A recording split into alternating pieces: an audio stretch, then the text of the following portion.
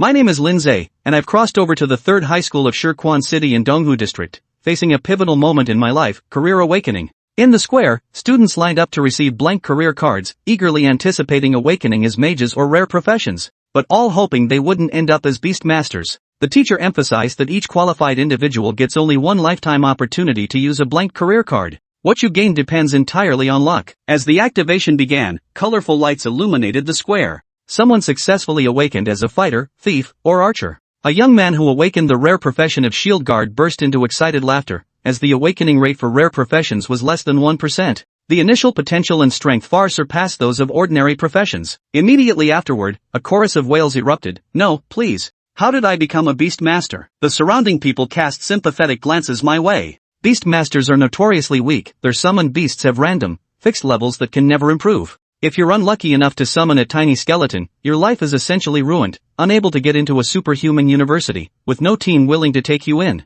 Beastmasters themselves are frail and easy to target, but the most unacceptable part is their inability to level up or awaken. Ordinary professions can level up and awaken once, while rare professions can awaken twice or thrice, with each awakening bringing a qualitative leap in strength. For a profession with no potential and numerous flaws, once awakened, that's essentially the end of the road for one's entire life. At that moment, a burst of radiance far more dazzling than any other profession card erupted, instantly drawing everyone's gaze. Holy shit, a legendary profession. It's Lin Ze. This guy's luck is just insane. Lin Ze became the center of attention. The teacher's pupils contracted legendary tier professions were even more advanced and powerful than rare tier ones, representing the hallmark of geniuses. He recognized the sacred seal knight in Lin Ze's grasp, a profession capable of both combat and support, ranking among the top tier even within legendary classes. The teacher patted Lin Ze's shoulder excitedly, his expression gentle. The awakened seal knight steadily levels up, so getting admitted to a transcendental university is definitely not a problem. Perhaps striving for the Big Four is even within reach.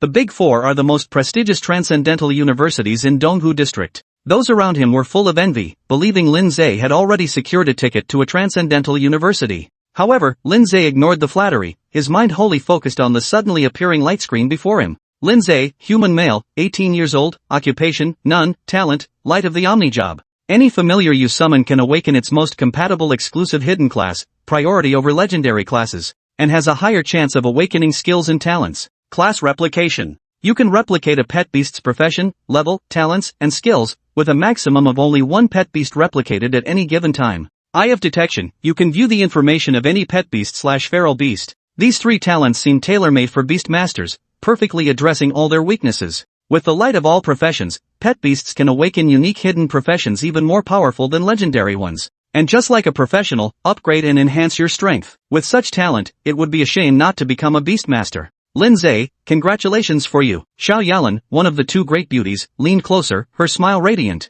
She awakened as a mage and wanted to team up with Lin Ze, a melee class, for training. So what if she obtained a legendary class card? Zhuang Feng walked over, casting a disdainful glance at Lin Ze. He pointed out that investing in legendary professions requires enormous resources, as one needs to purchase precious skill and talent cards to grow. However, Lin Ze's family background couldn't support such expenses. Zhuang Feng, the eldest son of the Zhuang Corporation, waved a Steelbone 1-star excellent grade talent card worth 1 million credit points, flaunting his financial power. Excellent grade cards are prohibitively expensive, beyond the reach of ordinary people. The teacher spoke up to stop them, instructing the students to use their vocation cards. The teacher saw Lin Ze standing in place without moving and asked in surprise, "What's wrong?" Percent, I want to change my job card," Lin Ze said. He knew clearly in his heart that once he became a beastmaster, it would be equivalent to possessing multiple uniquely hidden professions, surpassing even the legendary ones. The teacher widened his eyes in disbelief and tried to persuade him. If you're short on funds, you can apply for an assistance loan from the bank. With a Holy Seal Knight's endorsement,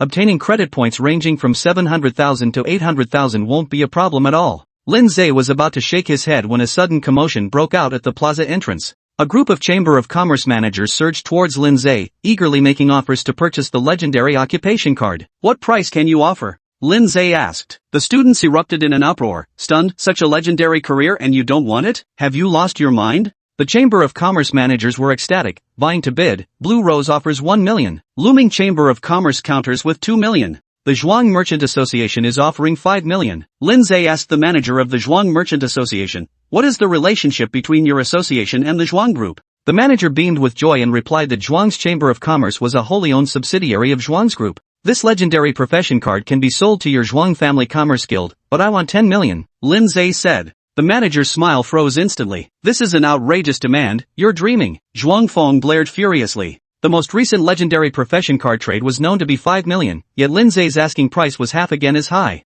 Lin Ze didn't take it to heart. Legendary profession cards had immense value but scarce availability, so it would be unreasonable not to seize the opportunity to squeeze the dealer dry. Besides 10 million, he also has to throw in that steel bone skill card. Lin Ze pointed at Zhuang Feng. Zhuang Feng's face turned livid with anger as the manager held him back. The manager lowered his voice to persuade him. If we can obtain this professional card, the chairman will surely assign it to you. Don't you want to become a legendary professional? Let's secure the legendary professional card first. As for other matters, there will be plenty of time later. Zhuang Feng clenched his teeth, handed the card to the manager. The manager turned around and flashed a fawning smile at Lin Ze. Lin Ze tapped his wristwatch and completed the transaction with the manager. Chapter 3, Lord Class Pet Beast, White Calamity. Seeing Lin Ze actually sell the legendary profession card, the students shook their heads in disbelief. Lin Ze must be out of his mind selling something as precious as a legendary class card? What a waste of such incredible luck. Probably like Zhuang Feng said, he felt he couldn't afford the growth costs of a legendary profession, so he just sold it to be done with it. So foolish. If it were me, I'd take out a loan to awaken a legendary profession. Credit points can be earned back, but once a legendary class is gone, it's truly gone forever. Some scoffed. Others sneered. Others gloated over his misfortune. The guild managers looked disappointed, about to turn and ask other students if they wanted to sell their class cards, when Lin Ze suddenly called out to them. You should have profession cards meant for sale on you, right? The group paused slightly before nodding. Not only did they have them, but they also had a complete set of types, making it convenient to trade with the students present. Good, Lin Ze said. I need a Beastmaster profession card. Does anyone have one? What do you need that for? One guild manager asked instinctively. To change professions, of course, Lin Ze replied matter-of-factly. An eerie silence instantly fell over the square. Everyone stared at Lin Ze in stunned silence, their expressions as if they'd seen a ghost. If Lin Ze had sold a legendary profession card, they might have thought it foolish, but at least they could understand it as a desperate move for money. But now, with money in hand, not only did he skip buying a rare class card, he didn't even choose a common one. Instead, he picked Beastmaster. This was beyond comprehension. What kind of bizarre move was this? Snapping back to reality, the teacher immediately tried to stop him. Lin Ze, have you lost your mind? Don't be impulsive. Lin Ze replied calmly, I'm perfectly calm, teacher. He then shot questioning glances at the guild managers. The merchants finally realized Lin Ze wasn't joking and all wore utterly bewildered expressions. One of them pulled out a Beastmaster profession card and handed it to Lin Ze. Compared to other profession cards that routinely cost hundreds of thousands, the Beastmaster card's price was shockingly low. Only 2,000 credit points. After all, it was a profession everyone despised as useless. Only those who were determined to become professionals but couldn't afford other profession cards would settle for a Beastmaster card as a last resort. At that moment, the surrounding trainees finally snapped out of their daze, erupting into a chorus of astonished murmurs. Damn, this is the craziest move I've ever seen in my life. Has Lin Ze lost his mind? Passing up a legendary class just to pick the weakest Beastmaster? It's over. Lin Ze's life is ruined. He can forget about getting into the supernatural university. He threw away a winning hand like that? What a fool. The teacher shot Lin Ze a disappointed glare, muttered, You're on your own, and turned to leave. Xiao Yalan had slipped away from Lin Ze's side at some point, now standing beside Zhuang Feng with a charming smile, whispering something to him. As for Lin Ze, in her eyes he had lost all value, no different from a stone by the roadside. After receiving a few comforting words from his goddess, Zhuang Feng's earlier anger vanished completely, replaced by a smug grin. He looked down at Lin Ze with undisguised superiority. Lin Ze, you're such a fool for choosing to be a Beastmaster. For the rest of your life, you'll be trailing behind me, eating dust. Xiao Yalan giggled sweetly, Young Master Zhuang, you jest. You're a legendary practitioner, how could a Beastmaster compare? Soon, Lin Ze won't even catch a glimpse of your back. Quite right, Zhuang Feng said, his smugness growing. Lin Ze remained calm, flipping the card in his hand. The future is uncertain, but right now, things feel pretty good. Can't afford high-tier cards? No problem. Someone will deliver them to me anyway. Zhuang Feng's smile froze, his face instantly turning a deep crimson. Just moments ago, he had mocked Lin Ze for being unable to afford high-tier cards. Little did he expect those words to come back like a boomerang, slapping him square in the face.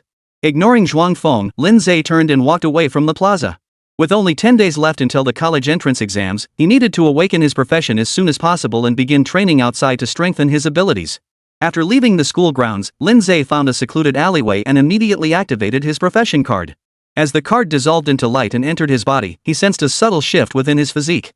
Lin Ze, human male, 18 years old. Occupation, Beastmaster. Talents, Light of the Full-Time, Class Replication, Eye of Detection. Skills, Summon Pet Beast. Maximum number of summonable pets, 1 plus level 20. Lin Ze unleashed his summoning skill without hesitation.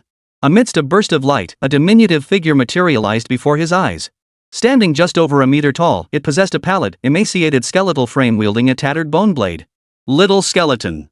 Lin Ze. Sure enough, beast tamers are a pain. The little skeleton could be considered one of the lowest tier pets. For an ordinary beastmaster, summoning a little skeleton would require nothing short of spending a fortune to hire others to hunt fierce beasts for leveling up. But why would someone who could afford that choose to become a beastmaster? An unsolvable dilemma. Thankfully, I have a cheat code. The thought barely flashed through Lin Ze's mind when a sudden glow erupted from the little skeleton before him. The glow lasted only 4 or 5 seconds before fading away. The little skeleton's form became visible once more, unchanged in appearance. Yet upon closer inspection, one could discern a faint, lustrous sheen over its skeletal frame. The soul fire in its eye sockets shifted from blue to a blood-red hue. The bone blade in its hand was no longer broken and tattered. Not only had it become whole again, but it also carried a faint, blood-red sheen. Little skeleton unnamed. Class, Jail Blood Demon God Unique. Level, 1. Potential, Overlord. Strength, 15. Constitution, 13. Agility, 11. Spirit, 11. Talent. Blade Mastery significantly enhances the power of blade weapons. Endless Vitality absorbs vitality upon killing creatures. Skills. Charge High-Speed Dash. Blood/Powerful Crimson Slash. Blood Rage Burst increases all attributes by 200%, consumes blood essence. A Lord-level creature. Lin Ze's eyes suddenly flashed with excitement. Common, Elite, Commander, Lord. The higher the quality of a ferocious beast or pet beast, the greater its potential and power. For instance, elite-tier beasts were far beyond the capabilities of ordinary practitioners at the same level. Only coordinated efforts from multiple practitioners or the intervention of rare practitioners could hope to counter them. As for commander-level beasts, they were on par with human legendary practitioners. The little skeleton had originally been just an ordinary grade pet beast, and even among ordinary grade pets, it belonged to the weakest tier. Yet upon awakening the Jail Blood Demon God class, its potential skyrocketed directly to Lord tier. The hidden class truly lived up to its reputation. Lin Ze was overjoyed. Snapping back to reality, he applied the talent card he'd obtained from Zhuang Feng to the little skeleton. Instantly, a new talent appeared on its stats panel. Steel Bone's body is hard as steel, Constitution plus 30. From today onward, I'll call you White Plague. White Disaster, may you become the enemy's disaster. The little skeleton tilted its head, seemingly pondering Lin Ze's meaning. After a long moment, it nodded blankly and waved the bone blade in its hand. Lin Ze chuckled silently, tucking the little skeleton back into his pet space before leaving the alley. Before heading out to level up, he needed to stop by home first to tell his parents about his class awakening. But upon reaching his doorstep, Lin Ze found the gate ajar. A loud voice blared through the crack. I'm telling the truth. The news has spread all over Shiqian City. Your son sold his hard-earned legendary class card, and now everyone's mocking him as a fool.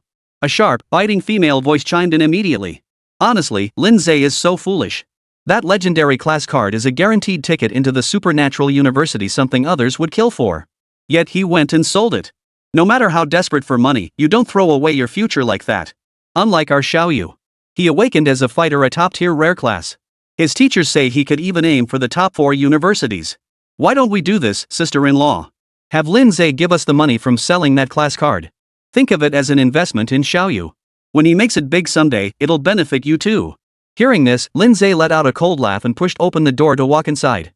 Chapter 4. I could beat Lin Ze senseless with one hand. In the living room. Father Lin sat in his wheelchair, Mother Lin standing behind him. Both wore grim expressions. Half a year ago, an illegal organization carried out a terrorist attack in Shiqian City, claiming many lives. Lin's father had been caught up in the incident and suffered severe injuries. Though he miraculously survived, he was left paralyzed from the waist down, confined to a wheelchair for life. The family's savings were depleted to pay for his treatment, leaving them heavily in debt. Their once thriving restaurant had to close as a result. Mrs. Lin had no choice but to take a job outside the home, juggling work with caring for her husband. Within just half a year, noticeable strands of white hair had appeared at her temples. Across from them on the sofa sat a middle-aged couple and a young boy. The couple were Lin's father's older brother and sister-in-law, their faces wearing undisguised scorn. The boy beside them was their son, Linyu, the same age as Lin Ze. He was surveying the living room, his eyes occasionally flashing with contempt. Lin Ze narrowed his eyes slightly. In his memory, his uncle's family had always been a bunch of ingrate wolves, utterly snobbish. When their family had fallen on hard times, Lin's parents had provided both money and effort, sharing their experience to help them open a restaurant. But once their business took off, they immediately became arrogant and condescending toward his parents. When Lin's father faced trouble and sought a loan from them, they not only refused but also hurled scornful remarks, embodying the very essence of ingratitude. Lin Ze is back. Spotting Lin Ze, his aunt greeted him with a forced smile. You're just in time. Help persuade your parents too. That money won't do much good sitting in your hands. Why not lend it to us so Xiaoyu can buy cards to boost his strength? Once he gets into the top 4 universities, he'll be forever in your debt. Lin Ze sneered inwardly. Given this family's character, if he actually lent them the money, he'd likely never see it again. Ignoring the other person, Lin Ze turned to his parents, addressed them as dad and mom, and asked, "Where's Xiaoman?" "She hasn't come back yet," replied his mother.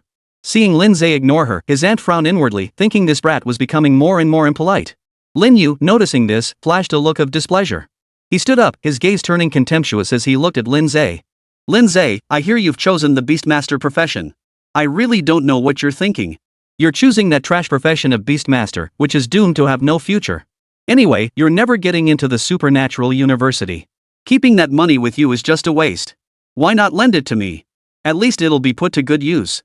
Lin Ze shot him a glance and sneered, "You've got some nerve. You're so shameless you can ask for money with a straight face. Your thick skin should be put to use as a shield guard. Being a fighter just isn't for you. You."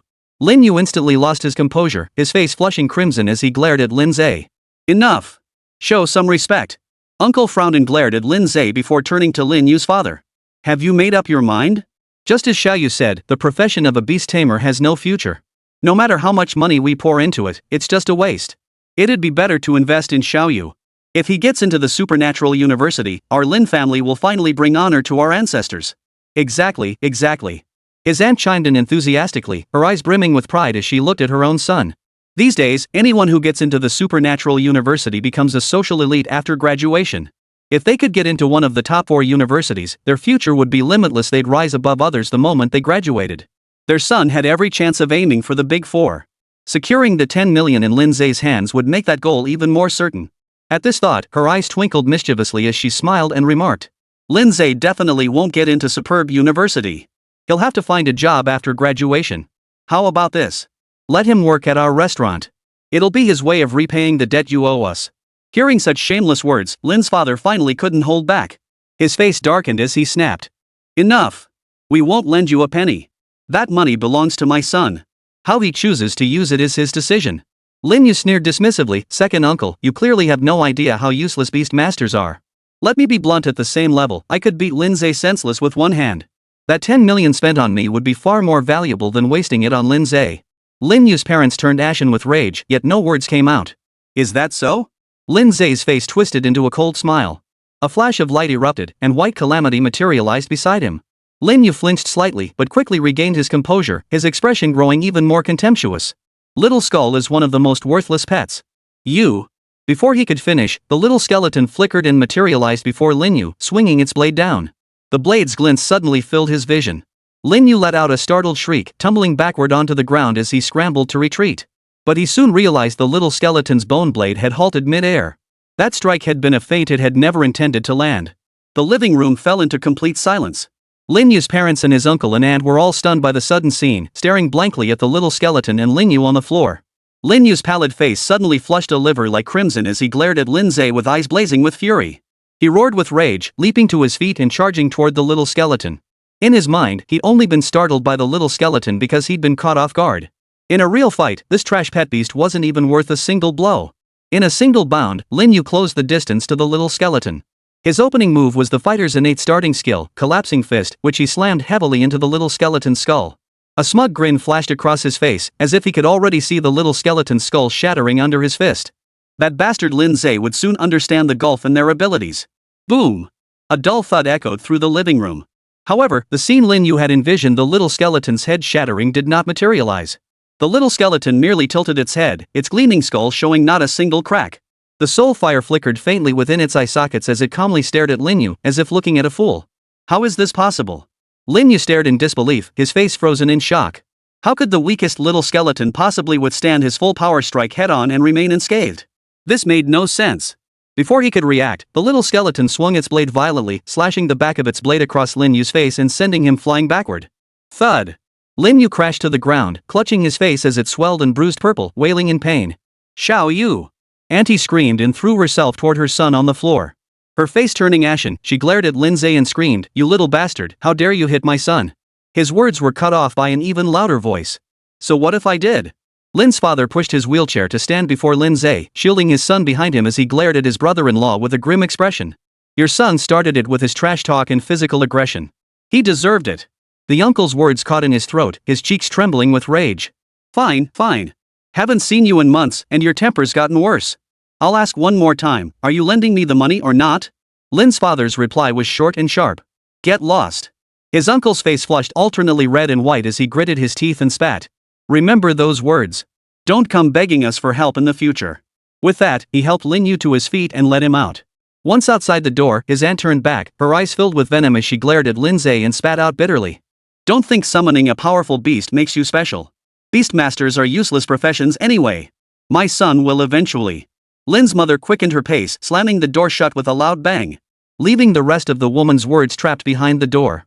Chapter 5. Wait for me to bring home admission letters from the 4 major universities. The living room fell silent in an instant. Lin's father looked at his son with a complex expression. "Xiao Ze, what are your plans?"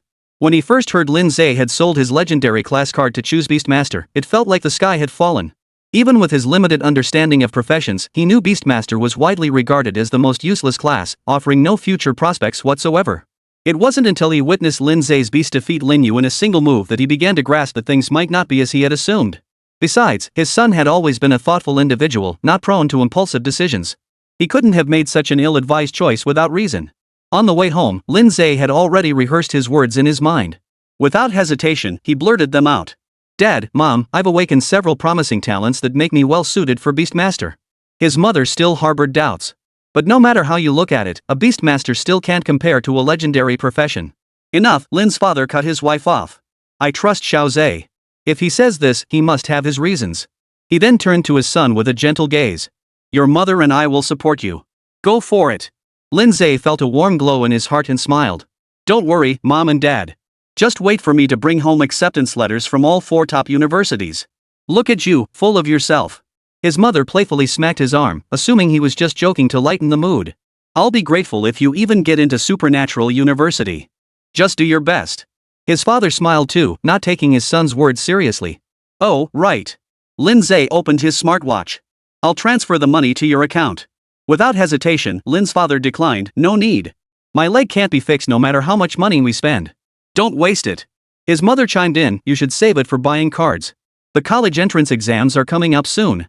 You need to focus on improving your skills." Lin Ze fell silent, sighing inwardly. In a world where extraordinary powers existed, curing paraplegia wasn't impossible, but it wasn't exactly simple either. A single healing type item card could make a paralyzed person stand again. But achieving that effect required at least a 3-star card. Yet the market was flooded with 1-star cards, 2-star cards were scarce, and 3-star cards were practically non-existent. Such high-tier cards were largely held by the upper echelons. No amount of money could easily secure one. Despite this, Lin Ze refused to lose hope. With his golden finger, he knew that by continuously improving his strength, he would eventually obtain a 3-star healing card and cure his father's legs. Seeing his parents' persistence, Lin Ze refrained from further persuasion. After all, he genuinely needed the money now. Still, he transferred 2 million yuan to them. "Take this money. Pay off the debts first, then buy Dad some more supplements. Mom, you should quit your job too. Don't work yourself so hard. I can earn money now. From here on out, I'll be the one supporting this family." One major reason so many people dream of becoming professionals is their formidable earning potential. Even novice adventurers could earn at least several thousand credit points per wilderness expedition. That's equivalent to over half a month's salary for an ordinary white-collar worker. Of course, the risks are equally high. Lin's parents understood this well and agreed with a look of relief. Just then, the door creaked open, and Lin Man walked in, backpack slung over her shoulder. Noticing the unusual atmosphere in the living room, the girl blinked in confusion. "What's going on?" A few minutes later, after learning the details, Lin Man's face flushed red with anger. "That family is so shameless, saying things like that. Good thing you're so awesome, big bro. You really gave that Lin Yu guy a taste of his own medicine." Lin Man was 2 years younger than Lin Ze and also attended 3rd high school, though she was only in her freshman year. Her features were bright and beautiful, her skin fair, and she radiated the youthful energy unique to girls her age. Even when angry, she looked utterly adorable. As far as Lin Ze knew, his younger sister was quite popular at school, especially with the boys. Once her anger subsided, Lin Man quickly shifted her attention to Bai Zai beside her, curiously poking and prodding him here and there. Bai Zai offered no resistance, merely standing still and motionless. Bro, what's its name? Bai Zai. Oh, this little guy looks so frail, yet he's so powerful? Lin Ze chuckled. The only hidden class more powerful than legendary professions, how could it not be formidable? Dad, Mom, I'm heading out to level up now. I won't be home for lunch. Knowing their son was in a crucial phase where every moment counted, Mr. and Mrs. Lin said nothing but reminded him to be careful outside. After the Great Cataclysm, the oceans and skies had largely been overrun by ferocious beasts. Most of the land had also become their territory. The wilderness beyond the base cities had long become off limits to ordinary humans. Only professionals could traverse the wilderness. They could hunt these beasts to gain energy and level up. Numerous locations suitable for novice adventurers to level up lie around Shirquan City, and Lin Ze's target was one of them. But before heading out to level up, thorough preparation was essential. Leaving home, Lin Ze headed straight for the largest card shop in Shirquan City. Pushing open the glass doors, he entered a bright, spacious lobby. Several attractive girls in professional attire stood at the front desk, chatting quietly. Spotting Lin Ze enter, they glanced up. Seeing his ordinary attire, they curled their lips and returned to their conversation. The oldest among them lifted her chin toward a girl who looked like an intern and ordered imperiously, Zuyaya, go attend to the customer. Pang Xiaoyang responded with a nod, patted her cheeks, and flashed a radiant smile she'd practiced extensively in the mirror before striding over. Hello, how may I assist you? I'd like to buy weapon cards. What tier would you like? 1-star fantasy grade. The girl froze, her eyes widening in astonishment. A 1-star fantasy grade card starts at a minimum of 3 million credits. For a weapon card, the price doubles 6 or 7 million is quite common. The young man before her possessed striking looks and an elegant demeanor, yet his attire was decidedly ordinary. He simply didn't look like a rich kid. Besides, even if he were, could he really just casually pull out 6 or 7 million? The girls nearby exchanged knowing glances and whispered among themselves. Another freeloader after a card. I just don't get it. If you want to see the cards, why not just look them up online? Why come all the way here and pile extra work on us for no reason? Look at his clothes, does he even look like someone who could afford fantasy tier cards? Forget it. Since it's Shoya handling him anyway, we might as well just enjoy the show. Chapter 6, turns out he really is a rich kid. Though Pang Xiaoyang also doubted Lin Ze could afford fantasy grade cards, she maintained her professionalism and led him inside, eventually stopping before a glass display case. Sir, these are all 1-star fantasy grade weapon cards. Lin Ze scanned the display and nodded silently. True to its reputation as Shirqian City's largest card shop, there were over a dozen 1-star fantasy grade weapon cards on display. After a quick scan, Lin Ze locked onto one in particular. Name, Bone Snatcher. Grade, 1 star. Quality, fantasy. Type, weapon. Description, a bone blade forged from the remains of a powerful undead creature and a millennia-old jade gem, imbued with immense negative energy. Inflicts additional negative energy damage upon striking targets. Price, 7.8 million credits. This one. Lin Ze pointed at the bone-snatching card and said to the girl. A weapon crafted from undead bones would be perfect for Bai Zai. Ha! Pang Shui froze in place, wondering if she'd misheard. This guy was actually going to buy the card? The kicker was that from selecting it to deciding to buy it, the whole process took less than a minute. That was a weapon card worth over 9 million. It wasn't some cheap cabbage you'd buy after glancing at it a few times. How extravagant. Is there a problem? Lin Ze asked calmly. And no problem. Pang Shui shook her head hastily, her face betraying uncontrollable delight. They earned commissions on every sale made in the shop. Each sale earned them a 2% commission. That meant the single transaction alone would net her a bonus of 156,000 yuan. That was more than her entire half-year's income. I never imagined he was actually a rich kid. Pang Zuyaya's eyes sparkled as she looked at Lin Ze, her expression growing even more respectful. Lin Ze paid no mind to her shifting expression. After some browsing, he purchased another vehicle card.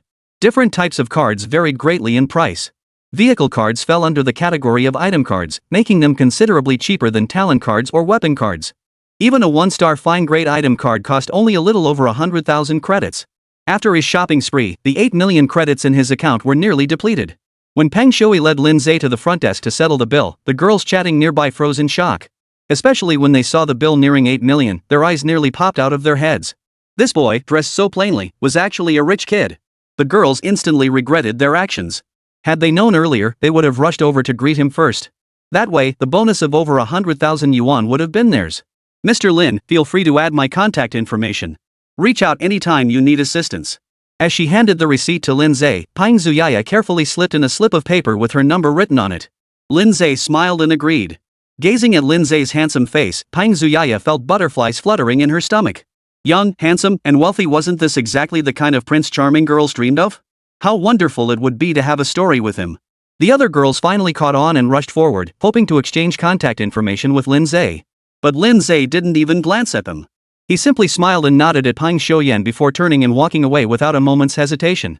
About half an hour later, Lin Ze arrived at the eastern gate of Shirquan City. Within a 200-kilometer radius east of Shirquan City lay several dangerous beast zones suitable for newcomers and low-level adventurers to level up. Places like the Black Wolf Forest, Sandstorm Highlands, Ghost Crocodile Reservoir, and numerous ruined cities overrun and destroyed by beasts. Adventurers heading to these locations would gather at the east gate to form parties. Over time, it had evolved into a transit hub that also served as a supply point. Upon entering the hub, a cacophony of voices greeted them. Wolf Hunt Squad needs one more member. Anyone heading to Black Wolf Forest, step up. Need a healer. Healing class, come forward. Loot split negotiable. Anyone heading to Sandstorm Highlands? I'm an archer, looking for a group. Shouts echoed everywhere, creating a bustling atmosphere reminiscent of a busy market. Lin Ze hadn't gone far when a man stopped him. The man appeared to be in his 30s, with a weathered square face. 4 young men and women followed behind him, seemingly part of the same party. Young man, we're short-arranged class. Are you a mage or archer? Want to join us? The square-jawed man asked with a smile. Sorry, I'm a beastmaster. A flash of light appeared beside Lin Ze, and Bai Zai materialized instantly. Staring at the dazed little skeleton, the square-jawed man's face instantly filled with astonishment. The 4 teammates behind him all wore equally stunned expressions. Lin Ze shrugged, bypassed the 4, and continued walking forward. Only after Lin Ze had walked far away did the square-jawed man and the others snap back to their senses. That guy intends to venture out to hunt beasts too? I've never seen a beastmaster dare venture out like that. He really isn't afraid of death. Taking a little skeleton out for training? That's pure suicide. Such a handsome face, but what a waste that his brain's not working right. Stop gushing over him. The square-jawed man frowned as he watched Lin Ze's retreating figure, shook his head, and resumed searching for his teammates. Along the way, many who saw Lin Ze with his little skeleton wore expressions ranging from peculiar to mocking. Lin Ze walked out the east gate as if oblivious, his expression calm. He then activated his vehicle card. A flash of light appeared, and a modified off-road vehicle materialized out of thin air. Lin Ze slid into the driver's seat. Once Bai Zai climbed into the passenger seat, he started the engine and slowly drove northeast. Back in class, Lin Ze had often heard his teachers say that the world inside the base city was vastly different from the one outside. But it wasn't until he saw the outside scenery with his own eyes that he truly grasped the meaning of those words. As far as the eye could see, the landscape stretched barren and desolate. It felt like stepping into a desolate Gobi desert. In the distance, the faint roars of beasts echoed. At the horizon's edge, dark specks circled and hovered, fierce flying beasts hunting for prey. In this vast, boundless expanse, it felt as though he was the sole human being left. A wave of loneliness washed over him. No wonder they say the wilderness is the domain of beasts. Taking a deep breath, Lin Ze pushed aside his wandering thoughts and focused on driving. His destination lay over 50 kilometers northeast, the ruins of City 5. The area teemed with low-tier beasts, making it ideal for novice adventurers to level up. Many high school newbie adventurers hunted beasts there. Half an hour later, Lin Ze arrived at the entrance to ruins number 5. He transformed his vehicle back into card form and stowed it away, then led White Disaster into the ruins. This city, fallen to the beast's assault, had been ravaged by years of wind and rain, leaving it utterly desolate and strewn with crumbling walls and broken ruins. Weathered bones and dried bloodstains littered the ground, alongside numerous chaotic beast tracks. Rustle! Lin Ze had barely walked a short distance when he spotted a ferocious beast emerging from the gravel more than 10 meters away. Chapter 7, Astonishing Attribute Growth, Powerful Class Replication. The beast measured nearly 2 meters in length, its body covered in bronze-colored scales. Saw-toothed spines ran along its back, its tail resembled an iron hammer, and a pair of murky yellow eyes stared coldly at him. Iron-armored iguana. Level, 6. Talent, average. Strength, 20. Stamina, 22. Agility, 13. Spirit, 5. Talent, hard scales. Skills, tail hammer smash, bite. Under the effect of the Eye of Detection, the iron-armored iguana's intelligence was fully displayed before Lin Ze. Simultaneously, the armored iguana that had spotted Lin Ze let out a fierce roar and immediately charged forward on all fours. Engage! Lin Ze issued the command to engage to White Disaster. The little skeleton swung its blade, its slender form bursting forward in an instant with blinding speed, leaving a trail of afterimages in the air. Charge! The armored iguana didn't even have time to react before the blade sliced through its skull, killing it instantly. A thread of blood essence, barely perceptible to the naked eye, surged from the corpse and flowed into Bai Zai's body. Not bad. Lin Ze nodded with satisfaction. Though White Calamity's attributes were slightly inferior to the armored iguana's, its innate talents and the quantity and quality of its skills were superior. Combined with the formidable attack power granted by its 1-star fantasy-grade weapon, it had instantly slain a ferocious beast 5 levels higher than itself. The energy gained from defeating a higher-level beast instantly leveled Bai Zai up. Little Skeleton White Disaster. Class, Jail Blood Demon God Unique. Level, 2. Talent, Overlord. Strength, 30. Constitution, 26 plus 30. Agility, 23. Spirit, 21. Talents, Blade Mastery, Steel Bones, Endless Vitality. Skills, Charge, Blood Slash, Blood Rage Burst. Equipment, Bone Snatcher. To Lin Ze's delight, White Calamity gained a whopping 50 points to his total attributes just by leveling up. Consider that for ordinary classes before awakening, leveling up only grants 10 total attribute points. That's a whopping 4 times the difference. Leveling up once was equivalent to a regular class leveling up 5 times. Truly the only hidden class. Lin Ze was overjoyed. With the constitution boost from Steel Bone, White Calamity now boasted a staggering 130 total attributes equivalent to a level 13 standard class character or a standard tier ferocious beast. Combined with the bonuses from talents and skills, its strength only grew stronger. With White Disaster's power, he could easily level up quickly by defeating higher-level foes. Lin Ze's heart surged with excitement as he continued leading White Disaster deeper into the ruins. As for the iron-armored lizard's corpse, he left it behind. Materials from ordinary grade beasts held little value. The entire ironclad lizard was worth only 100 or 2 credit points. It wasn't worth wasting time dissecting the corpse for such a small sum. That time was better spent hunting more beasts. Beasts kept charging out along the way, but Bai Zai swiftly cut them down. Hardly any survived even a single exchange. Occasionally, a beast managed to land a hit on Bai Zai, yet it couldn't breach his defenses. The Steel Bone enhancement boosted Bai Zai's physique to an astonishing 50 plus points. Ordinary beasts below level 10 couldn't even scratch a single bone. Meanwhile, Lin Ze drew a standard-issue longsword issued to 3rd high school students, his eyes gleaming with anticipation. Ordinary beast tamers possess no self-defense capabilities, their bodies no stronger than those of ordinary humans. Not only could they not fight ferocious beasts, but even a single blow from one would leave them either dead or gravely injured. But Lin Ze had no such worries. His professional replication talent allowed him to perfectly replicate all the abilities of a pet beast, including level, attributes, talents, and skills. In other words, aside from lacking Jiegu's unique bone-seizing ability, his current strength was identical to Jiegu's. He had no reason to fear the threat of ferocious beasts. In this state, Lin Ze felt a surge of primal power coursing through his veins. The intricate techniques and profound understanding of blade skills were etched deep into his mind, as if he had transformed into a humanoid pet beast. When 2 ironclad lizards charged head-on, Lin Ze proactively met one of them. With a single charge, he instantly closed the distance, his blade trailing crimson light as it swung down, cleaving the armored iguana clean in 2. Blood slash. Under the influence of the boundless blood energy, a thread of it seeped into Lin Ze's body. He could feel a peculiar energy gathering within him. Once it reached a certain threshold, it would erupt, granting him even greater power. Lin Ze was thoroughly satisfied. He was now essentially the sole hidden class practitioner. Moreover, as his number of pet beasts grew, he could freely switch between any of the unique hidden classes, possessing a far richer power system than other practitioners. It was absolutely exhilarating. If there was a downside, it was that he couldn't absorb energy from slaying beasts. After all, beastmasters couldn't level up. A beastmaster's level is determined by their pet beast's level. Killing monsters and leveling up along the way, Bai Zai quickly reached level 4. His total attributes had already surpassed the 200 mark.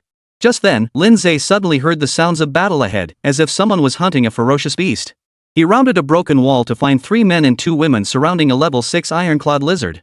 The 5 appeared to be around his age. The leader was someone he recognized. To be precise, he recognized her, though she might not recognize him.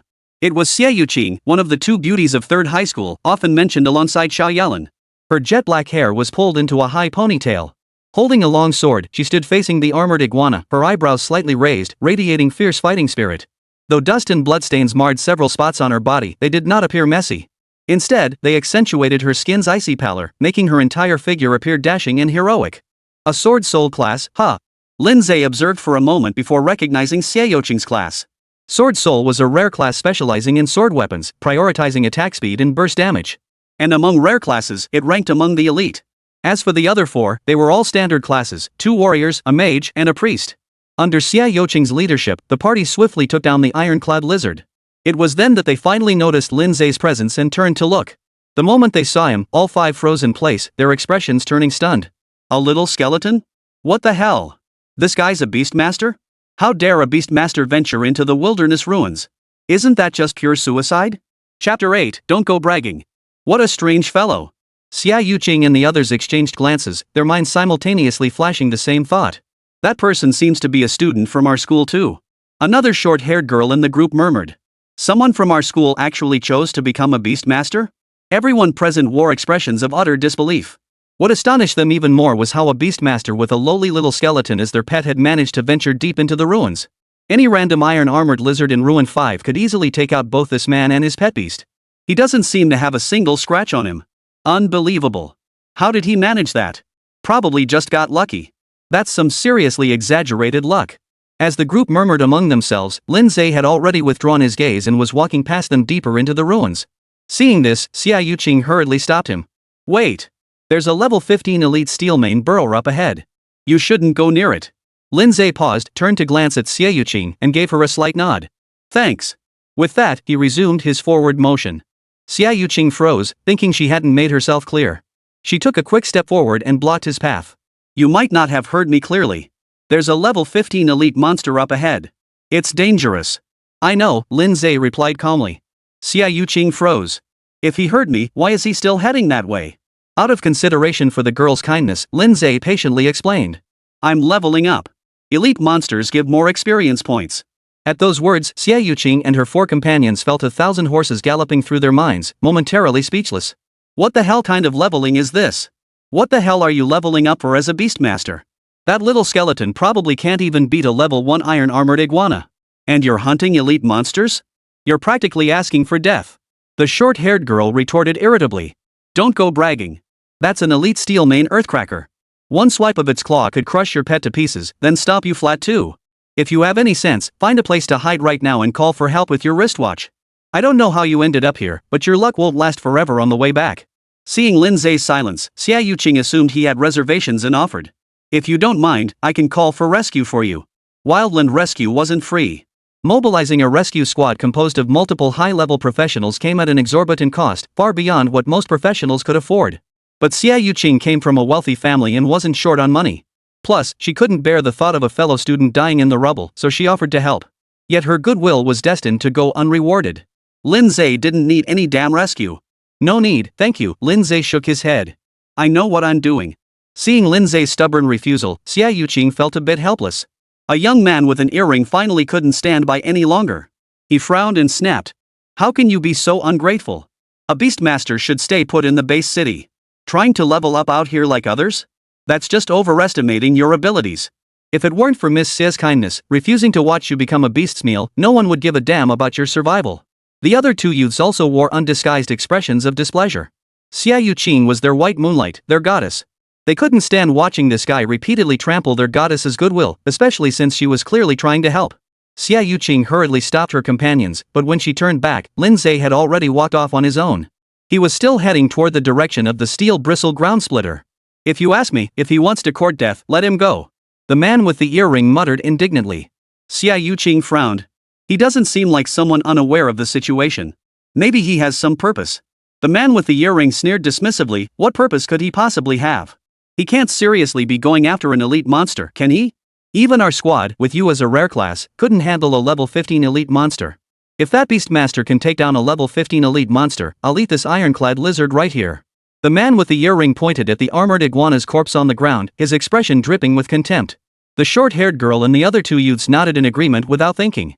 The idea that a rookie beastmaster with a tiny skeleton pet could take down a level 15 steelmane earthbreaker was utterly unbelievable to them. That was an insult to their intelligence. In their eyes, Lin Ze was either a crazy weirdo with mental issues or a reckless fool who didn't know his place. Wait a minute, I remember now. One of the young men suddenly exclaimed. I thought that guy looked familiar earlier. I remember who he is now. Who? The short-haired girl asked curiously. It's Lin Ze. Seeing the puzzled looks on everyone's faces, the young man quickly added. The lucky guy who activated that legendary class card and sold it right away. The moment he said that, everyone suddenly understood. The news of 3rd High School producing a legendary class this year had already spread throughout the entire city of Shiqian. As students of 3rd High, they were among the first to hear the news. Countless people had secretly mocked Lin Ze's short-sightedness. Selling the legendary class card for a pittance? That's like throwing away a watermelon to pick up sesame seeds. How foolish. So it was him. The short-haired girl realized with a start, her expression quickly shifting to one of disbelief. Wait. So after selling his legendary class card, Lin Ze chose to awaken as a Beastmaster? Everyone froze, a wave of utter absurdity washing over them. If Lin Ze became a Beastmaster purely out of financial need, it was hard to fathom but somewhat plausible. But he had sold that legendary class card for a full 10 million. That was more than enough to buy any rare class card he desired. Why would he choose the weakest Beastmaster class? Was this guy out of his mind? Exchanging glances, they all felt utterly baffled. We should follow him and see what's going on. Xia Yuqing ultimately couldn't bear to watch Lin Ze die. Perhaps curiosity played a part too. After a moment's hesitation, she ran after the direction Lin Ze had left. The other four exchanged glances and reluctantly followed suit. Lin Ze was unaware of Xia Yuqing and the others' murmurs behind his back, nor did he care. After walking for some distance, he arrived at a crossroads. And finally, he encountered the elite monster. Steel Mane Earthbreaker. Level 15. Quality Elite. Strength 76. Stamina 69. Agility 67. Spirit 22. Talents Steel Mane Protection, Tiger Might. Skills Earth Splitting Charge, Steel Claw Slaughter, Roar. Chapter 9. So he really was here to level up. The Steel Mane Earthshaker Tiger was covered in black and gold steel bristles, its fangs and claws resembling ally battle blades, gleaming with a cold metallic sheen under the sunlight. Merely gazing upon it, one felt a savage aura akin to a prehistoric beast wash over them. 234 total attributes significantly higher than the White Plague. Lin Ze's eyes flashed as he gave the order to attack. Bai Zai charged forward without a word, blade raised. The Steel Mane Earthcracker Tiger had spotted the man and beast long ago. It had intended to toy with them before devouring them, but never expected its prey to dare attack first. Rage surged through it. Roar! Accompanied by a deafening roar, the Steel Mane Earthbreaker Tiger thrust its limbs violently against the ground. As countless cracks split the earth, its massive body lunged toward Bai Zai like a whirlwind. Earth-splitting charge. Seeing this, White Disaster unleashed his own charge without hesitation. The two collided violently at the center of the crossroads, erupting in a deafening crash as dust and debris swirled. Though its overall stats fell short of the Steel Mane Earthbreaker, White Calamity possessed innate talents and skill bonuses, coupled with a 1-star fantasy-grade weapon. Its true combat prowess actually surpassed that of the Steel Mane Earthbreaker. Before long, White Disaster began to gain the upper hand. Xia Yuqing and her 4 companions arrived just in time to witness the scene. They froze in place, their expressions frozen in utter disbelief. What were they witnessing? A lowly skeleton was actually trading blows with a level 15 elite monster. And it was even gaining the upper hand. Were they dreaming? The 5 instinctively rubbed their eyes, doubting whether they were trapped in a dream. But no matter how many times they looked, the scene before them was undeniably real. How is this possible? Is that still Little Skull? Unbelievable. Their mouths went dry, hearts pounding with shock. So he really was here to level up. Xia Yuqing finally realized that Lin Ze had been telling the truth all along. He really was here to hunt elite monsters. She'd foolishly thought he was just bragging. Lin Ze immediately noticed Xia Yuqing and the others, but paid them no mind, his full attention fixed on the battle before him. Seeing the stalemate, he issued his command without hesitation. White Disaster, it's time to end this fight. The little skeleton's jaw snapped shut with a click, acknowledging the command. The next instant, a dense aura of blood energy erupted violently from its body. A violent crimson shockwave erupted around it, sending the Steel Mane Earthbreaker flying backward. Blood rage unleashed. During its previous hunts, White Calamity had already accumulated sufficient blood energy to meet the prerequisites for unleashing its ultimate ability. Now it crouched low, its joints cracking audibly. The crimson soul flames in its eye sockets suddenly boiled, and dark red blood patterns emerged on its pale bones. Without a roar, it radiated an intense aura of blood-soaked killing intent. Even from over 100 meters away, Xia Yuqing and the others were knocked back by the terrifying aura that slammed into them. They felt as if a heavy boulder had rolled down onto their chests, creating an illusion of suffocation. What is that? The short-haired girl gasped, her face frozen in shock. No one answered her question. Everyone, including Xia Yuqing, was frozen in place by the scene before them. They never imagined a small skeleton could radiate such a terrifying aura. Whoosh! Amidst a piercing sonic boom, Bai Zai's figure abruptly vanished from his original position. Reappearing behind the Steel Mane Earthbreaker Tiger, it swung its blade down. Blood slash. A crimson light, blindingly vivid like fresh blood, ripped through the void. The Steel Mane Earthbreaker had no time to dodge, struck by the sharp bone blade shrouded in thick crimson. Its prided steel-hard mane shredded like thin paper in an instant. The bone blade tore through flesh and bone without resistance, cleaving the massive tiger's body in two. Before it could even utter a scream, the blood-red energy that erupted in its wake instantly extinguished the Steel Mane Earth Splitter Tiger's remaining life force. Thud! The two severed halves of its corpse crashed to the ground, blood spurting forth and instantly staining the earth crimson. The battle ended in an instant. Silence. Deadly silence. Xia Yuqing and her four companions stared blankly at Bai Zai, shrouded in a blood-red aura like a demon god. Their heads buzzed, their minds a blank void. Instant kill. That was a level 15 elite monster. Instantly slain with a single strike? What kind of skill was that? Xia Yuqing's gaze drifted blankly toward Lin Ze, her exquisite face etched with utter bewilderment. What on earth was going on with Lin Ze's pet beast? It looked like a little skeleton, yet possessed the power to instantly kill a level 15 elite monster. If she hadn't witnessed it herself, she'd never have believed it. Lin Ze paid no heed to the reactions of the 5 people beside him, his eyes fixed intently on the interface floating in the void before him. Little skeleton white plague. Class, Jail Blood Demon God Unique. Level, 5. Potential, Overlord. Strength, 71. Constitution, 64 plus 30. Agility, 62. Spirit, 53. Talents, Blade Mastery, Steel Bones, Endless Vitality, Bloodlust. Skills, Charge, Blood Slash, Blood Rage Burst. Equipment, Bone Snatcher. The immense energy gained from slaying the Steel Mane Earthbreaker instantly leveled White Scourge to level 5. Additionally, a new talent emerged. Bloodlust increases attack speed and movement speed when injured. The greater the wound, the greater the boost. A highly practical talent. Lin Ze nodded with satisfaction.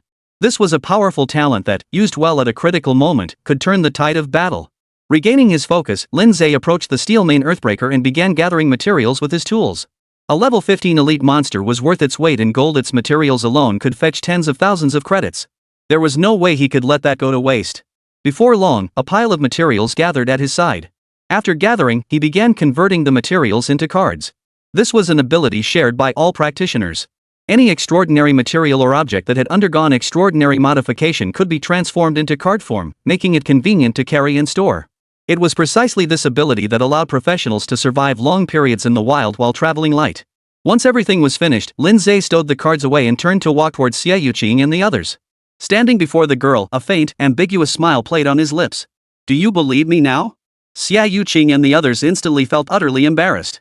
The guy with the earring, in particular, turned beet red, wishing he could sink into the ground. Just moments ago, he had boasted that if Lin Ze could take down the Steel Mane Earthbreaker, he'd eat the ironclad iguana. Now he wished he could swallow those words back. Anyway, thanks for the intel. Lin Ze wasn't truly blaming them. Setting aside the others, Xia Yuqing had genuinely meant well. Seeing Lin Ze change the subject, Xia Yuqing and the others collectively breathed a sigh of relief. "Lin Ze, you're amazing." The short-haired girl gazed at Lin Ze with sparkling eyes, her face brimming with admiration and curiosity. The others were equally astonished. With this level of ability, getting into an elite university is practically a sure thing. Even aiming for the top 4 universities wasn't out of the question. For a moment, the looks they gave Lin Ze were filled with envy and awe. Even Xia Yuqing couldn't help but silently marvel. She herself was renowned as a prodigy at school. Though she never showed it, deep down she took pride in it. Yet now, compared to Lin Ze, her own achievements suddenly seemed insignificant. Lin Ze was the true prodigy. After exchanging a few words with Xia Yuqing, Lin Ze bid farewell and departed. He was in a hurry to continue leveling up. Watching Lin Ze walk away, the short-haired girl couldn't help but sigh. I never imagined Lin Ze was that good. If those who mocked Lin Ze knew he killed a level 15 elite monster, their eyes would probably pop out of their heads. The others all nodded in agreement. Who could argue? Most seniors were still teaming up to hunt level 4-5 common beasts, yet Lin Ze had already taken down a level 15 elite monster. The gap was simply too vast. Even legendary adventurers couldn't hold a candle to him. Oh, right. The short-haired girl suddenly turned to the guy with the earrings and said with a grin. The bones and meat from that ironclad lizard have been converted into cards. How do you want to split them? The earring guy looked utterly embarrassed, stammering in silence. His teammates burst into laughter. Chapter 10, Dare You Bet? After parting ways with Xia Yuqing and the others, Lin Ze continued his hunt. Unfortunately, he only encountered ordinary grade beasts along the way.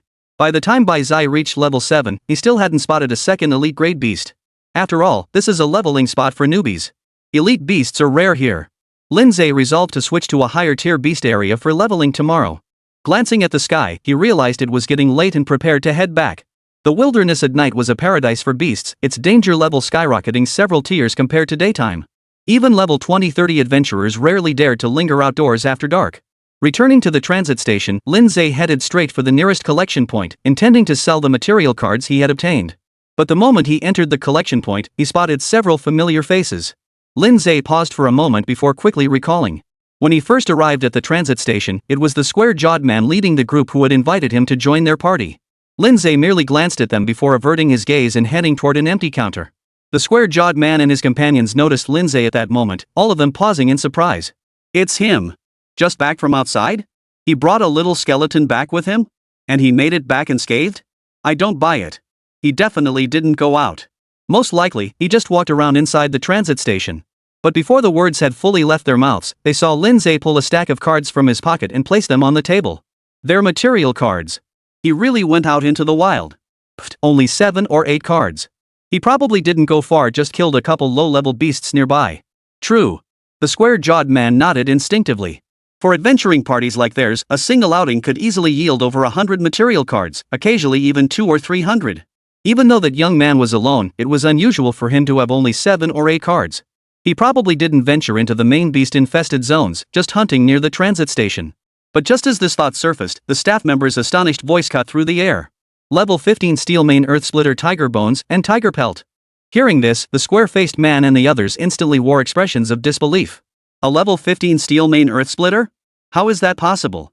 How could a mere Beastmaster possess the strength to take down a level 15 elite monster? Could it be a mistake? The group stared wide-eyed at the staff member as he finished counting the cards and transferred the funds with a broad smile. Witnessing this scene, their doubts finally vanished, their eyes widening in astonishment. A Beastmaster with a little skeleton, who looked like nothing more than a newbie, had single-handedly taken down a level 15 elite monster? It was utterly unbelievable. The square-jawed man and his companions felt their faces flush with embarrassment, remembering how they had mocked the Beastmaster just moments ago. Just then, a sarcastic voice cut through the air. Well, if it isn't Lin Ze? Zhuang Feng strode casually into the acquisition station, with Xiao Yalan by his side. The two walked side by side, looking quite intimate. Speaking of which, I should thank you. If you hadn't sold me that legendary class card, I wouldn't have become a legendary class player. Zhuang Feng put on a feigned look of gratitude, yet his eyes flashed with undisguised contempt and disdain. I have to admit, the Holy Seal Knight is seriously powerful. I took down a level 4 Iron Armor Lizard in my very first battle. He pulled out several material cards and waved them in front of Lin Ze. See? These are the spoils of war. Xiao Yalan chimed in sweetly from the side. Young Master Zhuang is truly amazing. Thanks to you guiding my leveling, I reached level 3 so quickly. The goddess's flattery only fueled Zhuang Feng's pride, and he couldn't help but grin widely. The square-faced man and his companions nearby were dumbfounded. What did that mean? That young man named Lin Ze activated a legendary class card and then sold it off? That was a legendary class card. To sell something so precious? Is he out of his mind? And now he's become a Beastmaster? Giving up a legendary profession to choose Beastmaster? What kind of twisted logic is that? Zhuang Feng then noticed the little skeleton following Lin Ze. Realization struck him instantly. A flicker of astonishment crossed his face before giving way to a sneer. Hey Lin Ze, are you out of your mind? Giving up a legendary class is one thing, but I thought you'd at least buy a rare class card to switch. Who knew you'd pick the most useless Beastmaster? That's laughable. Xiao Yalan stared at Lin Ze in disbelief, her expression quickly shifting to contempt and disdain. Choosing to become a beast tamer? That was practically the same as voluntarily giving up on the college entrance exams. Lin Ze's life was ruined. Thank goodness I didn't choose Lin Ze back then. Otherwise, I'd probably be kicking myself right now. The collection station was bustling at this hour, with many returning from the field to sell materials. Upon hearing Zhuang Feng's words, murmurs instantly filled the air. Is that even real? Passing up a legendary profession to choose a Beastmaster? Is that something a sane person would do? I heard about this too. I think the legendary profession would be more valuable in young Master Zhuang's hands. An ordinary person couldn't even afford the expenses if they got it. But why choose a Beastmaster? Wouldn't a rare class be more appealing? I just saw Lin Ze bid on a level 15 elite monster material card. Maybe he's not as weak as he seems. Hearing this, Zhuang Feng snorted coldly.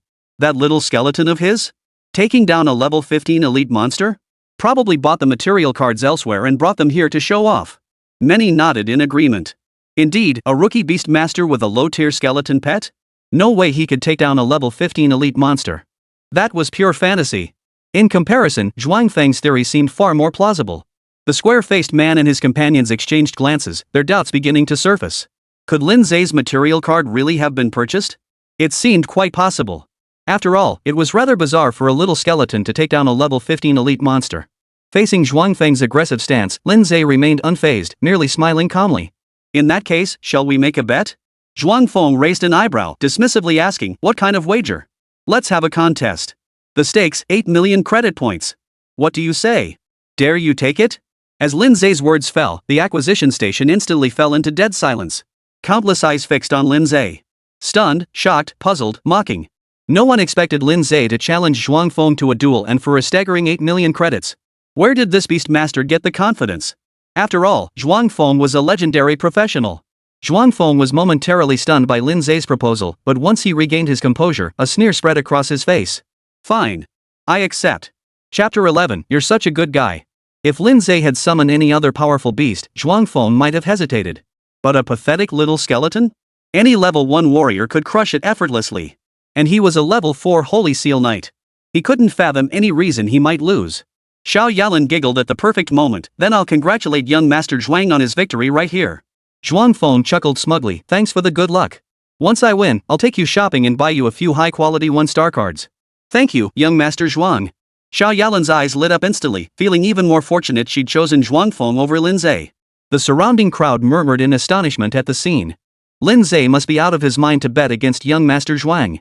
No idea where he got the nerve. A level 4 Holy Seal Knight? For an ordinary pet beast, it'd take at least a level 12 or 13 to stand a chance. Wonder what level that little skeleton is? Lin Ze's a newbie who just started leveling today. He's lucky if he's even level 4 or 5. That's wishful thinking. Do you really think a little skeleton can level up? It can't even defeat the weakest level 1 ferocious beast. True. Looks like young Master Zhuang's about to pocket 8 million for nothing. Lin Ze paid no heed to the surrounding gossip, striding briskly out of the acquisition station. Most professionals were hot-headed youths, prone to sudden conflicts. The transit station had seen its fair share of such incidents before. To address this issue, the transit station had established a dedicated duel arena, providing a venue for professionals to resolve their conflicts. Lin Ze and Zhuang Feng arrived at the open-air arena one after the other. Third-party staff were already waiting to verify the funds for both parties. The wagers were first deposited with the third party for safekeeping, to be handed over to the victor after the contest concluded. Lin Ze didn't have much cash on hand, but he possessed a bone-snatching blade and a vehicle card. Supplementing these with some credit points, he managed to scrape together the 8 million credit wager. As for Bai Zai, he could only use his standard issue blade. After all, the presence or absence of weapons wouldn't affect the outcome of this contest. Seeing Lin Ze hand over the bone snatcher, Zhuang Feng's cheek twitched violently. That was his 8 million. But it was fine, the 8 million would be back in his hands soon enough. Then his legendary profession card would be practically free. The thought filled Zhuang Feng with smug satisfaction. Not having that much cash on hand, he could only call his father. After hearing Zhuang Feng's explanation, Chairman Zhuang transferred 8 million yuan to his son's account without hesitation. He, too, refused to believe a tamed beast as insignificant as a little skeleton could defeat a legendary professional. Why pass up free money? After both verified their funds, they stepped onto the arena stage. The arena was now packed to the rafters, a sea of heads stretching as far as the eye could see.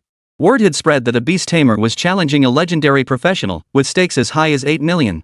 Curiosity drew crowds of onlookers who rushed over, calling friends to join them. TSK, it really is a beast tamer, and his pet is that useless little skeleton. This duel has no suspense whatsoever. You can tell who'll win just by looking. What a waste of money, throwing away 8 million just for the sake of pride. How long do you think Lin Ze can hold out? 10 seconds, tops. 10 seconds? You're way overestimating that little skeleton's combat power. 3 seconds tops. The roar of the crowd below the stage never ceased. Not a single soul believed in Lin Ze, everyone was certain he was doomed to lose. Listening to the surrounding murmurs, Zhuang Feng stood tall, his expression growing increasingly smug. Observing Lin Ze's unflinching composure, he let out a contemptuous snort. You're just putting on a show. Hope you can keep that look on your face after you lose. Lin Ze shot Zhuang Feng a glance but ignored him.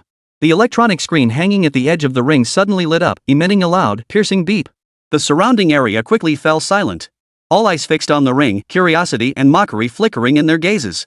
Soon, a countdown appeared on the electronic screen. 10, 9, 8, 7. The moment the countdown hit 0, Zhuang Feng swiftly cast various seals upon himself before charging forward with his longsword raised. Lin Ze watched Zhuang Feng's movements with leisurely composure, only lazily issuing his command once Zhuang Feng launched his charge.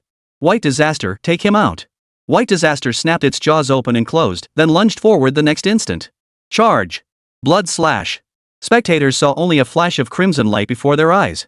A crimson streak ripped through the air, instantly spanning half the arena. The next moment, a dull thud echoed as Zhuang Feng flew off the stage like a crashing heavily to the ground. His knight's armor was split clean through the chest, a gaping wound gaping open. He didn't even utter a sound before slipping into unconsciousness. Dead silence. Everyone stared in stunned silence at the scene before them, mouths agape, speechless for a long moment. What just happened? How could Zhuang Feng have lost in just one exchange? Impossible. A shrill scream suddenly pierced the eerie silence. Xiao Yalan glared at Lin Ze, her face contorted with disbelief. How could a mere skeleton defeat a Holy Seal Knight? You must have cheated. Lin Ze glanced at her, his expression calm. Why don't you come up and try it yourself? Xiao Yalan's expression froze. Her lips trembled, but she ultimately lacked the courage to accept the challenge. At that moment, the third-party referee finally snapped out of it. He hurriedly checked the surveillance footage. Moments later, his eyes widened in astonishment as he looked at Lin Ze and announced loudly. No irregularities in the duel. Lin Ze is the winner. The moment the words fell, the surrounding crowd erupted in an uproar. No way. A legendary class lost to a Beastmaster? What kind of twist is this? Is that even the little skeleton? A level 4 Holy Seal Knight got one shot. This is insane. Everyone present felt as if they were caught in some surreal nightmare. A pathetic little skeleton, barely in single digits in level, had crushed the Holy Seal Knight with overwhelming superiority. Had they not witnessed it themselves, they would never have believed such a bizarre occurrence. The square-jawed man and his companions stood frozen in place. All traces of doubt had vanished from their minds. By this point, they had come to realize that Lin Ze must have taken down that level 15 elite monster all by himself.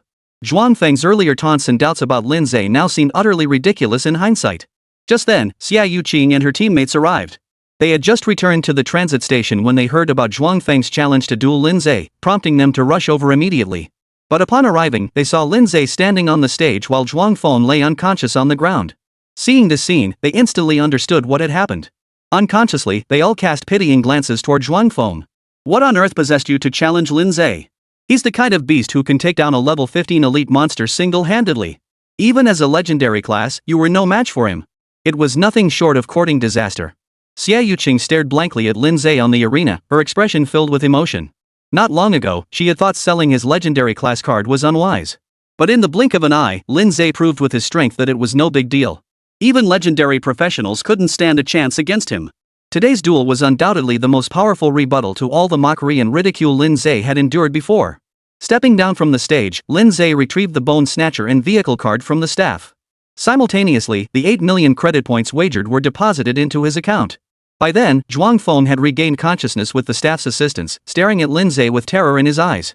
He couldn't comprehend how he had lost to a worthless little skeleton. Thanks for the 8 million. Lin Ze flashed him a smile and gave him a thumbs up. I was just short on cash. You're such a saint. The moment those 3 words left his mouth, Zhuang Feng's face flushed crimson with rage. He gasped for air and fainted once more. Xiao Yalan stood pale-faced nearby, staring blankly at Lin Ze's retreating figure. Had she truly made the wrong choice? Chapter 12, I will defeat you in the college entrance exam. Just this morning he'd spent 8 million, and by evening another 8 million had been deposited into his account. Lin Ze couldn't help but marvel inwardly. It was indeed easier to make money off his opponents. With the college entrance exams approaching, Lin Ze didn't plan to hold on to this money. Instead, he intended to use it all to purchase cards and convert it into raw power. As for which cards to buy, that required careful consideration. The trial tower offered a vast array of card types.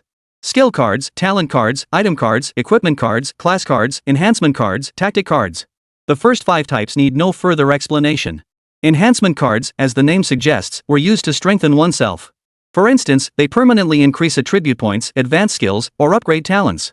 Tactical cards, on the other hand, grant temporary buffs to adventurers or pets. Among all card types, talent cards, skill cards, and enhancement cards are the most expensive. These 3 types are the rarest. Enhancement cards, in particular. They are virtually unseen in circulation on the market. Whenever one appears, it gets snapped up immediately. Talent cards and skill cards do circulate on the market.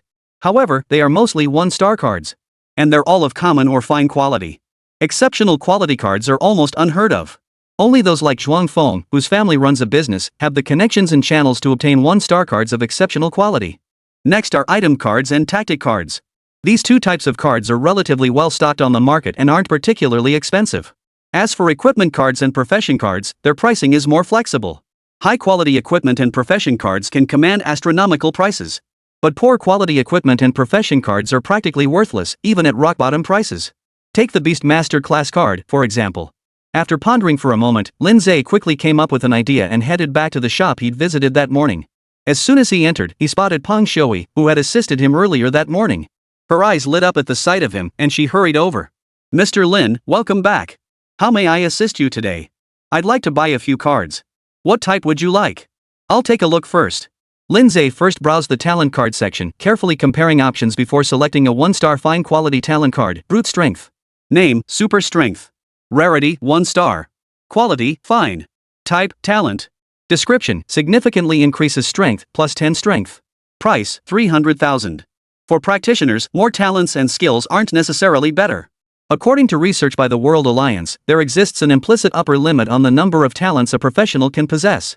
Once this limit is reached, they can no longer fuse new talent cards or skill cards. Subsequent level ups will also fail to awaken new talents or skills.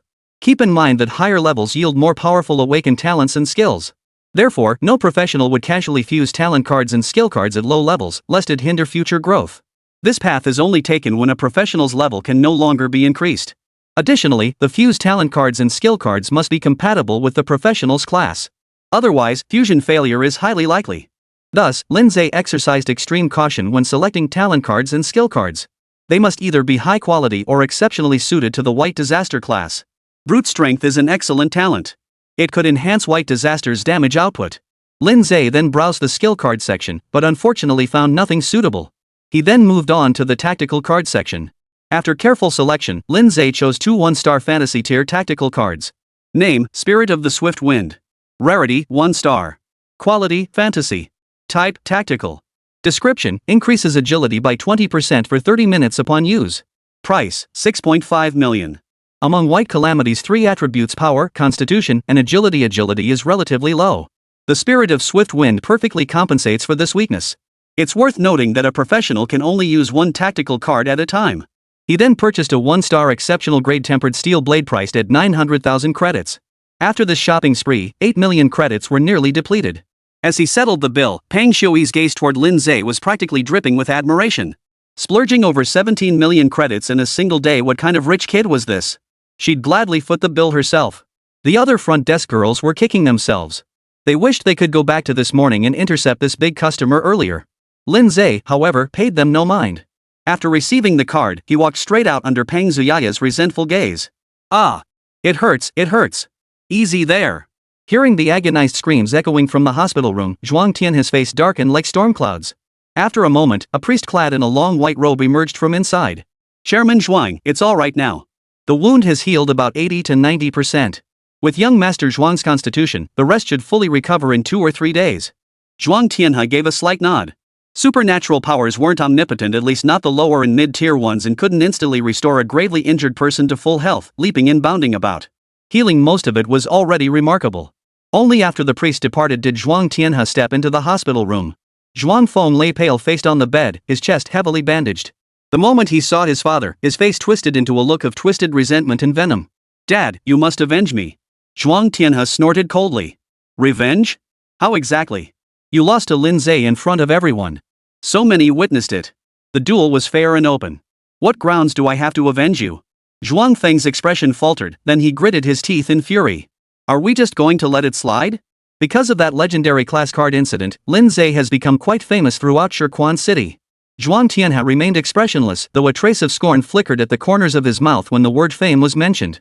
Clearly, Lin Ze's so-called fame wasn't the good kind. If you're unwilling to accept this, then work hard to level up and outperform Lin Ze in the college entrance exams.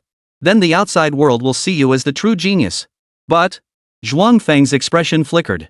Losing to Lin Ze had hit him harder than he'd expected, to the point where he now doubted whether he could ever truly beat him. Zhuang Tianhe saw it all. He knew exactly what his son was hesitating about and said with frustration. Lin Ze is strong, but only for now. Don't forget that a Beastmaster's pet beast can't level up. With 9 days left until the college entrance exam, if you focus on leveling up, why would you fear not surpassing him? Right. Zhuang Feng's eyes flashed with renewed determination. The thought about shining Lin Ze in the exams and redeeming himself filled him with overwhelming excitement. Dad, hire me some top-tier professionals. Have them take me out into the wild to grind levels. I absolutely must reach level 10 before the exams. Zhuang Tianhe chuckled. Why hire anyone? Just pull some people from the group's security department to accompany you. The security department of the Zhuang group, though named security, was in reality a heavily funded private military force. It contained numerous mid to high-tier professionals, far superior to the adventurers outside. Zhuang Feng, his confidence restored, was bursting with excitement, itching to start leveling up immediately. Just you wait, Lin Ze. I'll beat you in the college entrance exams. Chapter 13, College Entrance Exam Day. The minor duel incident did not disrupt Lin Ze's plans. In the days that followed, he threw himself wholeheartedly into leveling up. To maximize efficiency, he deliberately moved to a location with higher-level beasts, focusing on hunting elite monsters. By taking on foes far above his level, Bai Zai's leveling speed skyrocketed. By the third day, he had reached level 10, officially joining the ranks of Tier 1 professionals. Professionals were ranked by level, ascending from apprentice to Tier 1, Tier 2, all the way to Tier 9. Those below level 10 are considered apprentice professionals. Levels 10 to 19 are first-tier professionals. Levels 20 to 29 are Tier 2. And so on. Beyond 9th tier lies awakening. Similarly, whether for practitioners or pet beasts, every full 10 levels marks a watershed.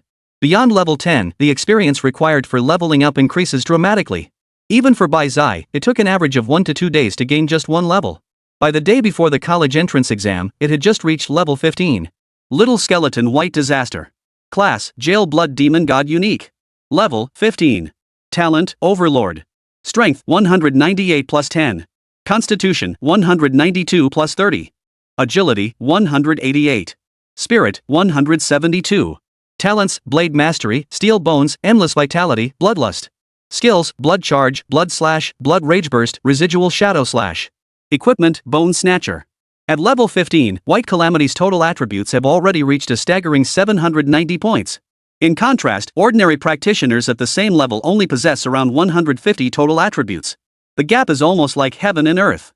Furthermore, at level 10, White Disaster's charge skill advanced into Blood Rush. Its dash speed is now significantly faster. At level 15, he awakened the new skill Residual Image Chain Slash, capable of unleashing dozens of slashes in an instant. Combined with the devastating attack power of the bone-snatching blade, the damage output was off the charts. Now all that's left is the college entrance exam. Lin Ze exhaled deeply, smiling as he patted the dazed Bai Zai on the head. Tomorrow's all on you. Bai Zai tilted its head, taking a moment to register the prompt before nodding vigorously, almost dislocating its jaw in the process. Lin Ze chuckled helplessly.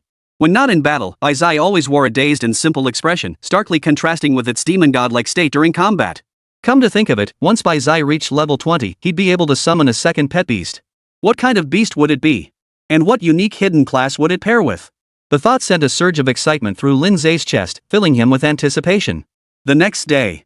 As dawn broke, Lin Ze awoke from his bed. He washed up and changed into fresh clothes.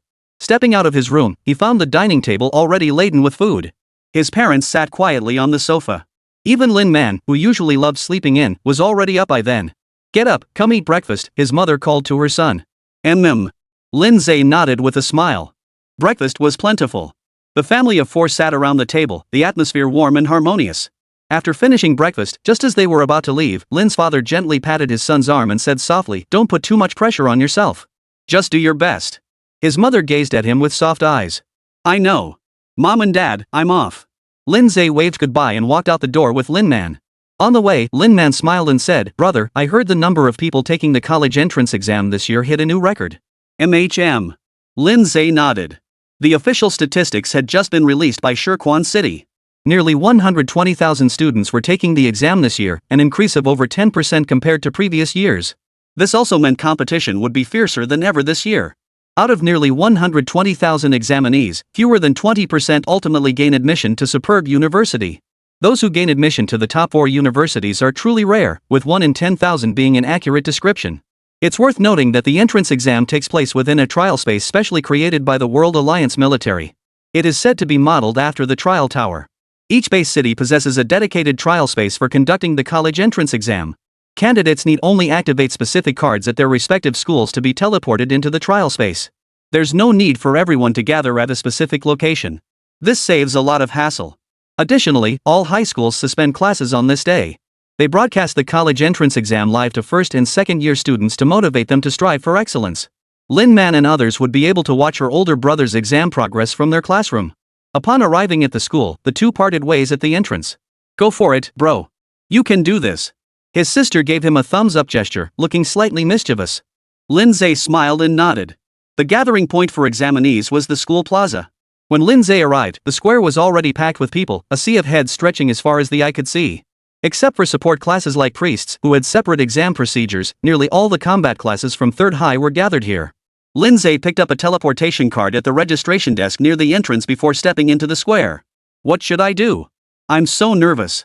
I didn't fall asleep until late last night. If I don't get into the supernatural university, I'll have to become an adventurer. You're lucky.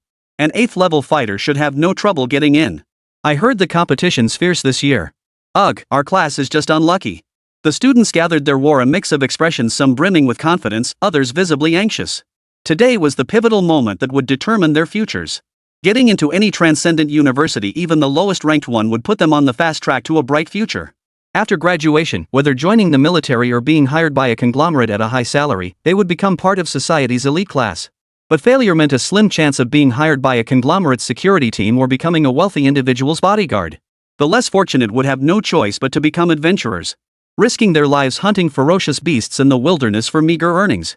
Or they might simply abandon their professional abilities and spend their lives as ordinary, unremarkable workers. Yet after tasting extraordinary power, almost no one chooses this path. This world teems with perils, ferocious beasts, rogue adventurers, illegal cults, invasions from other dimensions, natural and man-made disasters abound.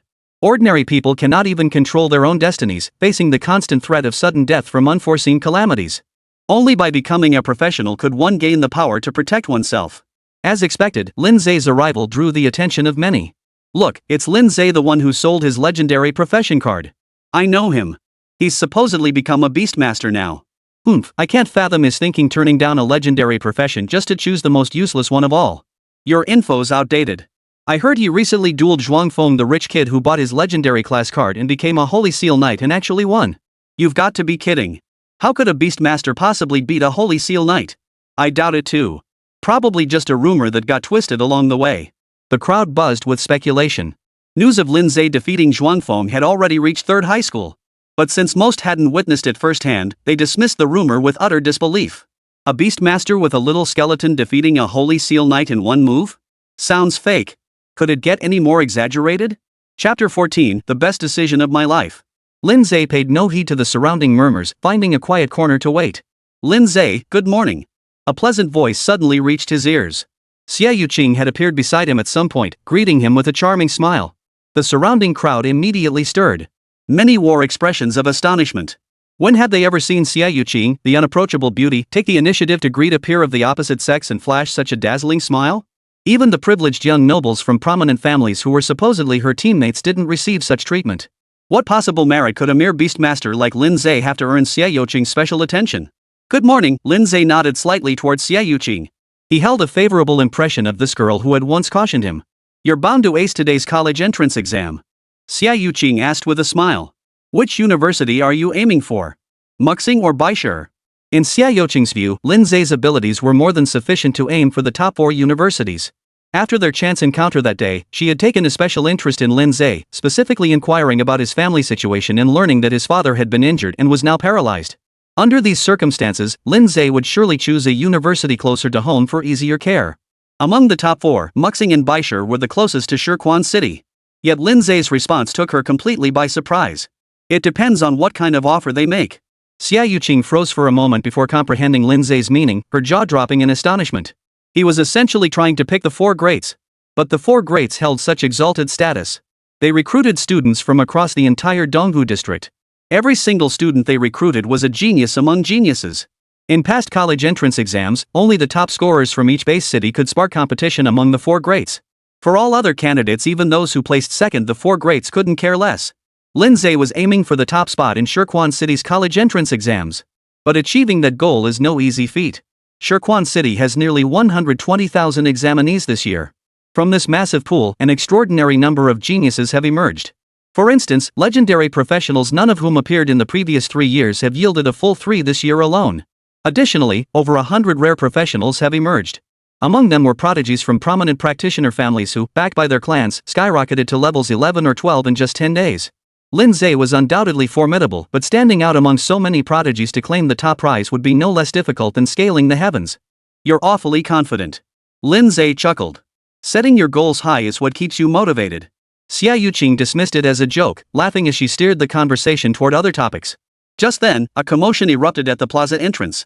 It was Zhuangfeng and Xiao Yalan arriving. As the only legendary professional at 3rd high this year, Zhuangfeng naturally drew a lot of attention. Xiao Yalan, needless to say, beauty naturally drew attention. The two entered the plaza side by side, instantly drawing numerous glances. Zhuang Feng is lucky snagging a bargain like that and becoming a legendary professional. Getting into Supernatural University is a sure thing for him. But landing a lucky break requires real talent. Not just anyone can afford 10 million, it's not something you can envy your way into. Zhuang Feng is probably the only one from our school with a shot at getting into the Big Four this year. He might even crack the top 10. Listening to the surrounding chatter, Zhuang Feng stood tall, a hint of pride flashing in his eyes. The next moment, he spotted Lin Ze in the crowd. His chest instinctively tightened, and the spot where he'd been injured began to throb faintly. But reflecting on his recent progress, Zhuang Feng quickly regained his confidence. He gave Xiao Yalan a knowing look before walking over to Lin Ze. Lin Ze quickly noticed Zhuang Feng, raising an eyebrow. A flicker of disgust crossed Xia Youqing's eyes. Zhuang Feng had once pursued her, but she had instantly recognized his spoiled nature and berated him until he backed off. If not for the legendary profession he'd obtained from Lin Ze, Zhuang Feng's hopeless nature would have kept him forever distant from any notion of genius. Noticing Xia Youqing's gaze, Zhuang Feng felt a surge of irritation, though he dared not show it. Xia Youqing's family background was such that even the Zhuang group wouldn't dare offend her lightly. His father would support him against Lin Ze, but would never permit him to provoke Xia Youqing. Xiao Yalan was also secretly sizing up Xia Youqing, a hint of envy flickering in her eyes. Though she and Xia Youqing were both hailed as the two beauties of third high school, many secretly believed she fell short of Xia Youqing. Even if their appearances were comparable, the aura and allure bestowed by their family backgrounds were incomparable. The reason she enjoyed greater popularity among boys was simply because, compared to Xia Youqing, she appeared easier to win over. Lin Ze, don't get too cocky. Zhuang Feng stepped in front of Lin Ze and whispered. A beastmaster is still just a beastmaster, the most useless profession. Even if you get lucky and summon a powerful beast, it won't change the inherent flaws of this profession. You'll just have to watch me surpass you and ultimately trample you underfoot. Today, I'll prove it. With numerous skilled practitioners guiding his leveling, Zhuang Feng had advanced rapidly, now reaching level 12. Beyond that, through the Zhuang group's connections, he'd acquired numerous powerful talent cards, skill cards, and equipment cards. After fusing them, his strength had skyrocketed. Compared to 10 days ago, his current strength was on an entirely different level. He was utterly confident he could defeat Lin Ze in the college entrance exams. He would prove to everyone that he was the most outstanding. Lin Ze shot Zhuang Feng a dismissive glance and sneered, "Since you're so confident, how about we make a bet?" The word bet sent a sharp pang through Zhuang Feng's heart, freezing the smile on his face. The memory of his devastating 8 million yuan loss still felt fresh, leaving him with lingering psychological scars. Yet, seeing Lin Ze's ambiguous expression, he couldn't swallow his pride. Gritting his teeth, he accepted the challenge. Fine. Who's afraid of who? We'll bet on who gets better college entrance exam scores. The stakes are 18 million. He would reclaim everything he had lost. Lin Ze's smile deepened. No problem. When someone was practically begging to hand over money, he certainly wasn't going to refuse. Lin Ze. Xia Youqing hesitated, words on the tip of her tongue. Despite Lin Ze's previous victory over Zhuang Feng, the latter came from a privileged background with family connections. His recent strength gains were likely substantial, otherwise, he wouldn't have provoked Lin Ze so boldly. Betting against an opponent whose true strength was unknown was hardly a wise move. It's fine, I know my limits, Lin Ze smiled at Xia Youqing. I'll need you to be my witness, though. Xia Youqing hesitated only briefly before agreeing. Lin Ze nodded silently to himself. He'd heard rumors about Xia Youqing's family background. With her guarantee, he wouldn't have to worry about Zhuang Feng reneging on the bet if he lost. Seeing Xia Youqing's unusual concern for Lin Ze, Zhuang Feng felt a surge of intense jealousy. He shot Lin Ze a dark, menacing glance, already plotting in his mind how he would mock him after the college entrance exams. Xiao Yalan, standing nearby, observed the entire scene. A faint smile touched her lips. She was the one present who understood Zhuang Feng's shifting capabilities best. Any lingering doubts she'd harbored had vanished completely. Her choice was absolutely correct. The limitations of a beastmaster were undeniable. Even if Lin Ze could temporarily outmatch a legendary professional, he would inevitably be surpassed sooner or later. Not to mention, Zhuang Feng had the backing of the Zhuang group. His future prospects were vastly more promising than Lin Ze's. Abandoning Lin Ze and throwing her lot in with Zhuang Feng was the most correct decision she had ever made in her life. Chapter 15. Lin Ze is still too young. Not long after, the principal and teachers also arrived at the square. Principal Lu Yu of Third High was a burly, middle-aged man with a resolute expression. Rumor had it he was a veteran who had retired from the battlefield and had even received commendations from the military. Following behind him were the homeroom teachers of each class. Yu Hui, the homeroom teacher of Class 3 where Lin Ze belonged, was among them. Quiet. At Lu Yu's deep command, the crowd fell silent instantly. Lu Yu scanned the room with his gaze, nodded in satisfaction, and spoke slowly. You may already be familiar with the rules of the college entrance exam, but I will reiterate them once more. Once the exam begins, all candidates will be transported into the trial space. Your task is to slay the ferocious beasts within. Based on the quality and level of the beasts you defeat, you will earn corresponding points. When the exam concludes, your accumulated points will constitute your final score for this session. At this point, Luyu paused, observing that the students were listening attentively before continuing. The beasts within the trial space will gradually increase in level over time.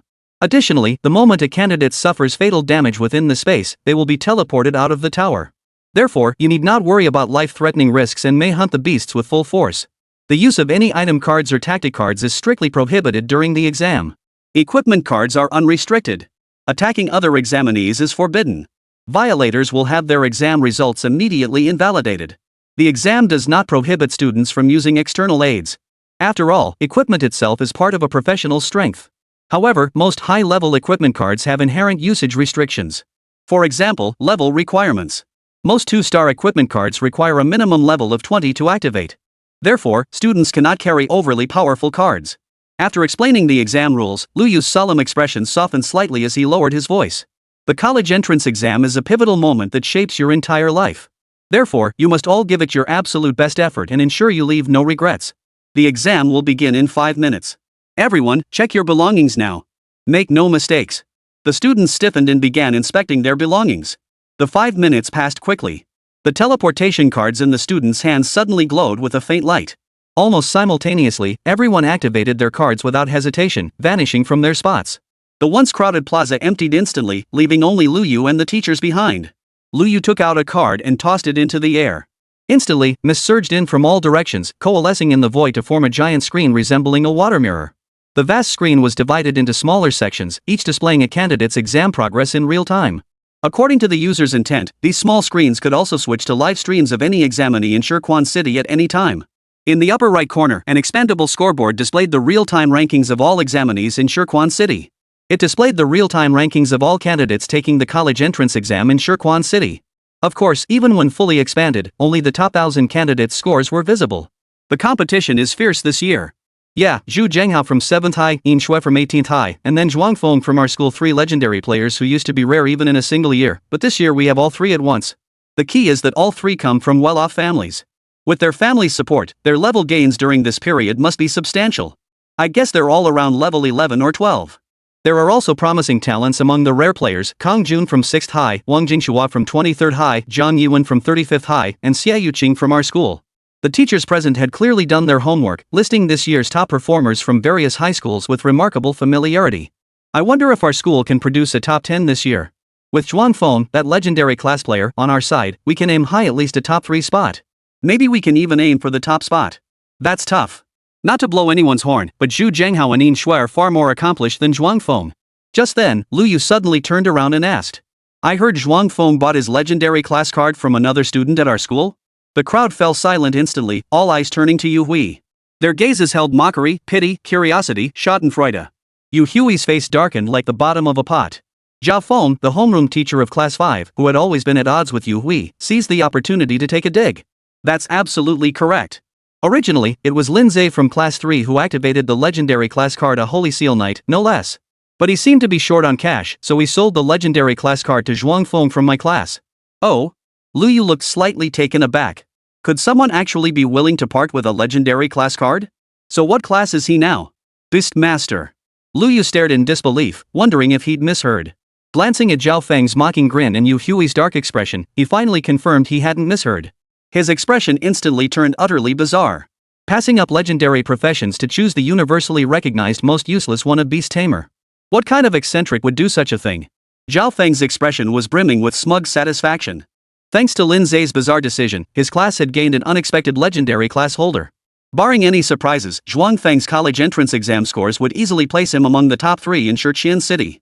With enough luck and outstanding performance, he might even have a shot at becoming the top scorer. If his class produced a top scorer, he'd instantly become a household name among teachers in Shirquan City. Year-end bonuses would pour in by the bucketful. He might even get a promotion. The thought alone made Zhao Feng feel lightheaded, a surge of excitement warming his heart. As for Yu Hui, having a useless beast tamer in his class would undoubtedly drag down the class average significantly this year. He'd lose all face. Young people are prone to chasing uniqueness. Lin Ze probably thinks he can stand out even after switching to Beastmaster. What's that saying again? Zhao Feng feigned deep thought for a moment before slapping his forehead. There are no trash professions, only trash practitioners. It just shows how simplistic young minds can be. If all professions were the same, how could there be distinctions between common, rare, and legendary? This classification system is the culmination of years of experience from the World Alliance. It's not something easily overturned. Many instructors nodded in agreement. If the gaps between professions were so easily bridged, so many wouldn't strive for advanced careers. Besides, the flaws of the Beastmaster profession are plain for all to see. Standing out is never that simple. Throughout history, not a single Beastmaster has ever achieved high scores on the college entrance exams. Not a single one has ever gained admission to an extraordinary university. Lin Ze really acted impulsively. He's still too young. He'll surely regret it later. Once this exam season ends, he'll surely grasp the gap between professions. Hearing everyone agree with his words, Zhao Feng's lips curled upward as he shot a smug glance at Yu Hui. Yu Hui's lips twitched. He snorted coldly and ignored him. Chapter 16, The Exam Begins. Class 4, Sophomore Year. Though it was the usual time for the first class to begin, the entire classroom was buzzing with excitement. All the students were excitedly discussing today's college entrance exam. As soon as Lin Man sat down, her two best friends, Lu Yao and Tao Shiyan, gathered around her. Man, your brother's taking the Gaokao this year too, right? Yeah. Lin Man nodded. Seeing the peculiar expressions on their faces, she knew they must have heard about her brother selling his legendary character card and switching to become a Beastmaster. But she had no intention of explaining. Lin Man trusted her brother. If he'd made that choice, he must have his reasons. Lu Yao and Tao Shiyan saw the look on Lin Man's face and immediately realized their thoughts had been read. They scrambled to cover their tracks. Your brother will definitely score well on the exam. Exactly. Man is so outstanding, your brother can't be any less capable. No sooner had the words left their mouths than a derisive snort echoed from nearby. A girl dressed in flashy, eye-catching clothes stared at them with a mocking expression. Even if you're trying to comfort Lin Man, you don't have to say such insincere things. Who doesn't know Lin Man's brother is a beast tamer? What kind of top grades could someone with that trashy profession possibly get? It'd be a miracle if he didn't end up at the bottom. Lu Yao and Tao Shiyan shot her disapproving glances. Hime, what nonsense are you spouting? Exactly. What business is it of yours? Hime gave a sarcastic laugh, spreading her hands in a gesture of resignation. I'm just telling it like it is. What part of that do you disagree with? Lu Yao and Tao Shiyan glared at her, yet couldn't find words to counter. The rest of the class noticed the argument and turned their attention to the group. Lin Man's brother? Who's that? You're so out of the loop, you don't even know the hottest topic lately? It's Lin Ze. Oh, that idiot senior who sold his legendary class card and switched to being a Beastmaster? TSK. Lin Man is so outstanding, yet she has such a clueless older brother. That was a legendary class card. If it were me, I'd never sell it for anything. Well, a Beastmaster probably wouldn't do well on the college entrance exams. Hime's not wrong about that. Listening to the surrounding chatter, Hime's smile grew even brighter as she shot Lin Man a smug glance. Lin Man possessed delicate features and a lively, cheerful personality, making her popular not just in her class but throughout the entire grade. Hime had long been consumed by jealousy. Now that she finally had an opening, she couldn't resist taking a jab. Lu Yao and Tao Shiyan were furious and wanted to say something, but Lin Man stopped them. The live stream is about to start. Let's sit down. There's no need to pay attention to irrelevant people. Lin Man hadn't glanced at Hime once throughout the entire exchange. Seeing this, Hime's face twisted slightly as she let out a cold snort. What's so arrogant about that? Wait until the college entrance exams are over and Lin Ze's results come out. We'll see if you can still put on that act then. Before long, the homeroom teacher walked in. Quiet. The college entrance exam live broadcast is about to begin. The classroom instantly quieted down as students hurried back to their seats. The homeroom teacher took out a card, activated it, and tossed it into the air. Instantly, countless droplets of mist gathered and swirled, rapidly coalescing into a water mirror-like screen. Its vast size nearly covered the entire wall. Simultaneously, smaller screens appeared on the main display. Lin Man pursed her lips, her eyes fixed intently on the screen. Her hands, tucked beneath her desk, clenched unconsciously. Everything flickered before his eyes. Lin Ze found himself standing on a wide, open street. What met his eyes was a landscape of devastation. Dried, dark red bloodstains dotted the broken walls and rubble, with the occasional skeletal remains of unidentified creatures scattered about. A city ruin scene similar to Ruin 5, huh? Lin Ze surveyed his surroundings. Besides him, there were several unfamiliar faces of other examinees on the street. Presumably students from other high schools, they were instantly disrupted and randomly teleported upon entering the trial space. The examination is about to commence. All candidates, please prepare yourselves. A sudden, mechanical, icy voice echoed in their ears. Simultaneously, a massive number 10 appeared in the sky. The next second, it transformed into 9, 8, 7. Lin Ze's gaze sharpened as he instantly summoned White Calamity. Candidates on the street also drew their weapons one after another. Many noticed the commotion around Lin Ze. The moment they saw the little skeleton, their faces collectively froze in astonishment. A Beastmaster? Are there really examinees who switch to becoming Beastmasters these days? But their curiosity was quickly overshadowed. The moment the countdown in the sky hit 0, countless wolf beasts each as large as a calf, with jet black fur materialized out of thin air. Howling, they charged toward the examinees. Shadow Wolf. Level 1. Talent, average. Strength, 3. Stamina, 2. Agility, 4. Spirit, 1. Talent, swiftness. Skill, bite. In an instant, over a dozen spectral wolves closed in on Lin Ze. Lin Ze's expression remained unchanged. Without needing his command, Bai Zai had already moved. A flash of crimson light erupted, freezing the wolves' movements in unison as they froze rigid in place. The next second, an extremely fine red line appeared simultaneously on each of their necks. With blood spurting forth, over a dozen wolf heads fell to the ground simultaneously. Score plus 13. A line of text materialized in the upper right corner of his vision. Immediately after, a small square icon materialized. Name, Lin Ze. School, Shiqian City 3rd High School. Current score, 13. Current rank, 1894. Though the Shadow Wolf was only level 1, any test taker could easily handle it. But their sheer numbers were overwhelming. From high above, the entire city's ruins seemed to be instantly engulfed by a black torrent. The examinees were like isolated reefs, constantly battered by the relentless waves. In less than a minute, over 1,000 examinees had already dropped out of the exam. As time passed, this number continued to grow rapidly. 5 minutes later, the beast's level underwent its first increase. From level 1 to level 2. Though only a single level increase, the sheer scale of the challenge caused the pressure on the examinees to skyrocket. The number of examinees quitting the exam shot up dramatically in an instant. Lin Ze stood calmly in place. Countless spectral wolves surged toward him like a tidal wave, only to be held firmly at bay by Bai Zai, who stood 3 meters away. The little skeleton flickered repeatedly, almost becoming a crimson streak of light circling around Lin Ze. No matter how fiercely the spectral wolves charged, they couldn't breach this crimson barrier. Even amidst the fierce battle, Lin Ze's performance drew the attention of many examinees. Holy crap, that little skeleton is insane.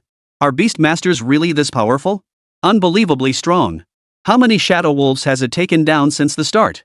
Exclamations of astonishment echoed continuously. However, the candidates soon had no time to spare for Lin Ze. The moment the exam clock hit 10 minutes, the shadow wolves level surged again, reaching level 3. The difficulty level shot up another notch instantly. Chapter 17, Soaring Rankings. 3rd High School, Plaza. 20 minutes had passed since the exam began. The level of the spectral wolves within the trial space had now reached level 5. Although the number of beasts gradually decreased as the number of examinees dwindled, the average number of shadow wolves each candidate faced never fell below 100. Under these conditions, many examinees had already been eliminated. Numerous students had already returned to the plaza. Their scores ranged from a few hundred at best to less than 100 at worst, far below the admission threshold for the extraordinary university, sealing their fate of failure. Consequently, faces everywhere bore expressions of disappointment, sorrow, and unwillingness. Some girls couldn't hold back their tears. The teachers remained expressionless, showing no intention of offering comfort. They witnessed similar scenes every year and had long grown accustomed to it. The college entrance exam was this brutal. It was only natural for those lacking sufficient ability to be eliminated. Lu Yu and the other teachers kept their attention fixed on the screen. With only a limited number of small screens available, they prioritized monitoring the elite candidates. For instance, the 3 legendary practitioners and the rare practitioners showing exceptional performance. As expected, the top spot belongs to Yin Shui from number 18 high school. After all, she's a glorious messenger, skilled in area of effect attacks. That gives her a huge advantage against low-level, high-volume beasts. Zhu Zhanghao is also doing well. His zealot class has high damage output and can take down monsters quickly. Zhuang Feng falls slightly short. Unlike the glorious messenger and zealot, the Holy Seal Knight isn't a pure combat class. Some of its abilities are focused on support. The leaderboard in the upper right corner showed Yin Shui, Zhu Zhanghao, and Zhuang Feng occupying the top 3 spots respectively. Without exception, their scores all exceeded 1,000. The familiar names that followed were no surprise. 4th place, Wang Jingshua, Necromancer. By resurrecting the corpses of slain shadow wolves, he had amassed an undead army of over 100, continuously harvesting more shadow wolf lives. His score was climbing rapidly, threatening to overtake Zhuang Feng. 5th place, Jiang Yuan, Elementalist. An arcane class even more powerful than mages. Similar to Yin Shui, elementalists possess formidable area of effect damage capabilities, granting them a significant advantage in this exam format. Their score growth is equally rapid. Following in 6th place is Xia Yuqing, a sword soul.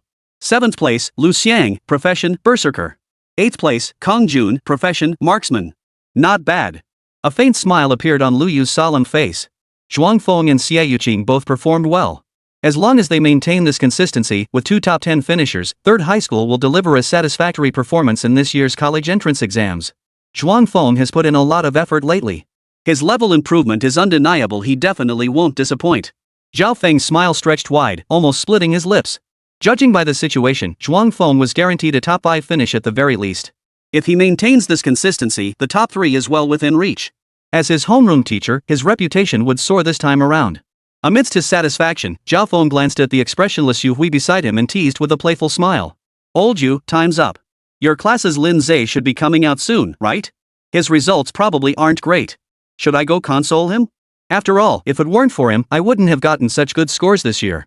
Yu Hui's face darkened. This guy was truly annoying, seizing on every little issue to find reasons to mock him. Yu Hui snorted coldly, ignoring Zhao Feng. Just as the latter was about to speak, a puzzled voice suddenly reached his ears. Strange, I don't see Lin Ze anywhere. Impossible. Zhao Feng instinctively retorted, his gaze darting around the crowd. With nearly half the contestants already eliminated, how could Lin Ze still be out there? A Beastmaster couldn't possibly last this long. Zhao Feng's voice trailed off. Because after scanning the area, he realized Lin Ze truly wasn't among the eliminated students. Refusing to believe it, he stared at the screen, eyes widening as he scanned intently. Other teachers also looked over curiously. But soon, someone spotted Lin Ze. Holy crap, look at number 323, it's Lin Ze. No way, let me see. Whoa. It really is him. Wait, how could he possibly rank that high? Zhao Feng's face fell in disbelief, his first reaction pure skepticism. There must be a mistake in the scoring, or the rankings are messed up. How could a Beastmaster possibly score that high? This is insulting to everyone's intelligence. All eyes turned to Lu Yu. He frowned, pulled out his phone, and made a call. Hello, this is Lu Yu from 3rd high school. I'd like to ask. Okay, I understand. Thank you. After hanging up, a flicker of astonishment crossed Lu Yu's eyes as he shook his head at the others. The College Entrance Examination Coordination Committee has verified it, the scores and rankings are correct. Whoosh! The teachers erupted in a chorus of gasps. It was actually true. A Beastmaster widely regarded as the most useless profession had managed to rank over 300th in an exam with nearly 120,000 participants. It was utterly unbelievable. How could this be? Zhao Feng stared blankly, his face frozen in disbelief. This was completely beyond his comprehension. When did Beastmasters become this formidable? Old Zhao, looks like your worries were for nothing. Yu Hui's previously expressionless face broke into a dazzling smile. His gaze toward Zhao Feng was filled with teasing and mockery. Lin Ze isn't as bad as you make him out to be. So don't be so absolute in your words. Who says Beastmasters can't achieve great results? Old Zhao, as teachers, we can't let preconceptions cloud our judgment. We need to broaden our horizons and recognize the potential in our students. How can we just write them off? You're not exactly a qualified teacher if you keep this up. Zhao Feng's face turned ashen with anger, yet he couldn't find words to counter them. Who would have thought a Beastmaster could achieve such outstanding results? Absolutely ridiculous. Finally, he could only snort coldly, stubbornly insisting, if Lin Ze were truly that exceptional, he wouldn't have given up the legendary occupation card. Otherwise, he'd be ranked 3rd right now. No sooner had the words left his mouth than a wave of gasps erupted. Lin Ze's ranking just jumped again. Holy crap, he's in the top 300. His score is climbing so fast. Zhao Feng stared in astonishment as Lin Ze's ranking shot upward like a rocket on the leaderboard. 283rd, 225th, 174th, 130th. In less than 10 minutes, Lin Ze had stormed into the top 100. Among the top 100, dominated almost entirely by legendary and rare professions, Lin Ze stood out as the sole ordinary profession. The 3 characters Beastmaster following his name stood out like a crane among chickens, strikingly conspicuous. Zhao Feng froze in place, his eyes wide and mouth agape, utterly speechless. Even Yu Hui had no mind to retaliate against Zhao Feng at that moment, nearly staring dumbfounded at the screen. What the hell just happened to Lin Ze? This is insane. Chapter 18, The Bewildered Shou Yalin. Class 4, Grade 11. The students' eyes were glued to the screen, unwilling to look away. Almost the instant Lin Ze's ranking shifted, someone noticed. Holy crap, isn't that Lin Ze? Lin Ze? Where? Number 225 on the list. Holy crap, he's climbing again over 170 spots. I see it too. He's climbing so fast he's in the top 100 now. Everyone was stunned. This was the first time since the exam began that a candidate's ranking had surged so rapidly. He was climbing dozens of spots almost every minute. The key point was Lin Ze's unique background. Before the exam began, almost no one had high hopes for him, some even secretly mocked him. Who could have imagined Lin Ze would emerge as a dark horse? Man, look. Your brother is amazing. Senior Lin Ze is so strong, his ranking keeps climbing. Tao Shiyan and Lu Yao were also startled, then shook Lin Man's arm excitedly as they snapped back to reality. Lin Man was also somewhat stunned. Though she had confidence in her brother, she hadn't expected him to be this formidable. Lu Yao's eyes darted around, catching a glimpse of Hime nearby out of the corner of her eye. I wonder who was just saying Senior Lin Ze couldn't get good results. I wonder if ranking in the top 100 citywide counts as good results. Tao Shiyan caught the hint and chimed in at the perfect moment. I think it counts. The only one who might disagree is someone who thinks she can crack the top 10 next year. The classroom fell silent. A flurry of teasing and peculiar glances converged on Hime, whose face flushed crimson. The contempt she had once held for Lin Ze now turned into shame and embarrassment. Every time Lin Ze climbed a spot on the rankings, it felt like a slap across her face, a stinging, resounding slap. In the square. The eliminated students now noticed Lin Ze too, their expressions shifting to shock and disbelief. No way, Lin Ze actually broke into the top 100. How did he do it? Didn't they say beastmasters were a useless profession? Damn it, I'm actually worse than a beastmaster. Many students looked utterly devastated. Their professions were far superior to beastmaster, yet they hadn't achieved good results.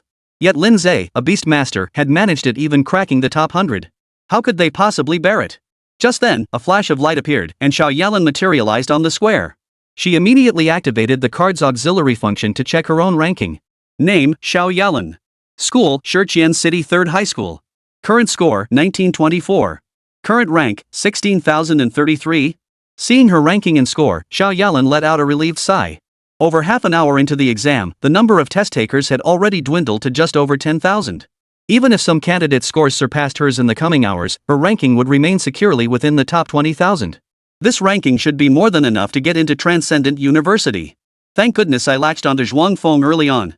By piggybacking on his team to level up, I managed to climb the ranks so quickly. Xiao Yalan felt a surge of relief. Thank goodness she'd chosen Zhuang Feng back then. Otherwise, relying solely on her own aptitude and family background, her chances of getting into Supernatural University would have been extremely slim. This thought brought another wave of self-satisfaction. Snapping out of her joy, she suddenly realized the surroundings were eerily quiet. Looking around in confusion, she saw everyone staring wide-eyed at the screen, their expressions as if witnessing something utterly unbelievable. Curiosity piqued, Xiao Yalan looked up too. At the top of the scoreboard, the top 3 spots were occupied by Yin Shui, Zhu Zhenghao, and Zhuang Feng. As expected of young Master Zhuang, truly impressive. Xiao Yalan's eyes lit up as she scanned further down. 4th place was Wang Jingxua, whose score was very close to Zhuang Feng's. Every candidate below them was, without exception, a rare profession. But when she reached the 67th name, Xiao Yalan's eyes widened instantly, her expression turning as if she'd seen a ghost. There, in bold letters, was Lin Ze's name. How could this be? How could Lin Ze be ranked this low? Xiao Yalan's pupils contracted sharply. Wasn't it said that a beastmaster's pet couldn't increase its strength? By all logic, Lin Ze's strength should be on par with an ordinary level 10 practitioner at best. With that level of strength, there's no way he could have broken into the top 100. Did the scoring get messed up? Xiao Yalan whipped her head toward the principal and teachers. But she found them staring intently at the screen as well, their expressions merely surprised, showing no other signs of unease. She instantly realized the scores were correct. Lin Ze's current ranking was the real deal. In that instant, Xiao Yalan froze in place, her mind blank with bewilderment. Trial space. Whoosh! A crimson blade flash sliced through the air, cleaving a level 9 shadow wolf clean in half at the waist. The beast twitched like it had been electrocuted after hitting the ground, then fell still. Bai Zai pressed forward relentlessly, continuing his slaughter of the shadow wolves. Lin Ze stood leisurely in the rear, checking his score. Name, Lin Ze. School, Shiqian City 3rd High School. Current score, 6,385. Current rank, 56. The rate of score increase wasn't particularly fast, but Lin Ze didn't mind. The higher the level of the ferocious beast, the more points one gains from defeating it. Later on, elite-level beasts would inevitably appear. Killing one elite-level beast would likely yield scores equivalent to slaying a dozen or more ordinary-level beasts. This exam wasn't about who scored the most points initially, but who could endure the longest. Therefore, Lin Ze didn't go all out from the start. Instead, he used this opportunity to let Bai Zai accumulate more blood energy. After all, the duration of a blood rage burst depends on the amount of blood energy. With fewer than 10,000 candidates remaining, the exam has entered its second phase. Just then, the familiar mechanical voice echoed in his ears once more. Lin Ze felt a flash before his eyes, and suddenly he and Bai Zai found themselves on another deserted street. The street he had been on before now held only him as the sole remaining candidate. But after this transfer, many more examinees appeared on the street. After a moment's thought, Lin Ze understood. The trial space had shrunk in size. Lin Ze! A flippant voice suddenly rang out beside him. Lin Ze turned to see Lin Yu standing over 20 meters away, staring at him with astonishment. You haven't been eliminated yet?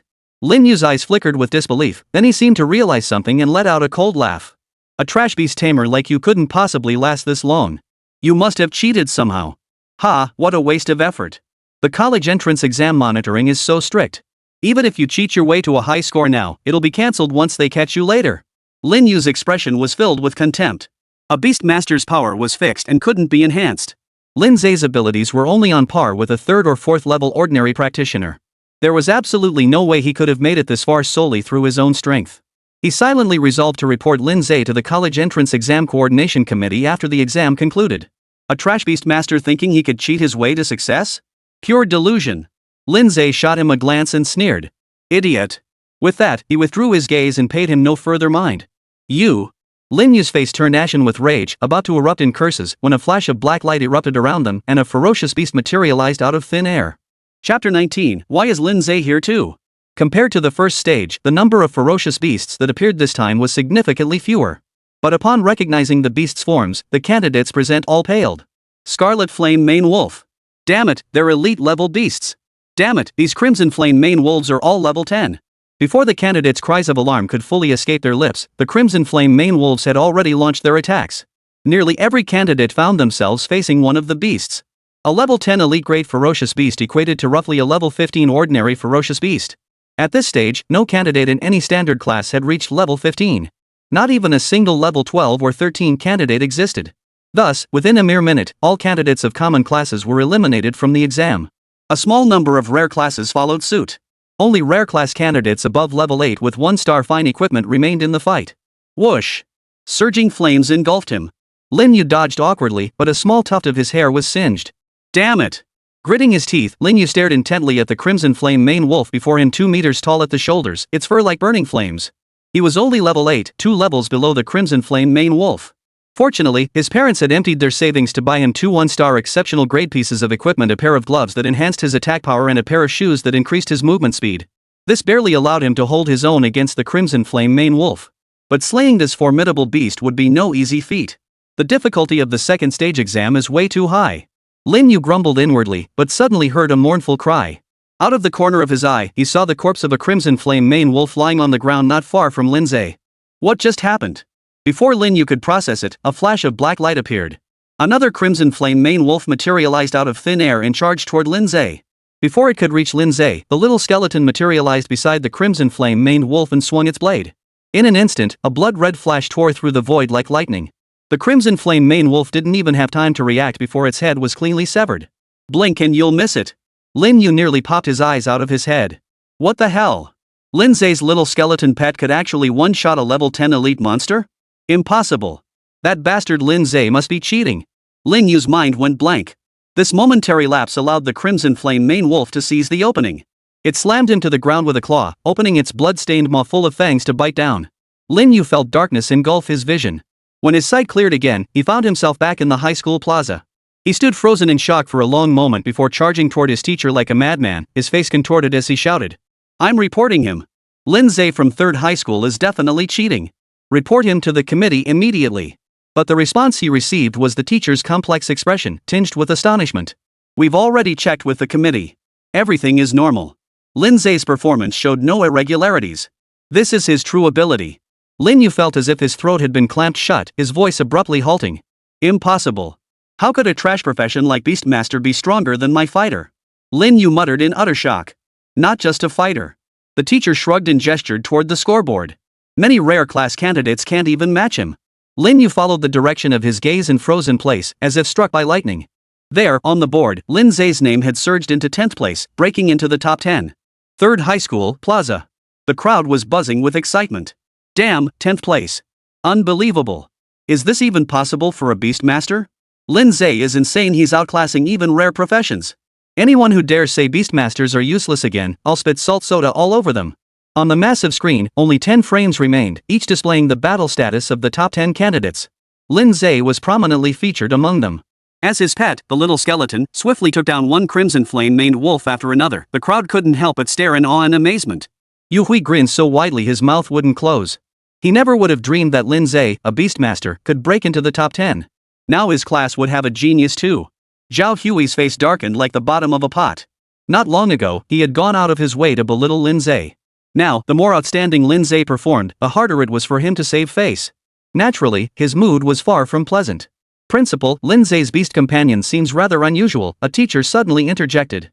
Lu Yu gave a slight nod and mused, if I'm not mistaken, Lin Ze's pet beast should be upgradable. There are pets like that? The crowd exchanged bewildered glances. The world is vast and full of wonders. Lu Yu smiled faintly. Lin Ze most likely possesses a talent that allows his pet beast to level up. The crowd was filled with astonishment and doubt, but the more they thought about it, the more they realized the principal was right. Beyond that, there seemed no other plausible explanation for the current situation. If that's the case, then Lin Ze's Beastmaster profession can't be treated as ordinary, it's at least a rare class. He might even be on par with legendary professions. Impossible. Zhao Hui dismissed the idea without hesitation, snorting derisively. Talents that allow pets to level up are rare, but that's about it. How could they compare to legendary professions? Yu Hui frowned, about to speak up in defense of his student, when his gaze suddenly sharpened, fixating on the screen. The scene had changed once more. With fewer than 100 candidates remaining in this exam, the test has entered its third phase. The familiar mechanical voice sounded once more. Lin Ze's vision flickered, transporting him to a crossroads. Only about 90 candidates remained this time. Everyone sized each other up. Those who had persevered this far in the exam had essentially secured spots among the top 100 in the college entrance exams. Undoubtedly, they were all elite students from their respective high schools. Among them, Lin Ze drew the most attention. After all, the white beast by his side was simply too eye-catching. A pet beast? Is that guy a beastmaster? Not necessarily. It could be a ranger or necromancer or something like that. Impossible. Rangers summon animals, and necromancers wouldn't have just one undead minion. The crowd buzzed with speculation. Amidst the crowd, Zhuang Feng's eyes widened in shock. Lin Ze? How could he still be here? By all logic, this guy shouldn't have made it this far. Lin Ze paid no attention to Zhuang Feng, instead greeting Xia Yuqing. The girl flashed a smile and silently mouthed go for it to him. In the next instant, the ferocious beasts materialized out of thin air. Giant leopards, each over 2 meters tall at the shoulder, grayish-yellow all over except for their frost-white claws, roared to the heavens before splitting into groups and charging toward the examinees. Frost claw leopards. Commander-level beasts. Damn it, these are also level 10 beasts. The examinees instantly fell into chaos. Chapter 20, The Birth of the Top Scholar. Commander-level beasts correspond to human legendary tier adventurers. Converted to rare classes, it would take at least a well-equipped level 17 or 18 rare class practitioner to handle a level 10 commander-level fiend beast. Yet candidates possessing such strength were few and far between. Among the remaining candidates, aside from Lin Ze, the highest leveled was only 12th level. In an instant, 30 or 40 candidates withdrew from the exam. After that, multiple candidates withdrew nearly every second. Though some persisted longer, it did little to alter the outcome. Within a mere 10 seconds, only 6 candidates remained on the street. Yin Shui, Zhu Zhenghao, Zhuang Feng, Wang Jingxua, Xia Yuqing, and Lin Ze. Each of the 6 faced a frost-claw leopard. Yin Shui was enveloped in a faint glow, her entire body seeming to transform into light. Moving with blinding speed, the frost-claw leopard couldn't even touch the hem of her robe. Each time she swung her arm, she unleashed projectile-like bursts of light that sent the frost-claw leopards howling in agony. Zhu Zhenghao, clad in metal gauntlets, radiated a fervent, unyielding aura. He refused to evade, choosing instead to clash head-on with the frost-claw leopard. With just his bare fists, he drove the frost-claw panther into a defensive retreat.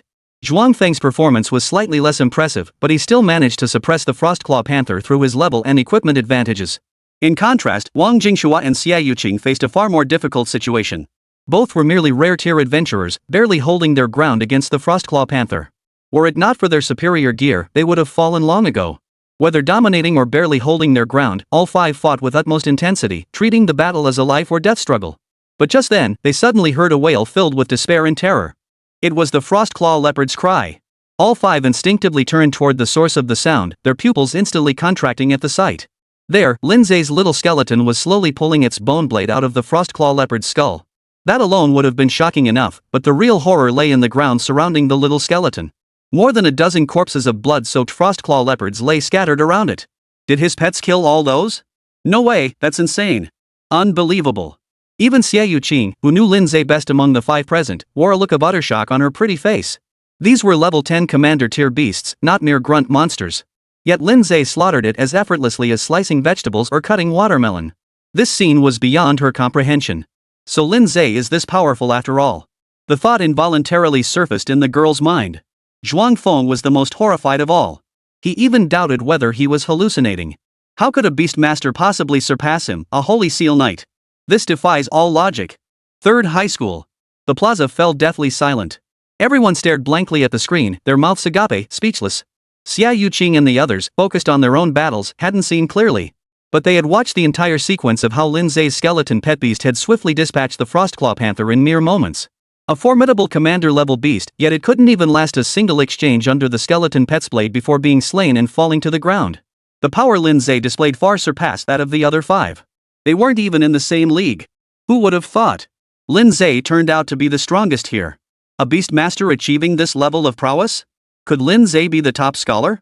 If that's the case, it'll be major news. Lu Yu and the other teachers were all left speechless. They never would have imagined things would unfold this way. From initially assuming Lin Ze would be dead last, to suddenly realizing his abilities seemed surprisingly strong, to the shock of seeing him break into the top 10. Now, they suddenly realized Lin Ze might very well become this year's top scorer. This roller coaster of emotions left them reeling, unable to fully process it even now. The exam continued. Every time a candidate killed a Frostclaw Panther, another would appear the very next second. They barely had a moment to catch their breath. 5 minutes later. Another wave of Frostclaw leopards materialized out of thin air, charging toward the group. Each candidate now faced 2 additional Frostclaw Panthers. The pressure surged.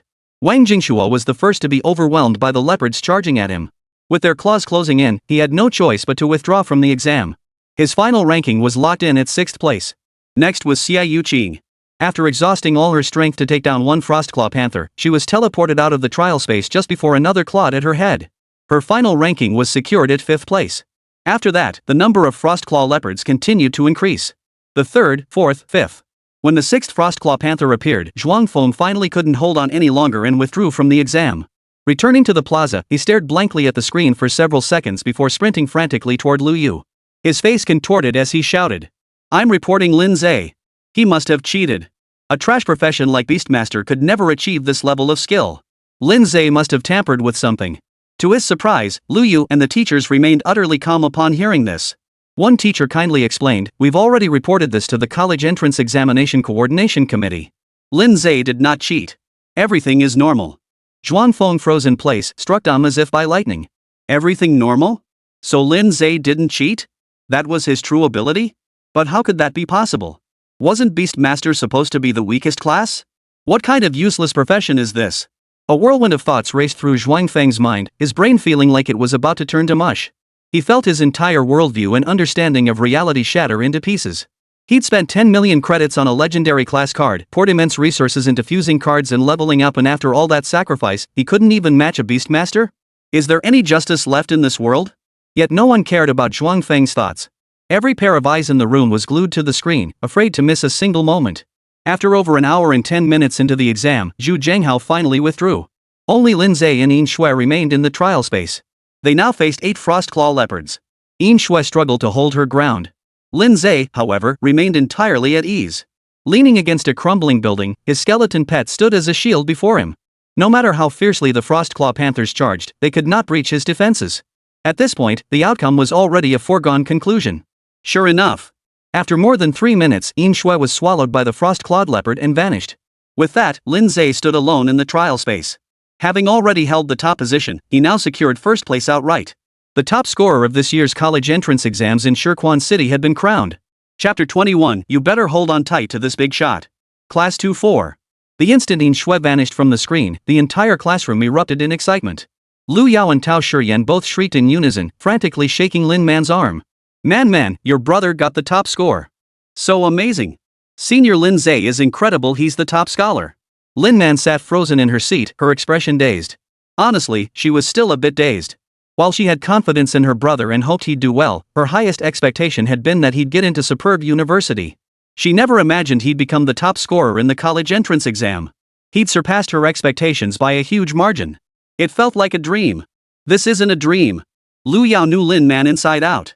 Seeing the look on her face, she knew exactly what she was thinking and promptly pinched her delicate, pretty cheeks. The slight sting snapped Lin Man back to reality.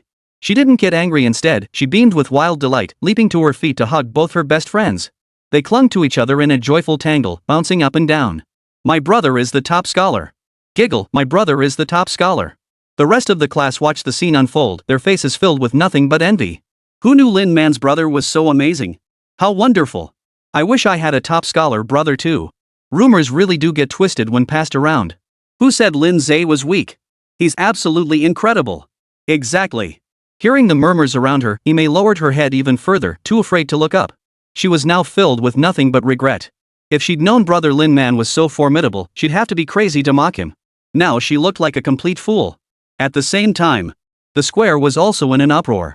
Today really broadened my horizons. Who knew a Beastmaster could top the college entrance exams? Didn't you hear the principal? Lin Ze is no ordinary Beastmaster. When I heard Lin Ze sold his legendary class card to become a Beastmaster, I thought he was foolish. But now I see geniuses are geniuses. Ordinary people can't possibly understand their thinking. Compared to Lin Ze, that legendary profession card isn't so great after all. Yeah, I thought Zhuang Feng would be this year's top graduate, but it turned out to be Lin Ze. Even with that legendary class card, Zhuang Feng still couldn't match Lin Ze. Look, Lin Ze is coming out. A flash of light appeared, and Lin Ze materialized on the plaza. In an instant, countless eyes focused on him. Awe, shock, admiration, envy, curiosity, the list went on. At that moment, Lin Ze was undoubtedly the center of attention. The square fell briefly silent before erupting into even louder clamor.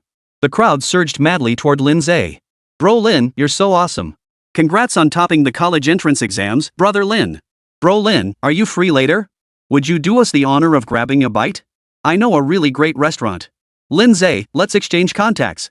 We can hang out together later. I can bring my girlfriends along. The crowd's gaze on Lin Ze burned with intense admiration. The top scorer on the college entrance exam was destined for the big four accounting firms, the kind they'd fight over.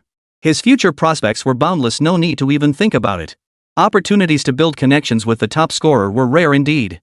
Building a connection with Lin Ze now could mean latching onto a powerful patron in the future. And a very powerful one at that. Xia Yuqing watched Lin Ze disappear into the sea of people, a look of admiration flickering across her face.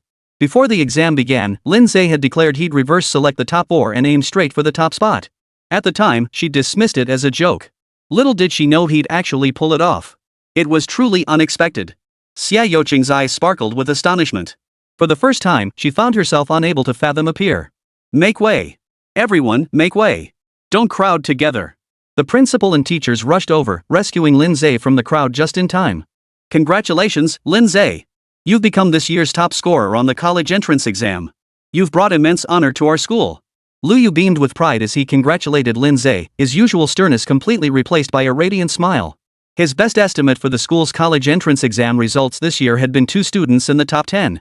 He never imagined that besides a 4th place and a 5th place finisher, there would also be a top scorer. This was an utterly unexpected delight. This year, their number 3 high school's results stood out brilliantly across the entire city of Shijian, far surpassing all others. How could he not be beaming with joy? Beside him, Yu Hui was grinning so widely his cheeks nearly split. He never dreamed his class would produce a top scorer. It was like manna from heaven. Didn't he see the looks of envy and jealousy in his colleagues' eyes? Only Zhao Feng wore a dark expression. Lin Ze's top honors made him the most awkward person in the room. Not only had his previous disparaging remarks about Lin Ze come back to bite him, but also, without Lin Ze in the picture, his own student Zhuang Feng should have been the top student in the school this year. But now all the glory had been stolen by Lin Ze. Zhuang Feng? Who even remembered him? Even his homeroom teacher, Yu Hui, received far less attention as a result. When outsiders mention 3rd middle school, they only remember Lin Ze and his homeroom teacher Yu Hui. Zhuang Feng and himself are completely forgotten. The dream of rising to fame had shattered. Amidst the crowd, Xiao Yalan glanced at Zhuang Feng beside her, pale-faced, vacant, and speechless, then looked at Lin Ze, surrounded by adoring attention. A wave of intense regret flooded her chest, gnawing at her heart like a venomous snake. If only she could go back to the day she awakened her profession. Then she would never make that mistake again. This can't be real. Lin Yu stared fixedly at the rankings on the list, his face frozen in disbelief. The name Lin Ze at the top of the list burned like a thorn in his eyes. He couldn't accept it. His cousin, whom he'd always looked down on and dismissed as a good-for-nothing, had become the top scorer on the college entrance exam. This hurt worse than death itself. Who would have thought a Beastmaster would take the top spot this year?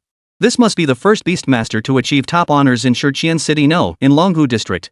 3rd High School is truly brimming with talent this year. Speaking of which, Lin Yu. Someone turned and called out to Lin Yu. You and Lin Ze both share the surname Lin, could you be related? Lin Yu's expression froze. He opened his mouth but couldn't speak. Fortunately, the person had only asked casually and shook their head with a smile after speaking. Never mind, forget I asked. Lin isn't exactly a rare surname. There are tons of Lin candidates out there. The odds of them actually being related are pretty slim. But if you did have such an accomplished relative, you'd be sitting pretty. Every top scholar from Shirquan City over the years ended up becoming a powerful professional. If you had a relative like that, you'd better seize the chance and cling to that powerful connection. The man continued talking to himself, completely oblivious to Lin Yu's face growing redder by the second. Chapter 22, Xiao Yu says. Lin Ze is this year's top scholar. The Lin family living room. Mr. and Mrs. Lin sat on the sofa watching TV, their eyes unfocused on the screen, looking distracted. The exam should be over by now, right? Mrs. Lin suddenly spoke hesitantly. Father Lin picked up the cigarette box and lighter from the coffee table, speaking calmly, why get nervous? If the exam is over, Xiao Zhe and Man would definitely call us right away. We just need to wait. Mrs. Lin shot him a glance and snapped, first turn that cigarette around in your mouth. Father Lin looked down and realized he had been holding the cigarette upside down. He gave an awkward smile. Just then, the doorbell rang. Mrs. Lin hurried to the entranceway. Upon opening the door, she discovered it was her brother-in-law and his wife. Her expression darkened instantly. What brings you here? Her uncle replied, we're all family. Are you going to make a stand at the door to talk? Mrs. Lin hesitated for a moment before finally letting them in. Father Lin, sitting on the sofa, also looked displeased as the two entered. Uncle and aunt, however, paid no heed and sat down on the sofa as if nothing mattered. What exactly do you want? Lin's father couldn't stand the sight of them. Uncle lit a cigarette, took a drag, and spoke slowly. The college entrance exams are almost over. Once Lin Ze's results come out, you two should finally give up hope. Father Lin's face darkened. What do you mean by that? His uncle sneered. I told you long ago beast tamers have no future. Lin Ze has zero chance of getting into supernatural university. That 10 million is wasted on him. You'd be better off investing it in our Xiao Yu. We won't let you lose out. Mrs. Lin said part of that money was used to pay off our debts, and the rest went to Xiao Zhe for buying trading cards. You two shouldn't be thinking about it. Aunt Lin's eyes darted about as she chuckled, he could sell the cards. Didn't Lin Ze sell his professional cards to the young master of the Zhuan group back then? Besides, what use are the cards to him? Do you really expect him to get into a prestigious university? Is that not an option? Mrs. Lin retorted, her neck stiffening. Her aunt snorted disdainfully. No offense, but the most important thing in life is knowing your place. Don't cling to unrealistic fantasies. Everyone knows Beastmasters are the most useless profession with zero future prospects. If Lin Ze doesn't come in dead last on the college entrance exam, that'll be a miracle. And you expect him to get into supernatural university? That's pure fantasy. Mrs. Lin's chest heaved with anger, but she couldn't find her voice. Our Xiao Yu is different, he awakened a rare profession. Auntie's face beamed with pride as she boasted incessantly. We even withdrew our savings to buy Xiao Yu an equipment card. He's bound to get excellent results. Even if he doesn't make it into the top 4, he'll still get into a top-tier extraordinary university. He's got far more potential than your Lin Ze. Mrs. Lin gritted her teeth. If that's the case, why did you come asking us for money? The exams are already over. It's all for Xiao Yu's college plans. Auntie Lin's tone was seemingly complaining, but it was really just bragging.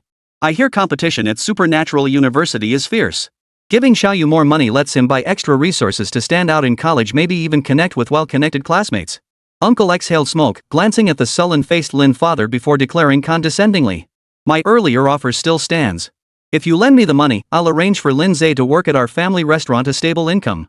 And once Xiao Yu gets into Supernatural University, I can arrange for Lin Ze to audit some classes there too. Let him see the world and broaden his horizons. In short, if you agree to my terms, I guarantee Lin Ze will live in luxury alongside Xiao Yu. Enough. Lin's father cut him off, his face ashen. No matter how many times you repeat it, I won't agree. The money belongs to Xiao Yu. How he chooses to use it is his decision alone. I won't interfere. The rebuttal enraged the uncle, who abruptly stood up, pointing his finger at Lin Yu's nose and shouted. The child may be ignorant, but are you, the adult, equally clueless? I'm doing this for your own good. Why can't you see the situation clearly? If it weren't for the fact that we're all family and I want to help you out, I wouldn't bother saying any of this. At the end of the day, you still haven't given up. The college entrance exams are about to wrap up. Once you see Lin Ze's results, you'll realize how right I am. With that, Uncle gave Aunt a knowing glance. She understood immediately and pulled out her phone to call their son. The phone rang for over 10 seconds before it finally picked up. Auntie beamed as she asked. Xiao Yu, are the exams over? Glad it's over. How did you do? Something seemed to be said on the other end, and Auntie's expression instantly changed. How could this happen? Didn't you promise me and your father that you would definitely? Just as Auntie was about to launch into a complaint, she caught sight of Uncle and Auntie Lin listening intently out of the corner of her eye and quickly changed her tune. Never mind, never mind. This score is still good enough for Supernatural University. By the way, could you check Lin Ze's results? How did he do? The moment those words left her mouth, an awkward silence fell on the other end of the line. After waiting a long while with no response, Aunt Lin couldn't help but prompt. What's wrong? Haven't you found it yet? She glanced at Lin's parents, who looked tense across from her, and her lips curled slightly. I happen to be with your second uncle and aunt right now. I'll make sure they know Lin Ze's results as soon as possible. Another silence followed. After a long while, it seemed something was said on the other end. Immediately afterward, her aunt froze completely, her mouth agape for a long moment, unable to speak. Even when the dial tone sounded on the other end, she remained frozen, her eyes vacant. Uncle Lin had already sensed from their earlier conversation that his son's exam results were far from ideal. He'd been seething with frustration, but had held back from cursing out loud only because his younger brother and sister-in-law were present. Now, seeing his wife go dumb as a rock after taking the call, he finally couldn't hold back. Say something. What did Xiao Yu say? His wife stiffly turned her head, her face dazed. She stammered. Xiao Yu said. Lin Ze is this year's top college entrance exam scorer. Uncle Dai wore an expression that screamed, "What nonsense are you spouting? Did you hear wrong? How could Lin Ze possibly? Before he could finish, a clear, resonant voice suddenly boomed from the television. Breaking news, the city's vocational college entrance exam concluded 5 minutes ago. Lin Ze, a student from Class 3, Grade 3 of 3rd High School, has claimed first place, becoming this year's top scorer in the city's vocational college entrance exam. Let us extend our most sincere congratulations to this outstanding talent. Chapter 23, The Wheel of Fortune Turns. The living room fell deathly silent. Only the news anchor's voice echoed on. Both Mr. and Mrs. Lin, along with Uncle Lin and his wife, stared blankly at the screen, frozen in shock by the news. It took a long while before Mr. Lin was the first to snap out of it. My son is the top scorer in the college entrance exam. My son is the top scorer in the college entrance exam. He murmured the words several times under his breath, his face gradually flushing crimson as an expression of wild joy spread across his features. Ha ha ha. Who would have thought the Lin family would produce a top scorer in the college entrance exam? If not for his paralysis, he would have leaped for joy. Mrs. Lin clutched her mouth tightly, tears streaming down her face in overwhelming joy. Uncle and Aunt Lin, however, were ashen-faced, frozen in shock. If Xiao Yu's words had left them doubting, the official news broadcast left no room for doubt. That worthless nephew they'd looked down on, convinced he'd never get into Supernatural University, had become this year's top scorer. This was the most outrageous news they'd ever heard in their lives. After a long moment, Lin's father finally regained his composure. He glanced at his stunned older brother and sister-in-law and sneered coldly, "The exam results are out. What else do you have to say?" Uncle Lin's face flushed crimson, turning the color of liver. The certainty he had displayed earlier now felt like a crushing embarrassment. He wanted to retort, but the mere mention of top scorer instantly sapped his courage. He had dared to lord it over his younger brother's family, strutting about with his nose in the air, precisely because his own son had secured admission to an elite university. But now the tables had turned.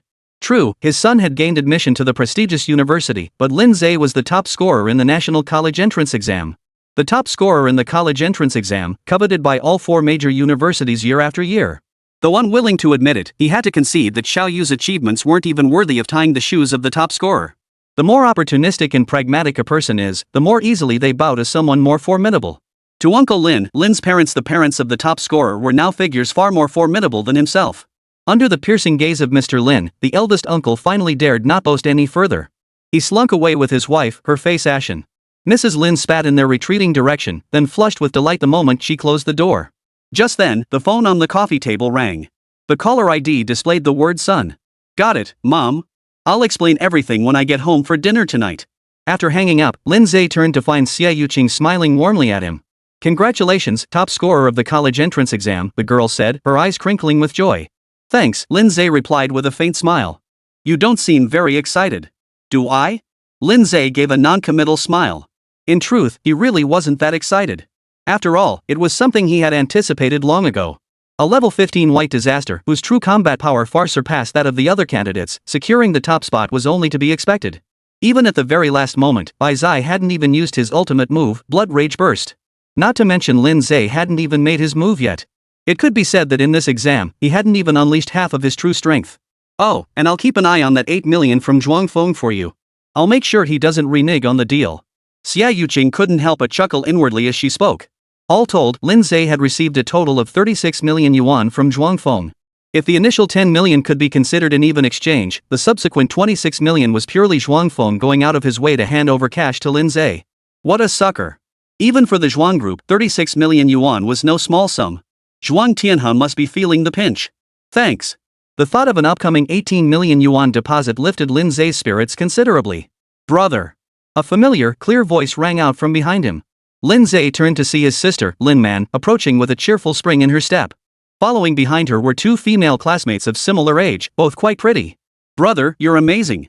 After rushing up to him, Lin Man excitedly grabbed Lin Ze's arm and shook it wildly, looking even more thrilled than he was. I knew you could do it. Now everyone in my class is so jealous that I have a top-scoring brother. Lin Ze smiled at his sister's antics. Once she calmed down a bit, he asked with a smile, are these your friends? Lin Man snapped out of her daze and hurriedly introduced her two best friends.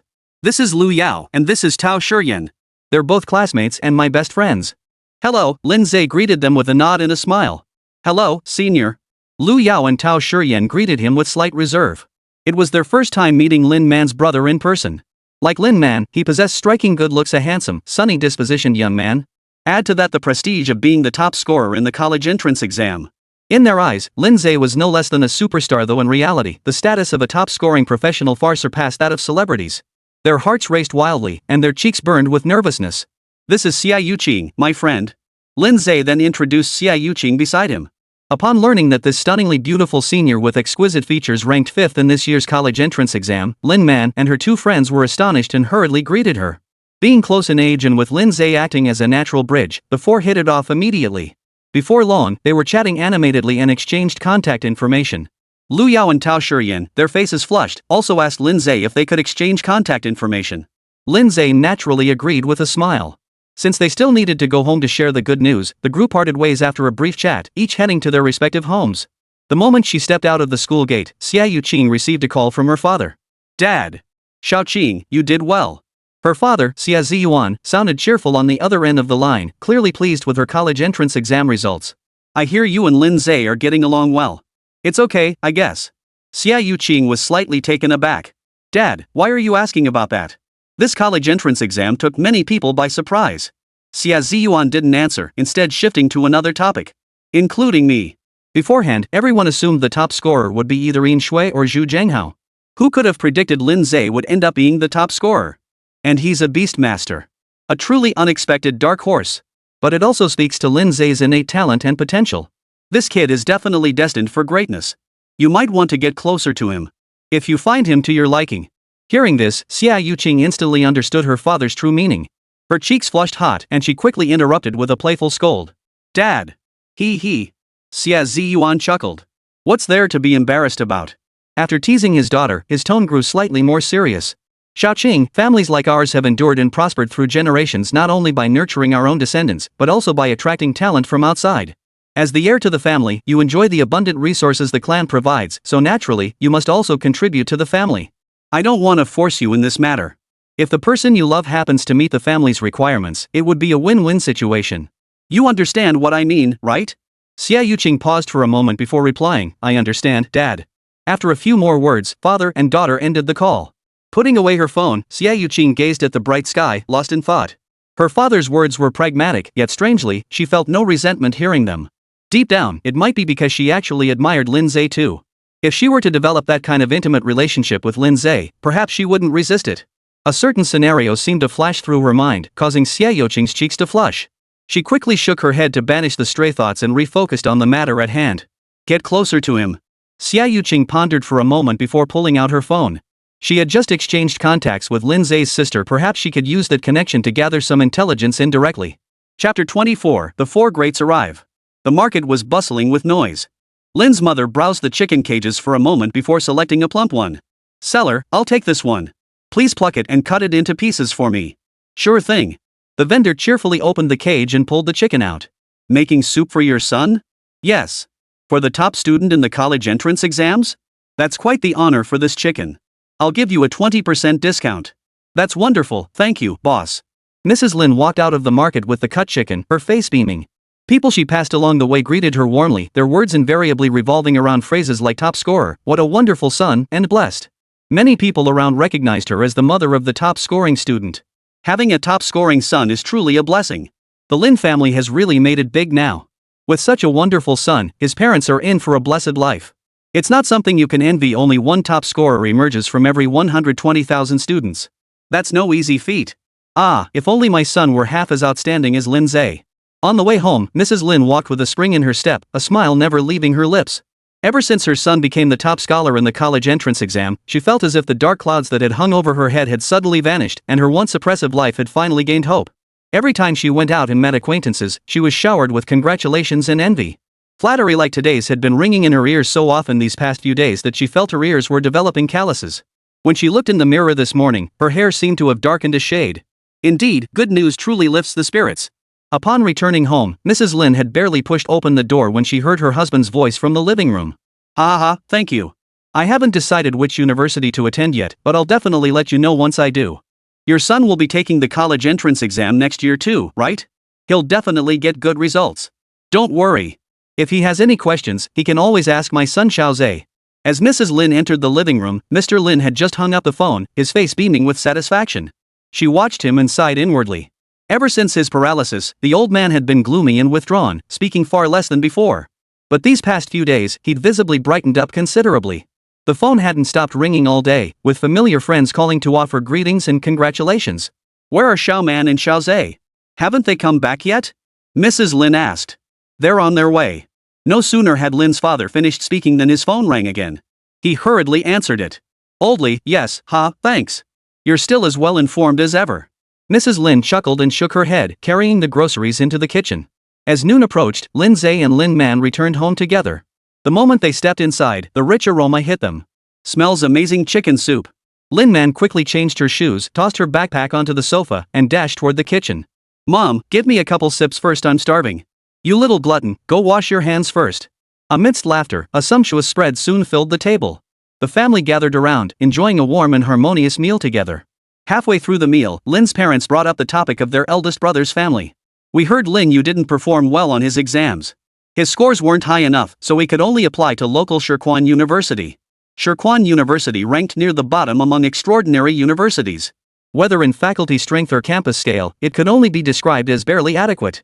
Serves him right. Lin Man wrinkled her delicate nose. That jerk mocked my brother, now he's getting his comeuppance.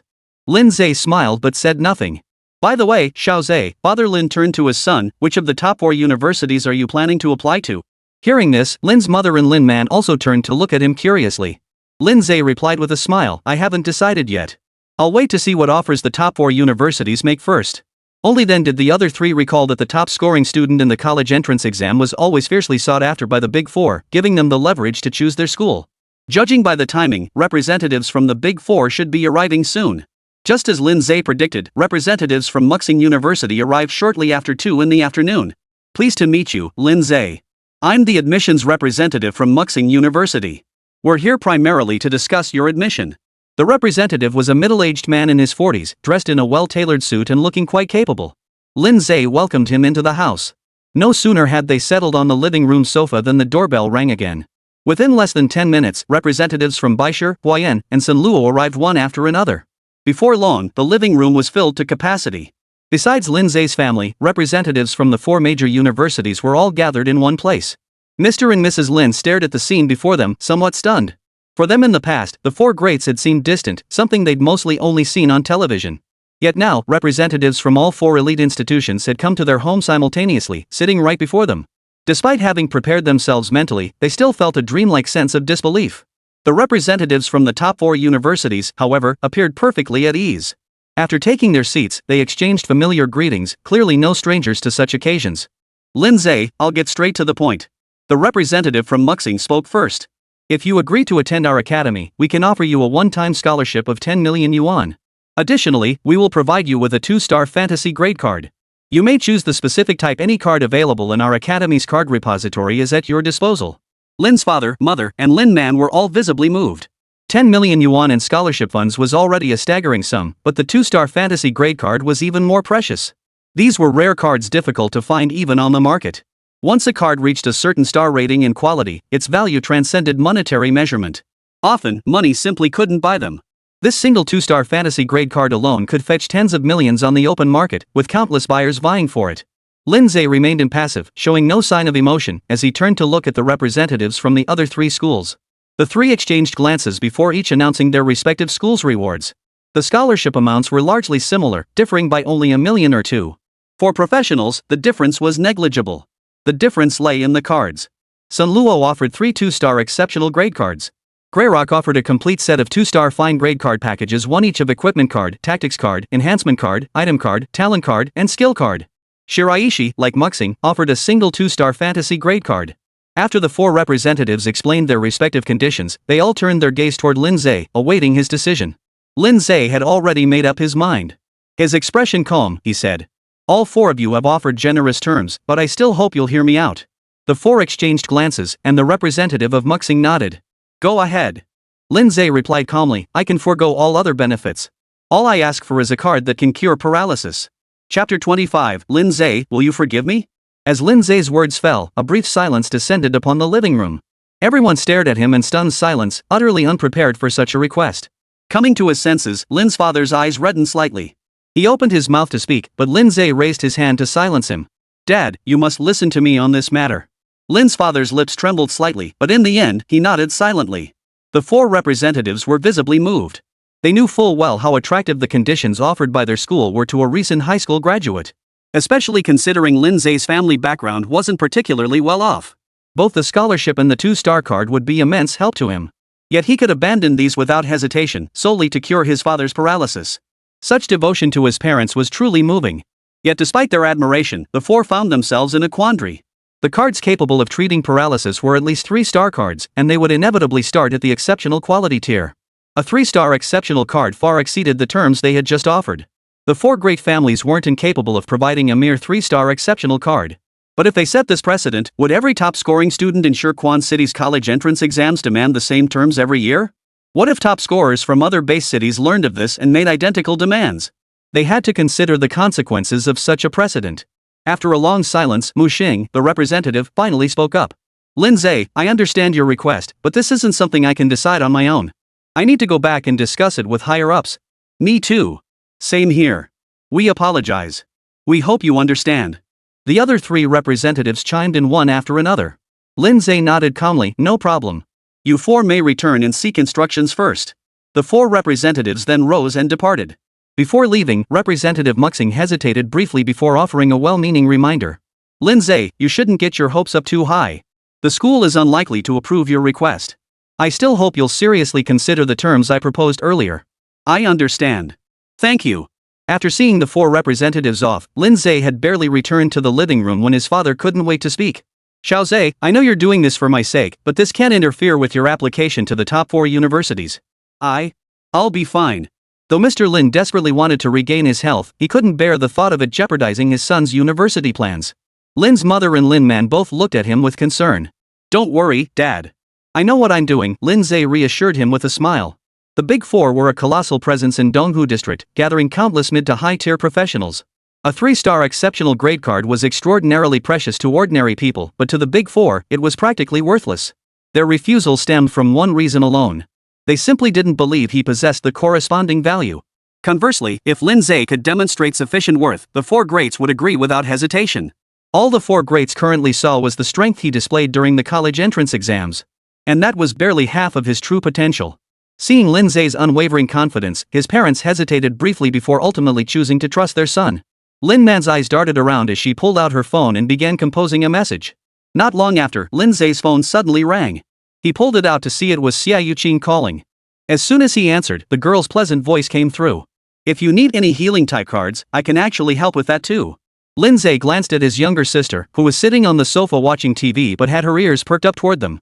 He shook his head and chuckled before heading back to his room. Thanks for the offer, but I don't need it right now. I'll bother you when I do. Lin Ze was confident that with Xie Youqing's family background, she could certainly find a 3-star card capable of curing paralysis. But favors were the hardest things to accept. Unless absolutely necessary, Lin Ze intended to achieve his goals on his own. Alright then. Xia Yuqing understood Lin Ze's temperament. Hearing this, she didn't press further but changed the subject.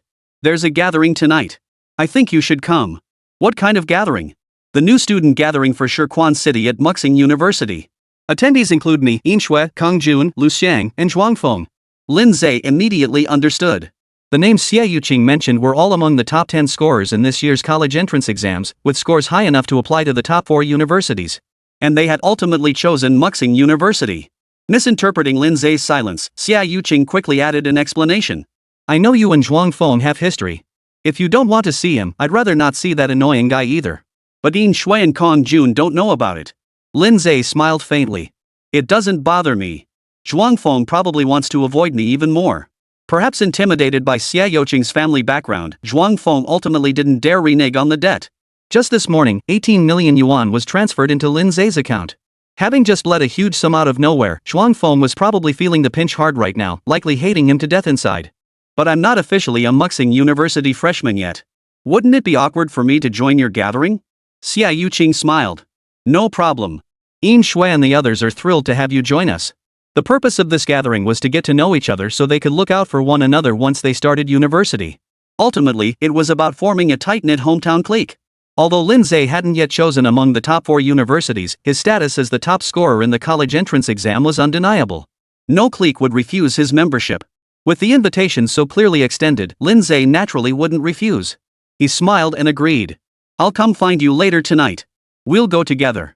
All right. After hanging up, Lin Ze stepped out of the bedroom.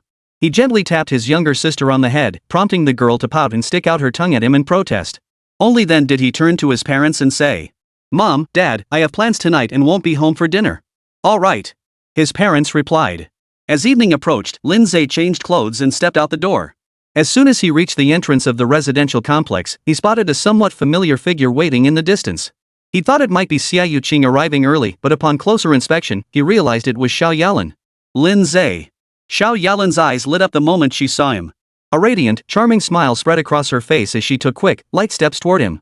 Most guys would be over the moon seeing such a gorgeous woman being so enthusiastic. Lin Ze, however, remained utterly composed. Not a flicker of emotion crossed his face as he walked straight past Xiao Yalan without pausing. Xiao Yalan froze in place, her smile freezing on her face. After a long moment of shock, she finally snapped out of it. She quickly turned around and caught up to Lin Ze, clasping her hands together pitifully as she pleaded. Lin Ze, please forgive me? Chapter 26, Freshman Gathering. What are you talking about? Lin Ze raised an eyebrow. Xiao Yalan forced a flattering smile and hurriedly said, Lin Ze, I know I shouldn't have pushed you away that day. It was my fault. Please forgive me? Truthfully, I've always liked you. If you just give me another chance, you can do whatever you want with me. Xiao Yalan lowered her head slightly, a faint blush spreading across her cheeks. But Lin Ze remained completely unmoved. You're being way too full of yourself. I have absolutely no interest in you. I have things to do now. Please move aside and get out of my way. Xiao Yalan froze, her expression shifting to one of utter disbelief. Why? Am I not pretty? She grew flustered. Lin Ze's mouth twitched, his expression clearly saying, what nonsense is this person spouting? Does being pretty mean I have to be interested in you? What law says that? But Xiao Yalan refused to believe a word of it. I get it. It's definitely because of Xie Yuqing. You think she's better than me, right? Lin Ze nodded without hesitation. She is better than you. In terms of looks, charm, and substance, how do you measure up to her? Xiao Yalan was speechless, frozen in place. So with Xie Yuqing around, why would I have any interest in you? Xiao Yalan's face flushed alternately red and white. Finally unable to bear it, she stomped her foot and turned to leave. Lin Ze curled his lips in a smirk. Turning around, he found Xie Yuqing standing not far away, smiling warmly at him. When did you get here?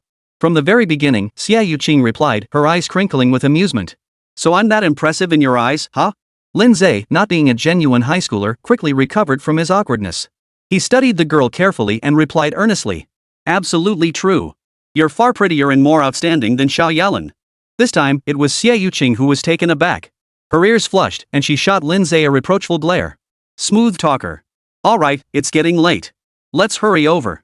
Without waiting for Lin Ze's reply, she turned and walked toward the car park nearby. Lin Ze chuckled and followed suit. Once inside, the car started up swiftly and glided forward amid the deep rumble of the engine. Where are we headed? Lin Ze asked. Xie Yuqing, having composed herself, replied, the Rising Star restaurant in the city center. They have a wide variety of dishes there, and the flavors are excellent. Crucially, they only serve professionals, so it's quiet and perfect for conversation. Speaking of which, are there many similar hometown groups at the Transcendent University? Yeah, quite a few. Competition at Transcendent University is fierce, especially among the top 4 schools. Students tend to form cliques for mutual support. Besides hometown groups from the same base city, there are also clubs based on background, profession type, or even professional rank. Their conversation quickly shifted to the topic of the supernatural university. Xia Youqing's family background meant she had access to far more information and intelligence than the average person. Through her, Lin Ze learned much about the university. About half an hour later, the car pulled up in front of a restaurant. They stepped out and followed a waiter to the door of a private room at the far end of the restaurant. Upon opening the door, Lin Ze found 5 people already seated inside. Seated farthest to the left was Yin Shui. This girl, whose college entrance exam score was second only to Lin Ze's, had a head of smooth, clean shoulder-length hair and a beautiful, graceful appearance. Even just sitting there, she exuded an air of refined elegance, like a noble young lady. To the right of Yin Shui sat Kong Jun and Lu Xiang. The former was a sharp-eyed young man whose gaze carried an intensity that made others hesitate to meet his stare. Given his marksman profession, it was likely he had awakened some kind of eye-related talent. The latter had rugged features, a buzz cut, slightly dark skin, and a sincere smile on his face. This stood in stark contrast to the image one might associate with a berserker class. The last person was Zhuang Feng. Spotting Lin Ze, his expression darkened instantly. He abruptly stood up, pointing at Lin Ze and bellowing. "Isn't this the Muxing University freshman gathering? He's clearly not a student here. What's he doing at this event?" Yin Shui, Kong Jun, and Lu Xiang exchanged bewildered glances, only then realizing there seemed to be bad blood between Lin Ze and Zhuang Feng. Seeing the atmosphere sour rapidly, Lu Xiang quickly stood up to smooth things over. "We're all fellow examinees from the same cohort. There's no need to be so confrontational. If there's something to discuss, let's sit down and talk it out properly." "What's there to talk about?" Zhuang Feng snorted coldly, his gaze dripping with contempt as he looked at Lin Ze. This guy made outrageous demands to the Big Four's recruitment representatives, asking for a 3-star exceptional grade card. There's no way the Big Four would agree to such terms. They'll likely drop him soon. When that happens, he won't be on the same path as us anymore. The remark plunged the private room into silence. Yin Shui, Kong Jun, and Lu Xiang all turned to stare at Lin Ze, their faces frozen in shock. A 3-star exceptional grade card? Lin Ze actually made such a demand? All 3 came from families of professionals and understood the inner workings of the 4 greats recruitment process inside out. They knew full well that under normal circumstances, the 4 greats would never agree to such terms. While Lin Ze was exceptionally talented, he wasn't exceptional enough to warrant the 4 greats making an exception for him. If Lin Ze truly insisted on this condition, the 4 greats might very well abandon him. Lin Ze's actions were downright irrational. The 4 greats haven't even responded yet, and you're already jumping to conclusions. Who do you think you are? Before Lin Ze could speak, Xia Youqing's cold voice cut through the air. "If you're dissatisfied, you can leave right now." Zhuang Feng's expression froze, his irritation mounting. Yet under Xia Youqing's icy glare, he gritted his teeth and ultimately held back his rebuttal. Just then, a piercing scream erupted from outside. It was followed by waves of shrieks and cries. The people in the private room were startled. Forgetting their argument, they rushed toward the source of the noise. As they crossed the corridor into the main lobby, a bloody scene unfolded before their eyes. The once elegantly decorated lobby lay in utter chaos, shattered tables and chairs strewn everywhere. Several bodies lay sprawled on the floor, drenched in blood. In the center of the lobby, in a space that seemed deliberately cleared, a middle-aged man was bound tightly, hands and legs restrained, forced into a kneeling position. His head was tilted slightly forward, his face frozen in terror and despair. Behind him stood a figure clad in black combat gear and a mask, wielding a massive, gleaming cleaver. A savage laugh echoed from beneath the mask as the figure swung the blade down with brutal force. A sharp thud echoed as a massive head flew through the air, landing over 10 meters away, blood splattering the ground. The headless torso of the middle-aged man swayed unsteadily before crashing heavily to the ground. Witnessing this scene, Xia Youqing, Yin Shui, Kong Jun, and the others all paled visibly. Kong Jun blurted out in horror. "The Executioner!" Chapter 27, Dark Profession, Decapitation Society. After the Great Cataclysm, humanity gained the power of the professions from the Tower of Trials. However, not all professions aligned with the values of mainstream civilized society. Among them were certain peculiar professions where hunting ferocious beasts yielded extremely low efficiency for leveling up. Rapid advancement, and even awakening, could only be achieved through specific actions. Such specific actions were often despised and unacceptable to mainstream society. Thus, these unique professions came to be known as dark professions. The executioner is one such class. The specific action required for rapid leveling in this profession is publicly beheading humans. The more spectators witnessing the execution, the greater the fear instilled and the higher the executioner's rewards. Naturally, such a deviant profession is not recognized by mainstream society. The World Union statutes explicitly prohibit anyone from changing their profession to become an executioner. Those caught doing so face immediate arrest and imprisonment. Yet despite this, many still succumb to the temptation of rapid power growth, joining the ranks of executioners in droves. To oppose the World Union, these individuals secretly band together, forming clandestine organizations. These illegal organizations periodically launch terrorist attacks in base cities to achieve their goal of rapidly acquiring power. Despite the World Union's relentless crackdown, these illegal organizations persist like rats that cannot be completely eradicated, resurfacing from some hidden corner to cause trouble before long. It's the Beheading Society. How did they end up in Tomorrow Star? This is the city center. Those lunatics. Killing people in the city center.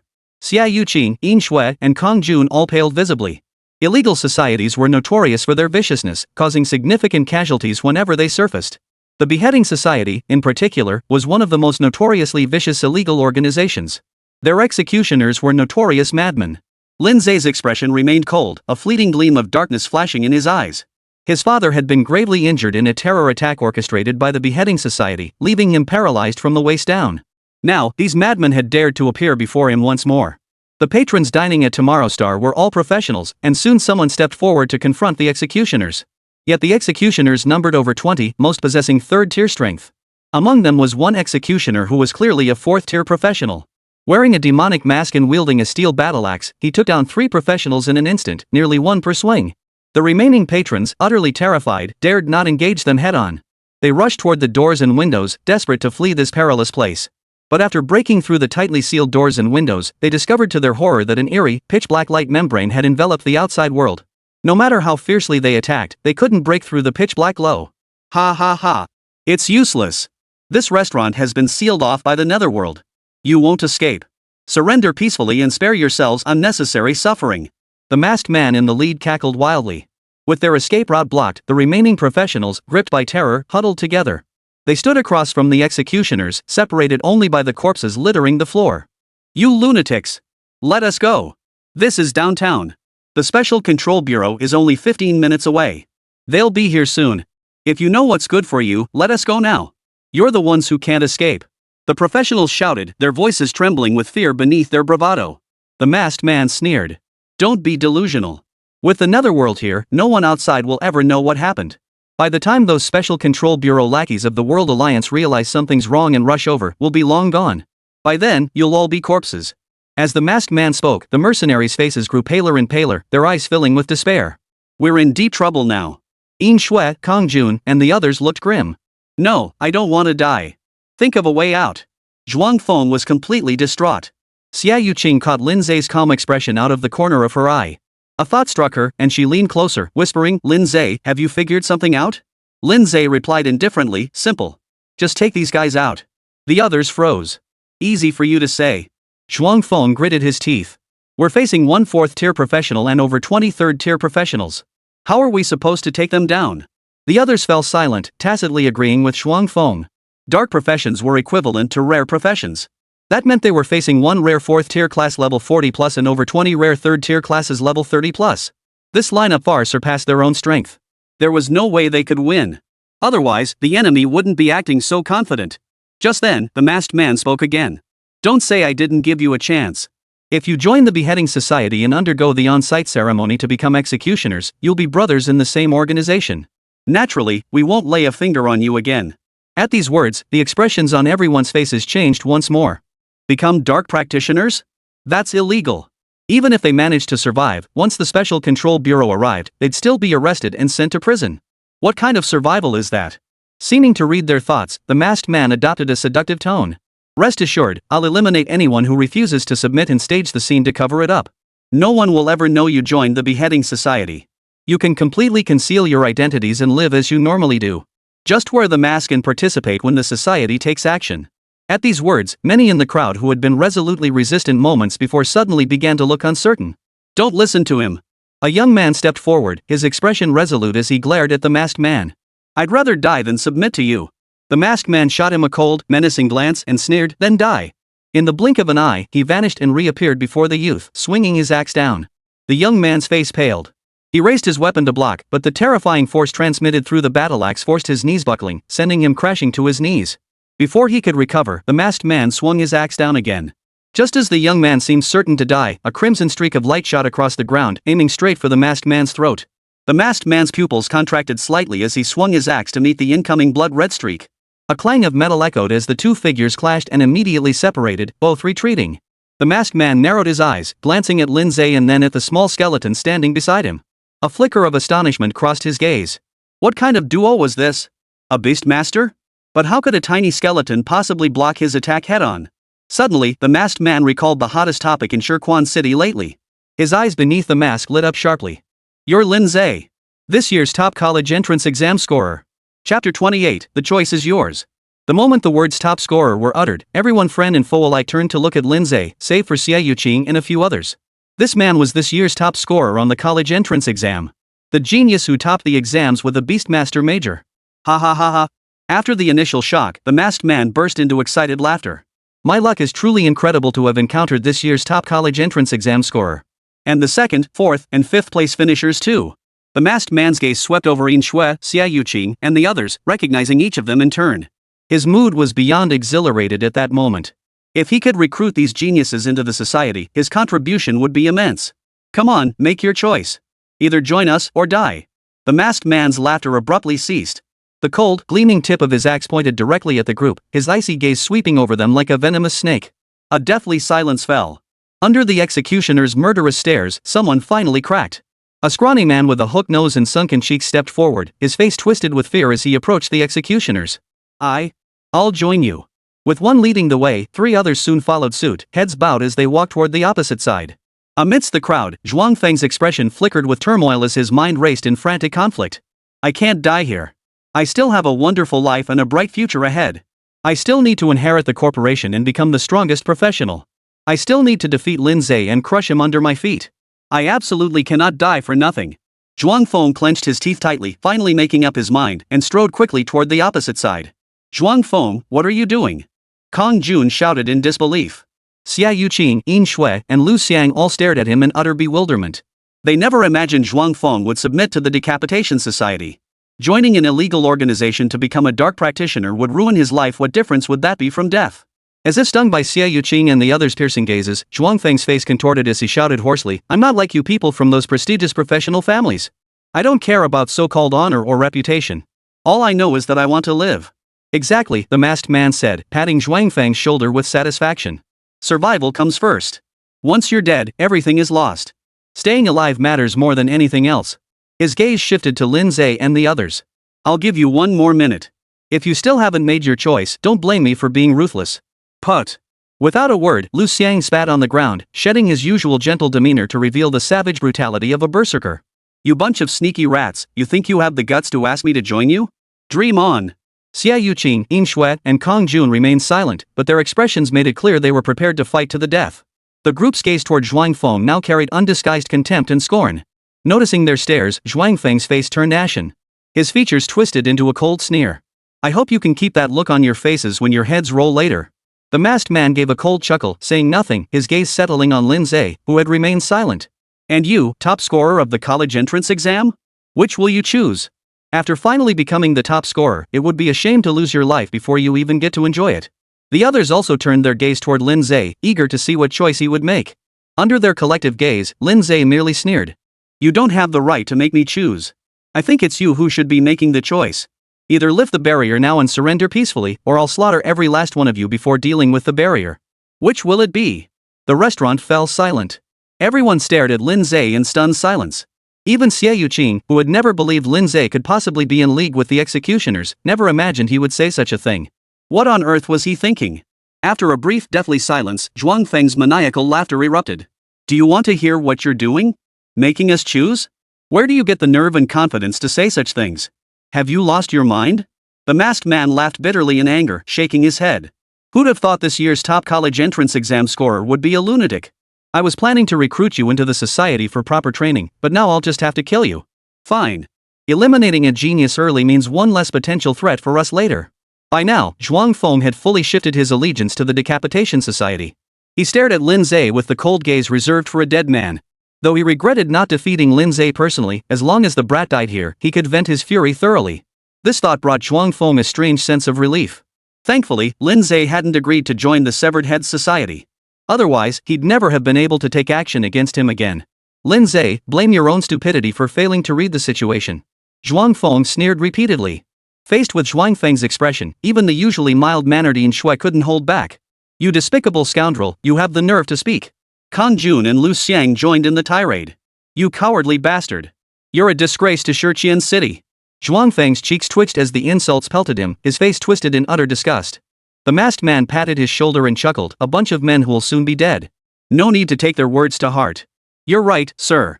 Zhuangfeng's expression eased slightly. The masked man then waved his hand. "Charge! Take them down! Use them as sacrificial fodder for our new comrade's class change." The executioners let out savage laughter, their cold stares closing in. Xia Yuqing and the others clenched their teeth, desperately maintaining a resolute expression, yet deep within, a threat of despair surged uncontrollably. In the prime of their youth, who would willingly die here if given a choice? At that moment, Lin Ze suddenly spoke. "White plague, unleash blood rage." The little skeleton's jaw snapped open and shut with a sharp click. The next second, a thick, blood-red aura erupted violently from its body. A violent crimson wave of energy surged outward from its center, instantly engulfing the entire restaurant. Blood rage burst. Only 3 days had passed since the college entrance exams. The immense blood energy accumulated from hunting numerous ferocious beasts during the exams hadn't fully dissipated yet, more than enough to sustain Bai Zai's ultimate move. A level 15 hidden class equivalent to a rare class around level 50. That is, a 5th-tier class practitioner. Nearly double the level of most of the executioners present. The mere shockwaves from the skill's release sent the executioners tumbling. Before they could recover, White Calamity transformed into a crimson streak and launched a surprise attack. Blood charge. Residual shadow slash. A dense swarm of crimson blades instantly ripped through the void, descending like a storm upon the 3 executioners. Before the 3 could even react, their bodies were instantly riddled with countless gashes, blood spattering like a mist. Thud. 3 mangled corpses crashed to the floor. The restaurant fell into an instant deathly silence. Everyone stared blankly at the scene, their mouths dry and heads buzzing. Chapter 29, Is this a Beastmaster? Then what am I? 3 third-tier professionals. Dark practitioners, equivalent to rare professions. And they were instantly wiped out without a chance to fight back? Even as it unfolded before their very eyes, the crowd couldn't shake the surreal, dreamlike absurdity of it all. This top-ranked college entrance exam student was just too damn strong to be real. The masked man snapped out of it first, his eyes bulging as he bellowed. "Halt!" The moment the words left his mouth, he was already swinging his battle axe toward Bai Zai. Recruiting new members for an illegal organization was never easy. And these executioners were his most trusted men. Losing one meant losing strength. He could not allow this strange and powerful skeleton pet to continue slaughtering his men. Xia Yuqing and the others snapped out of their daze at that moment. Seeing the masked man strike, Xia Yuqing immediately cried out. "We're joining in too." But before she could finish, a dull thud echoed. The masked man flew backward at a speed even faster than his initial charge, crashing heavily into the restaurant wall. Boom! The wall instantly cracked open with countless fissures. The masked man landed awkwardly on the floor, coughing up a mouthful of blood. A gruesome wound had appeared on his chest. Everyone stared at the scene in stunned silence, their faces frozen in disbelief. No one had expected the masked man, a 4th-tier professional, to be sent flying and severely wounded by Bai Zai in a single exchange. Just how powerful was this skeleton pet, really? Damn it! After scrambling to his feet, the masked man erupted in fury, activating his tactical card without hesitation. In an instant, a layer of black light enveloped his body, his aura surged violently, and he charged toward White Disaster once more with fierce momentum. Damn it, it's the 2-star exceptional grade tactical card Pitch Black Heavy Armor. It boosts the user's physical attributes by 50%, significantly enhancing defense. Yin Shui recognized the card the masked man used and urgently warned Lin Ze. But before she could finish, the masked man was once again sent flying by a single slash from White Disaster, crashing heavily to the ground. Everyone's mouths dropped open in unison, their eyes wide with shock. Lin Ze, however, remained calm, showing no surprise. White Disaster already possessed the strength of a 5th-tier rare class practitioner. Coupled with the terrifying effect of Blood Rage, which boosted all attributes by 200%, his combat power had reached an astonishing level. Even if the masked man had a 50% boost to all attributes, let alone just strength, he still wouldn't stand a chance against Bai Zai. After being sent flying twice in a single exchange, the masked man finally grasped the sheer power of his opponent. Gone was his previous composure and air of superiority beneath the mask, his face was now twisted with terror and dread. Damn it! What the hell is going on? Why is a worthless little skeleton this powerful? The masked man couldn't comprehend it. The only thing he knew for certain was that if they didn't eliminate Lin Ze, every single one of them would die here today. Glancing at Lin Ze out of the corner of his eye, the masked man quickly made up his mind and barked out an order. Take out that kid first. The executioners snapped into action. If they eliminated Lin Ze, the Beastmaster, that terrifying beast would surely perish. They all turned and charged toward Lin Ze. Xia Yuqing and the others paled, about to intervene, when Lin Ze's voice rang in their ears. No need to act. I'll handle these fellows. The group froze, wondering if they'd heard him wrong. There were over 20 third-tier professionals. How could a single Beastmaster possibly handle them? Wasn't that pure suicide? Several of them opened their mouths to try and stop him, but before they could speak, they saw Lin Ze flick his wrist. The card in his palm burst into light, swiftly transforming into a steel blade. That design. It was the one-star common weapon card issued to students in high school. You're going up against a group of third-tier professionals with that? The group fell silent in stunned disbelief. But the next second, a crimson lightning bolt suddenly ripped through the void. An executioner, snarling as he charged toward Lin Ze, suddenly felt his body grow light. His vision spun wildly, and in the next instant, he saw his own body appear before his eyes. That familiar form. Ah, that's my body. The next instant, eternal darkness flooded his consciousness like a tidal wave. From the other's perspective, however, Lin Ze merely swung his blade once. The crimson blade light severed the executioner's head several meters away. Before they could react, Lin Ze had already flashed forward, charging into the executioners like a tiger among sheep. A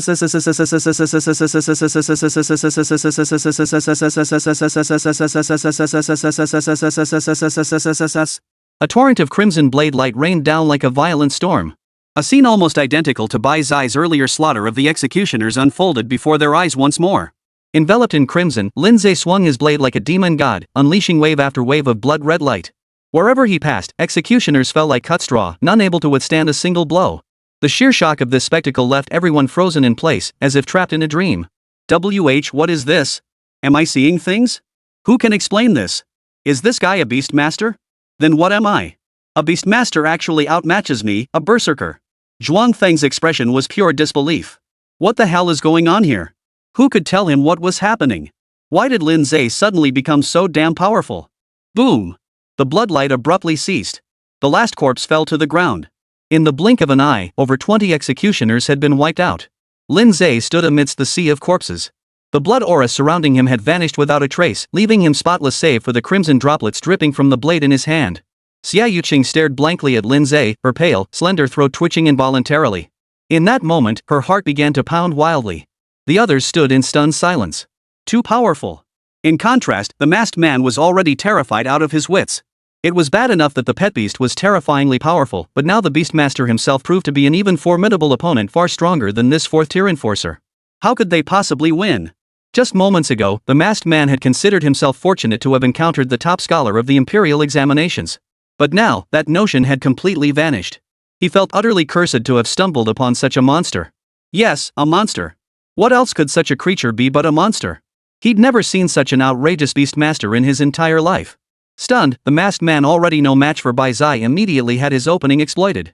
By the time he snapped back to his senses, a flash of blood red had already streaked across his throat.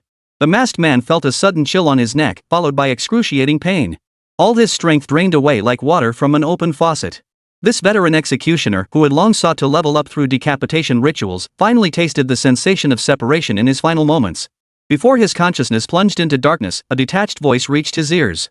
I told you, the choice is yours. Chapter 30, got a problem? Come get me. Silence. Dead silence. The survivors were too stunned to even feel relief, staring blankly at Lin Ze. No one had anticipated this turn of events ending in such a manner. What seemed like a hopeless death trap had been effortlessly dismantled by Lin Ze. The once arrogant and vicious executioners now lay lifeless corpses on the ground. Watching Lin Ze's figure, Xia Yuqing was stunned, yet a realization dawned on her. During the previous college entrance exam, Lin Ze had clearly held back his strength, not even utilizing half of his true power. No, perhaps it wasn't concealment at all. Looking back now, that exam that had pushed everyone to their absolute limits had been utterly effortless for Lin Ze. He had handled it with effortless ease, hardly concealing anything. Ah! A shrill scream pierced the silence of the cafeteria. Zhuang Feng's face contorted into a frenzied expression. His eyes burned with venom as he fixed them on Lin Ze, veins bulging on his forehead and neck. If you had this kind of power, why didn't you take out these bastards sooner? If you'd killed them sooner, I wouldn't have had to endure their threats, and things wouldn't have escalated to this point. The moment the executioners were wiped out, Zhuang Feng felt as if the sky had fallen. He had mustered immense resolve to defect and join the Severed Heads faction, only for them to be swiftly eliminated by Lin Ze. What was his betrayal worth then? A joke? Even if he hadn't officially transferred to become an executioner, so many had witnessed him joining the Decapitation Society. The Special Control Bureau would never overlook this. He was finished. From the moment Lin Ze and the others survived, his life was over. It's all Lin Ze's fault. If he'd acted sooner, Lin Ze never would have defected. It was all Lin Ze's fault. Zhuang Feng glared at Lin Ze with venomous hatred, his eyes practically screaming for Lin Ze to be torn to shreds. Facing Zhuang Feng's glare, Lin Ze merely smiled faintly. Got a problem with that? Come at me. Zhuang Feng's face flushed crimson instantly, as if a string snapped inside his head. By the time he regained his senses, he was already charging toward Lin Ze, weapon in hand. The next second, a crimson streak slammed into him from the side, sending him flying backward like a cannonball. Thud! Zhuang Feng slammed into the wall, then tumbled to the floor. One arm was twisted into a grotesque angle, half his shoulder and chest a bloody mess. He didn't even utter a groan before losing consciousness on the spot. Bai Zai slowly lowered his blade, the soul fire in his eyes flickering. The crowd watched the scene with gleeful satisfaction. Not a single voice spoke for Zhuang Feng, they felt nothing but immense vindication. As for the other traitors who had bowed to the Severed Heads Society like Zhuang Feng, they now wished they could bury their heads in the sand like ostriches, terrified of catching Lin Ze's attention. Who dared provoke him now? Lin Ze had no interest in these people. The Special Control Bureau would handle them. Including Zhuang Feng. The World Alliance had always taken a harsh and severe stance against illegal associations and dark practitioners. The best outcome for this guy going forward was prison. Are you okay? Lin Ze looked at Xia Yuqing and the others. She shook her head hastily. What harm could have come to them? They'd just been watching the whole time. We owe this to you. Xia Yuqing stared intently at Lin Ze, her eyes sparkling with admiration. The others all wore expressions of gratitude, their hearts filled with profound emotion. Before today, even though Lin Ze had secured the top scholar title, a lingering sense of resentment and defiance had never truly left their hearts. They believed that with diligent cultivation, they would eventually catch up to Lin Ze, perhaps even surpass him. This was the confidence and ambition inherent in prodigies. But after witnessing the battle just now, that notion vanished completely. Seriously, how could anyone hope to surpass a monster who could crush a 5th-tier rare-class practitioner right after graduation? Just not getting left in the dust by several blocks was already a decent outcome. They now conceded defeat wholeheartedly, convinced that losing to such a monster was only natural. Contact the Special Management Bureau. Lin Ze gazed out the window. With the death of the masked man, the pitch-black light membrane outside dissipated. Everyone immediately pulled out their phones to contact the outside world. At that moment, Bai Zai approached Lin Ze and handed him a stack of cards. You've learned how to search bodies now? Lin Ze was slightly surprised. During their previous hunts for ferocious beasts, he had developed the habit of having Bai Zai help dissect the corpses to collect valuable materials. He hadn't expected Bai Zai to learn corpse searching on his own. Good job. Keep it up. Lin Ze smiled approvingly and patted Bai Zai's head encouragingly.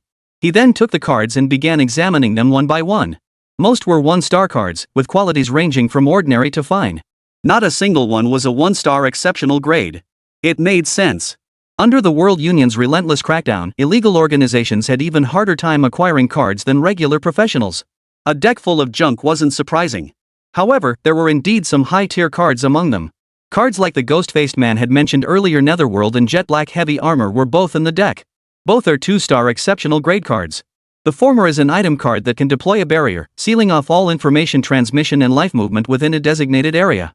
The latter is a tactical card that enhances physical attributes and reduces damage taken. It's worth noting that both cards require a level 20 character to use. Lin Ze currently cannot use them. But that's okay, White Disaster will reach level 20 soon enough, meeting the card's requirements then. As for the other cards, they're not very useful and could be sold. Not long after, a group of individuals dressed in uniform coffee red uniforms, each wearing a Morning Star emblem on their chest, arrived at the Rising Star restaurant. They were agents from the Special Affairs Bureau. The Special Affairs Bureau, or SAFB for short, primarily handled matters related to professional criminal activities. As a crucial military-affiliated agency, it wielded immense authority within the World Union. Its frontline members were all powerful professionals. Leading the group was a burly man with a sharp, commanding face. The moment they entered the restaurant, he ordered the arrest of several traitors, including Zhuang Feng. Only after that did he begin questioning the survivors in detail about the incident. Upon learning that Lin Ze had eliminated all the executioners, including one 5th-tier executioner and over 20 others, the SSA agent stared at him as if he were some kind of unearthly creature. Could a rookie professional who just graduated high school really pull this off? Not even movies or novels exaggerate this much. Recovering from his shock, the burly man shook Lin Ze's hand with sincere gratitude. Thank you for turning the tide. His words were heartfelt. To put it bluntly, the lives of others didn't matter much. But if anything happened to Xia Yuqing, Yin Shui, Kong Jun, or Lu Xiang, the Shirquan branch of the Special Administration Bureau would be in serious trouble. After all, these four were not only top 10 geniuses in this year's college entrance exams, but their family backgrounds were equally formidable. Chapter 31, Sign Lin Ze immediately. Downtown, Jinjiang Grand Hotel. Room 1006. Gui Yanbin stared at the list in his hand, his brow furrowed into a deep crease. As the admissions representative dispatched by Muxing University to Shirquan City, he had a mission. The first was to persuade Shirqian City's top college entrance exam scorer to apply to Muxing University. Second was to secure at least 3 of the remaining 9 geniuses from the top 10. So far, 5 of the top 10 geniuses had already applied to Muxing University. The second task could be considered successfully completed, even surpassed by a wide margin. The only flaw was that Lin Ze, the top-ranked student, had yet to be secured. Thinking about Lin Ze's demands gave Gui Yanbin a headache.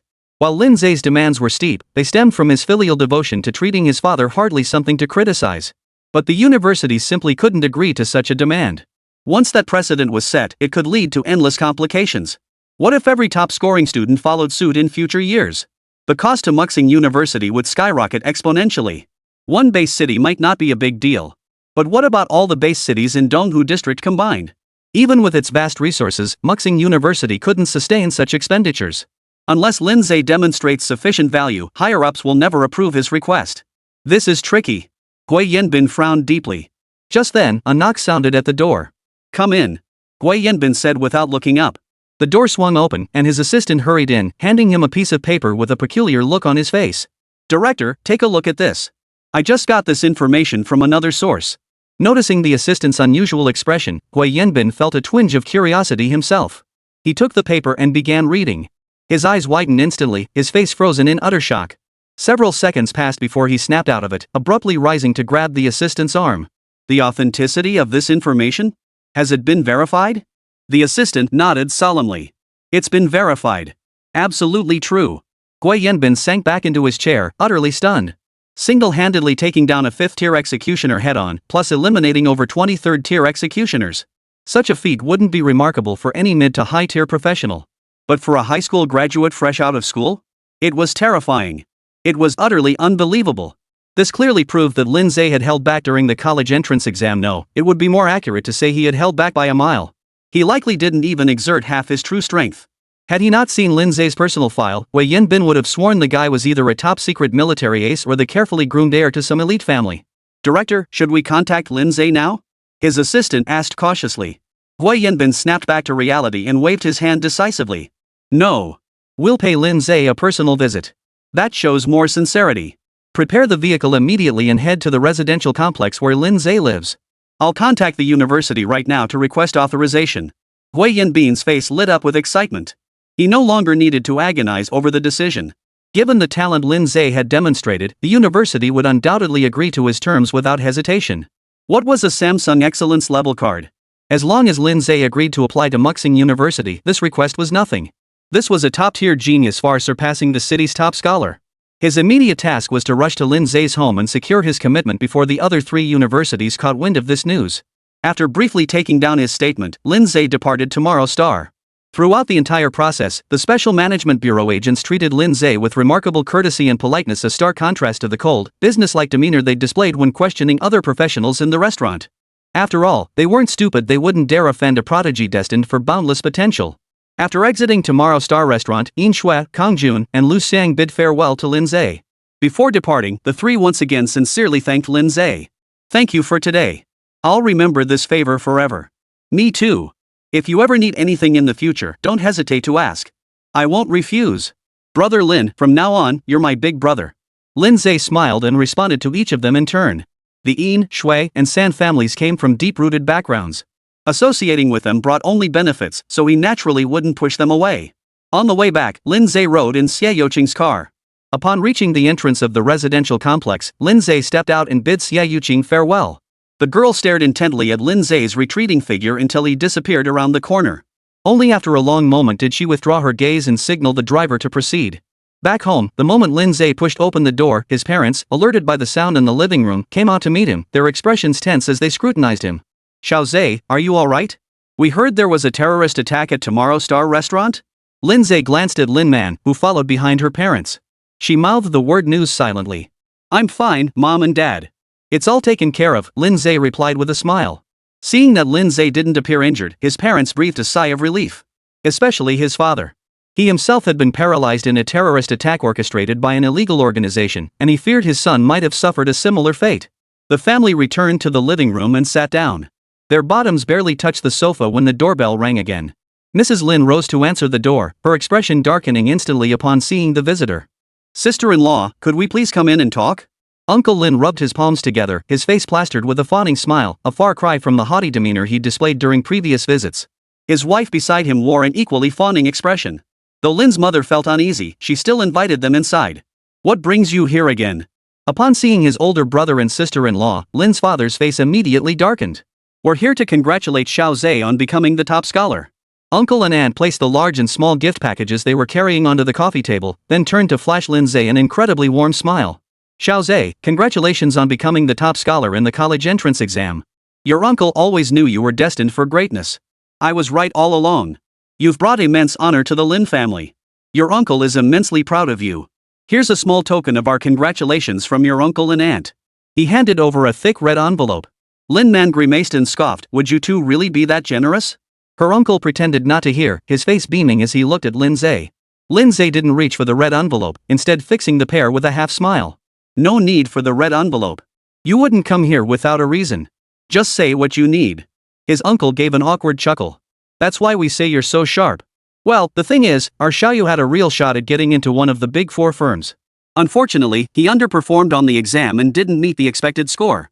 I just heard that the top scorer in the college entrance exam can make a request to the big four. Why don't you bring Xiaoyu along and have the big four recruit him too? Chapter 32, The Treasure Sought by the Big Four. The living room fell silent. Lin's parents and Lin Man stared at her uncle and aunt in utter shock, completely unprepared for such brazen words. When she finally regained her composure, Lin Man's face flushed crimson with anger, and she opened her mouth to speak. But her father was quicker. Bull! Mr. Lin was clearly furious, swearing in a rare outburst. It was bad enough you coveted Xiao Ze's money before, but now you're even eyeing his spot at a top-tier university? Have you no shame? Uncle Lin's expression darkened as he retorted, that's not how it is. We're not stopping Lin Ze from attending a top-tier university. We just want him to take Xiaoyu along. Surely you can't refuse such a reasonable request? His aunt chimed in, exactly. We're all family. Didn't we want Xiaoyu to support Lin Ze before? Now that Lin Ze's made something of himself, it's only right he helped Xiaoyu along. Impossible. Lin's father rejected the idea without hesitation. He'd already been anxious about his son's earlier request for a Samsung Excellence level card. Now, he couldn't possibly agree to his brother and sister-in-law's unreasonable demand. If it jeopardized his son's chances at the top 4 universities, he'd regret it too late. We're all family, you won't even grant this small request? Uncle Lin fumed. Lin's mother frowned. It's true that the top college entrance exam scorer can make demands, but Xiaoza already traded that privilege for the 3-star card that could heal old Lin's legs. Besides, the top 4 universities still haven't agreed. Hearing this, his aunt grew frantic, as if someone had snatched something that rightfully belonged to her. How could you do this? What's a 3-star card compared to getting Xiaoyu into the top 4 universities? Contact the 4 greats immediately and negotiate a different demand. The card can wait.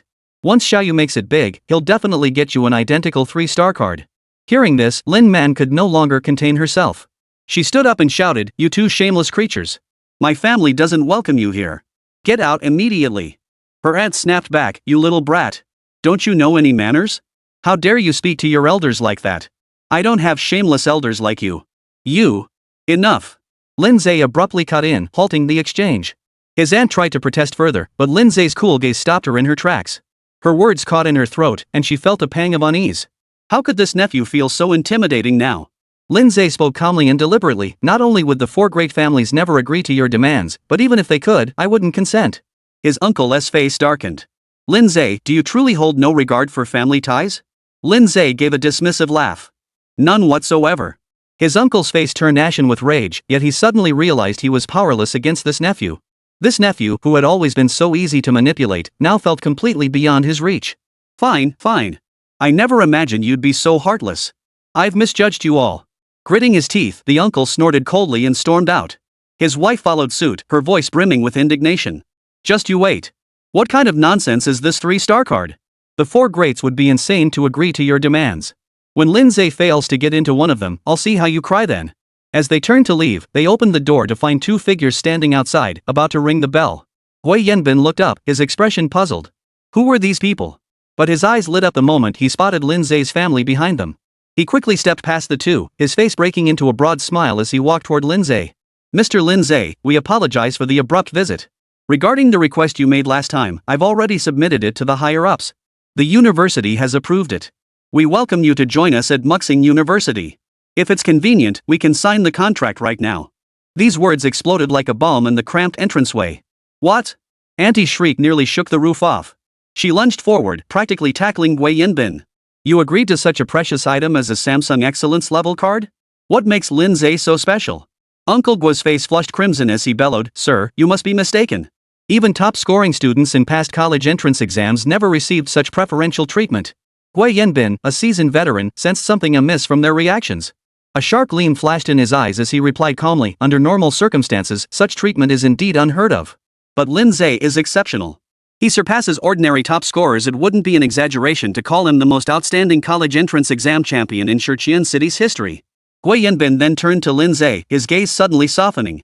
He smiled warmly and said, Lin Ze, if you sign with our school now, I guarantee that the card you requested will be in your hands within 3 days at most. Hold on.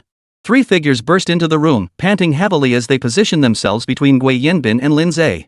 They were the admissions representatives from Baishur, Huayan, and Sanluo universities, whom Lin Ze had met earlier that day. Mr. Lin Ze, regarding the 3-star card you requested, Whitestone University also offers it. We hope you'll consider our institution. We do too, Lin Ze. Grey Rock University welcomes you to join us. Senro University has also agreed to your terms, and we're increasing the scholarship to 15 million. Then Whitestone University will offer 20 million. Greystone University will offer 25 million. Mr. and Mrs. Lin stared blankly as the 4 representatives argued fiercely, their faces flushed and necks strained, their expressions dazed. Uncle Lin's expression was a study in itself, shifting from crimson to pale, then to a sickly green. His aunt froze in place as if struck by lightning, her face frozen in utter disbelief. These were the 4 great institutions considered unattainable by ordinary people. Now they were scrambling over Lin Ze like he was some prized treasure, a scene that utterly defied their comprehension. What on earth had Lin Ze done? Why did the 4 greats value him so highly? Muxing University offers 30 million. Gui Yanbin's loud declaration silenced the others' thoughts, his expression resolute. Since they couldn't get there first, they had to cut through the chaos decisively. In addition to the 30 million scholarship and a 3-star exceptional grade healing card, Muxing University will also award 3 2-star exceptional grade weapon cards. Mr. Lin Ze, this represents the utmost sincerity Muxing University can offer. Gui Yanbin looked at Lin Ze with sincere eyes. The expressions of the other 3 representatives froze, their words caught in their throats. They couldn't offer terms more favorable than those from Muxing University. Observing the expressions on the 3 representatives' faces, Lin Ze had already made up his mind. He smiled and extended his hand toward Gui Yanbin. It's a deal. A bright smile spread across Gui Yanbin's face as he firmly grasped Lin Ze's hand. Welcome to Muxing University, Lin Ze. Chapter 33, Too late for regrets now. As Lin Ze and Gui Yanbin shook hands, the atmosphere in the foyer instantly relaxed. Lin's mother covered her mouth, tears of joy streaming down her face. It wasn't just because her son had gained admission to one of the top 4 universities, but also because her husband's legs held promise of recovery. He would soon be able to stand again. Lin's father's eyes were also slightly reddened. He maneuvered his wheelchair over to Lin Ze and patted his arm. Good lad, you've outdone your old man. I always knew you'd make something of yourself. Lin Man's face flushed with excitement as she gazed at her brother with admiration. Amidst the ecstatic family and the grief-stricken uncle and aunt, Lin Ze's expression remained as calm as ever, showing not a single ripple of emotion. The prestigious universities in this world hold an exceptionally high status, with the top 4 being utterly out of reach for ordinary people, even more important than Peking and Tsinghua in the previous era. Yet for Lin Ze, who possessed formidable innate talent, Twilight Star University was merely the starting point. His future path lay in scaling the pinnacle of this world and beyond. Seeing Lin Ze reach an agreement with Twilight Star University, representatives from the other 3 institutions approached him to offer congratulations despite their disappointment. After all, cultivating relations with a prodigy capable of defeating a 5th-tier rare-class practitioner could never be a mistake. Mr. Lin Ze, Muxing University's orientation day is scheduled for 10 days hence. We will depart 1 day prior, with dedicated transportation provided. I will notify you of the exact meeting time and location via text message. Please keep an eye on your messages. Got it, thanks. After exchanging a few words, Gui Yanbin departed with a light step. With Lin Ze's enrollment secured, the recruitment trip to Shiqian City drew to a successful close. He would receive commendation upon returning to campus. Lin's mother turned to her uncle and aunt standing at the doorway, frowning. Why are you still here? Is there something else? Her uncle's face darkened as he replied, Sister-in-law, you really show no consideration. Thud. The response was the door slamming shut. With her son admitted to one of the top 4 universities and her husband soon to recover, this double blessing had finally arrived. Mrs. Lin wasn't about to foolishly give it away. No one could talk her out of it. Especially not that family of ingrate bastards. Back in the living room, Lin's father was still basking in joy, his smile stretching wide across his face. Lin Man was as happy as a chirping bird, diving into Lin Ze's arms and bouncing up and down while hugging him. Brother, you're amazing. That's the big 4. I've never heard of them fighting so fiercely over one person. Dad will be able to walk again soon. Brother, next year I'm going to be just like you and get into one of the big 4. Lin Ze ruffled his sister's hair and smiled. Well, you'll have to work hard then. Once he entered the supernatural university, he could challenge the Tower of Trials to obtain cards. Then he'd have to figure out how to get a legendary class card first to help his sister change her class and get a good start. Alright, stop bothering your brother. He just got back from outside. Let him rest. Lin's mother playfully tapped her daughter's head. Lin Man pouted before reluctantly letting go of Lin Ze's arm. Lin Ze smiled. Dad, Mom, let's go out for dinner tonight. Consider it a celebration. We should celebrate, Lin's father agreed with a nod. Lin Man enthusiastically agreed, I want a fancy dinner. Seeing her husband and daughter both agree, Mrs. Lin naturally didn't want to spoil the mood and happily agreed. Lin Ze pulled out his phone to book a restaurant. He still had nearly 20 million yuan in his account, and in a few days, the scholarship from Muxing University would add another 30 million. With this much money, the Lin family no longer needed to worry about daily necessities. Moreover, his income would only accelerate from here on out. It wouldn't be an exaggeration to say the family had achieved financial freedom. Later at the dinner table, however, Father Lin expressed his intention to return to his old profession once he recovered his health. He felt he needed something to occupy his time. Lin Ze had no objection. That night, Lin Ze stayed in his bedroom. After casually replying to congratulatory texts from Xia Yuqing, Yin Shui, and Kong Jun, he walked to the window and gazed out at the night sky. The matter of applying to university was now settled. Now it was time to focus his energy on leveling up. He aimed to raise his white disaster level to 20 before the semester started, then contract his second pet beast. That would bring another surge in his strength. I wonder what class the second pet will awaken to. A flicker of anticipation stirred within Lin Ze. His uncle and aunt returned home with their heads hanging low. The moment they opened the door, Lin Yu rushed forward eagerly, his face brimming with anticipation as he asked. How did it go? Did Lin Ze agree? His uncle remained silent, his face dark. His aunt spat bitterly, that little bastard showed no mercy. He refused to agree, stubborn as a mule. Hearing this, Lin Yu instantly flared up, grinding his teeth. How dare he? I'm his cousin, after all. How could he be so heartless?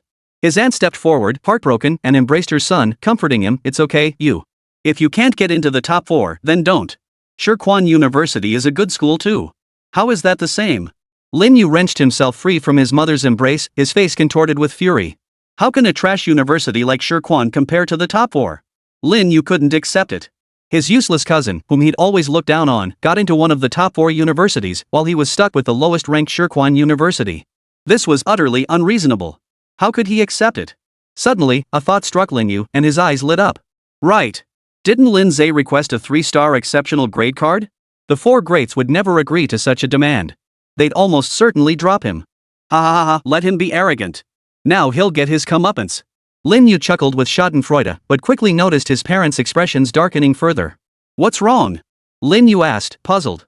His aunt explained, who knows what Lin Ze did, but he managed to get the 4 greats admissions reps fighting over him. Not only did they agree to his original demands, they even upped the rewards. Now Lin Ze has joined Twilight Star University. The words struck Lin Yu like a hammer to the heart. His face drained of color, and he staggered back 2 steps. How is that possible?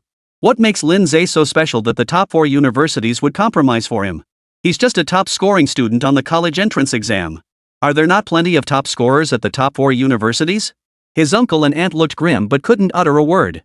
They too were utterly baffled. Not long ago, they had looked down on Lin Ze's family from their lofty perch. Yet in such a short time, their positions had reversed. This staggering disparity was truly hard for them to swallow. Though they hated to admit it, the current Lin Ze seemed to have climbed to heights they could never hope to reach. This thought filled them with bitter regret. Had they known Lin Ze was so exceptional back when his father faced trouble, they would have lent him money without hesitation, building connections early on. Then things wouldn't have spiraled into this mess. But now, regret was too late. Chapter 34, The Second Pet Beast, Sword Immortal Feather Spirit. Time passed swiftly. 8 days passed in the blink of an eye. North of Shirquan City, at the Ghost Crocodile Reservoir. On the clearing where the battle had just ended, the corpses of 30 or 40 elite ghost crocodiles lay scattered haphazardly. Among them was even the corpse of a giant ghost crocodile of commander level. Bai Zai crouched before one corpse, dissecting it with his bone blade to gather materials. Not far away, Lin Ze sat on a rock, examining Bai Zai's interface. Little skeleton Bai Zai. Class, Jail Blood Demon God Unique. Level, 20. Talent, Overlord. Strength, 260 plus 10. Constitution, 256 plus 30. Agility, 247. Spirit, 237. Talents, Blade Mastery, Steel Bones, Superhuman Strength, Endless Vitality, Bloodlust. Skills, Blood Charge, Blood Slash, Blood Rage Burst, Residual Shadow Slash, Crimson Armor. Equipment, Bone Snatcher. Upon reaching level 20, White Disaster predictably unlocked a new skill. Crimson Armor consumes blood essence to form a blood-based armor over the body, significantly boosting defense. Speed-focused Blood Charge. Blood Slash and Residual Shadow Slash for primary attack. Scarlet Armor for defense. Plus the ultimate move, Blood Rage Burst. White Disaster's current skill set is exceptionally well-rounded, excelling in offense, defense, and speed. As for crowd control and healing abilities, these aren't essential. After all, the Jail Blood Demon God class is clearly designed for burst damage output. In terms of raw stats alone, White Disaster now rivals a legendary class around level 30. Converted to a rare class, that's over level 60. Lin Ze's face lit up with delight. Truly worthy of being the only hidden class with higher priority than legendary classes. The power boost is terrifying. At just level 20, its base stats already rival those of a level 60 plus character. Once it reaches levels 50 or 60, who knows how astonishing its total stats will become. Of course, this only refers to total attributes. A player's strength isn't solely determined by total stats, it also depends on equipment, talents, skills, and other factors. The greater the level gap, the wider the disparity in gear, talents, and skills. Lin Ze estimated that Bai Zai could at most hold his own against a 5th-tier rare class player. Against a 6th-tier rare professional, he and Bai Zai might stand a chance if they teamed up. But once I contract a second beast companion, I might be able to stand against a 6th-tier rare professional. Lin Ze's heart burned with excitement. Suppressing the urge to summon his beast immediately, Lin Ze waited for Bai Zai to finish dissecting the ferocious beast's carcass and convert all materials into cards before leaving the ghost crocodile reservoir. Returning to the base city's transit station, Lin Ze sold all his cards at the purchasing point before finding a secluded spot to summon his pet beast. As a glow appeared, a small figure materialized out of thin air. Cheep cheep. A crisp bird-like chirp echoed. Lin Ze examined the pet before him with curiosity. Snow white, silky feathers, a slender, pointed beak, and clear, luminous eyes. It was none other than a feather spirit bird. Why do I feel like every pet beast I summon is so weak? Lin Ze couldn't help but laugh bitterly. Like the little skeleton, the feather spirit bird also belonged to the bottom tier among all pet beasts. Its sole skill was feather blade, hardening feathers into blades to shoot at enemies. Its combat prowess could only be described as feeble. For an ordinary beastmaster, summoning 2 bottom-tier pets in a row would spell the end of their career. Fortunately, Lin Ze's reliance lay elsewhere. Let's see what you can awaken. Under Lin Ze's expectant gaze, the feather spirit bird suddenly glowed brightly. Its body rapidly expanded as if inflated. Within a mere 10 seconds, the light sphere grew to reach Lin Ze's chest, its outline transforming into a human form. When the light faded, the once petite feather spirit bird vanished entirely. In its place stood a girl with features as delicate as a doll's, pure white hair cascading down her back, and a body covered in soft, silky white feathers. Lin Ze's face betrayed his astonishment. When Bai Zai had awakened his class before, his appearance had changed somewhat, but overall it hadn't been drastically different. This time, however, the feather spirit bird had transformed directly from a small bird into human form. After a moment of stunned silence, Lin Ze hurriedly checked the feather spirit bird's stats panel. Feather spirit bird, feather spirit. Class, Sword Immortal Unique. Level, 20. Talent, Lord. Strength, 287. Stamina, 192. Agility, 231. Spirit, 290. Talent. Master of Blades significantly enhances the power of blade weapons. Sword Heart Illumination greatly enhances the power of sword skills. Sword Chi Mastery infuses swords with Sword Chi to amplify damage, also enables remote Sword Chi attacks. Sword Intent Perception detects hidden hostility in the vicinity, providing advance warning. Skills. Sword Control manipulates swords for ranged attacks. Number of swords controllable equals Spirit 100. Maximum range equals 1 Spirit meter. Light footwork greatly increases speed and evasion rate. Lightning slash executes slashes at super high speeds. 1000 Feather Sword Array swords on the back instantly separate into flying blades to attack enemies, covering a 500-meter radius. A sword immortal, of all things. Lin Ze was startled. He never expected the feather spirit bird's compatible class to be sword immortal. No wonder it could transform into human form. Compared to its bird form, the human form retaining its wings was undoubtedly far more suited for wielding swords. Master. A cool, melodious voice interrupted Lin Ze's thoughts. The girl gazed at him with clear eyes, her exquisite face showing not a hint of emotion. Though she appeared somewhat slender and delicate, the overall impression she gave was one of icy detachment, like a sword submerged in clear lake water, waiting for the moment it would break the surface and unleash its sharp brilliance. Lin Ze was pleasantly surprised she could actually communicate. From now on, I'll call you Yuling. Yuling nodded slightly, taking a few steps closer and leaning gently against his arm. She seemed like a cool, quiet type, yet unexpectedly clingy. Let me introduce you. This is Bai Zai, my pet beast too. The little skeleton's jaw clicked open and shut as it greeted Yuling. Yuling stared at it for a moment, seeming curious, before calmly nodding in greeting. Hello. The beautiful young woman standing beside the small skeleton wielding a bone blade created an oddly unsettling scene. Yet watching this scene, Lin Ze felt immensely pleased.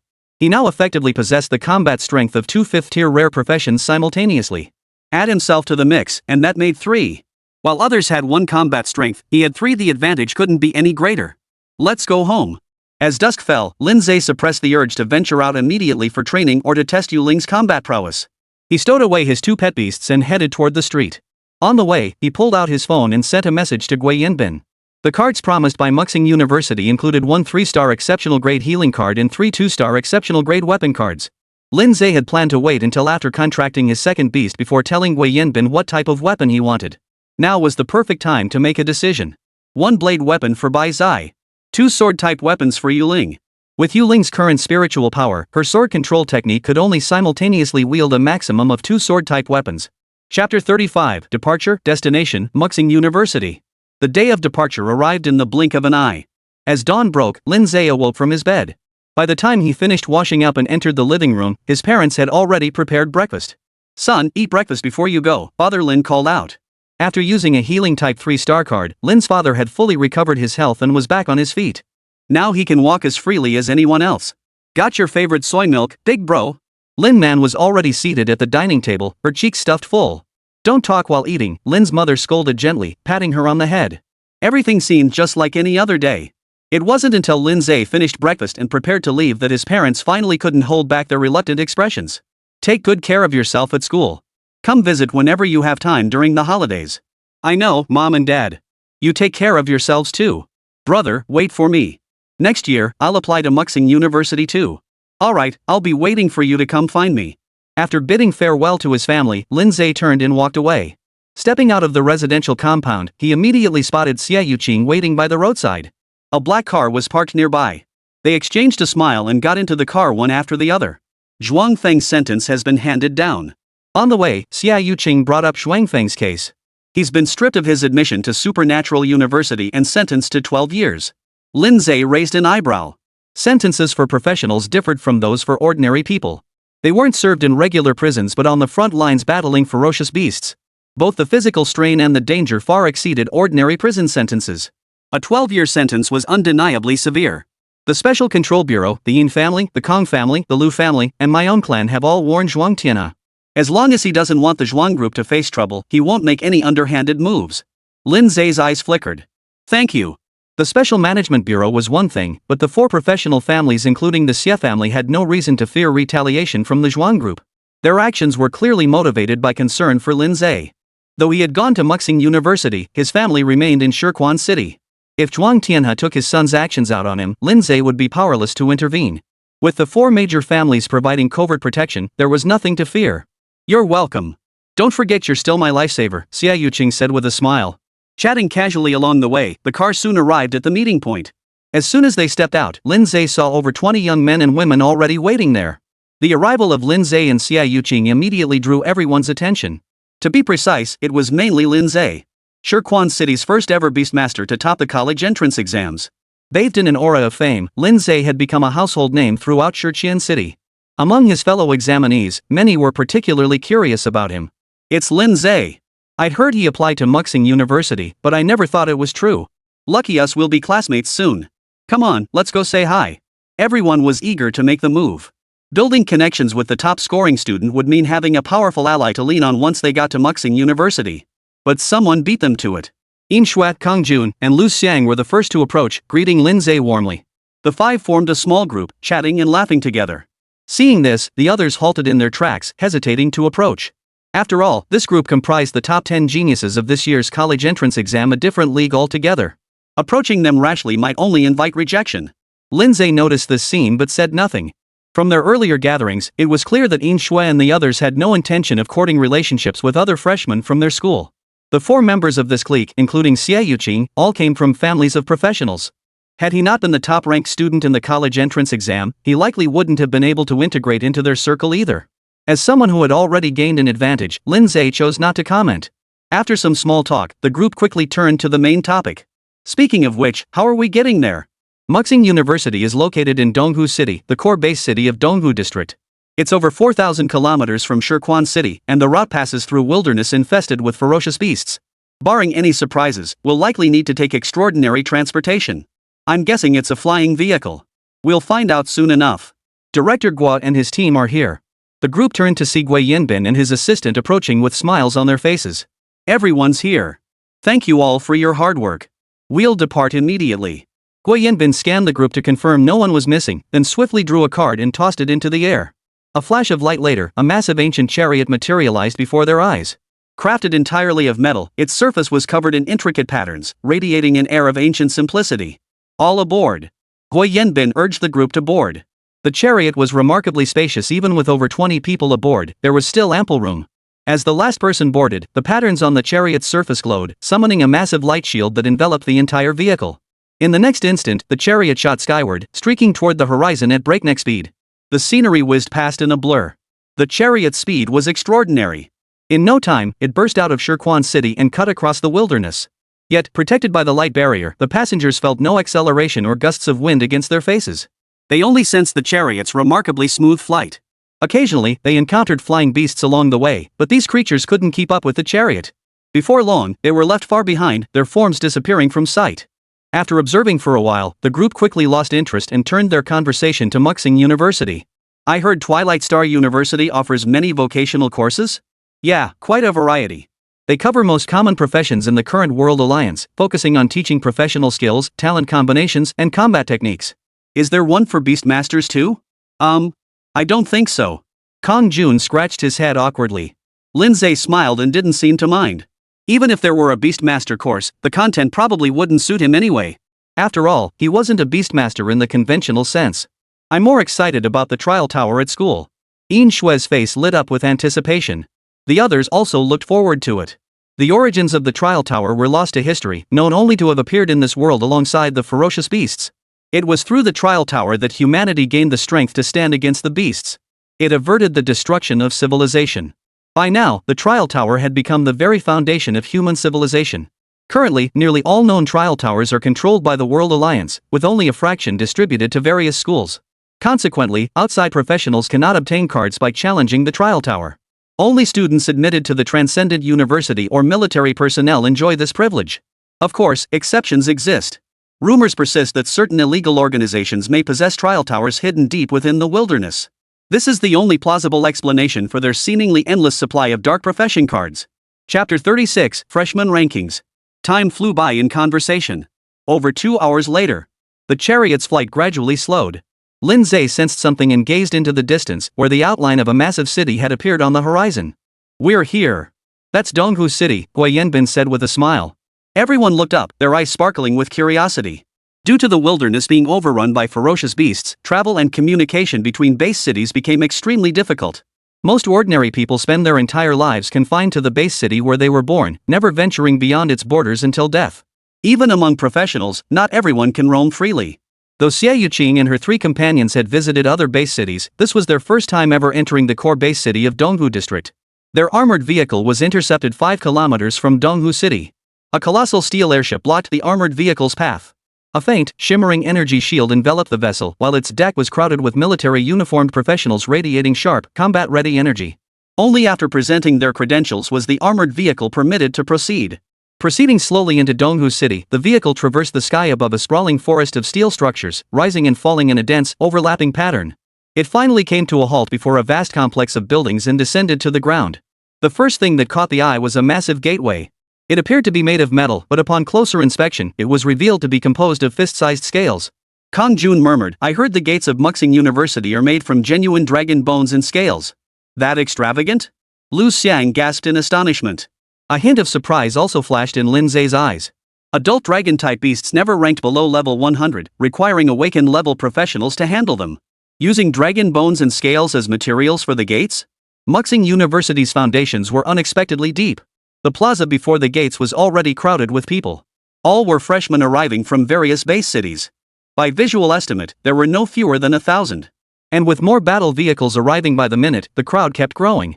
Shortly after Lin Ze and his companions disembarked, a sharp-eyed, shrewd-looking young man approached them and asked mysteriously, "Hey, you guys interested in buying a copy of the new student handbook?" "The new student handbook?" Kong Jun frowned. "You have to buy that? Isn't it distributed for free by the school?" The young man grinned. "Not the kind you're thinking of.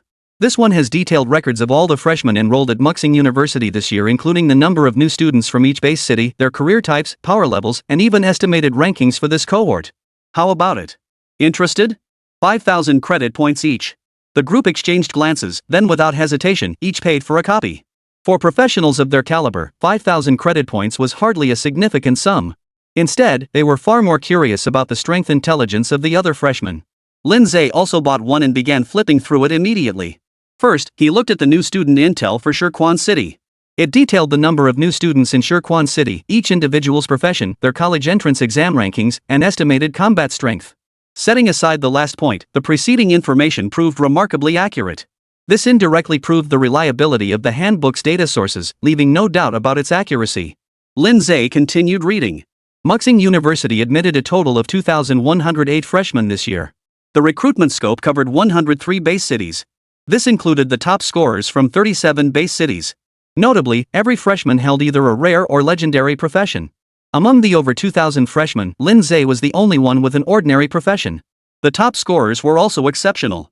The other 36 top scorers all possessed legendary professions, yet he alone held an ordinary one. Amidst the sea of legendary and rare professions, Lin Ze's Beastmaster profession stood out like a crane among chickens. No way, there's an ordinary class among the new students? A Beastmaster, no less? And he's the top scorer? Did the school make a mistake? This is ridiculous. How could a Beastmaster possibly be the top scorer? Even a fool knows that's impossible. Let me see. Shirquan City. Huh, so that's where it's from. What's wrong with Shirquan City? You didn't know? Shirjian City's practitioners rank near the bottom in the entire East Lake District. Last year's World Alliance ranking of extraordinary universities placed Shirjian City dead last in the whole East Lake District. I see. So it's just a backwater town. Many freshmen had purchased the new student handbook and quickly noticed Lin Ze's name on the top scorers list. They voiced their doubts, and Shirjian City became the target of ridicule. Hearing these remarks, Xia Yuqing and the others frowned deeply, their faces flushing with irritation. These people know nothing, they're just spouting nonsense. They have no idea how talented Lin Ze really is. Kong Jun fumed indignantly. Everyone nodded in agreement. Only those who had witnessed Lin Ze's true strength knew he far surpassed those top college entrance exam scorers. Lin Ze merely smiled faintly, showing no trace of anger. He turned to the last page of the booklet and scanned the freshman rankings. Ranked first was Chu Shuyuan, the top scorer from Tianjin City. Legendary profession, Warlord, level 26 estimated. Upon seeing Chu Shuyuan's level, Xia Yuqing, Yin Shui, and the others fell silent. Despite their best efforts with family backing, they had only barely reached level 20 during this period. Xia Yuqing was slightly higher at level 21. Even so, they were still a long way off from level 26. This meant Chu Shuyuan either possessed far superior personal talent or came from a family with vastly greater resources than theirs, allowing for much more investment. Or both. Whichever was true, it left them with deeply mixed feelings. Scrolling further down. Second place, Manhwa City, top college entrance exam scorer Chen Yufei, legendary profession Arcane Blade, level 24 estimated. Third place, Suiwei City, top college entrance exam scorer Chang Duo, legendary class martial sovereign, level 23 confirmed. Fourth place, Yunmeng City, top college entrance exam scorer Du Xinron, legendary profession Eagle Eye, level 22 estimated. Fifth place. On the list, the top 13 college entrance exam champions all surpassed level 20. From 14th to 36th place, however, every single one was level 20. Xia Yuqing and the others felt increasingly conflicted. In Shirquan City, they were considered the cream of the crop. Apart from the monstrous Lin Ze, they considered themselves the elite among their peers. Yet upon arriving at Muxing University, that confidence was brutally crushed into the mud. Over a dozen students ranked higher than them. Dozens more shared their exact level. Their once proud level strength was hardly remarkable here. After all, it's one of the top 4 extraordinary universities in Donghu District, a gathering place for geniuses. Xia Yuqing remarked with a sigh, quickly adjusting her mindset.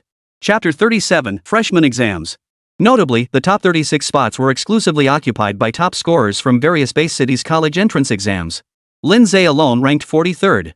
Ahead of him were several level 20 legendary professionals who had ranked 2nd or even 3rd in their respective base cities.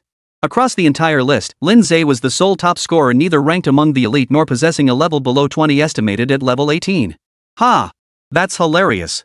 Shirquan City's top scorer isn't even as good as the 2nd or 3rd place finishers from other base cities. Well, it is Shirqian City. And the top scorer is a Beastmaster, makes sense. I ranked just one spot above Lin Ze. So if I'd taken the exam in Shirquan City, I could have been the top scorer? You should have transferred to Shirquan City earlier.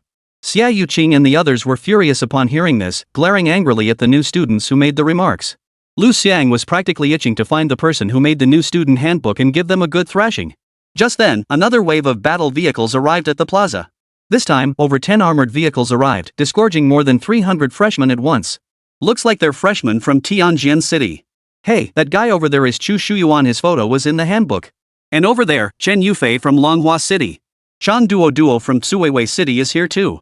Wow, all the top-ranked students have suddenly gathered here. A stir rippled through the crowd. All eyes turned to the group. Though those admitted to Evening Star University were considered geniuses in the eyes of ordinary people, there were still differences among geniuses. Individuals like Chu Shuyuan undoubtedly belonged to the very pinnacle of that elite few. Quiet. A deep, commanding voice suddenly cut through the air, instantly silencing the square's clamor.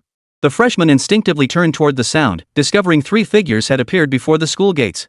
All appeared to be around 40 years old, their auras profound and commanding, unmistakably powerful practitioners. Once the crowd had quieted, the leader swept his gaze around and announced in a solemn tone, "Allow me to introduce myself. My name is Kong Chang. I am a professor at Muxing University and also the person in charge of new student affairs." As soon as he finished, the other 2 followed suit with their introductions. Yen Yon, also a professor and co-head of new student affairs. Zhao Bowen, also a professor and responsible for new student affairs. After the introductions, Kong Chang continued. "First, welcome to Muxing University. As one of Donghu District's premier institutions of higher learning, we boast the district's most distinguished faculty and educational standards. I am confident you will all experience 4 meaningful and enriching years here." Before the students could show any signs of excitement or anticipation, Kong Chang shifted his tone. "However, before that, you must first face the freshman entrance exams." The moment these words left his mouth, the crowd stirred with murmurs. Freshman exam? I never heard about this before. Could it be a new thing this year? Wonder what format it'll take. Who cares? Whatever it is, I'll ace it. Bring it on. Among the new students, some were puzzled, some were startled, and others were eager to take it on. Once the new students had processed the news and the room gradually quieted down, Kong Chang waved his hand. Instantly, a light screen materialized in the air. The screen displayed a bird's eye view of a dense forest. Soon, everyone will enter the dedicated trial space for the exam. Your task is to traverse this forest, hunt down the ferocious beasts within, seize the nameplates from their bodies, and reach the plains beyond the forest. The exam lasts 1 hour. At the end of that time, any new student who reaches the plains while holding an engraved tag will pass the exam. The number of tags you hold will determine how many attempts you receive to challenge the trial tower. Hearing this, the new students instantly grew excited, each of them rubbing their hands together in anticipation. Challenging the trial tower not only granted energy for upgrades but also rewarded cards upon clearing levels, boosting strength while earning income. It offered far better value than hunting beasts in the wilderness. However, the Tower of Trials could only accommodate a limited number of people at any given time.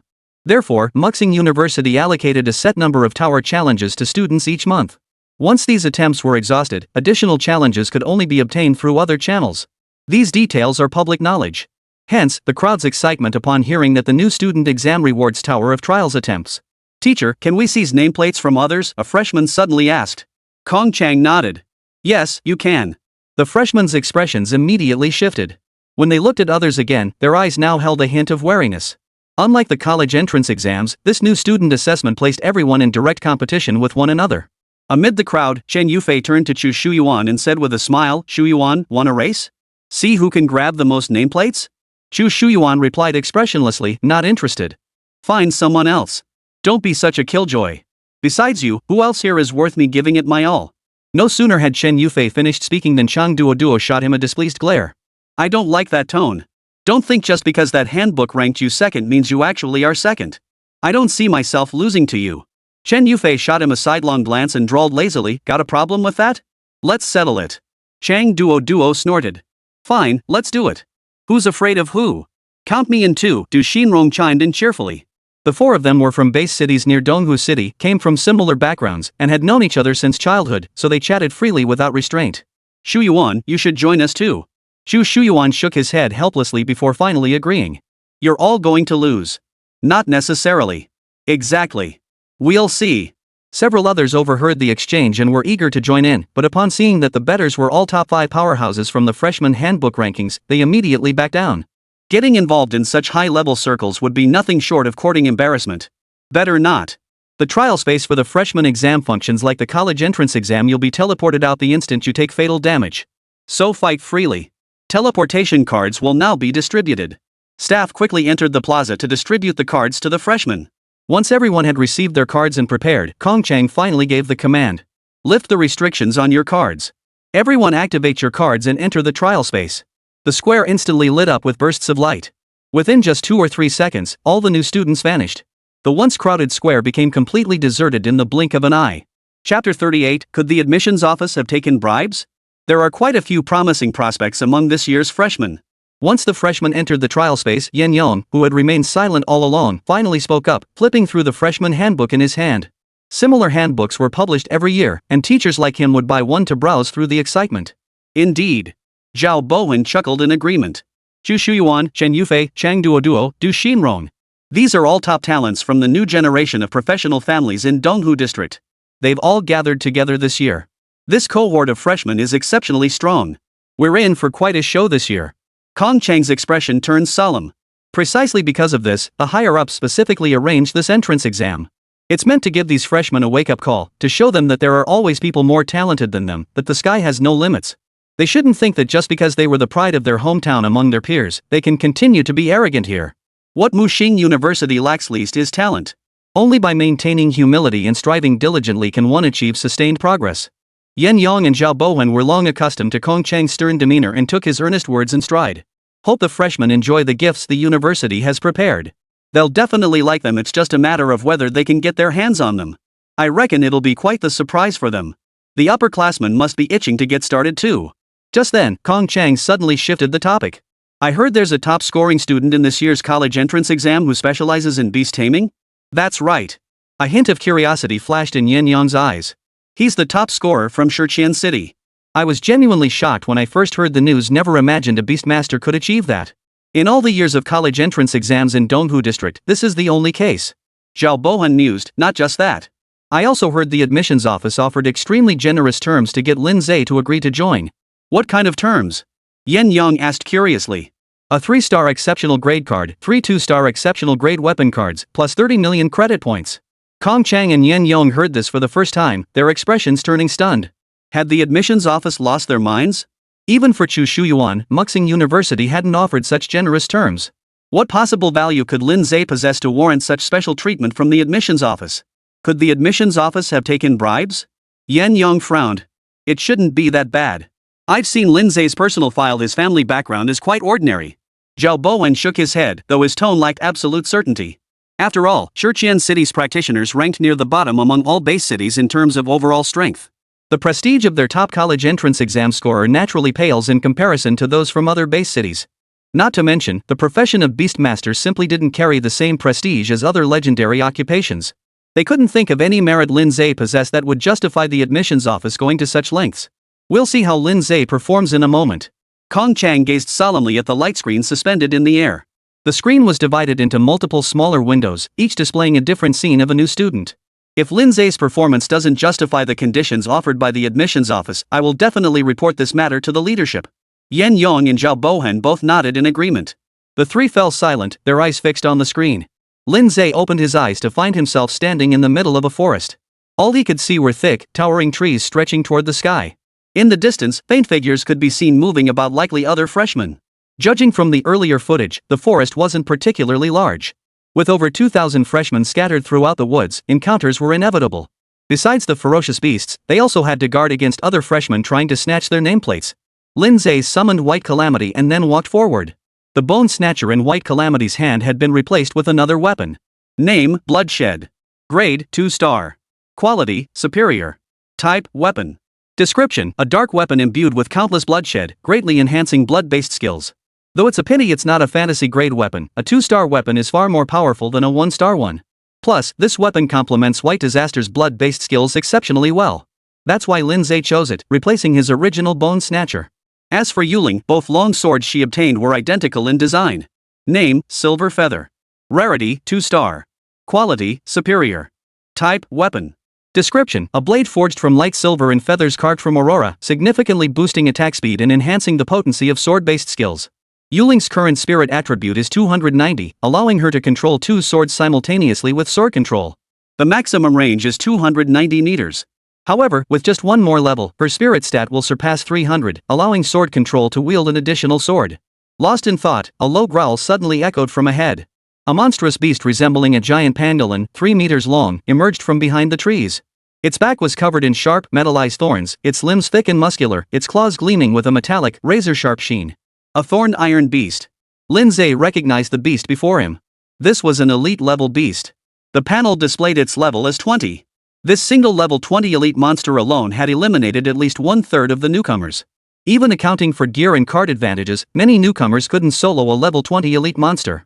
Clearly, the school had no intention of letting the freshmen obtain their nameplates so easily. But for Lin Ze, it posed no challenge whatsoever. A crimson blade slashed through the void, vanishing in an instant. The thorn iron beast didn't even have time to react before it was instantly killed. Lin Ze then found an embedded nameplate in the beast's abdomen, pried it off, and pressed onward. The forest echoed with waves of beast roars, punctuated by the occasional piercing scream. The beasts were numerous. Within just 400 or 500 meters, Lin Ze encountered 3 ferocious beasts, securing 3 more nameplates. Just then, he suddenly sensed 3 peculiar auras approaching from ahead. Almost immediately, 3 newcomers emerged from behind the thickets. Upon meeting each other, both sides froze in surprise. Lin Ze instantly realized the engraved plaques possessed a mutual sensing function. This was clearly designed to lure newcomers into fighting each other for their nameplates. How utterly twisted. The 3 across quickly grasped this too, their gazes turning hostile toward Lin Ze like hunters spotting prey. This guy's aura is stronger than ours. He's got at least 3 nameplates. Looks like we're in luck. Wait, isn't that Lin Ze? The top scorer in the college entrance exam from Shirquan City? Oh, it's him. Ha! What could a top scorer from a backwater place like Shirquan City possibly be capable of? There are 3 of us, what's he got that we can't handle? Exactly. Look at that skull pet beast of his. I'm worried my own strength might be too much and I'll chop it to pieces. The 3 chatted as if no one else were present, quickly reaching a consensus. From start to finish, they hadn't given Lin Ze a second thought, treating him like nothing more than prey to be toyed with at will. Chapter 39. Today, I'll let you witness true power. Lin Ze showed no anger, merely observing the trio with a calm expression. This demeanor, however, inexplicably irritated the trio. Cut the crap. Take care of this guy fast and hurry up collecting the nameplates. You two handle that skeleton beast. I'll take care of Lin Ze. Got it. The leader charged toward Lin Ze, but after taking a few steps, he caught a glimpse out of the corner of his eye as the skeleton pet vanished from its spot. Immediately afterward, a piercing whistle cut through the air behind him. He spun around in shock to find his 2 companions vanished. Instead, the skeleton pet now stood where the 2 had been. What the hell? Where the hell did those 2 go? Could they have been eliminated? The startling thought barely formed in the newcomer's mind when a crimson glow rapidly expanded in his field of vision. The next second, his vision plunged into darkness. When his vision finally cleared again, he found himself back in the square. Both companions were there too. The 3 exchanged bewildered glances. What just happened? I don't know. I just saw a flash of blood-red light before my eyes, and when I came to, I was right here. Could it be? The trio weren't completely foolish. After a moment's thought, they snapped back to reality. Clearly, that skeleton pet's power far surpassed their own. That was why they hadn't even seen the opponent's attack trajectory before being eliminated. Lin Ze, is that powerful? All 3 sucked in a breath simultaneously, suddenly feeling like fools for having mocked Lin Ze moments before. Meanwhile, Kong Chang, Yen Yon, and Zhao Boan all shared a look of astonishment. Having kept a close watch on Lin Ze, they had witnessed the entire sequence of him instantly defeating 3 opponents. That blade is incredibly fast. That skeleton pet is formidable on par with a level 20 legendary class. Seems this top-ranked college entrance exam student is actually the real deal.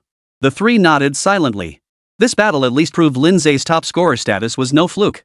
Of course, among all the top scorers, his strength was merely average, hardly outstanding. It certainly didn't explain why the admissions office had gone to such lengths for Lin Ze. In the footage, Lin Ze picked up 3 nameplates from the ground and continued forward. As time passed, more and more new students were eliminated and returned to the plaza. Many were eliminated by the ferocious beasts. But the majority fell victim to the fierce competition among the newcomers themselves. The ability for nameplate holders to sense each other's presence significantly intensified the rivalry among newcomers. Many weaker newcomers began banding together, forming groups of 3 or 5 to confront other freshmen. Yet even so, when facing top-ranked champions like Chu Shuyuan, Chen Yufei, and Chang Duoduo, these small groups proved no match and were swiftly eliminated.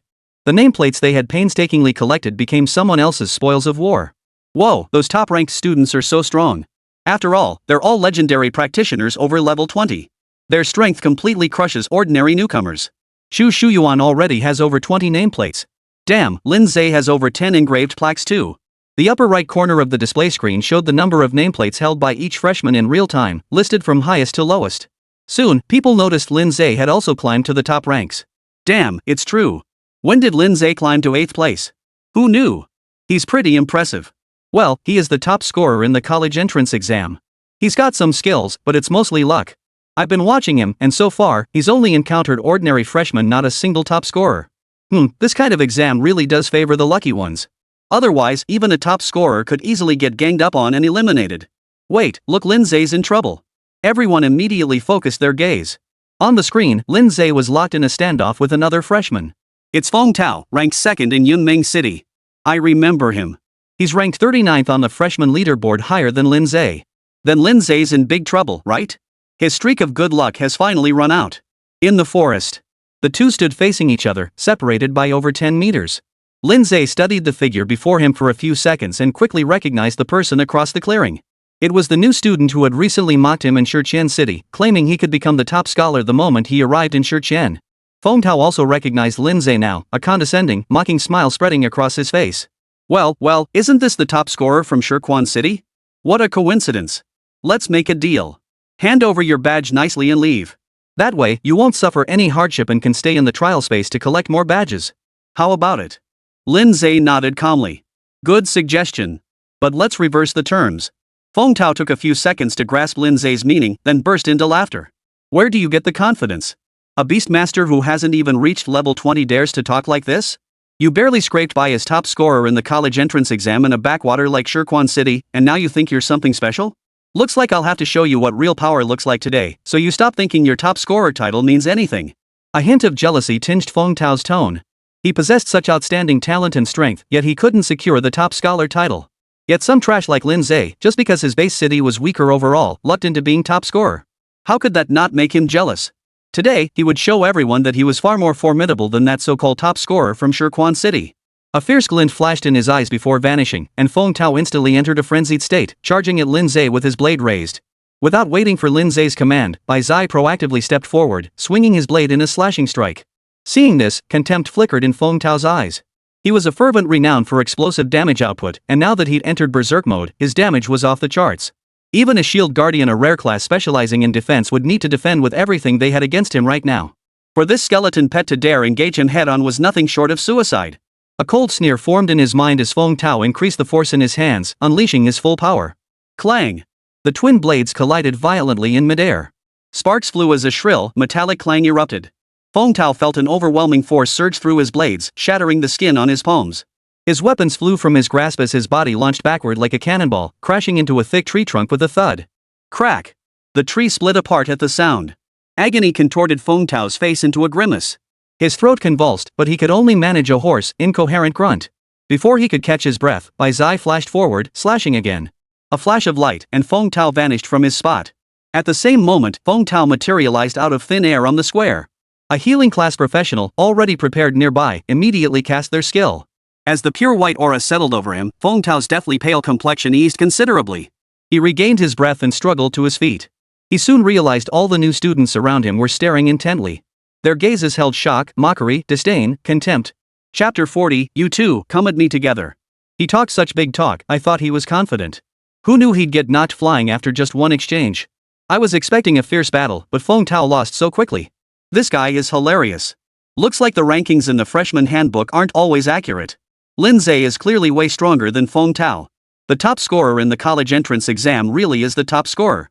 Even though he's from Shiqian City, his credentials still carry significant weight. As he absorbed the surrounding murmurs, Feng Tao's face flushed crimson. He gritted his teeth and declared, I was careless. I never expected that skeleton pet's damage output to be so devastating. If we fought again, I'd never lose to Lin Ze. Yet all he received in response were looks of contempt and mockery. The three teachers ignored the new student's quarrel, their eyes fixed intently on the screen without blinking. While carelessness certainly played a role, Feng Tao is still a level 20 legendary professional. To defeat him so effortlessly, Lin Ze's strength is absolutely on par with Chen Yufei and Chang Duoduo. Zhao Bohan remarked with a look of admiration. Among this year's freshmen, Chu Shuyuan stood alone in strength, far surpassing the others. Following him in the second tier were Chen Yufei, Chang Duoduo, Du Xinrong, and others. The third tier comprised the remaining top-scoring college entrance exam students and elite recruits ranked within the top 3 from leading base cities. They had assumed Lin Ze would be in the third tier at best, but unexpectedly, he was in the second tier. Kong Chang and Yen Yong both nodded in agreement. Still, it doesn't fully explain the admissions office's actions. Let's keep watching. Trial Realm, within the forest. Lin Ze picked up Feng Tao's dropped nameplate, causing the number in his possession to surge to 25. The exam timer displayed above the forest showed less than 10 minutes remaining until the test concluded. Time's running out. I need to hurry. Lin Ze ceased searching for beasts, briefly assessed his direction, and began sprinting at full speed. Bai Zai followed closely behind, never straying an inch. So fast. The crowd in the square gasped in surprise. How could Lin Ze run so fast? He was practically on par with other legendary practitioners. Aren't Beastmasters supposed to be physically weak? All three teachers wore expressions of astonishment. But they soon had no time to dwell on it. Just about 500 meters from the forest's exit, the trio suddenly encountered each other, nearly colliding. They halted in unison, eyes fixed on each other with wary expressions. After a brief silence, the crowd erupted into even louder cheers. Holy crap, this is gonna be good. Lin Ze, Wang Yi from Jinyang City, and Zhao Fan from Bibo City, all three are top scholars. Each of them has over 20 engraved plaques. Do you think they'll fight? Not necessarily. There's not much time left before the exam ends. All eyes were glued to the screen, afraid to miss a single moment. 37 top scorers scattered among over 2,000 new students. It was still too scattered. It's basically impossible to find them together. Who would have thought 3 would show up at once? If they were to clash, it would be quite the spectacle. At the same moment, the 3 figures in the forest all revealed distinct expressions. Wang Ye's gaze swept over the 2. Lin Ze from Shirquan City ranked 43rd on the newcomer list. Zhao Fan from Bibo City ranked 29th on the newcomer list. Thankfully, both ranked lower than himself at 24th place. 5 minutes left until the exam ends. Zhao Fan suddenly spoke up, his eyes fixed intently on the other 2. If a fight breaks out now, we might not make it out of the forest in time. I suggest we agree to non-aggression and go our separate ways. What do you think? Wang Yi secretly breathed a sigh of relief and nodded without hesitation. That's a reasonable suggestion. I agree. Sorry, I disagree. Lin Ze's response left the other 2 stunned, their faces frozen in shock. Enough time has passed. You two, come at me together. Whoosh! The square erupted in an uproar. Everyone was stunned by Lin Ze's sudden declaration. Has Lin Ze lost his mind? Does he even know what he's saying? He's going to take on 2 opponents at once? And win within 4 minutes? No, 3 minutes? Where does he get the nerve?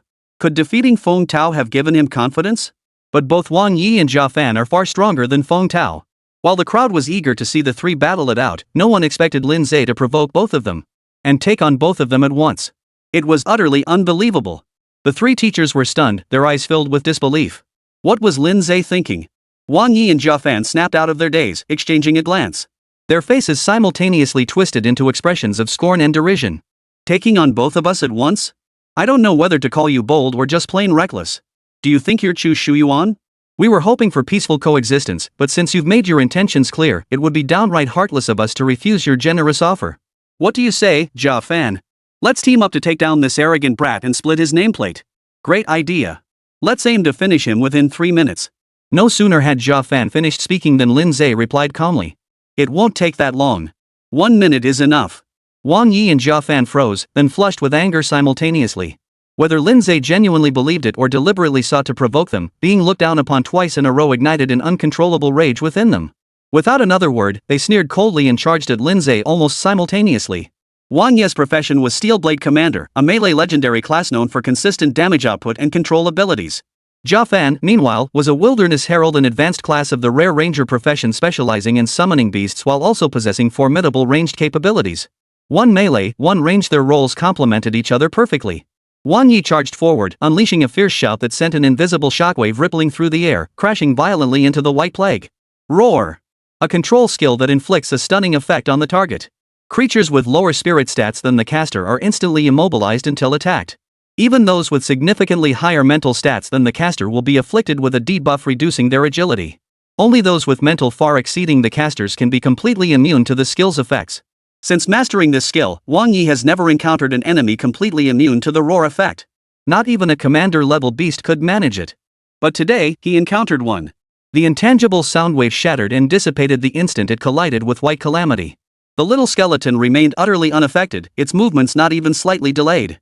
It transformed into a crimson streak of light, instantly darting before Wang Yi and unleashing a torrent of blade shadows that descended like a storm. Blood rush. Residual image slash. Boom. A violent shockwave erupted from the point of impact, sending dust and fallen leaves flying. Wang Yi flew backward like a crashing into a tree with a loud crack. Jia Fan, who had just summoned 4 blazing bears and was drawing his bow to provide support, froze in place upon witnessing this scene, his eyes wide with utter astonishment. Chapter 41, No script needed for bragging. What the hell just happened? I was just about to assist, so how did the tank go down? Jia Fan was filled with dread. Seeing White Calamity charging toward Wang Yi again, Jia Fan immediately ordered the flame-patterned bears to rush forward and block it, while simultaneously turning his arrow to aim at Lin Ze. The best way to deal with a beast companion is to take out its handler first. This was common knowledge among professionals. Though given the strength of the Beastmaster profession, few ever needed to resort to such common sense.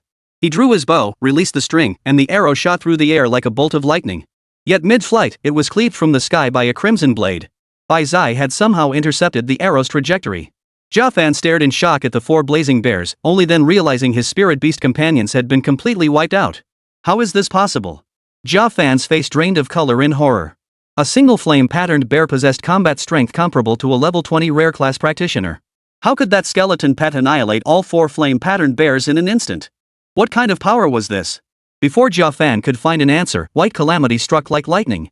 Without their spirit beast as a frontline shield, the wildland messenger, now exposed to the formidable foe, faced an obvious fate. When Wang Yi finally caught his breath, struggling to push the trees off his body and prepare to rejoin the fight, he was stunned to find Jia Fan had already withdrawn. Left utterly alone, he barely lasted 3 rounds before Bai Zai expelled him from the trial space. From start to finish, the entire battle lasted less than half a minute. The crowd in the square had long since been rendered speechless. 2 formidable top scholars, fighting together, had been crushed by Lin Ze like withering leaves. The entire affair lasted less than half a minute. It was beyond surreal. Is this real? Am I dreaming? How insane is that? Lin Ze is actually this strong? What's up with the newcomer handbook? He's ranked 43rd? That's a massive miscalculation. Damn it, who said Shurqian City practitioners were weak? This is weak? Then I'm nothing but trash. It's not that Shurqian City is strong, it's that Lin Ze is ridiculously powerful. Exclamations of astonishment echoed throughout the room. Everyone was stunned by the power Lin Ze had displayed. Feng Tao, who had been boasting moments ago that he could win another match, now stood dumbstruck. His face flushed alternately red and white, wishing he could take back every word he'd just spoken. What the hell was the point of fighting anymore? Lin Ze clearly hadn't even used his full strength earlier, otherwise, that first strike alone could have sent him flying out of the trial space. How did Shurqian City produce such a monster this year? Kong Chang, Yin Yong, and Zhao Bohan were all speechless, their faces frozen in shock. They thought they understood Lin Ze's strength well enough, yet they had still underestimated him. Lin Ze's prowess now far surpassed that of any other top scholar, placing him squarely in the same tier as Chu Shuyuan. After a long pause, Zhao Bohan sighed, who would have thought Shurqian City would produce such a formidable talent this year. Yin Yong nodded in deep agreement. A genius like Lin Ze appearing in places like Tianjin City or Longhua City, renowned for their exceptional talents and environment, might not have been so astonishing. It's downright baffling that a backwater place like Shurqian City could produce a genius like Lin Ze. Lin Ze is truly exceptional, but... Kong Chang hesitated, his words caught in his throat. Yin Yong and Zhao Bohan both understood his meaning. Even if Lin Ze was as exceptional as Chu Shuyuan, it still wouldn't explain the admissions office's actions. However, Lin Ze had already demonstrated sufficient strength. Even if he had indeed bribed the admissions office, the school leadership would likely not expel him. At most, they might impose a minor punishment. After all, if Lin Ze were pushed toward another extraordinary university, wouldn't Muxing University gain another formidable opponent in the next University League? In the footage, after securing the nameplate, Lin Ze didn't linger. He quickly departed the scene. Before long, he reached the forest's exit. The view suddenly opened up. A bright, sunny sky and lush green plains instantly replaced the dense forest, filling his vision. Lin Ze scanned his surroundings and noticed several freshmen who had arrived ahead of schedule. What surprised him was the group of 5 individuals, clearly not freshmen, standing not far ahead. They were observing the newcomers emerging from the forest with meaningful smiles. They were 4 men and 1 woman, all clad in loose combat uniforms, exuding an air of sharpness and competence distinctly different from the freshmen. As time passed, more freshmen burst out of the forest. The moment the countdown in the sky reached 0, a blinding light descended from above, enveloping the entire forest. Several new recruits charging forward were caught off guard by the light, colliding with it and being instantly repelled. The next second, the light abruptly ceased. The vast forest vanished in an instant, as if an invisible giant hand had erased it from the map. Lin Ze marveled at the spectacle, scanning his surroundings to find fewer than 100 newcomers had ultimately succeeded in crossing the forest. Less than 1/20th of the total. He wondered how many had been eliminated by the ferocious beasts, and how many by the other freshmen. Lin Ze scanned the area and spotted Chu Shuyuan, Chen Yufei, Chang Duoduo, and Du Xinrong among the survivors. Apart from Wang Yi and Jia Fan, whom he had personally eliminated, the other 34 top scorers were still present. Among the remaining freshmen, most were familiar faces from the top ranks of the freshman handbook rankings. Xia Yuqing and Yin Shui were among them. Kang Jun and Lu Xian were nowhere to be seen, likely eliminated by bad luck. Shuyuan. Chen Yufei grinned as he sidled up to Chu Shuyuan, winking and nodding at him. I collected 36 nameplates in total. How many did you get? Chang Duoduo and Du Xinrong approached at that moment, each reporting their tally. The former had 37, the latter 32. How come you have more than me? Chen Yufei stared wide-eyed at Chang Duoduo, his face brimming with indignation.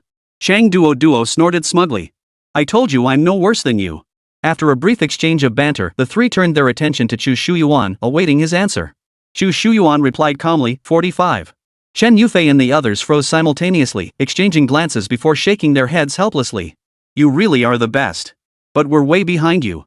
Did you take out a bunch of freshmen? The surrounding freshmen overheard their conversation, and a stir immediately rippled through the crowd. 45 nameplates? Whoa, that's insane. No wonder he's the top-ranked chief. He's just that good. Chu Shuyuan must have gotten the most nameplates in this exam. No doubt about it. At the same time, Xia Yuqing and Yin Shui noticed Lin Ze and hurried over to him. How'd you do? Xia Yuqing asked with a smile. I got 12 nameplates. Yin Shui sounded a bit envious.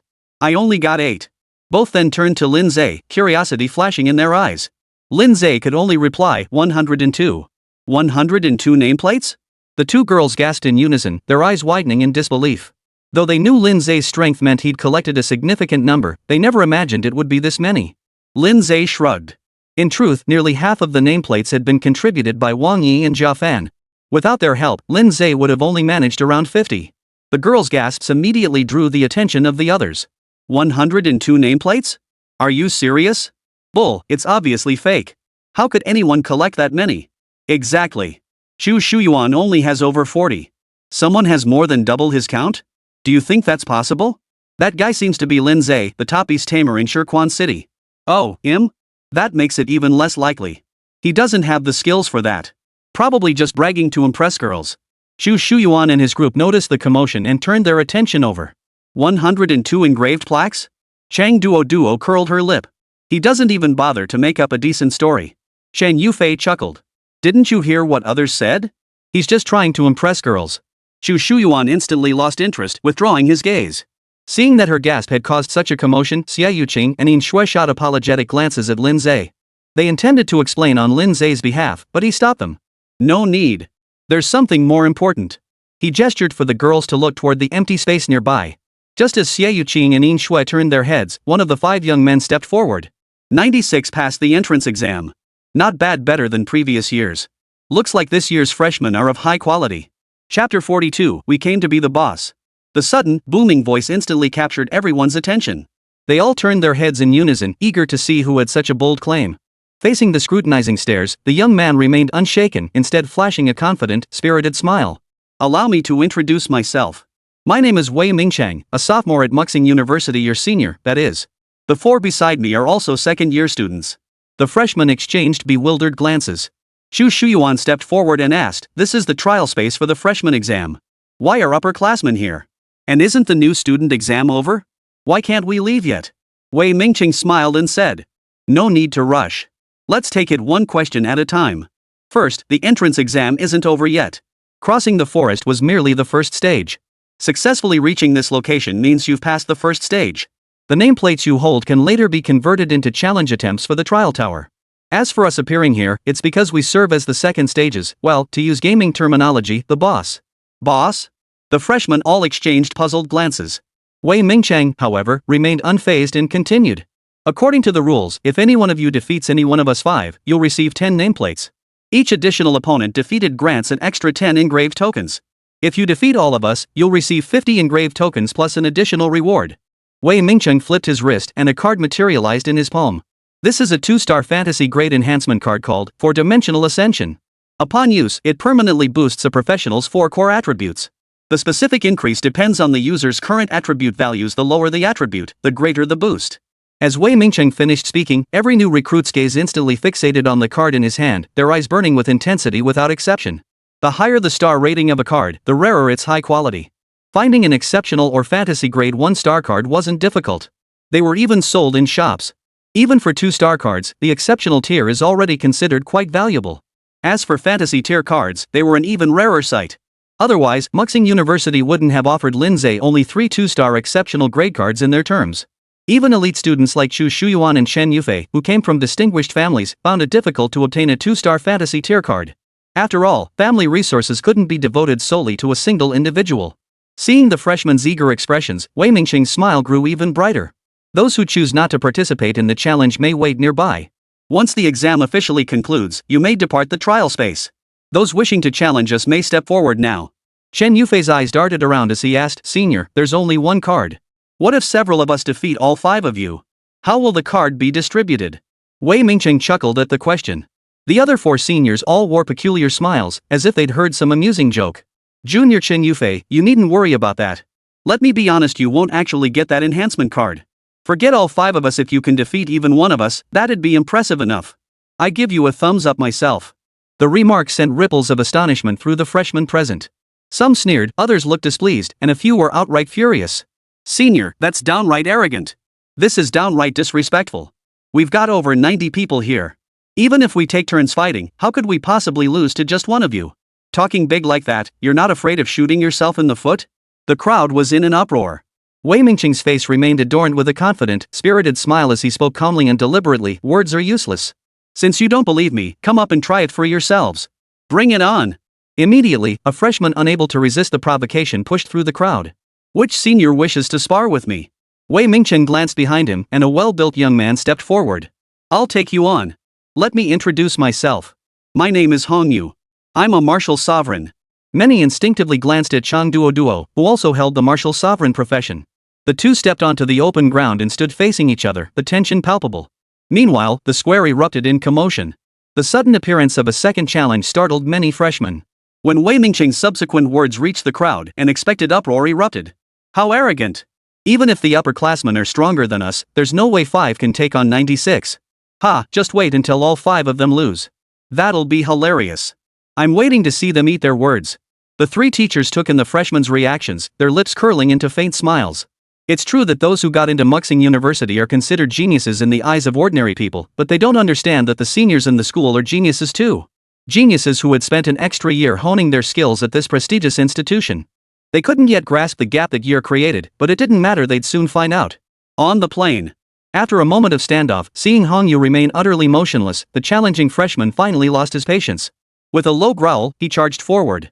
Only when he closed to within 2 meters, his blade slashing down, did Hongyu finally stir. Boom! Those present saw only a flash of fists before the challenger's body suddenly glowed brightly and vanished from the spot. Dead silence fell. Staring blankly at the scene before them, the crowd slowly grasped what had transpired. Instant kill. They all recognized the challenger ranked 48th on the leaderboard, a level 19 legendary practitioner. Among the freshmen, he ranked in the 3rd tier, just below Chu Shuyuan and Chen Yufei. Yet even such an elite couldn't last a single exchange against Hongyu. Did you see that clearly? Chen Yufei suddenly asked Chang Duo. Chang Duo shook her head grimly. As fellow martial sovereigns, she hadn't even caught the trajectory of Hongyu's punch, proof of the vast chasm between them.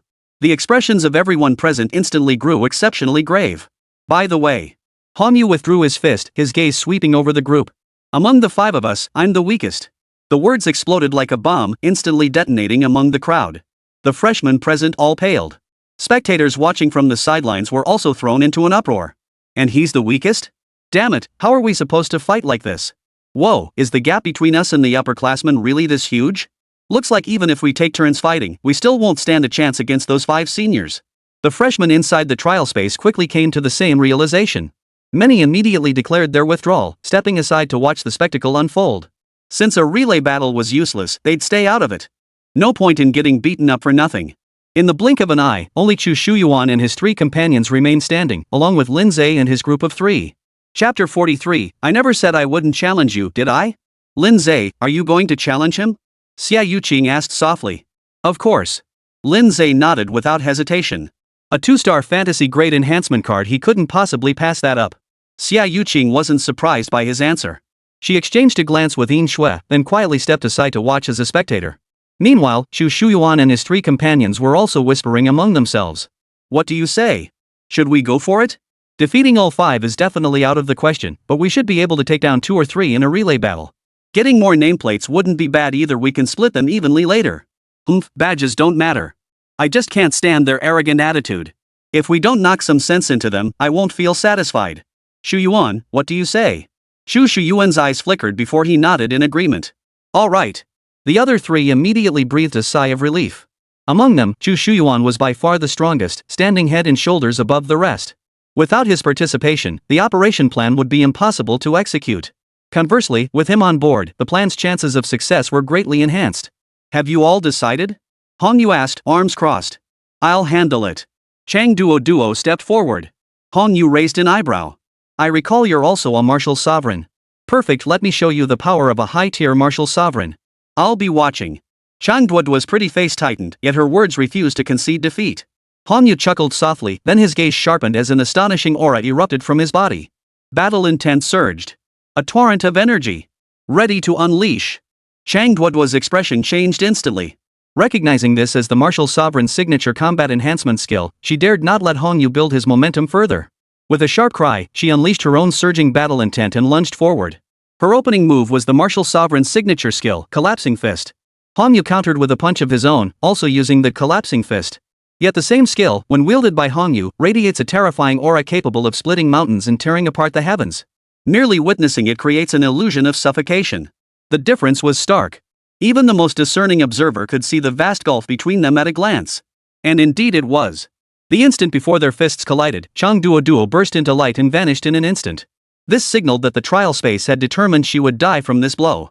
Boom! Hong Yu's fist struck empty air, transforming into a visible shockwave that swept forward. Like an exploding shell, the earth churned and dust swirled before him. When the dust finally settled, a startlingly long, over 20-meter-long radioactive crater gaped in the ground. A sight to make one's blood run cold. A deathly silence fell over the plain. Chen Yufei and Du Xinrong's faces turned pale. Their strength was on par with Chang Duo's. If Chang Duo couldn't withstand a single blow from their opponent, their fate would be no different. They had believed the 3 of them could at least take down one of their opponents, yet they couldn't even manage that. These upperclassmen were terrifyingly strong. Chu Shuyuan's expression also turned solemn, shedding his earlier calm composure. Across the plaza, the watching freshmen gasped in shock. Holy, one hit took out Chang Duo? Too strong. They're on a whole different level. Is this even a fair fight anymore? Only Chu Shuyuan remains. If he loses too. Many freshmen eyes twitched. Could they really not defeat even one upperclassman? Who's next? Hong Yu narrowed his eyes, scanning the remaining freshmen. Chen Yufei and Du Xinrong both turned their gaze toward Chu Shuyuan. Now only Chu Shuyuan could stand up to Hong Yu. Chu Shuyuan took a deep breath and stepped forward. Hong Yu's eyes lit up slightly. You must be Chu Shuyuan, the strongest among this year's freshmen. I hope you can last a little longer so I can enjoy myself. Chu Shuyuan's lips twitched. You'd better not underestimate me. Hong Yu grinned widely. Ha ha ha ha. You all think we're arrogant, but little do you know to us, you freshmen are just a bunch of clueless fools. The word fools made Chu Shuyuan and Chen Yufei's expressions darken with anger. But Hong Yu's next words made them pause. Let me tell you this, I'm a level 35, 4th tier legendary class. Do you know what that means? As Hong Yu finished speaking, Chu Shuyuan and the others paled. They knew exactly what it meant. Even Chu Shuyuan, the highest leveled present, lagged nearly 10 levels behind Hong Yu. It meant that even if all of them banded together, they might not be a match for Hong Yu alone. This brutal reality struck like a thunderbolt, leaving everyone stunned and rooted to the spot. The crowd in the square erupted in an uproar. A level 35 legendary professional. No wonder Hong Yu had been so arrogant. He truly had every right to be. No way. The gap is too huge. There's no chance of winning. I never imagined upperclassmen could be this formidable. Just 1 year apart, and the gap is this huge? This second stage is ridiculously difficult. The crowd shook their heads in disappointment. They had thought that with Chu Shuyuan and the others, they could at least take down one upperclassman. But now it seemed even that modest goal was a pipe dream. The school was downright cruel, setting challenges that were fundamentally impossible to complete. Watching the freshmen's reactions, Kong Chang and his two companions exchanged glances, a hint of amusement flickering in their eyes. This was precisely the purpose of the school's second stage. To deliver a harsh blow to these arrogant newcomers, making them understand that there's always someone better out there. Muxing University was teeming with people far more capable than them. Well, Hong Yu looked at Chu Shuyuan with a faint, ambiguous smile. Are you still planning to continue? Chu Shuyuan's expression flickered, then he exhaled slowly and shook his head. No, I give up. A 9-level gap meant victory was unlikely, no matter how superior his equipment or cards might be. Moreover, as a student of Twilight Star University, Hong Yu had likely challenged the Tower of Trials countless times.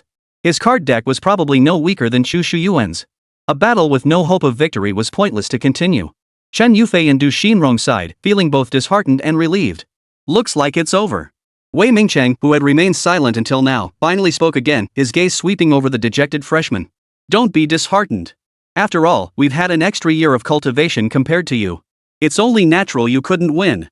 The purpose of this school trial is to keep you from slacking off and to encourage you to keep training hard. Alright, enough talk. This exam is now. Hold on. A voice abruptly cut Wei Mingcheng off.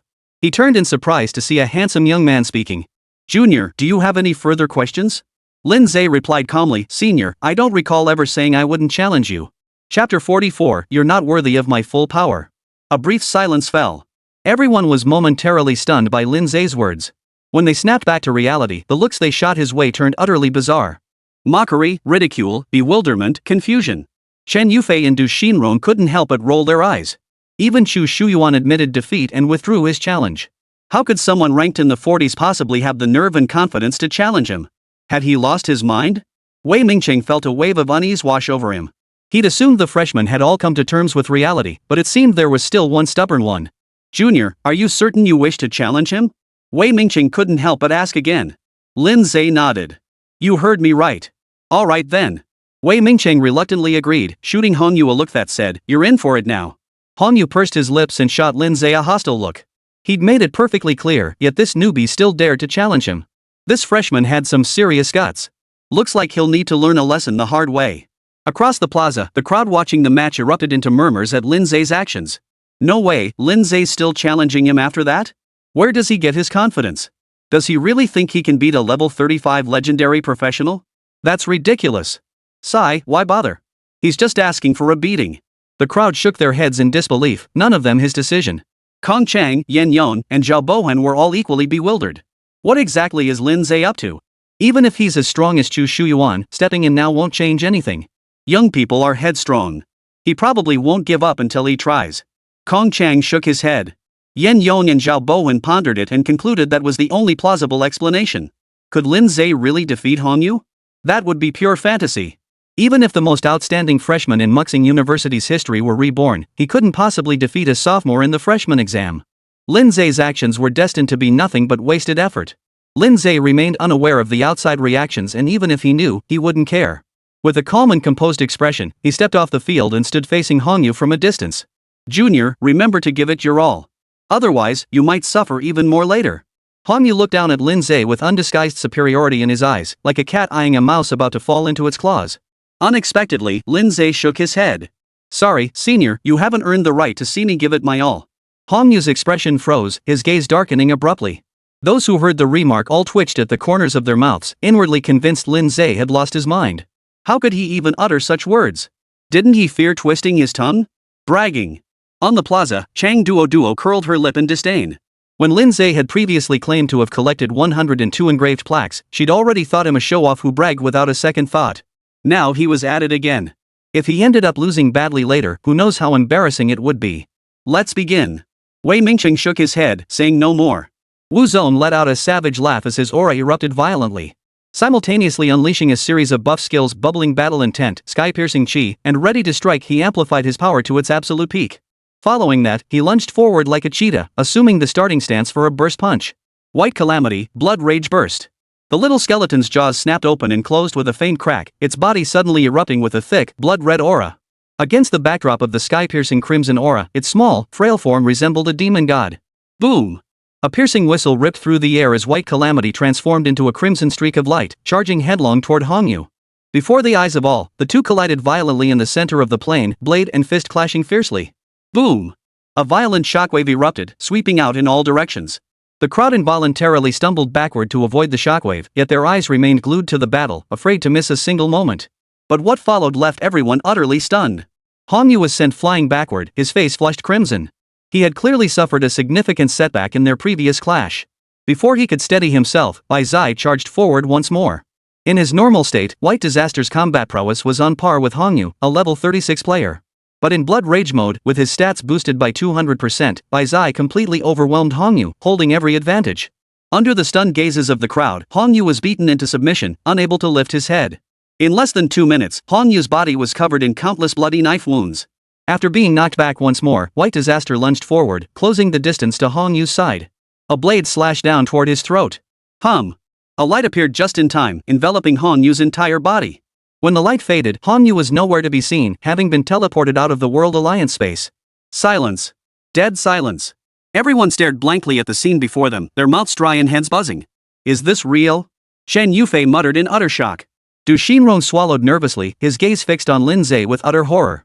Even Chu Shuyuan, who rarely showed emotion, now stared wide-eyed in disbelief. They never imagined that Lin Ze, regarded as the weakest among the 37 top scholars, even considered inferior to second or third place finishers from major base cities, could possess such formidable true strength. A full-fledged level 36 martial sovereign had been defeated so decisively and cleanly. This power far surpassed even Chu Shuyuan's. The square erupted in an uproar. Everyone was so stunned by the battle unfolding before them that their eyes nearly popped out of their sockets. He actually won. Unbelievable. That was a level 36 martial sovereign, not even Chu Shuyuan could defeat him, yet Lin Ze won so effortlessly. Turns out we all underestimated Lin Ze. His true strength far surpasses ours. Damn it, don't let me find out who wrote that trashy freshman handbook. Did the author have blind eyes? Ranking such a prodigy only 43rd? Amidst the crowd, Jia Fan and Wang Yi both stared in disbelief, gulping hard. Turns out Lin Ze hadn't even used his full strength against them back then. Otherwise, they would have been eliminated in an instant. Chang Duoduo's eyes widened to the size of saucers, her mouth gaping wide enough to fit an egg. She never would have guessed in a million years that Lin Ze would win. This guy wasn't just bragging, he genuinely had the skill and confidence to back it up. So does that mean Lin Ze really did collect 102 nameplates? Chang Duoduo stood frozen in place, utterly stunned. On the other side, the three teachers also wore expressions of shock. Snapping back to reality, Yan Yon and Zhao Bohan abruptly turned their heads, both fixing their gaze on Kong Chang. Kong Chang's expression was one of shock, yet it also held a hint of sudden realization. At this moment, how could he not understand why the admissions office had gone to such extraordinary lengths, sacrificing immense resources, to recruit Lin Ze into Muxing University?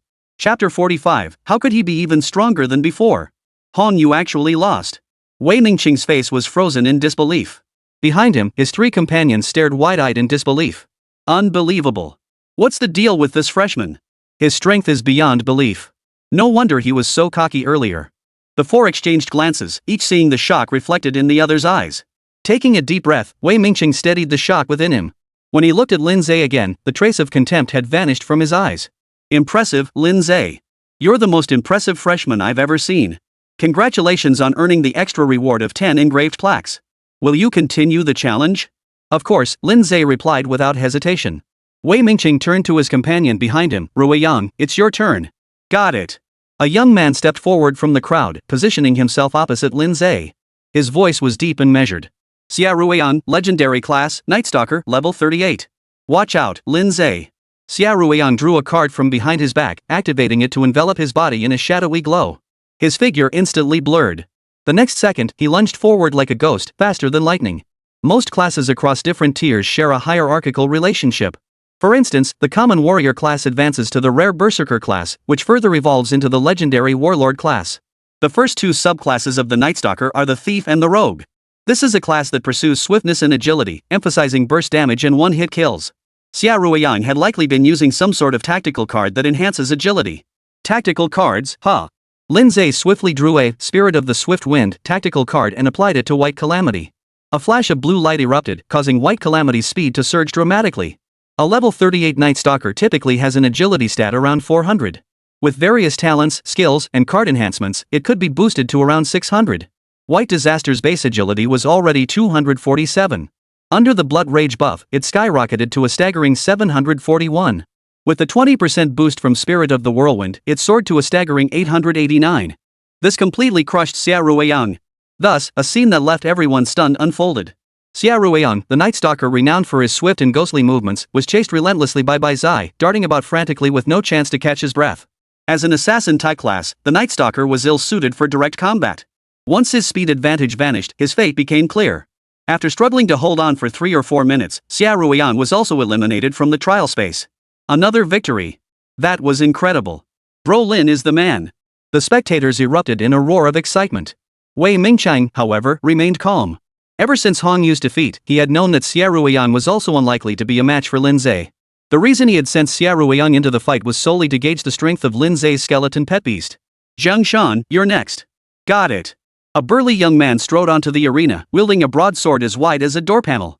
Zhang Shan, legendary fervent, level 40. Xu Shuyuan and the others were all visibly shaken. Level 40 marked entry into the ranks of 4th-tier professionals, granting an additional talent or skill beyond those at level 30+, while also unlocking the ability to use 3-star cards. This represented a comprehensive power boost, placing him on an entirely different level from their previous opponents. This opponent would be a tough nut to crack. Lin Ze remained as composed as ever, offering a slight nod. Greetings, senior. Without further ado, the two engaged in combat. The Zealot was a high-damage, high-defense melee class, most adept at brutal, bone-crunching combat. In an instant, they were locked in a fierce melee strength clashing against strength, resilience meeting resilience. The momentum resembled two colossal giants colliding violently, sending shockwaves rippling over 100 meters. Spectators instinctively retreated further back. This is insane. Du Xinrong murmured in stunned awe. Chen Yufei's mouth twitched violently. To be evenly matched against a level 40 legendary class? Was this guy really just a newbie like them? Xu Shuyuan clenched his jaw tightly, his fists balling unconsciously. This was the first time he'd encountered someone his age who was so much stronger than him. Under the watchful eyes of the crowd, some excited, some tense, the battle raged on for over 10 minutes before a victor finally emerged.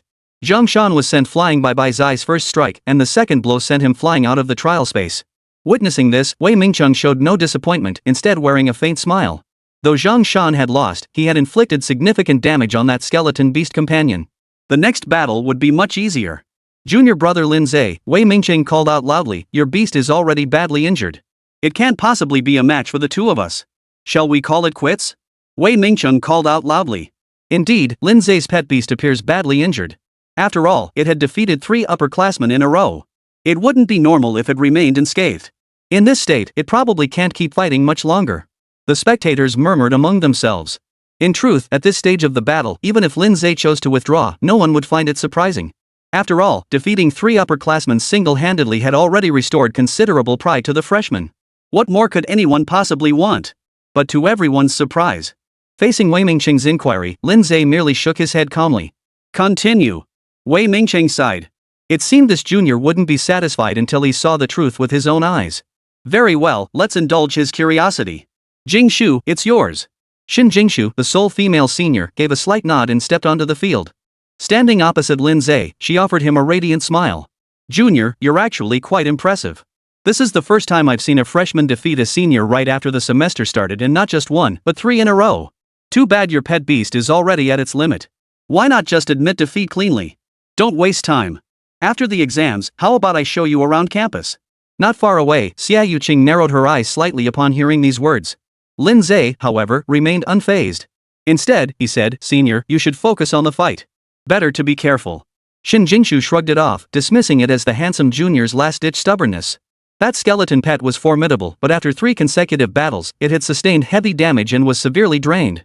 With her strength, finishing it off would be no problem. Forgot to introduce myself. I'm Xin Jingshu, legendary class arcane blade, level 42.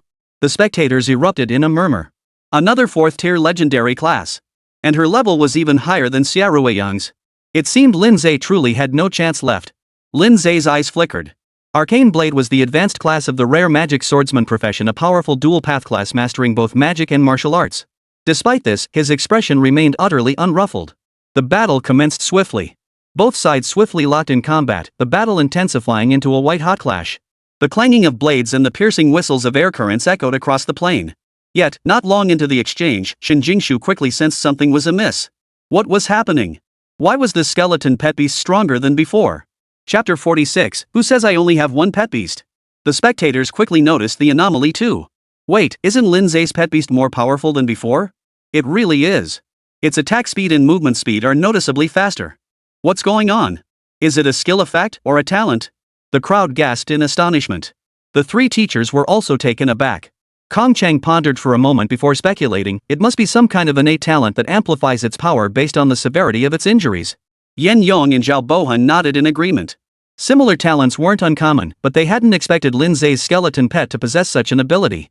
It was already formidable to begin with, and with this talent added, it was practically like cheating. In fact, Kong Chang and the others were correct in their guess. This was indeed one of White Calamity's innate abilities. Bloodlust increases attack speed and movement speed after taking damage. The greater the injury, the greater the boost. Under the circumstances of severe injury, this talent's effects were fully unleashed. Bai Zai's already astonishing attack and movement speeds were suddenly amplified to terrifying levels. Xin Jingshu quickly found herself at a disadvantage, beaten into a disheveled mess, struggling to keep up. Hey, Junior, that's cheating.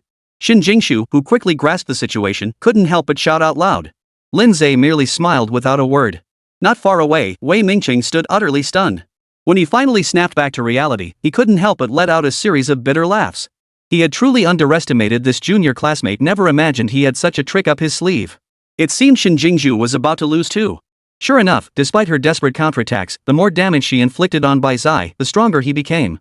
After over 10 minutes of grueling combat, Xin Jingshu was finally eliminated and expelled from the trial space. She won. That's incredible. That's 4 in a row. A 4 in a row. Lin Ze is incredible.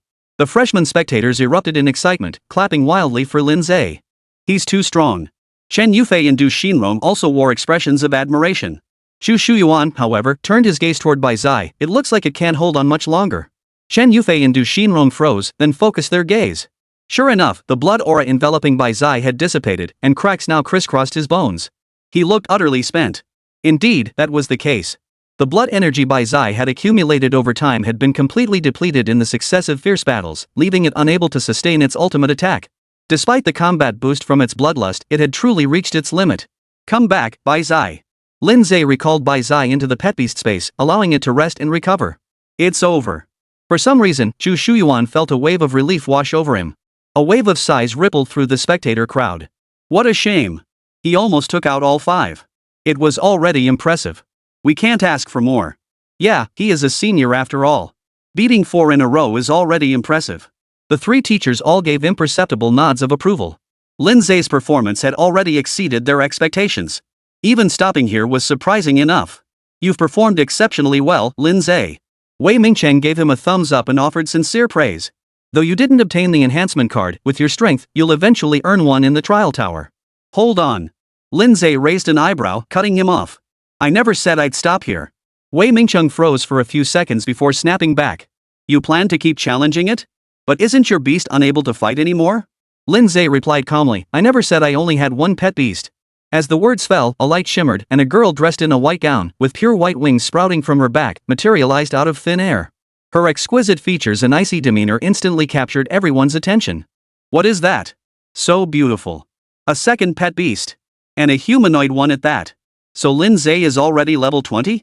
Damn, that newbie handbook, the intel on him was completely off. Exclamations echoed throughout the crowd. The newcomer's handbook predicted Lin Ze's level at 18.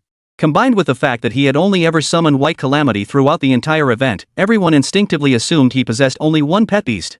Little did they know he had another beast hidden up his sleeve. Wei Mingqing finally snapped back to reality, his mouth twitching uncontrollably. This junior truly kept his cards close to his chest. Every time he thought he'd seen Lin Ze's full capabilities, the other would surprise him all over again. How many times had he been proven wrong since the start? But this time, the outcome could hold no more surprises. Taking a deep breath, Wei Mingqing quickly composed himself. Since you wish to continue the challenge, I'll grant your wish. But I'll kindly remind you, among the 5 of us, I hold the highest rank, a level 45 Steelblade commander.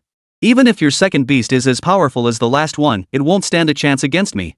Wei Mingqing's tone brimmed with confidence. He had every reason to be so. Lin Ze offered a faint smile, choosing not to respond. Instead, he gave a slight nod to the girl beside him. Yuling, this is yours. Yes, master. Yuling's cherry lips parted, releasing a cool, melodious voice. She stepped forward immediately, positioning herself to guard her master. In the next instant, two silver-feathered blades materialized out of thin air, hovering at her sides with a crisp, resonant hum. What is this? A flicker of confusion crossed Wei Mingqing's mind. Yet his movements were swift. In a flash, he charged forward. Yet two icy sword lights were faster still. Almost the instant Wei Mingqing took his first step, the two swords at Yu Ling's sides transformed into silver streaks of light, tearing through the air and striking toward him in an instant. Startled, Wei Mingqing dodged one blade at the last second, only to be slashed across the chest by the other, leaving a gash. What the hell is this? Wei Mingqing's face drained of color in horror. The attack speed was absurdly fast. The spectators gasped in shock. How fast is that sword speed? How can he draw his sword without moving? What an unusual attack technique. Amidst the astonished stares, Yu Ling stood perfectly still. Yet the two swords seemed to come alive, transforming into streaks of light that surged toward Wei Mingqing. Though only two swords existed, they unleashed an aura as if dozens were attacking. From a distance, Wei Mingqing appeared surrounded by countless silver-white sword lights, facing hundreds of attacks per second. He was left with nothing but defending. Had the Steelblade Commander not been an all-around class boasting solid defense alongside damage and control, he would have been overwhelmed long ago. Lin Ze watched the scene unfold, a faint smile curling his lips. This was the true power of sword control. While ordinary sword classes wield blades with both hands, sword control manipulates weapons through pure intent. No matter how swift a practitioner's physical movements, they could never match the speed of thought. With sword control, a single thought could command blades to strike dozens or even hundreds of times in an instant. Not to mention that sword control can wield more than one blade at a time. It's a pity Feather Spirit can only wield two swords simultaneously now. Otherwise, adding just one more would have finished off Wei Mingqing long ago. Chapter 47, The Rising Star. Boom! At that moment, a violent shockwave suddenly tore through the encircling sword light. Wei Mingqing burst through the encirclement, a faint green breeze swirling around his body as his speed surged dramatically. He had clearly activated a tactical card. With his speed enhanced, Wei Mingqiang was no longer merely defending. He flashed toward Lin Ze and Yu Ling. Without needing Lin Ze's command, Yu Ling's gaze turned slightly cold. Her toes lifted, and her graceful form already drifted lightly forward. Though seemingly slow, her movement was exceptionally swift. Light body step. As Yu Ling moved, the speed of the two sword lights surged dramatically, striking Wei Mingqing simultaneously from both sides like shooting stars. Shooting star slash. Wei Mingqing managed only to parry one of the sword lights, but the other struck him cleanly, instantly carving a gaping, blood-soaked gash across his shoulder. The two sword lights clashed and parted, pausing briefly midair before unleashing another swift strike with the streamlight slash. Wei Mingqing felt a bitter taste in his mouth. Though his opponent was clearly a single individual, he felt as if he were facing a two-man assault, leaving him utterly frustrated. His earlier confidence and resolve had vanished, leaving him only to desperately fend off the attacks. Lin Ze watched and nodded approvingly. This was the first battle Yu Ling had summoned. It certainly hadn't disappointed him. Even against a legendary tier player 25 levels above her, she maintained a steady advantage. The Sword Immortal class was truly formidable. It was no weaker than the Blood Demon of the Abyss. Having gained a clear understanding of Yu Ling's combat capabilities, Lin Ze saw no reason to delay further. His voice grew solemn as he spoke. Yu Ling, it's time to end this fight. The words sent Wei Mingqing's heart jolting with a sudden wave of foreboding. The next instant, Yu Ling, standing not far away, froze in surprise. The wings on her back abruptly disintegrated, each feather bursting into dazzling pure white light as they elongated into matching sword beams. In an instant, thousands of pure white sword lights hovered in the air, their tips quivering slightly as they instantly locked onto Wei Mingqing as their target. The next moment, a piercing whistle filled the air as the sword cluster transformed into a silver downpour, cascading down and enveloping Wei Mingqing within an impenetrable net. Thousand feather sword array. Holy! Wei Mingqing only had time for a single cry before being swallowed by an endless sea of sword light. SSSSSSSSS. The spot where Wei Mingqing stood was pelted like it was under concentrated fire, the ground exploding repeatedly as dust and smoke billowed upward. The sword light raged on for a full 4 or 5 seconds before finally dissipating. The dust was swept away by a fierce wind, and Wei Mingqing's figure was nowhere to be seen. He had clearly exited the trial space. The crowd stared blankly at the scene, their minds going completely blank. A profound, silent stillness enveloped the entire plaza. It took a full moment before the crowd erupted like a bomb had been dropped among them. What kind of skill was that? That was insane. Lin Ze actually won? That was a level 45 legendary class. He took out 5 opponents at once and they were all upperclassmen. He's ridiculously strong. Brother Lin, you're my new idol. The entire plaza instantly transformed into a sea of cheers, filled with excited shouts and jubilant cries. The freshmen stared at Lin Ze on the screen with eyes filled with awe and admiration. When all other freshmen had either been eliminated or backed down, Lin Ze stepped forward and defeated 5 upperclassmen in a row, an undeniably heroic feat. He was just too fierce. Kong Chang, Yan Yon, and Zhao Bowen stood frozen in place, exhaling long sighs in unison only after a long moment. Now I understand why the admissions office was willing to pay such a high price to recruit Lin Ze. Kong Chang's expression was filled with shock and admiration. In his decade plus as a professor at Muxing University, he had never witnessed such an outstanding freshman. He surpassed any previous cohort by a wide margin. It wouldn't be an exaggeration to call him the most formidable freshman in Muxing University's history. No matter how high the cost the admissions office paid, it was well worth it.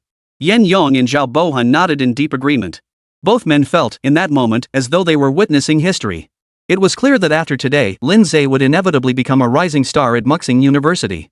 They suddenly found themselves eager to see just how far Lin Ze would ultimately go. On the plane, Chen Yufei and Du Xinrong stared blankly at Lin Ze's retreating figure, their mouths agape for a long moment. They were profoundly shaken by the power Lin Ze had displayed. That was simply not the kind of power a freshman should possess. He was in a completely different league from them. Even Chu Shuyuan, who had always been regarded as the top freshman in their eyes, fell far short of Lin Ze. The latter was the true top freshman of this class. Chu Shuyuan's expression was dazed, his gaze toward Lin Ze filled with complex emotions. He had always believed no one his age could match him. Even after arriving at the talent-packed Muxing University, this belief had never wavered.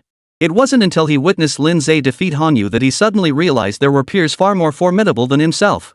This realization only deepened as Lin Ze went on to defeat more upperclassmen one after another. When Lin Ze defeated Wei Mingcheng, completing the astonishing feat of defeating 5 opponents in a row, Chu Shuyuan finally understood how others usually viewed him. That feeling of intense resentment welling up deep inside when confronted with peers vastly superior to oneself, yet being forced to accept it in the face of cruel reality. It was bitter indeed. Lin Ze, you're incredible. Xia Yuqing and Yin Shui rushed to Lin Ze's side, their eyes sparkling as they gazed at him, filled with admiration and affection. Only they knew that Lin Ze hadn't even exerted his full strength. Others might not realize it, but they knew Lin Ze possessed formidable strength of his own. Had he truly fought at full strength, Wei Mingcheng would have been defeated long ago. To achieve a 1 versus 5 feat without exerting full strength, consecutively defeating 5 upperclassmen at this moment, Lin Ze's image in their eyes couldn't have been more towering. Lin Ze gave a faint smile, about to speak, when his vision was suddenly flooded by blinding light. When he regained his senses, he found himself back at the square in front of the school gates. With a swish, countless eyes focused on him. Awe, admiration, shock, curiosity, envy. In that instant, Lin Ze had become the center of attention. Lin bro, you're awesome. Bro Lin, give us your contact info. We'd love to grab a meal with you later.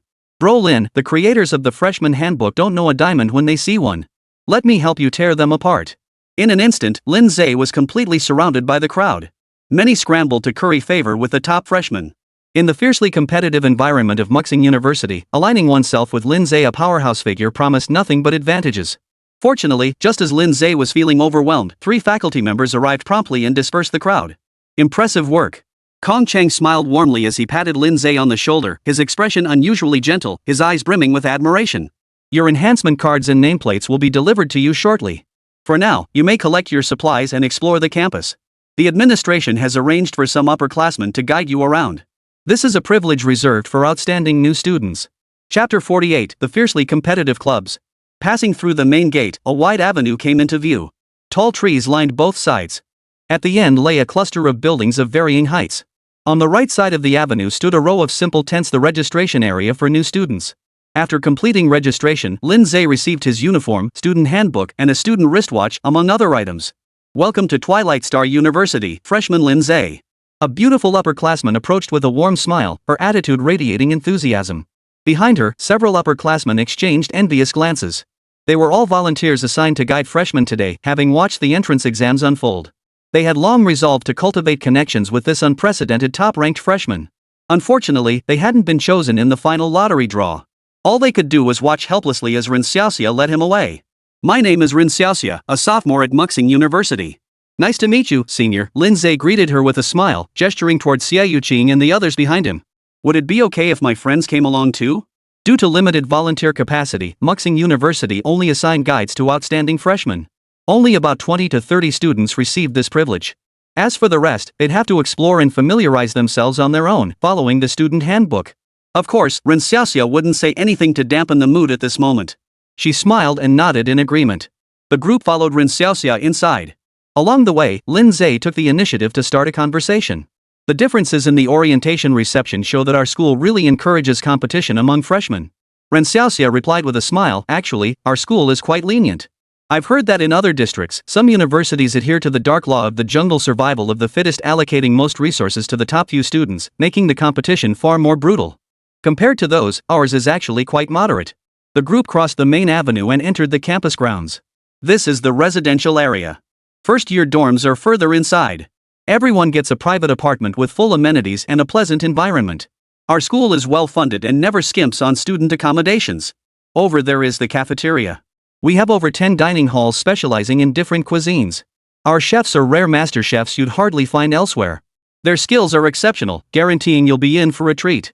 Further ahead is the academic zone, where classes are held daily. The schedule is posted on the school website at the beginning of each month. Each class has limited enrollment, so it's best to check and register early. Popular courses fill up fast. This side is the cultivation zone. It houses skill training rooms for students to hone their abilities, a dual arena for sparring practice, and the trial tower stands here as well. As they spoke, the group seemed to pass through some invisible barrier. Before them, where the open ground had been empty moments ago, now stood a towering black tower reaching into the clouds. Its body rose straight upward, like a spear intent on piercing the heavens. Gazing up from its base, one couldn't help but feel a sense of insignificance.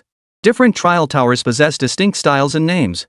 Our school's beginner-level trial tower is called the Ironthorn Black Tower. Ran Xiaoxia explained calmly. Trial towers are ranked by tier, ascending from basic, intermediate, to advanced.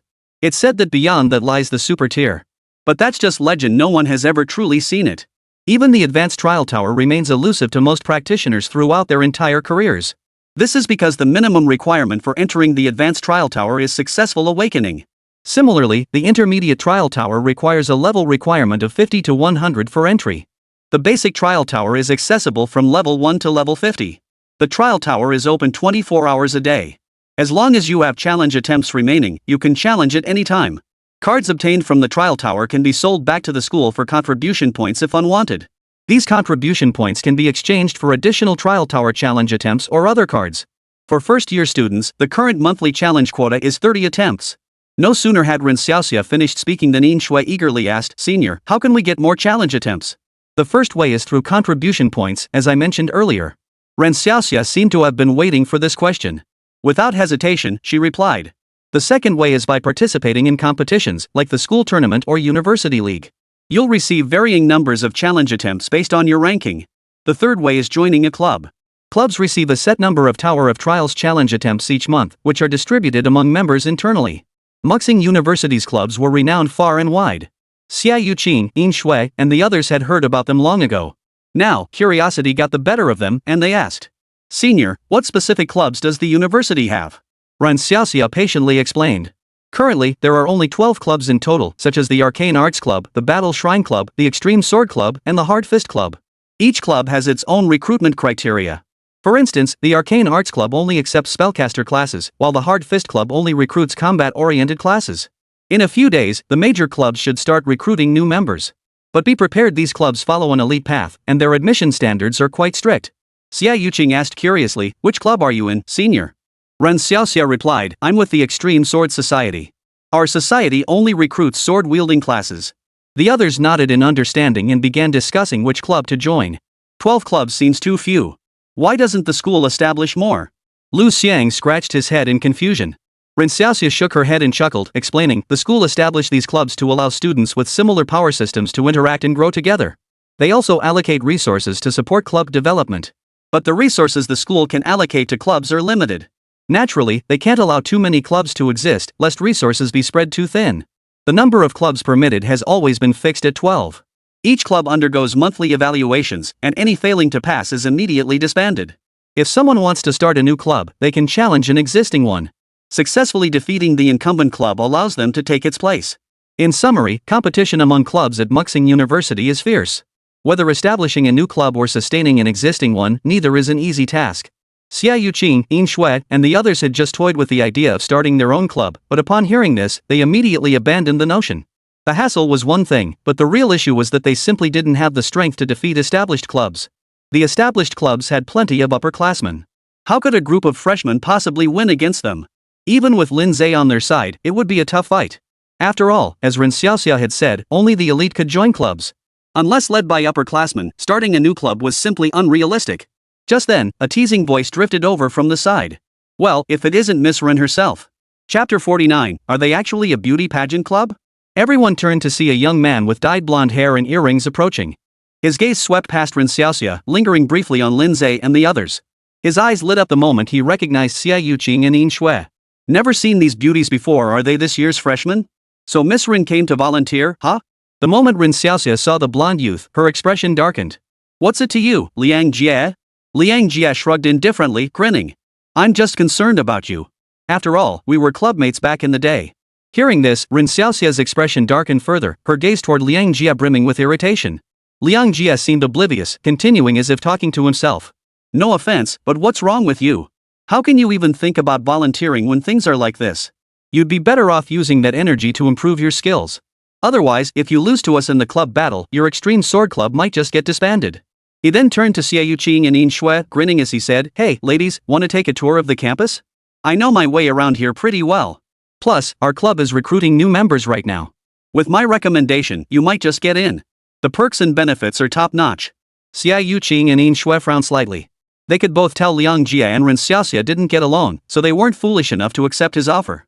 Besides, Liang Jie's smug expression was rather off-putting. Just as Rin Xiaoxia's expression darkened and she was about to speak, Lin Ze's voice suddenly reached her ear. Senior, you mentioned the school's club recruitment standards are strict. So, does this kind of thing, pulling two girls off the street to join, count as a really shady operation? Or are they actually something like a beauty pageant club? Rin Xiaoxia paused, then burst out laughing. She played along, replying, Now that you mention it, it does sound a bit like that. But strictly speaking, they're not a club yet, they haven't passed the challenge. So they're just a makeshift group, Lin Ze realized. Liang Jie's expression darkened. What do you mean by that? Ignoring him, Lin Ze turned to Rin Xiaoxia. Let's go, senior. Hanging around a sticky person too long might rub off on you. Rin Xiaoxia shot Liang Jie a glance, his face flushed with anger, then nodded with a smile. You're absolutely right, Junior. Let's continue our tour. With that, she turned and walked away without a second glance at Liang Jie. Lin Ze and Xia Yuqing, who was stifling a laugh, followed suit. After walking a short distance, Rin Xiaoxia finally smiled and thanked him. Thanks for saving me, Junior. You're welcome, Lin Ze shook his head. Senior, who was that guy just now? Rin Xiaoxia's smile faded as she sighed. Liang Jie used to be a member of our extreme sword club too. But later, our club ran into some trouble and was on the verge of disbanding. Just then, someone started a new club and began poaching members from the old one. Liang Jie was lured away and left our club. What club? Xia Yuqing asked curiously. It's called the Peak Guild. Their motto is to recruit only legendary players. Word is they're pretty formidable. Rin Xiaoxia frowned deeply. The Peak Society is a provisional guild. They must successfully challenge an established guild to replace it before gaining official recognition as a new guild. That's why they set their sights on our extreme sword society. The others understood, and their distaste for Liang Jie deepened. Leaving one guild to join another wasn't inherently wrong at worst, it was simply a matter of differing choices. Yet he turned around and helped the new club against his former comrades, sparing no sarcasm. That kind of character is seriously questionable. After some casual chatter, the group continued their tour. By evening, Rin Xiaoxia led Lin Ze and the others to the cafeteria for a delicious meal before heading to the dormitory area. Goodbye. See you later, senior. They parted ways at the entrance to the dormitory area. Watching Lin Ze's receding figure, Rin Xiaoxia felt a quiet sense of admiration. Junior Lin Ze has great character and formidable skills. It's a shame the Extreme Sword Society is in such a mess right now, otherwise, recruiting him would have been a great move. Standing at the fork in the road leading to the dormitory area, Kang Jun turned to the others. Where are your apartments? Lu Xiang, Building 14, Room 305. Yin Shui, Building 18, Room 401. Lin Ze glanced at his key tag, Building 8, Unit 603. What a coincidence. I'm in 8604 right next door to you, Xia Yuqing said with a charming smile. Yin Shui shot Xia Yuqing a sidelong glance, her expression neither quite smiling nor quite unsmiling. Earlier when collecting the apartment keys, she had seen Xia Yuqing secretly bribe the staff to arrange her dorm right next to Lin Ze's. That said, she didn't call Xia Yuqing out on it. After agreeing to meet tomorrow for the trial tower, the group parted ways to head to their respective apartments. Lin Ze and Xia Yuqing arrived at the 6th floor of Building 8, parting ways at the entrance before entering their respective apartments. Just as Rin Xiaoxia had described, the apartment was well appointed. It featured a bedroom, bathroom, living room, balcony, and more, fully furnished with appliances ready to move into with just a suitcase. Upon entering the living room, Lin Ze immediately summoned White Disaster and Feather Spirit. After a period of recuperation, White Disaster had recovered somewhat from his injuries. Among the cards obtained from the Severed Heads Society earlier, Lin Ze had deliberately saved several healing cards. He now used a few on White Disaster, and the injuries healed by more than half in no time. The remaining fatigue would be fully restored after a night's rest in the pet beast space. Yu Ling, however, had suffered almost no injuries. After all, in the final battle, Wei Mingqing hadn't even grazed the hem of her robe. Emerging from the pet beast space, Yu Ling's pair of cool, clear eyes slowly scanned the surroundings before losing interest. She strolled over to Lin Ze's side and sat down right next to him. Lin Ze had long grown accustomed to Yu Ling's seemingly aloof yet clingy behavior and paid it no mind as he checked his student wristwatch. This standardized wristwatch issued by the school contained students' personal information, contribution points, trial tower challenge counts, and more. It could also log into the school's official website. As a freshman, Lin Ze's contribution points currently stood at 0. His trial tower challenge count, however, stood at a staggering 182 attempts. First stage of the new student exam, 102 insignia earned. In the second stage, he defeated 5 opponents in a row, earning 50 more badges. Combined, this totals 152 nameplates, converted into 152 challenge attempts. Additionally, he has 30 challenges from the monthly fixed allocation given to first-year students. 152 challenges that should last me a while. Lin Ze nodded to himself. As long as he kept obtaining cards from the Tower of Trials to exchange for contribution points, which could then be converted into challenge attempts, he could continuously grind the tower without worrying about running out of attempts. Worth mentioning was the reward he'd received earlier when collecting supplies: a 1 for 5 bonus, the 2-star fantasy grade enhancement card, for Dimensional Ascension.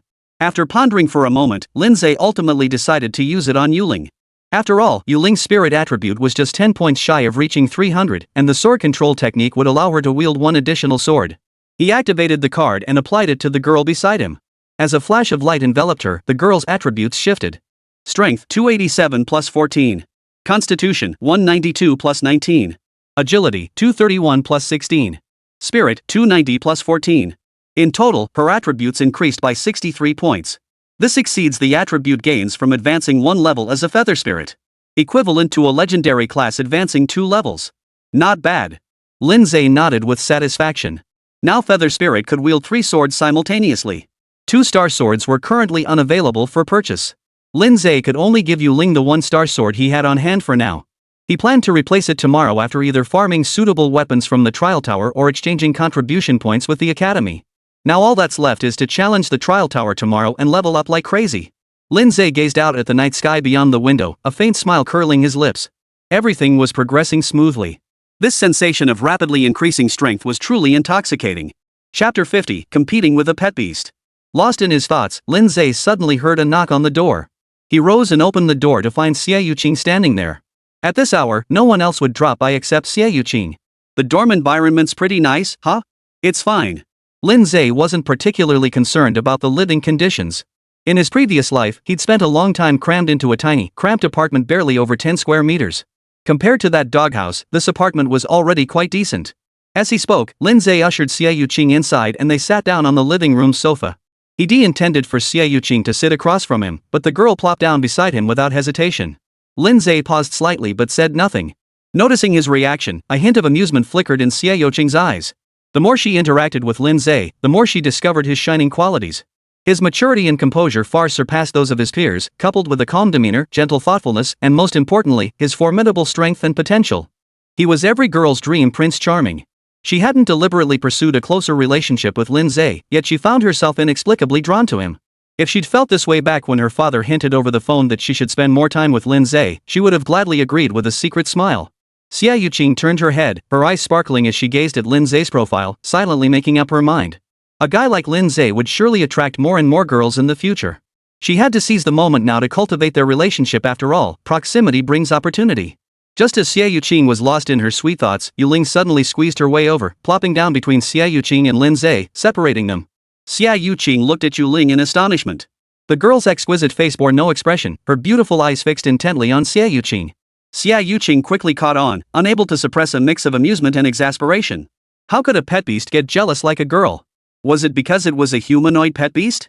Xie Yuqing hadn't expected that before she could compete with other girls for Lin Ze's attention, she'd first find herself in a jealous spat with a pet beast.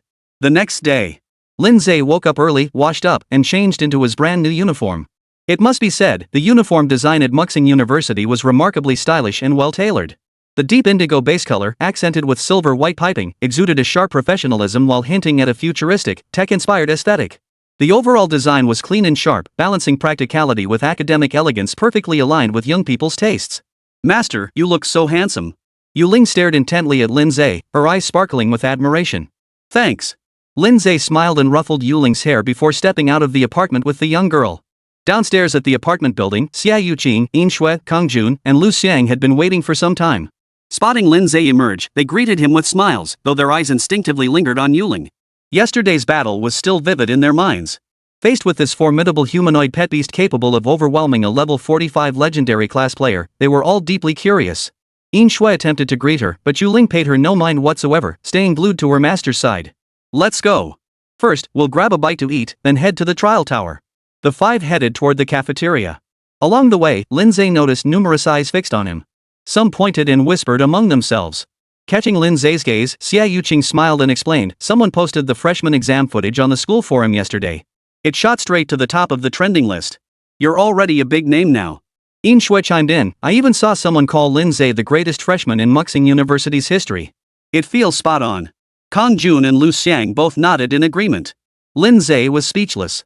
No wonder he felt like a panda in a zoo. Apparently, the news had already spread. Shaking his head, Lin Ze ignored the stares around him and engaged in casual chatter with Xia Yuqing and the others.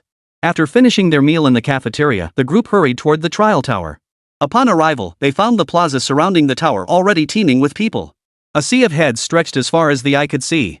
Most of them were freshmen wearing first-year uniforms. As soon as Lin Ze stepped onto the square, a sudden gasp erupted. It's Lin Ze. In an instant, countless eyes turned toward him. It really is Lin Ze. I've seen his photos on the forum. Is this the legendary top freshman? He's actually pretty handsome, totally my type. Wow, he took down 5 upperclassmen in a row. This year's freshman is something else. I heard he's also a beastmaster. It's unbelievable that someone in such a useless profession could become so powerful. In an instant, Lin Ze became the center of attention. Wherever he passed, students instinctively parted, clearing a path for him. Lin Ze thought to himself that this was rather convenient. He then fixed his gaze on the trial tower before him. Yesterday, he'd skimmed the student handbook's entry on the Ironthorn Black Tower, gaining deeper insight into this trial tower. The Ironthorn Black Tower had a total of 99 floors. Each floor was guarded by a ferocious beast. To advance to the next level, one had to defeat the beast and reach the entrance deep within the floor. As an entry-level trial tower, the rewards for completing challenges only included 1 to 3 star cards and energy. The specific rewards depend on the number of floors cleared and the difficulty level. Simply put, the number of floors cleared determines the star rating of the cards, while the difficulty level determines their quality. For example, clearing levels 1 to 33 typically yields only 1 star cards. Clearing levels 34 to 66 grants 2 star cards. Reaching level 67 or higher unlocks 3 star cards. As for difficulty, similar to card quality, it is categorized as normal, fine, excellent, and fantasy. Above that lie legendary and epic tiers. However, these 2 tiers are incredibly challenging. Since the Ironthorn Black Tower's inception, only a handful have successfully conquered legendary difficulty. As for the epic difficulty, no one has ever succeeded in challenging it to date. It's a difficulty level where success is considered theoretically possible at best. I saw some upperclassmen on the forum saying the Ironthorn Black Tower is incredibly difficult. Yin Shui gazed at the Tower of Trials, a hint of tension in her expression. Even clearing all 99 floors of the Ironthorn Black Tower on normal difficulty requires a level 50 character. For the fine difficulty, you'd need a level 50 rare class to clear it entirely. For the exceptional difficulty, you'd need a level 50 legendary class. Kang Jun gasped in astonishment. That difficult? I was thinking of trying the exceptional difficulty, but looks like I'll have to settle for fine difficulty instead. He was only a rare class, and barely level 20. Attempting the exquisite difficulty would guarantee failure beyond the 33rd floor, yielding only a 1-star card at best. Better to tackle the fine difficulty. If he made it past floor 33, he could get a 2-star fine card at settlement. Lu Xiang scratched his head and said, then I'll challenge the fine difficulty too. Yin Shui, however, declared she would challenge the exquisite difficulty. As a legendary class, she felt more confident tackling the challenge difficulty. Xia Yuqing hesitated before saying, I think I'll try the challenging difficulty. After a pause, she turned to Lin Ze. What about you, Lin Ze? Which difficulty are you planning to challenge? Lin Ze thought for a moment and said, fantasy difficulty, I guess. Chapter 51, Whose general is this? Xia Yuqing and the other 3 nodded calmly upon hearing this. For any other freshman, even Chu Shuyuan attempting the fantasy difficulty, they wouldn't expect them to climb beyond the 33rd floor. But Lin Ze was different. His strength far surpassed that of the other freshmen, placing him in a league entirely of his own. Challenging the fantasy difficulty was entirely reasonable. With their decision made, the group wasted no time and headed toward the gates of the trial tower. Beside the entrance stood a massive black stone stele. Its front displayed a dense, constantly flickering array of characters. It listed student names according to difficulty level and number of floors cleared. The top-ranked individual, a second-year student, had challenged the exceptional difficulty and currently stood at the 78th floor. Lin Ze glanced at it briefly before withdrawing his gaze and striding decisively through the entrance. The world flickered before his eyes, and he found himself standing in the middle of a desert. All he could see was sand and gravel. Across the parched wasteland, sharp, pitch-black thorns stood about a meter tall. Upon closer inspection, he realized these thorns were made of steel. Perhaps this was the origin of the name Ironthorn Wasteland Tower. Though called a desert, its area was likely no larger than a standard soccer field. At the edge of the horizon stood a straight, slender pillar of white light.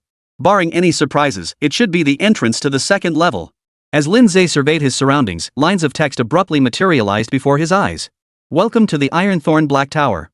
Select challenge difficulty. Normal, fine, superior, fantasy, legendary, epic. Lin Ze selected fantasy difficulty without hesitation. Fantasy difficulty selected. Confirm? Confirm. Difficulty confirmed. Challenge begins. Rustle, rustle, rustle. Accompanied by eerie sounds, massive scorpions over 2 meters long, covered in thick, hard armor, emerged from the sand and charged viciously. Lin Ze summoned White Disaster and ordered the little skeleton to engage. At the very moment Lin Ze commenced his challenge, the top-ranked challenger's name on the stone tablet outside the Tower of Trials was instantly replaced by a new one. Lin Ze, first-year student, fantasy difficulty, current tower level 1. People constantly watched the stone tablet in the square, and someone immediately noticed the change. Upon seeing it, they were utterly shocked. Holy crap, fantasy difficulty? Whose subordinate is this? How daring! The exclamation quickly drew the attention of those nearby. As more people read the top line of the stele, gasps of astonishment grew louder. It really is fantasy difficulty. Who's this badass? Huh, Lin Ze? A first year? Could it be that guy who took down 5 opponents in the new student exam and got called the top freshman? So it's him. No wonder he dared to choose fantasy difficulty. The crowd suddenly understood. The name Lin Ze had already spread throughout the entire Muxing University.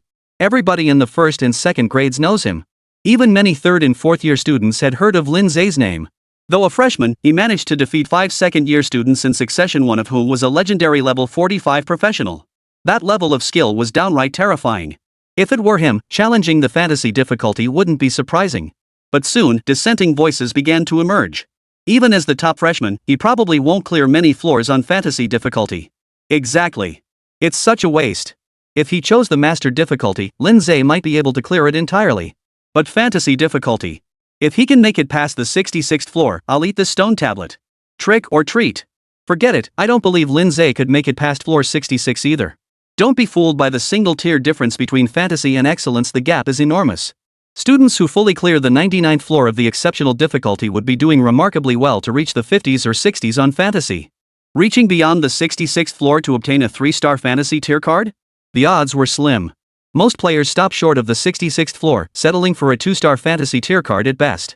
Thus, most players prefer to stick with the exceed difficulty, aiming for a 3-star exceed tier card, rather than gamble on the fantasy difficulty. After all, each attempt at the trial tower is precious and must be approached with utmost care. Amidst the buzzing crowd, 2 figures walked side by side into the plaza. Wanghao heard the murmurs around him and raised an eyebrow in surprise. That freshman Lin Ze sure has a competitive streak going for fantasy difficulty. Liang Jia, who was with him, darkened at the mention of Lin Ze's name before snorting in disdain. Challenging spirit? More like overestimating his abilities. Does he really think fantasy difficulty is a walk in the park? He probably got a little heady after some success in the freshman exams and a few compliments. Wanghao glanced at Liang Jia and immediately sensed there was likely some history between them. He followed up on Liang Jia's remark. True enough. Once this challenge ends, Lin Ze will learn just how treacherous fantasy difficulty really is. Liang Jia sneered coldly, this is Donghu District's premier institution. A country bumpkin who doesn't know his place will get his ass kicked sooner or later. I think you're the one who doesn't know his place. A voice suddenly cut in, interrupting their exchange. Liang Jia's expression darkened as he turned to see Ren Xiaoxia and Ren Xiaodong, the sisters. When you first enrolled last year at this time, were you even 1/10 as skilled as Lin Ze? You can't even acknowledge someone else's strengths. All you do is envy and slander behind their backs. That's the extent of your character. Ren Xiaoxia glared at Liang Jia with utter contempt. Liang Jia exploded in anger. Ren Xiaoxia, what business is this of yours? Why do you have to stick your nose into everything? Ren Xiaoxia curled her lip in disdain. I just can't stand seeing you slander junior Lin Ze. Liang Jia sneered coldly, am I wrong? Or do you think Lin Ze could possibly clear beyond the 66th floor in the Ironthorn Black Tower on fantasy difficulty? Why not? Fine. Since you think Lin Ze can do it, let's make a bet. The stakes are 500 contribution points. Are you up for it? Just as Ren Xiaoxia was about to speak, Ren Xiaodong beside her paled slightly. She quickly tugged at her sister's sleeve and whispered, "Don't be impulsive, sis." Ren Xiaodong had also heard of Lin Ze's achievements and knew he was an exceptionally talented freshman. He was arguably the most outstanding freshman in the history of Muxing University. But no matter how talented or outstanding, he was still a freshman. The odds of reaching floor 66 or higher in the Ironthorn Black Tower on its fantasy difficulty level on the very first day of school were practically non-existent. Perhaps in a few months, Lin Ze might achieve it. But at this stage, it was absolutely impossible. If Ren Xiaoxia agreed to the bet, she'd be practically guaranteed to lose. 500 contribution points were no small sum. Losing such a large sum of contribution points outright would sting even for a second-year student.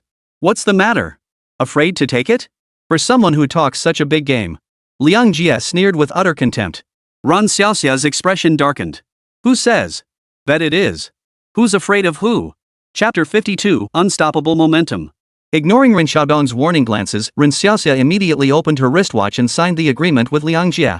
Muxing University encouraged competition, and friendly duels among students were commonplace, often involving wagers. Over time, the university had developed a comprehensive system for such matters. Even the wager contracts had ready-made templates. They only needed minor adjustments to be usable. After signing the agreement, Liang Jie's face broke into a smug grin. You're going to lose. Ren Xiaoxia refused to be outdone, snorting coldly, "We'll see about that." The two then stepped back, each walking toward the stone monument with their companions. Ren Xiaodong sighed as she looked at her best friend. You know exactly what kind of person Liang Jie is. Why get into a bet with someone like him? I just can't stand him slandering Lin Ze, Ren Xiaoxia retorted, pouting slightly. Besides, I'm not doing this on a whim. I have a real chance of winning. What chance? Ren Xiaodong looked surprised. Ren Xiaoxia lowered her voice, speaking mysteriously. Yesterday when I took Lin Ze and the others on the campus tour, I overheard two female juniors chatting. From what they said, it sounded like Lin Ze didn't give his all during the freshman entrance exams. No way. Ren Xiaodong's first reaction was disbelief. Lin Ze had defeated 5 second-year students in a row. If he hadn't been going all out then, how terrifying would his true strength be? If not 100%, then at least 70-80%. Lin Ze is a peculiar guy, even I can't figure him out. Ren Xiaoxia wasn't entirely sure either. After all, the whole thing sounded pretty far-fetched. She agreed to the bet on a spur-of-the-moment whim, and now she was afraid her sister would nag her about it. So she brought it up to shut her sister up, and now she couldn't back down. Anyway, it's worth a shot. Based on Lin Ze's character, I'm taking this bet.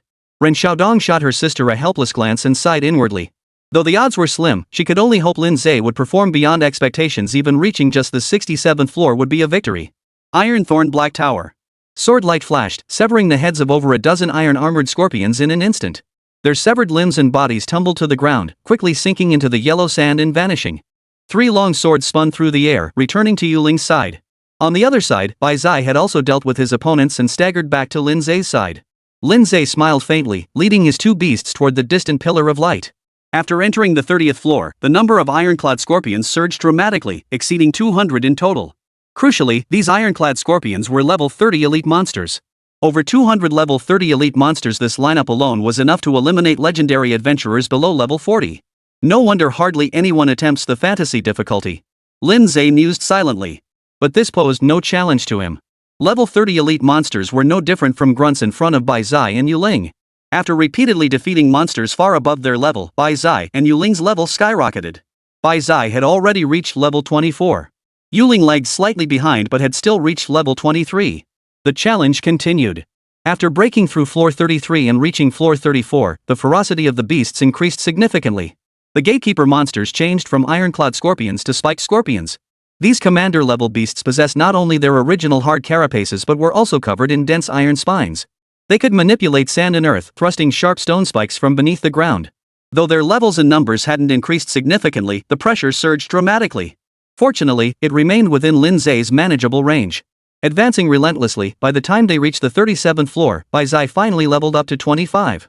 As expected, its innate ability advanced. Steel bones evolved into magic pattern armor. Magic pattern armor, body imbued with magical patterns, defense significantly enhanced, constitution plus 20%. Not bad. Lin Ze's expression brightened. This is equivalent to permanently equipping a tactical card. Given White Disaster's current physical stats, a 20% boost alone exceeded 70 points. After his initial delight, Lin Ze pressed on with the challenge.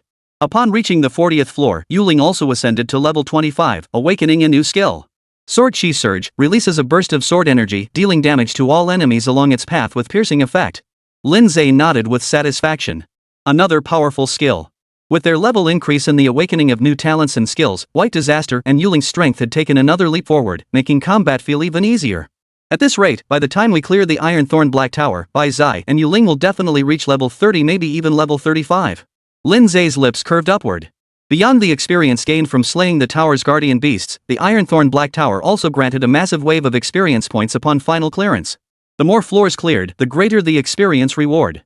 Especially since White Calamity and Feather Spirit were still relatively low level, they might even jump up 1 or 2 levels directly. The thought filled Lin Ze with anticipation, instantly energizing him.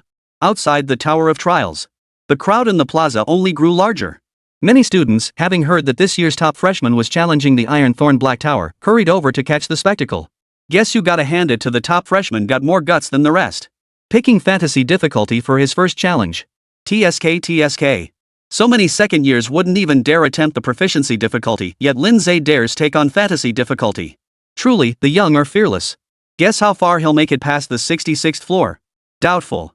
I'd say 50th floor is about his limit. The crowd buzzed with chatter. Hardly anyone believed in Lin Ze. Liang Jie listened, a smug grin spreading across his face. He turned to Wang Hao and chuckled, "See? I'm not the only one who thinks Lin Ze is overestimating himself. Everyone here feels the same way. At the end of the day, he's just a freshman. He got lucky with a few achievements. I really don't get what he's so full of himself about, pulling stunts like this just to grab attention. Freshman, I guess. Can understand that." Wang Hao shrugged.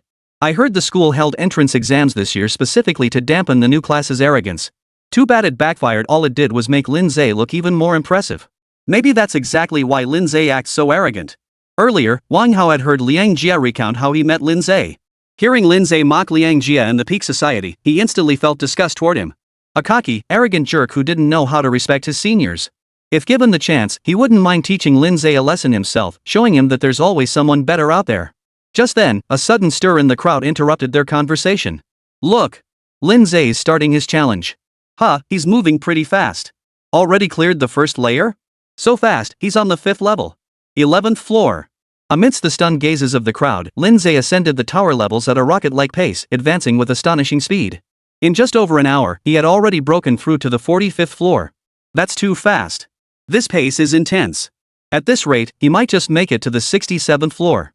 While the spectators had anticipated that the earlier tower levels wouldn't pose much difficulty for Lin Ze given his skill, they never imagined his clearing speed would be this astonishing. His average dwell time per floor barely reached 2 minutes. Excluding travel time, the average combat duration per floor was likely no more than a minute. This was truly terrifying. Junior Lin Ze is amazing. Ran Xiaoxia's eyes sparkled with excitement. At this rate, it seemed she might actually win the bet. A look of astonishment also flashed across Ren Xiaodong's eyes. Could Lin Ze really pull this off? Chapter 53, what if Lin Ze pulls off another miracle? Liang Jie's face darkened slightly as his gaze fixed intently on the stone tablet. After breaking through the 45th layer, Lin Ze's clearing speed showed no signs of slowing down. Maintaining a pace of clearing 2 to 3 layers every 2 to 3 minutes, he quickly surged to the 50th layer. Then came level 51. Level 56. Level 60. Level 63. As Lin Ze's cleared layers mounted, astonishment spread across the crowd's faces. The square had grown noticeably quieter. All eyes were fixed on the stone monument, eager to see if Lin Ze could truly break through to the 66th floor and beyond. Before long, Lin Ze finally reached the 66th floor. Ren Xiaoxia clenched her fists, her eyes fixed on the stone tablet without blinking, her face a mix of anticipation and anxiety. 2 minutes passed, yet Lin Ze's cleared floor count remained unchanged. 5 minutes passed, still no change. 10 minutes passed, and still no change. Disappointment and resignation gradually spread across the faces of the crowd. It's been so long, looks like there's no hope. Probably failed the challenge. They're probably calculating the rewards now. As expected, fantasy difficulty is just too tough. TSK. I thought the top freshman might bring some surprises, but turns out it's just the same old story. Liang Jie's tense expression relaxed, and a smug smile returned to his face. I told you so. Lin Ze never stood a chance of clearing floor 66. He should have stuck to the expert difficulty instead of trying to grab attention with stunts. After mocking Lin Ze, Liang Jie turned to Ren Xiaoxia, a teasing glint in his eyes. Ren Xiaoxia, you lost the bet. Heh, thanks for the 500 contribution points. Ren Xiaoxia clenched her teeth and retorted, the bet isn't over yet. Lin Ze hasn't come out. Oomph, death throes. Liang Jie snorted coldly with disdain. Even now, you still refuse to accept reality? If Lin Ze could clear floor 66, he would have done it already. Why else would he linger on this floor for so long? Before Liang Jie could finish, a sudden commotion interrupted him. A sudden sense of foreboding washed over him, and he whipped his head toward the stone tablet. The sight froze him in place. The first line on the stone tablet now read, Lin Ze's cleared floor count had changed to 67. He'd cleared level 66. Holy, he really broke through level 66. No way, is this real? Am I seeing things? No way, is Lin Ze that good? Unbelievable. This is the caliber of the top freshman? The crowd erupted in an uproar. Many second-year students watching the spectacle stared in astonishment. No one expected Lin Ze to actually break through the 66th floor of the Ironthorn Black Tower in fantasy difficulty. Across the entire sophomore class, few could match that feat. Didn't this mean Lin Ze had outshone most of the entire second-year class? Is this guy even a freshman? Unbelievable. He made it. He made it. Xiaoxia Ren bounced up and down, her arms wrapped around her sisters, her face flushed with excitement. Lin Ze is so awesome, I absolutely adore him. Ren Xiaoxia hadn't really expected much herself, she'd only agreed to Liang Jie's bet on a whim. Deep down, she'd even mentally prepared herself to lose 500 contribution points. Who could have imagined Lin Ze would be so incredible, actually breaking through the 66th floor and winning the bet for her? At that moment, she couldn't admire Lin Ze enough. If Lin Ze hadn't been there, she might have impulsively hugged and kissed him in her excitement. Ren Xiaodong covered her mouth in shock, her eyes wide with astonishment. Lin Ze's success had truly surpassed her expectations. His strength was far beyond what the rumors suggested. For a moment, Ren Xiaodong felt an intense curiosity toward this legendary newcomer. After the initial excitement, Ren Xiaoxia quickly remembered the matter at hand. She shot Liang Jie a teasing smile, her lips curling up in triumph as she asked. So, Liang Jie, are you convinced yet? Junior Lin Ze is far more talented than you. Someone like you, who only knows how to envy and slander others behind their backs, isn't even worth a single hair on Junior Lin Ze's body. You lost fair and square. Hand over your contribution points now. Liang Jie's face darkened like the bottom of a pot, his jaw clenched tightly, his cheeks twitching violently. He couldn't believe a freshman could break through floor 66 in fantasy difficulty. Was that guy a monster? Intense frustration and rage gnawed at Liang Jie's insides like venomous snakes, causing him excruciating pain. Yet he dared not tear up the contract. After gritting his teeth for a long moment, he reluctantly transferred 500 contribution points to Ren Xiaoxia. Thanks for the 500 contribution points. Ren Xiaoxia received the wager and cheerfully thanked him. The very words Liang Jie had uttered not long ago now boomeranged back at him, filling the air with a palpable sense of irony. Liang Jie's expression, which had begun to ease, darkened instantly. Staring at Ren Xiaoxia's smug grin, he blurted out. Don't get too cocky. Bet again if you've got the guts. Ren Xiaoxia raised an eyebrow. What do you want to bet on now? Liang Jie gritted his teeth. Let's bet on whether Lin Ze can fully clear the Ironthorn Black Tower on fantasy difficulty. I bet he can't. What do you say? Dare you take me on? Ren Xiaoxia's expression shifted. Ren Xiaodong finally couldn't hold back. She snapped, Liang Jie, have you no shame? How can you even say something like that? Don't you feel embarrassed? Among the current second-year students, only 2 had ever fully cleared the Ironthorn Black Tower on fantasy difficulty. They were the current top and second-ranked students of the second year. Considering the entry restrictions for the junior trial tower were levels 1 to 50, third and fourth-year students could essentially be ruled out. This meant that across the entire Duskstar University, only 2 individuals had fully cleared the Ironthorn Black Tower on fantasy difficulty. The sheer difficulty of this feat speaks for itself. To demand that a freshman, who has just enrolled, accomplish what over 99% of second-year students cannot achieve is nothing short of a fairy tale. Liang Jie proposing this wager was no different from outright stealing contribution points from someone else's pocket. You guys were so confident in Lin Ze. Why aren't you willing to bet now? Liang Jie knew his bet was excessive, but he pressed on regardless, trying to provoke them. Wang Hao suddenly interjected, how about this? If you lose, just return the 500 contribution points to Liang Jie. If you win, Peak Society's challenge to Extreme Sword Society gets postponed by 10 days. What do you say? Ren Xiaoxia's heart immediately stirred. She knew exactly how dire Extreme Sword Society's situation was. They stood no chance against Peak Society, and dissolution seemed inevitable. If they could gain 10 more days to catch their breath, perhaps they could devise a way to turn things around. Her eyes flickered as she fixed them on Wang Hao. Can you speak for Peak Society? Wang Hao tapped his wristwatch and replied, I can have the president sign the wager contract. Ren Xiaoxia silently nodded. With the Peak Society president's signature, it would be settled. Sis, you're not seriously going to bet against them, are you? Ren Xiaodong tugged at her sister's sleeve, frowning and whispering. This bet is a complete giveaway. You have zero chance of winning. Don't fall for it. Ren Xiaoxia hesitated for a moment but quickly made her decision.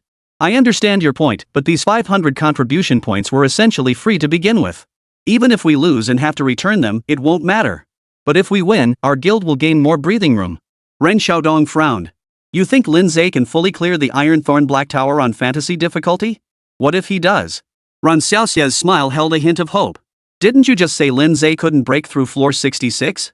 What if he pulls off another miracle? Ren Xiaodong fell silent. Seeing this, Ren Xiaoxia turned to Liang Jia and Wang Hao. I'm betting on you guys. Chapter 54, Crimson Mark, Sword, and Man is One. After sealing the wager agreement, a smile spread across Wang Hao's face.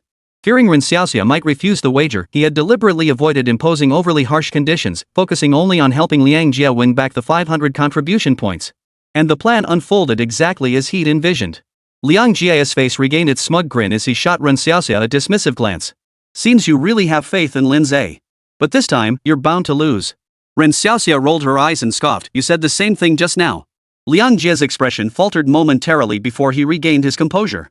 Just wait and see. How could this be the same as before? If Lin Ze had held a sliver of hope to break through the 66th floor before, achieving a full clear was utterly impossible. Not a single shred of chance. If Lin Ze actually pulled it off, wouldn't that freshman be towering above the entire second-year class? The very thought was absurd. Victory was assured.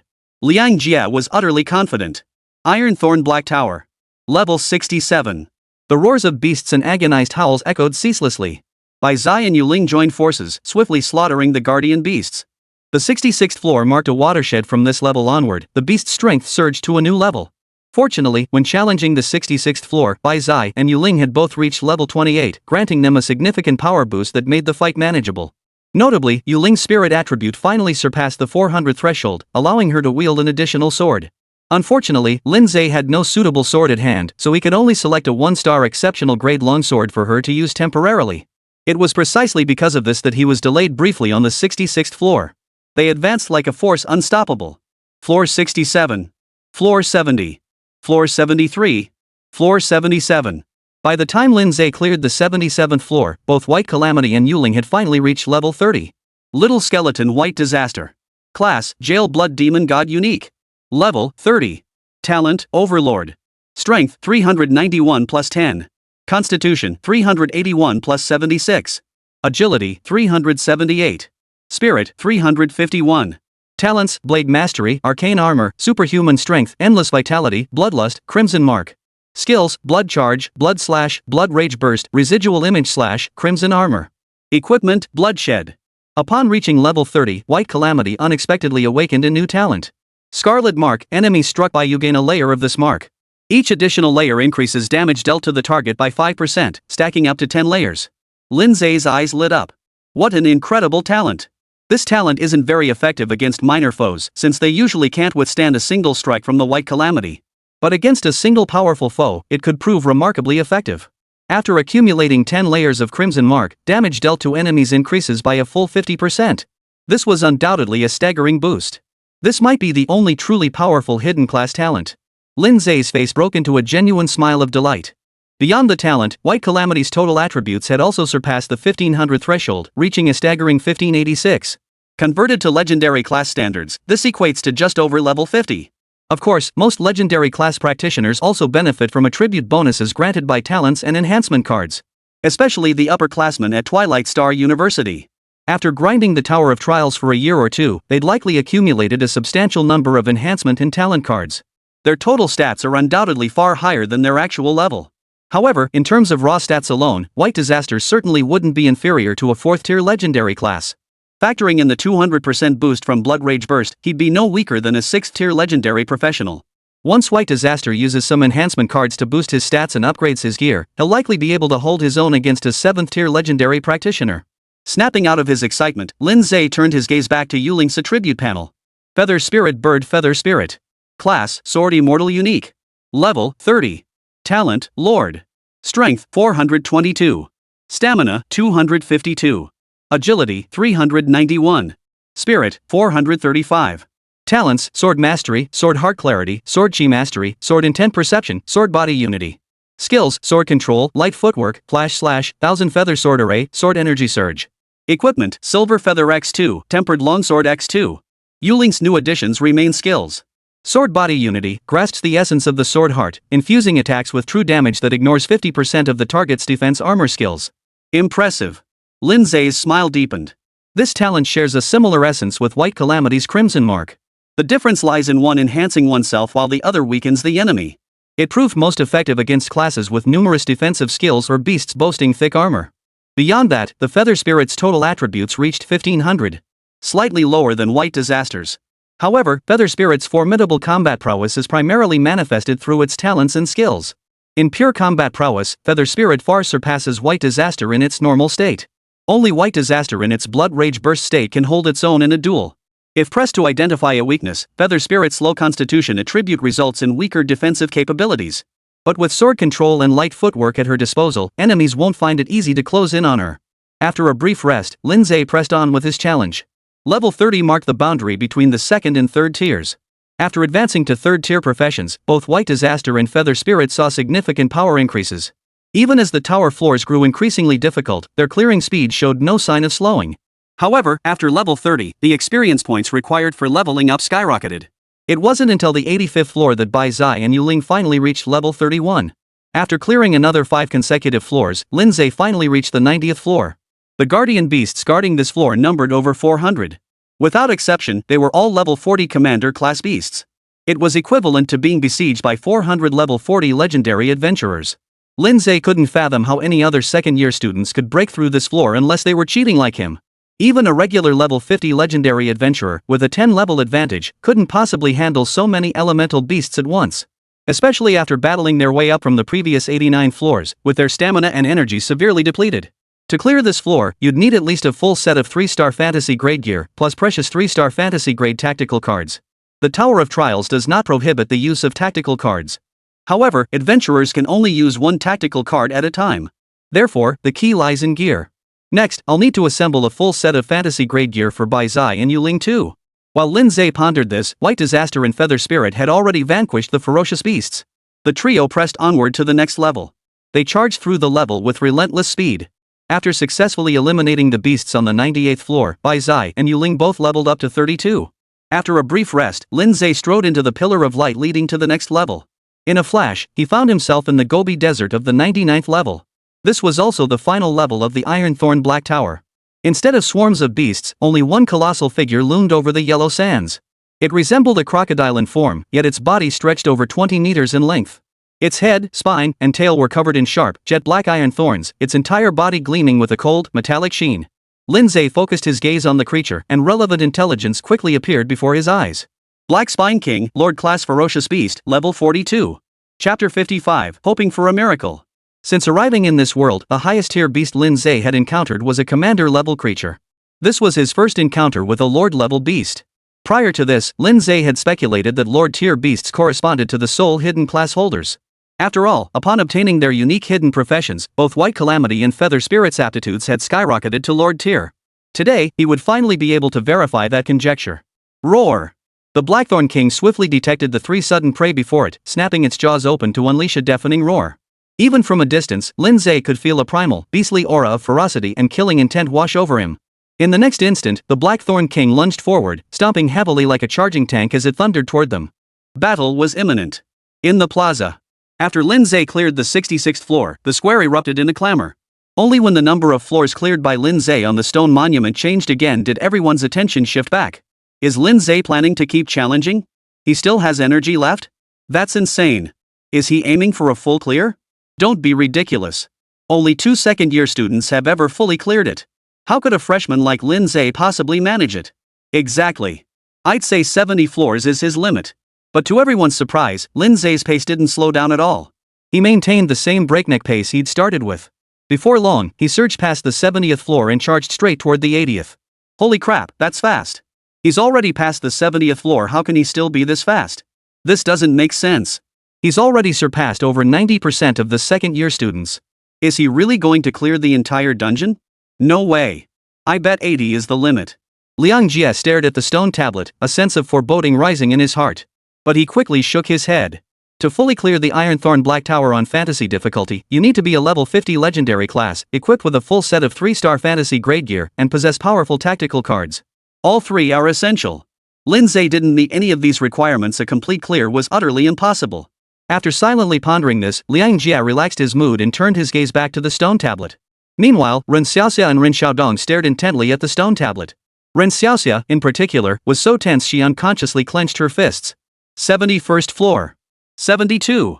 73rd floor. With each floor Lin Ze cleared, Ren Xiaoxia would utter a low exclamation, like counting aloud. But as Lin Ze climbed higher and higher, Ren Xiaoxia soon found herself speechless, her eyes wide with excitement. Ren Xiaodong was also taken aback. Lin Ze's performance completely exceeded her expectations. Judging by this, Lin Ze might just break through the 80th floor. Even if he didn't fully clear it in the end, this achievement was already astonishing. Over 10 minutes later, under the stunned gazes of the crowd, Lin Ze successfully broke through the 80th floor and reached the 81st. The crowd erupted in another wave of commotion. Already at the 80th floor? His pace hasn't slowed at all. Unbelievable. This makes a full clear seem even more likely. Impossible. I'd say 90 floors is the absolute limit. Dude, you were the one saying 70 or 80 floors max earlier. Why are your words worthless now? Listening to the murmurs around him, Liang Jie's eye twitched slightly. A faint unease stirred once more deep within him. It's fine. Charging straight to the 80th floor must have drained Lin Ze's strength. He probably won't last much longer. Liang Jie tried to reassure himself. But the ensuing developments proved him wrong. Lin Ze's pace showed no signs of slowing, charging through like a battering ram to reach the 90th floor. He lingered on this floor for less than 10 minutes before successfully clearing it and reaching the 91st floor. The crowd erupted into even louder cheers. Across the entire second year, fewer than 20 students had ever reached the 91st floor of the Ironthorn Black Tower in fantasy difficulty. Even if Lin Ze stopped here, his performance today was enough to shock the entire second year. Liang Jie's eye twitched even more violently, his unease suddenly intensifying. He took a deep breath, forcing down his inner turmoil. Beyond the 90th floor, the beasts grow far stronger than those below. They're likely beyond Lin Ze's capabilities. He can't possibly go any further. This is his limit. Yet the very instant this thought crossed his mind, the number etched on the stone tablet representing Lin Ze's cleared floors abruptly changed from the 90th floor to the 91st. Seeing this, Liang Jie's expression instantly crumbled, his face turning grim. The crowd erupted in a wave of murmurs. The 90th floor and above of the Ironthorn Black Tower represented a different tier of beast strength, a watershed. Challengers whose strength didn't meet a certain standard would be swept away at this stage, no matter how much energy they conserved or how well they strategized in the earlier floors. No means no. Lin Ze's ability to pass this level proved his strength ranked among the top 20 in the entire second year. It also meant that, barring the final level, the next 8 floors presented little difference in difficulty for him, making his chances of clearing them highly likely. True to form, Lin Ze conquered 8 consecutive floors in under an hour, reaching the 99th floor in one breath. The square had fallen silent at some point. Every pair of eyes stared at the stone tablet in stunned silence. No one had expected Lin Ze to reach this point. A first-year freshman successfully charging to the final floor of the Ironthorn Black Tower at the fantasy difficulty level. Even if Lin Ze ultimately failed the challenge, this achievement alone was astonishing. Ren Xiaoxia's eyes widened, her expression a mix of excitement and shock. Ren Xiaodong's pretty face was also filled with undisguised astonishment. Could it be true, just as her sister had said, that Lin Ze was capable of creating a miracle? Snapping out of their shock, the crowd began discussing whether Lin Ze could complete the entire challenge. What had seemed utterly impossible moments ago now held a faint glimmer of hope. If Lin Ze succeeds in this challenge, he'll be the first freshman in our school's history to clear the Ironthorn Black Tower on fantasy difficulty. True, but it still feels unlikely. Not necessarily. Who would have thought Lin Ze could reach the 99th floor? I feel like he's got something special. True. Just then, a voice suddenly cut through the air, high-pitched and sharp, instantly drawing everyone's attention. Liang Jie's face twisted slightly, his expression darkening considerably. The final floor of fantasy difficulty has a level 42 Lord tier beast as its boss. Even among third-year students, not everyone can handle it, let alone a freshman like Lin Ze. He must have a stash of rare equipment cards and tactical cards to reach the final floor. But his level is his biggest weakness. No matter how hard a freshman tries, there's no way he could be level 50 right now. Therefore, he absolutely cannot succeed in this challenge. At first, Liang Jie sounded like he was trying to convince himself, but his tone grew increasingly certain as he spoke. His final sentence rang out with conviction, as if he were pronouncing Lin Ze's fate in this challenge. Those around him could sense something off in his tone and demeanor, like he had a bone to pick with Lin Ze, but they couldn't deny the logic in his words.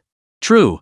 The 3 essential requirements for clearing the Ironthorn Black Tower in fantasy difficulty are non-negotiable. Lin Ze doesn't meet the level requirement. Looks like he'll be stuck at level 99. He is a freshman after all, it wouldn't be too surprising. Many voices chimed in agreement with Liang Jie's assessment. Seeing this, Liang Jie's expression turned smug as his earlier confidence returned. He shot a disdainful glance at the Ren sisters standing nearby.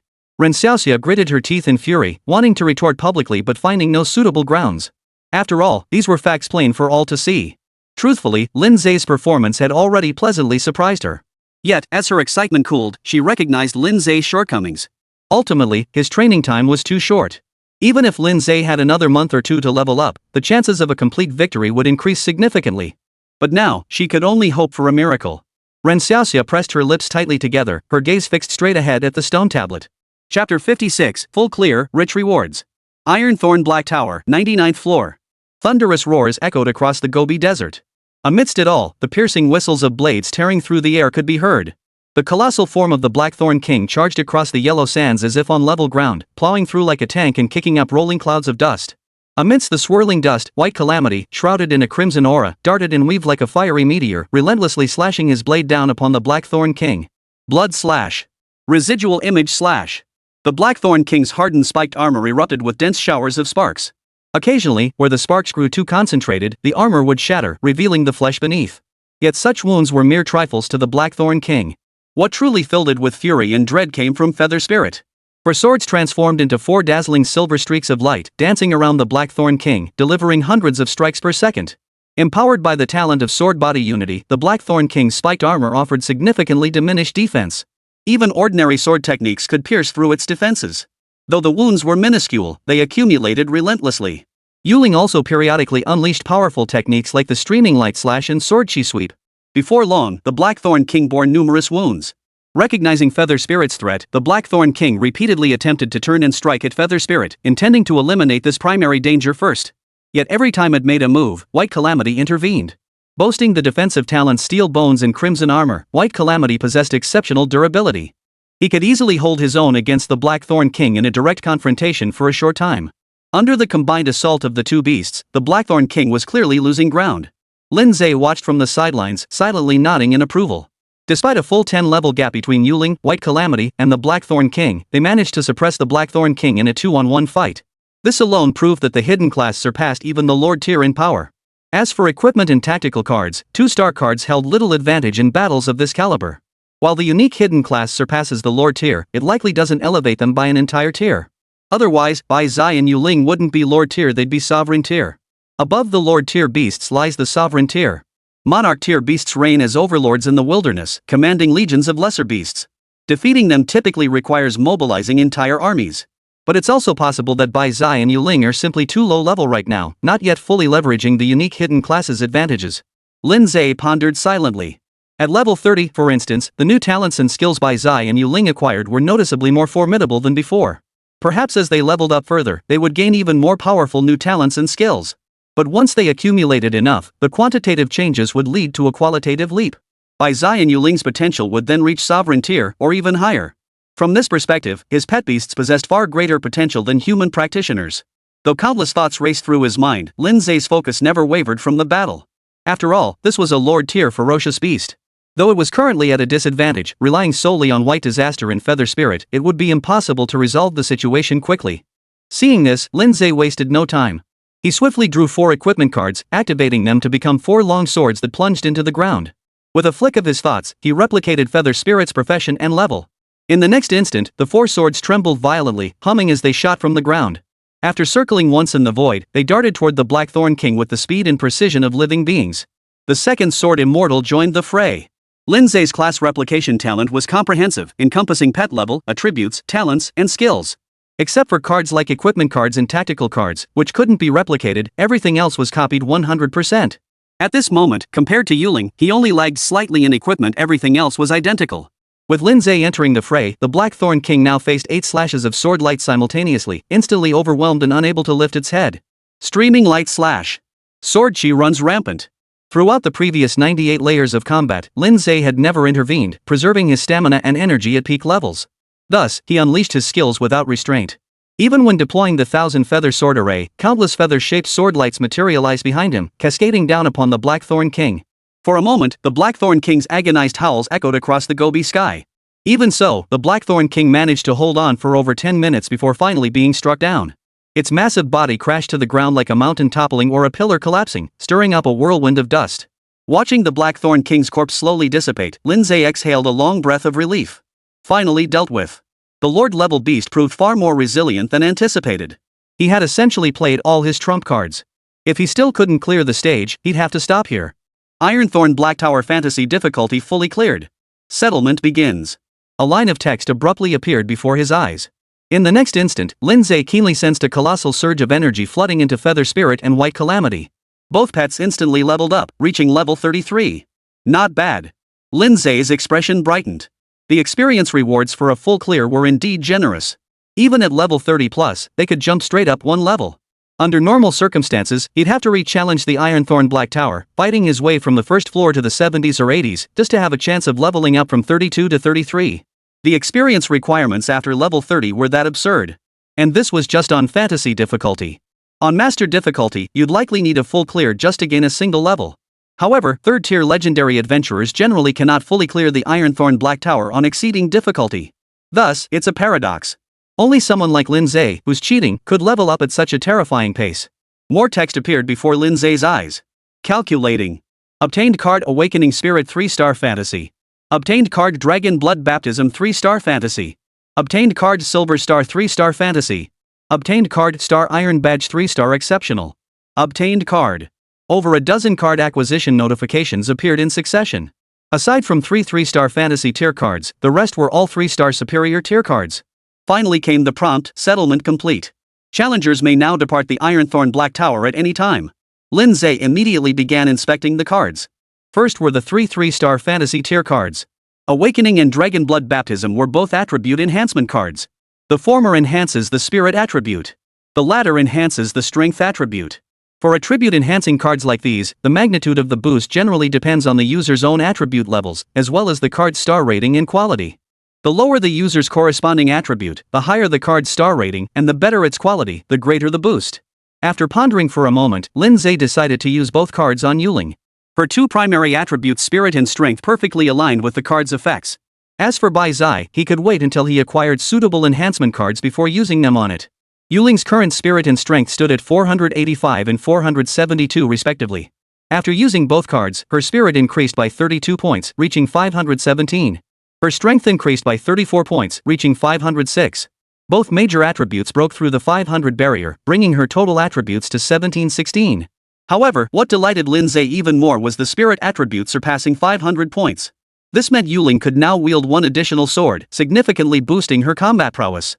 Perfect timing. The third card is a sword. Lin Ze looked at the third 3-star fantasy grade card, Silver Star. It was a long sword, entirely silver-white, gleaming with a cold light, looking exceptionally extraordinary.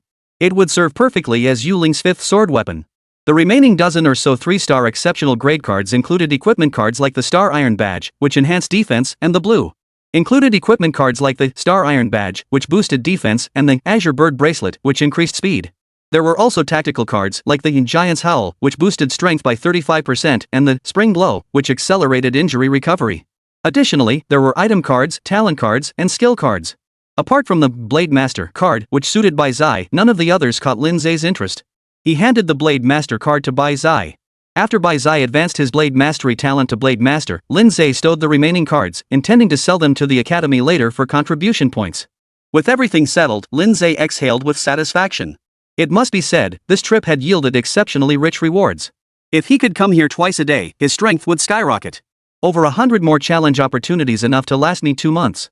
Chapter 57, Halftime Champagne. In the square. Most people focused their attention on the stone tablet, watching intently as Lin Ze's cleared levels fluctuated. It's been half an hour already.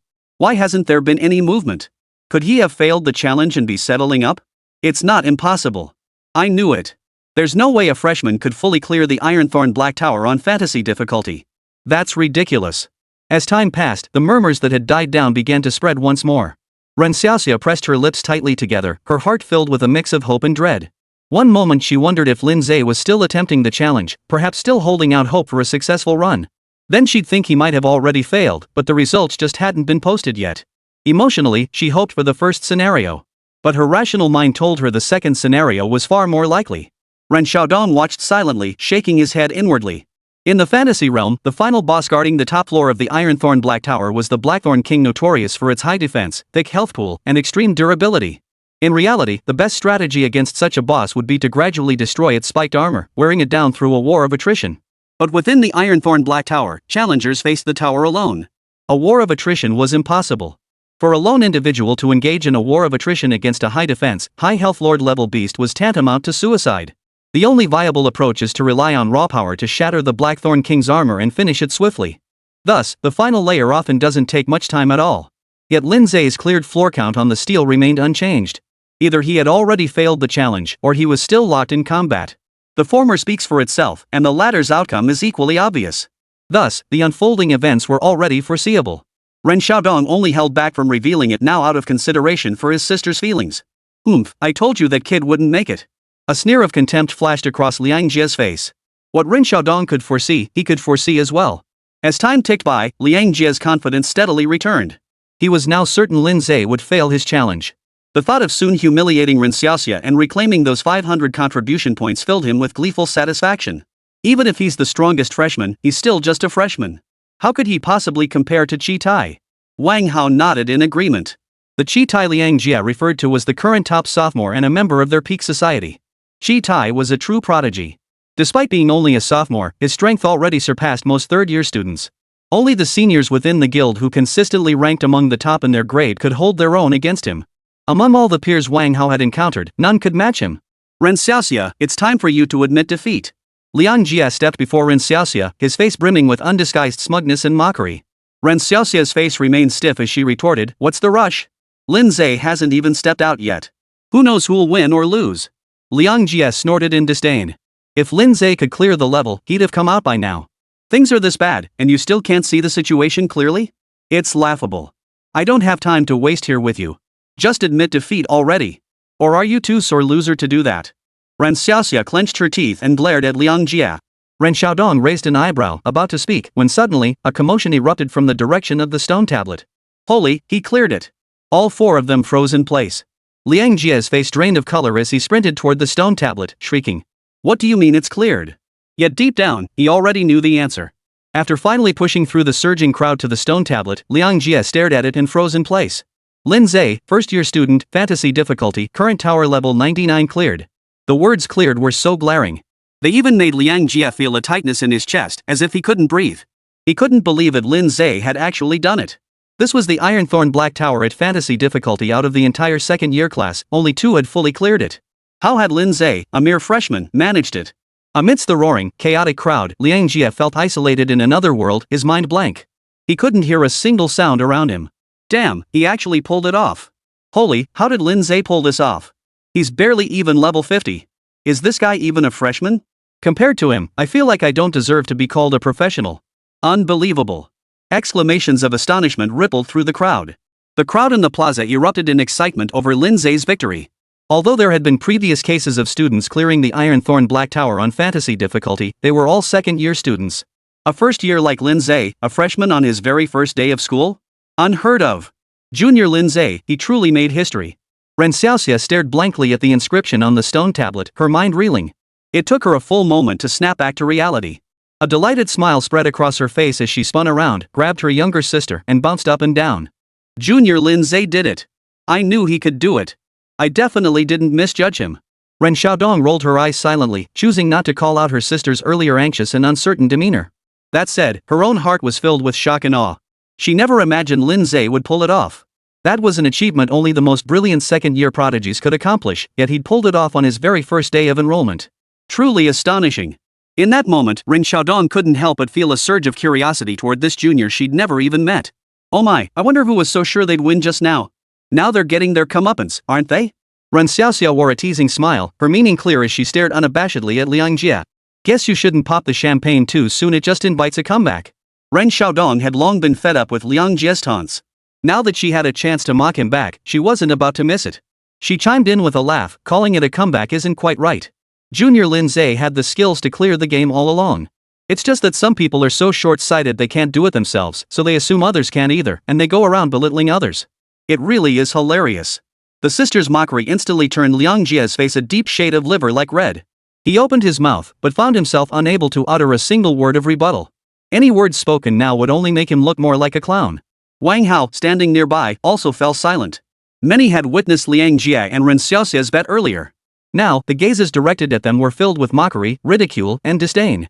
It felt like sitting on pins and needles. Seeing Liang Jie had completely lost his composure and was at a loss, Wang Hao gritted his teeth and said to Ren Xiaoxia, "We lost the bet.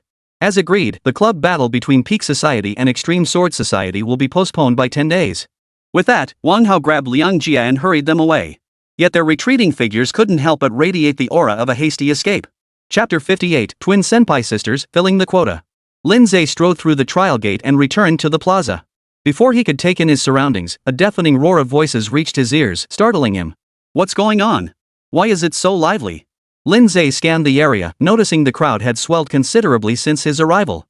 Before he could process it, a sudden cry rang out. Lin Ze's out. As if someone had flipped a switch, the noise on the square vanished instantly. Every head turned in perfect unison, all eyes fixed on him. Their eyes regarded him as though he were some kind of extraordinary creature.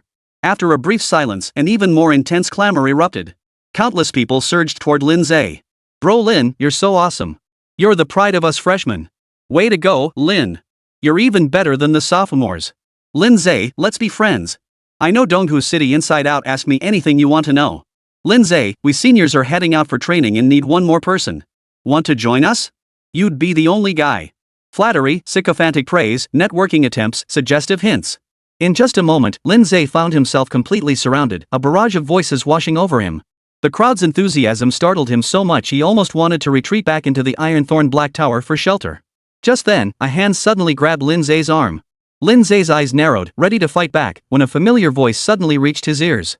Lin Ze, it's me. Don't resist. I'll get you out of here. Lin Ze's expression relaxed and his body went limp. The next moment, his vision blurred. When he came to his senses, he found himself inside a stone pavilion. The dense crowd that had surrounded him moments before had vanished without a trace. Lin Ze breathed a sigh of relief, feeling as though he'd been reborn. He'd much rather face the Blackthorn King again than deal with those people. Thanks, senior. Lin Ze turned and smiled, but froze upon recognizing the person before him. How could there be two Ren Xiaoxias? But he quickly realized. The one with the radiant smile and lively, cheerful demeanor was Ren Xiaoxia. The other one, with a faint smile and a gentle demeanor, was most likely her older or younger sister. Twins? You're welcome. After all, you did me a big favor, Junior. Ren Xiaoxia couldn't help but find Lin Ze more and more pleasing to the eye. If she didn't feel she should act more mature and reserved as a senior, she'd have wanted to plant a big kiss on Lin Ze as thanks. After all, he was so handsome she wouldn't be at a loss. Lin Ze froze upon hearing Ren Xiaoxia's words.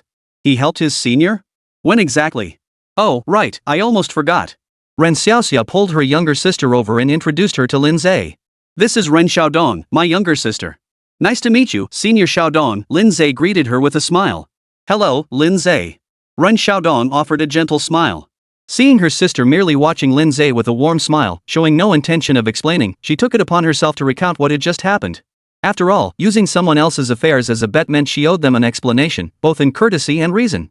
After hearing the story, Lin Ze chuckled. It's fine. I'm just glad I could help. After a pause, he asked curiously, is Senior Xiaodong also in the Extreme Sword Club? Yes, Ren Xiaodong nodded. Right now, my sister and I are the only second-year members in the Extreme Sword Club. Both Lin Ze and Ren Xiaoxia were momentarily taken aback. The former was puzzled as to why Ren Xiaodong would bring up this topic out of the blue. The latter was puzzled why his sister would tell Lin Ze this. Lin Ze, we'd like to ask you for a favor. Ren Xiaodong suddenly said, her expression serious. Lin Ze looked surprised. Please tell me, senior. I'm sure you've guessed by now our Extreme Sword Society is in a bit of a bind. 3 months ago, our third-year seniors went out on a training expedition as a team. They encountered a beast tide and were wiped out. Suddenly, the club was left with only one third-year student. Though he took over as president, he's just a support class with almost no combat ability. After that, Peak Guild set their sights on our position and declared a guild war against us. Facing no hope of victory, many members quit. Now, besides the president, only my sister and I remain. In 15 days, we're scheduled to face Peak Guild in the guild battle. But right now, we can't even assemble a basic 5-person team. If we still can't field a full roster by then, we'll forfeit without even fighting. Lin Ze understood the situation by this point. So you want me to join the Extreme Sword Club to fill the roster? Yes. Ren Xiaodong nodded. It would be even better if you could help find another freshman to fill the roster. Lin Ze frowned. Why not look for someone in our year? Ren Xiaodong shook her head. Because of peak society. No second years want to get involved in this. And among the freshmen, you're the only one I know right now. My sister also said you're someone trustworthy. Lin Ze shot Ren Xiaoxia a surprised glance.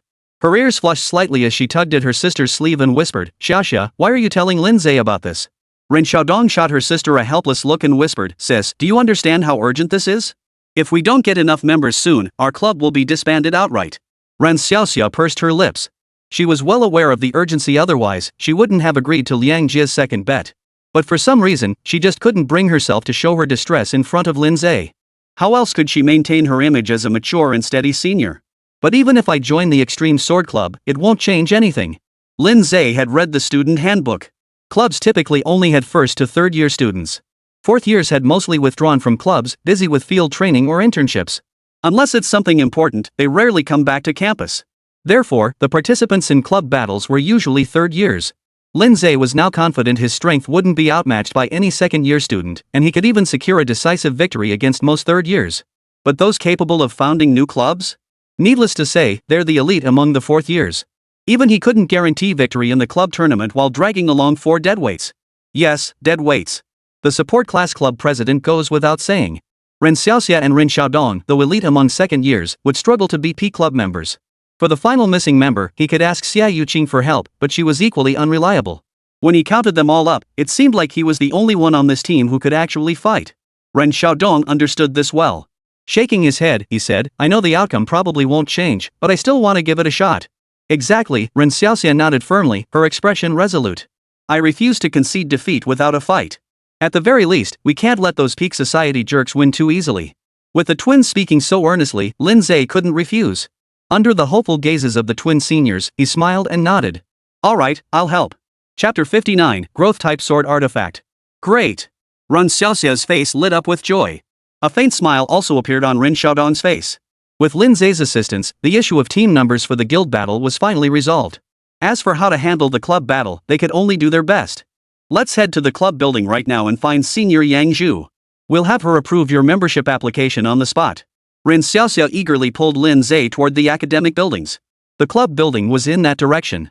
Oh, and Junior, could you grab that other freshman who wants to join the club too? Lin Ze nodded and sent a text to Xia Yuqing to ask. Soon, Xia Yuqing replied, readily agreeing. Hey, Senior, you mentioned the club president is a support role. What exactly is that role? Lin Ze asked curiously. Ren Xiaoxia answered, blacksmith. Blacksmith? Lin Ze froze slightly, he'd never heard of that profession before. Seeing Lin Ze's puzzled expression, Ren Xiaodong, standing nearby, explained softly. Blacksmiths are legendary professions, but strictly speaking, they belong to the support class.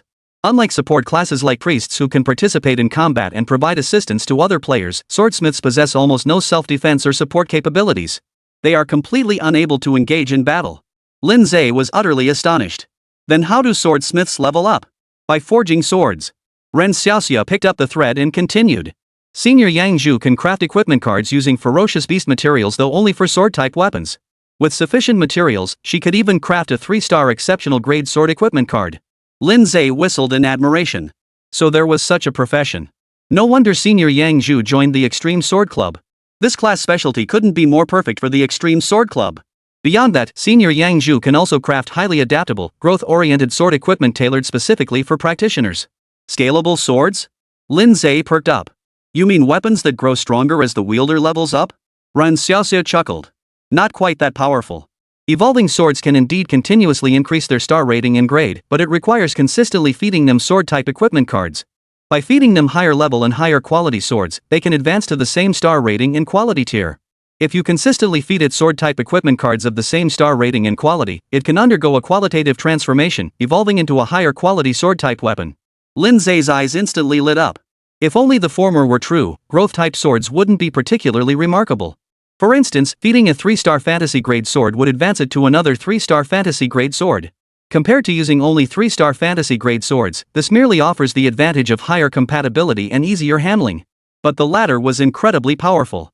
A 3-star fantasy grade growth type sword could advance to 3-star legendary grade, or even 3-star epic grade, by continuously feeding it swords of the same quality. When one lacks sufficient strength to obtain higher tier swords through the Tower of Trials, leveraging the growth potential of these swords can solve this problem. If enough swords are fed into it, it might even cultivate a sword surpassing epic tier quality. The thought alone sent a surge of excitement coursing through Lin Ze's veins. This growth type sword must be obtained. Ren Xiaoxia caught the flicker of excitement in Lin Ze's eyes and smiled faintly, unsurprised. Any sword-wielding class would be thrilled and yearning upon hearing about a growth-type sword. Though Lin Ze wasn't a sword-wielding class himself, she'd heard he had a pet beast that used a sword as its weapon. Growth-type swords are a perk of our extreme sword society. Once you join the club, you can ask Senior Yang Zhu to forge a suitable one for you. I'll look forward to it, Lin Ze replied with a smile. The three chatted as they walked, soon arriving at the club building. It must be said, Muxing University was truly flush with cash. Each club was granted an entire building as their daily activity space. Inside were functional rooms like training halls, recreation rooms, rest areas, and combat practice rooms, all equipped with comprehensive facilities.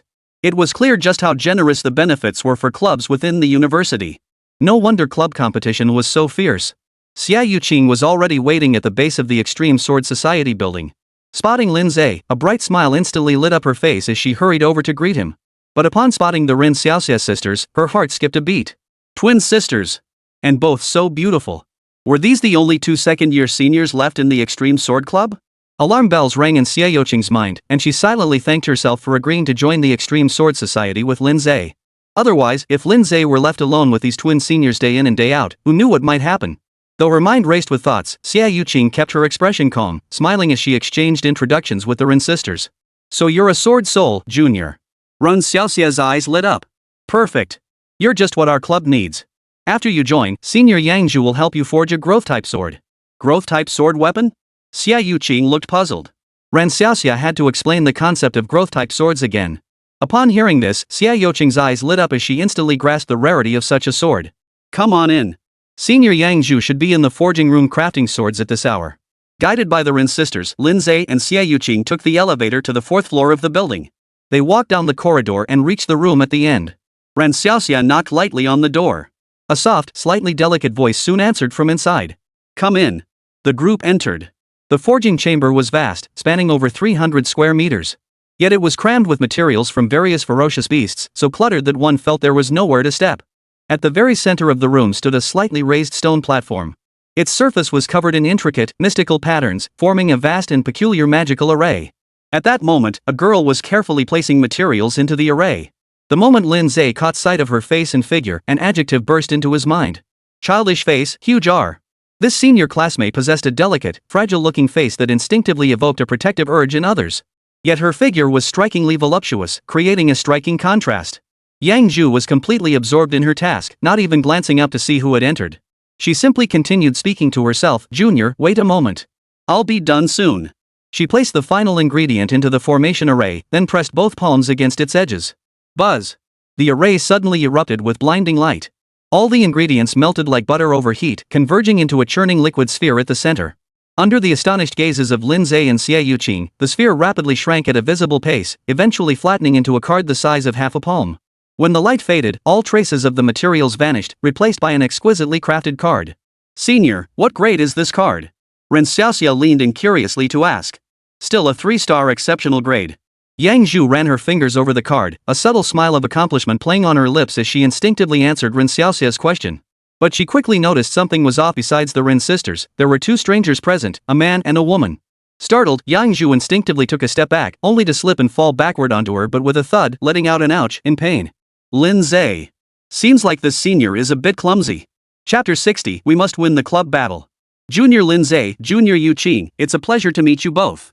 Yang Zhu greeted Lin Ze with teary eyes before turning to Ren Xiaodong with a puzzled look. Ren Xiaodong explained the situation. After listening, a sincere smile spread across Yang Zhu's face. Welcome aboard, freshman. Even though the club's situation is a bit rough right now, we still welcome your arrival. At Ren Xiaodong's prompting, Yang Zhu opened her wristwatch and approved Lin Ze and Xia Yuqing's membership applications on the spot. Thus, Lin Ze and Xia Yuqing became members of this club on the brink of dissolution. Oh, and senior, Lin Ze and Xia Yuqing both want growth-type swords. We'll need your help crafting them. Ren Xiaoxia said. No problem. Yang Zhu agreed without hesitation, pulling out a card from her pocket. Let me run a diagnostic test on you first. Xia Yuqing glanced at Lin Ze, but seeing no movement from him, she stepped forward. I'll go first. All right. The process was simple. She placed the card against her forehead. After about 2 or 3 minutes, Yang Zhu retrieved the card. The data collection is complete. I'll select suitable materials for forging next. Would you prefer a 2-star or 3-star card, Junior? Xia Yuqing thought for a moment and replied, 2-star, please. 3-star cards required level 40 to use, and she had no idea how long it would take her to reach that level. A 2-star card, however, could be used immediately after casting. For 2-star cards, I can only craft up to the fantasy tier. Yang Zhu then pulled out a new card and looked at Lin Ze. Ren Xiaodong hurriedly explained from the side, Senior, Lin Ze is a beastmaster. The growth-type sword artifact he needs to forge is for his pet beast. Yang Zhu blinked in confusion. A sword-wielding beast? As if something clicked into place, she suddenly gasped, her eyes widening. You're the strongest freshman who defeated 5 second-year students in the new student exam. Right. No wonder the name Lin Ze sounded familiar. Lin Ze. He took back his earlier words. The senior wasn't just a little dense, she was downright dense. Xia Yuqing was also taken aback. The Rin sisters, however, remained composed. Clearly, Yang Zhu's antics were nothing new to them. Then hurry up and summon your pet beast, Junior. Yang Zhu's eyes sparkled with curiosity, eager to see what a sword-wielding pet beast looked like. With a flicker of Lin Ze's thoughts, a burst of light erupted, and Yuling materialized out of thin air. Xia Yuqing had already seen Yuling during the freshman exams, so her expression remained largely unchanged. But for the Rin sisters and Yang Zhu, seeing Yuling for the first time, they all wore expressions of astonishment. It was breathtakingly beautiful. Paired with its ethereal, cool demeanor, it gave the impression of a fairy descended from the heavens. Yang Zhu couldn't resist reaching out to touch the pure white wings on Yuling's back. Yuling simply rose on her toes, gracefully evading Yang Zhu's hand before retreating to lean against Lin Ze. Let me handle this, Senior, Lin Ze offered, extending his hand. Seeing she couldn't get close to Yuling, Yang Zhu bit her lip regretfully and handed the card to Lin Ze. After the inspection concluded, Yang Zhu tucked the card away as she asked, what star-rated card would you like to forge, Junior? 3 stars, 8 cards. Okay, 3 stars, 8 cards? Yang Zhu's eyes widened in disbelief, wondering if she'd misheard. The Rin sisters also looked utterly stunned. That's right. I'd like to ask you to craft 8 growth-type sword artifacts for me. 4 for my pets, and 4 for me. Yang Zhu and the Rin sisters grew more and more confused as they listened. Ren Xiaoxia quickly raised her hand. Wait, Junior, the pets are one thing, but why do you need them too? Lin Ze smiled faintly. Because I can wield swords too. As he spoke, he drew a sword card, activated it into a long sword, and tossed it casually. The blade instantly hovered in midair, circling him with lightning speed. Yang Zhu and the Rin sisters stared in utter shock. A beastmaster wielding a sword? Capable of executing sword techniques? What kind of bizarre concept was this? Ren Xiaodong reacted fastest, asking in astonishment, is this your talent? Lin Ze admitted frankly, that's right. So you held back during the new student exam. Ren Xiaodong instantly understood everything. She finally understood how Lin Ze had managed to clear the Ironthorn Black Tower on fantasy difficulty. While others faced the trial tower alone, Lin Ze, accompanied by his 2 beasts, effectively challenged it as 3 professionals, an overwhelming advantage. Yang Zhu and Ren Xiaoxia finally caught on too. All 3 girls looked at Lin Ze with undisguised amazement in their eyes. Was this the true measure of the strongest freshman? A thought suddenly flashed through Ren Xiaoxia's mind. If it were Lin Ze, could he defeat those elite third-year students from the Peak Society? Yet the moment the thought surfaced, Ren Xiaoxia shook her head to dismiss it. Lin Ze was formidable, but the third-year Peak Society members were also the cream of their age group, each a top-tier genius. Even Lin Ze couldn't possibly defeat them. It was best not to harbor unrealistic expectations. So you need 4 growth-type swords because of your talent and your pet beasts? Coming back to her senses, Yang Zhu asked curiously. That's right, Lin Ze nodded. The number of swords we can wield increases as our attributes improve. We might need to trouble our senior sister to forge more growth-type swords in the future. That's no problem at all. Yang Zhu waved her hands hastily. After all, she needed to forge sword weapons to level up anyway. It didn't matter who she made them for. Just tell me what materials you need, senior, Lin Ze said with a smile. He still had tens of millions of credit points on hand. If that wasn't enough, he could always grind the Ironthorn Black Tower for cards to exchange for contribution points. He'd find a way to gather the materials. As for materials, I have reliable partners outside. I can get most materials at cost price, and some rarer ones can be exchanged for contribution points at school.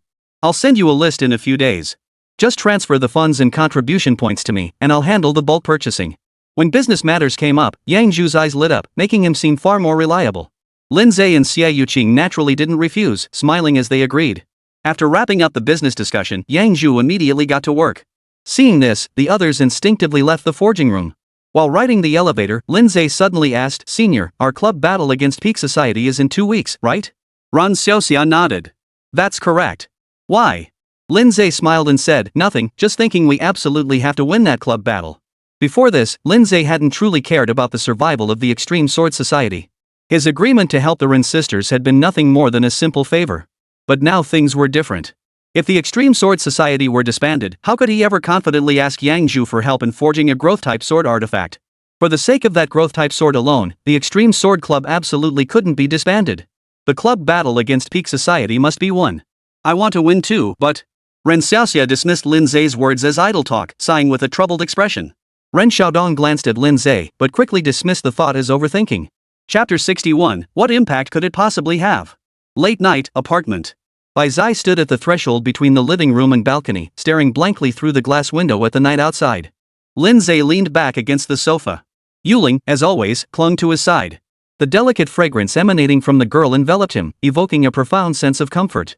Lin Ze's body relaxed, but his mind raced, contemplating the next steps. Next, we'll continue challenging the Iron Thorn Black Tower on fantasy difficulty and level Bai Zai and Yuling up to 40 as quickly as possible. By then, the growth-type sword should be forged and ready to put to use.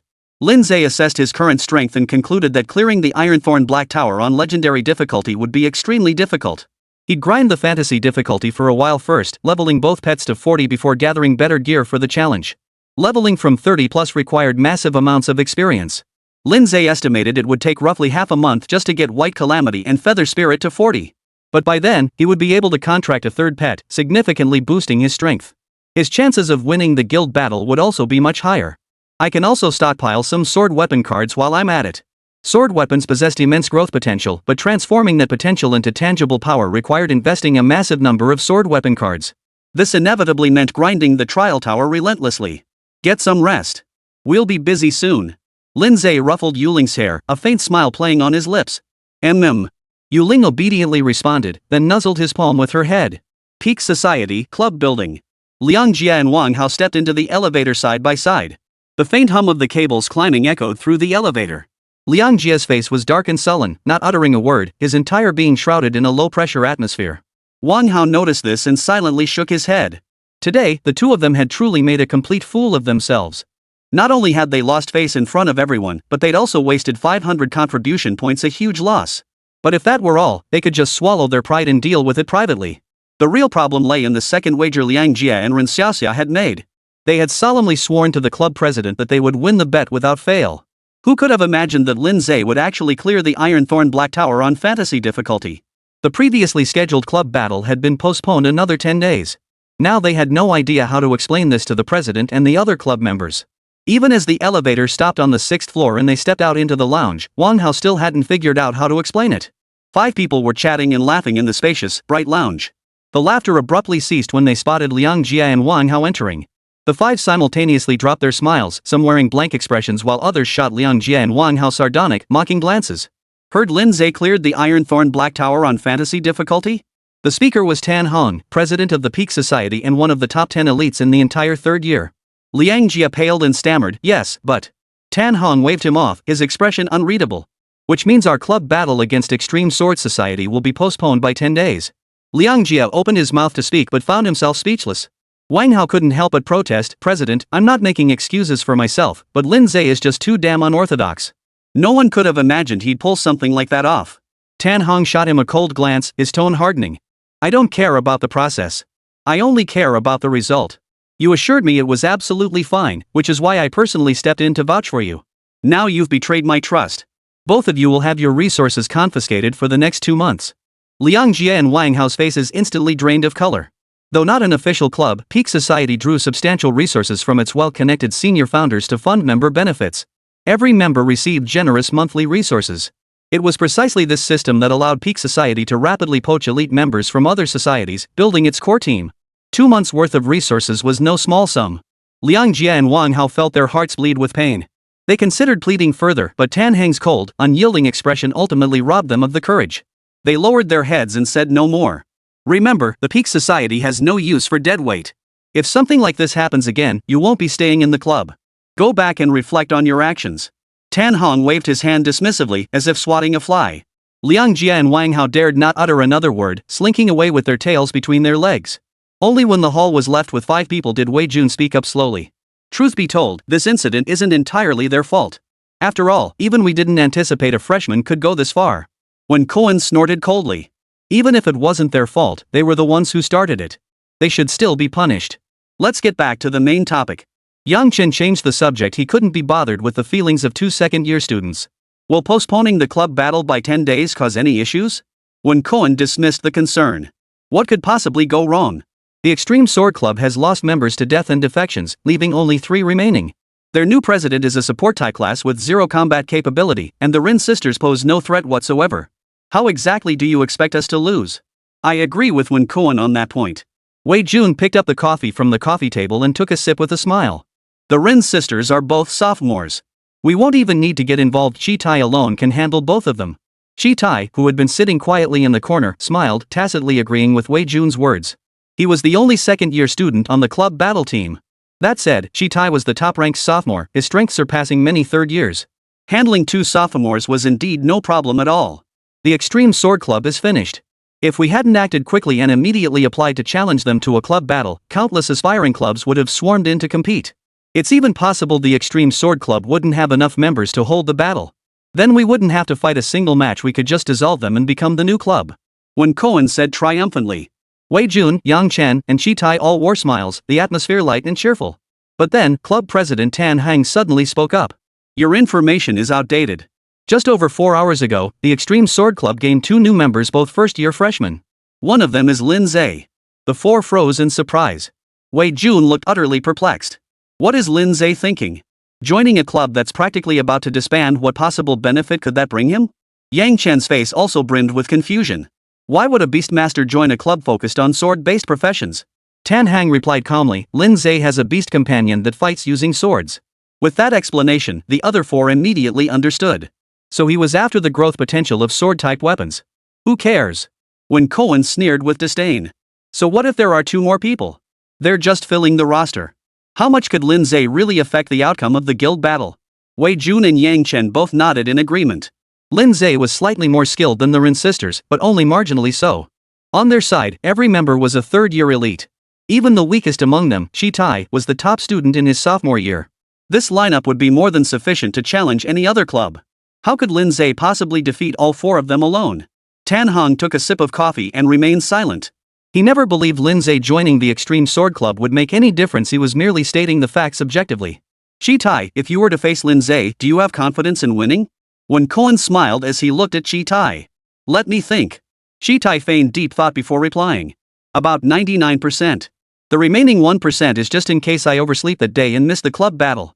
Ha ha, you're such a jerk, you know that? Wen Cohen burst into laughter. The others all smiled too. The air instantly filled with a cheerful atmosphere. Chapter 62, Upgrading Weapons, Power Surge. Time flew by. Before they knew it, over 10 days had passed since the start of the semester. Xia Yuqing had already adapted to campus life. Muxing University boasted beautiful surroundings and comprehensive facilities, leaving nothing to be desired in daily life. If there was anything truly vexing, it was the difficulty of the trial tower. Xia Yuqing had attempted the elite difficulty of the trial tower, only to get stuck on the 33rd floor. Left with no choice, she switched to tackling the normal difficulty, focusing on leveling up first. This experience only deepened Xia Yuqing's admiration for Lin Ze, who had managed to fully clear the fantasy difficulty. Changing into her combat uniform, Xia Yuqing stepped lightly out of the apartment building. Spotting Lin Ze emerging from the adjacent building, a bright smile instantly lit up her face. Good morning, Ze. Good morning, Yuqing. Hearing Lin Ze address her by her first name, Xia Yuqing's lips curved upward a little more. These past days, she and Lin Ze had been heading to the trial plaza together to level up, returning to the apartment late into the night. After spending over 10 consecutive days in close proximity, the two had grown noticeably closer. This brought a sigh of relief to Xia Yuqing, who had been feeling a sense of crisis due to the appearance of the Rin sisters and Yang Zhu. After exchanging greetings, the two walked side by side toward the trial plaza. Everyone they passed couldn't help but steal glances at Lin Ze, occasionally whispering among themselves. Lin Ze is going to challenge the Ironthorn Black Tower again. He treats the fantasy-level Ironthorn Black Tower like a daily dungeon run. TSK, if only I were half as skilled as him. Go back to sleep. You can have anything you want in your dreams. Listening to the murmurs around them, Xia Yuqing's lips curved upward in quiet pride.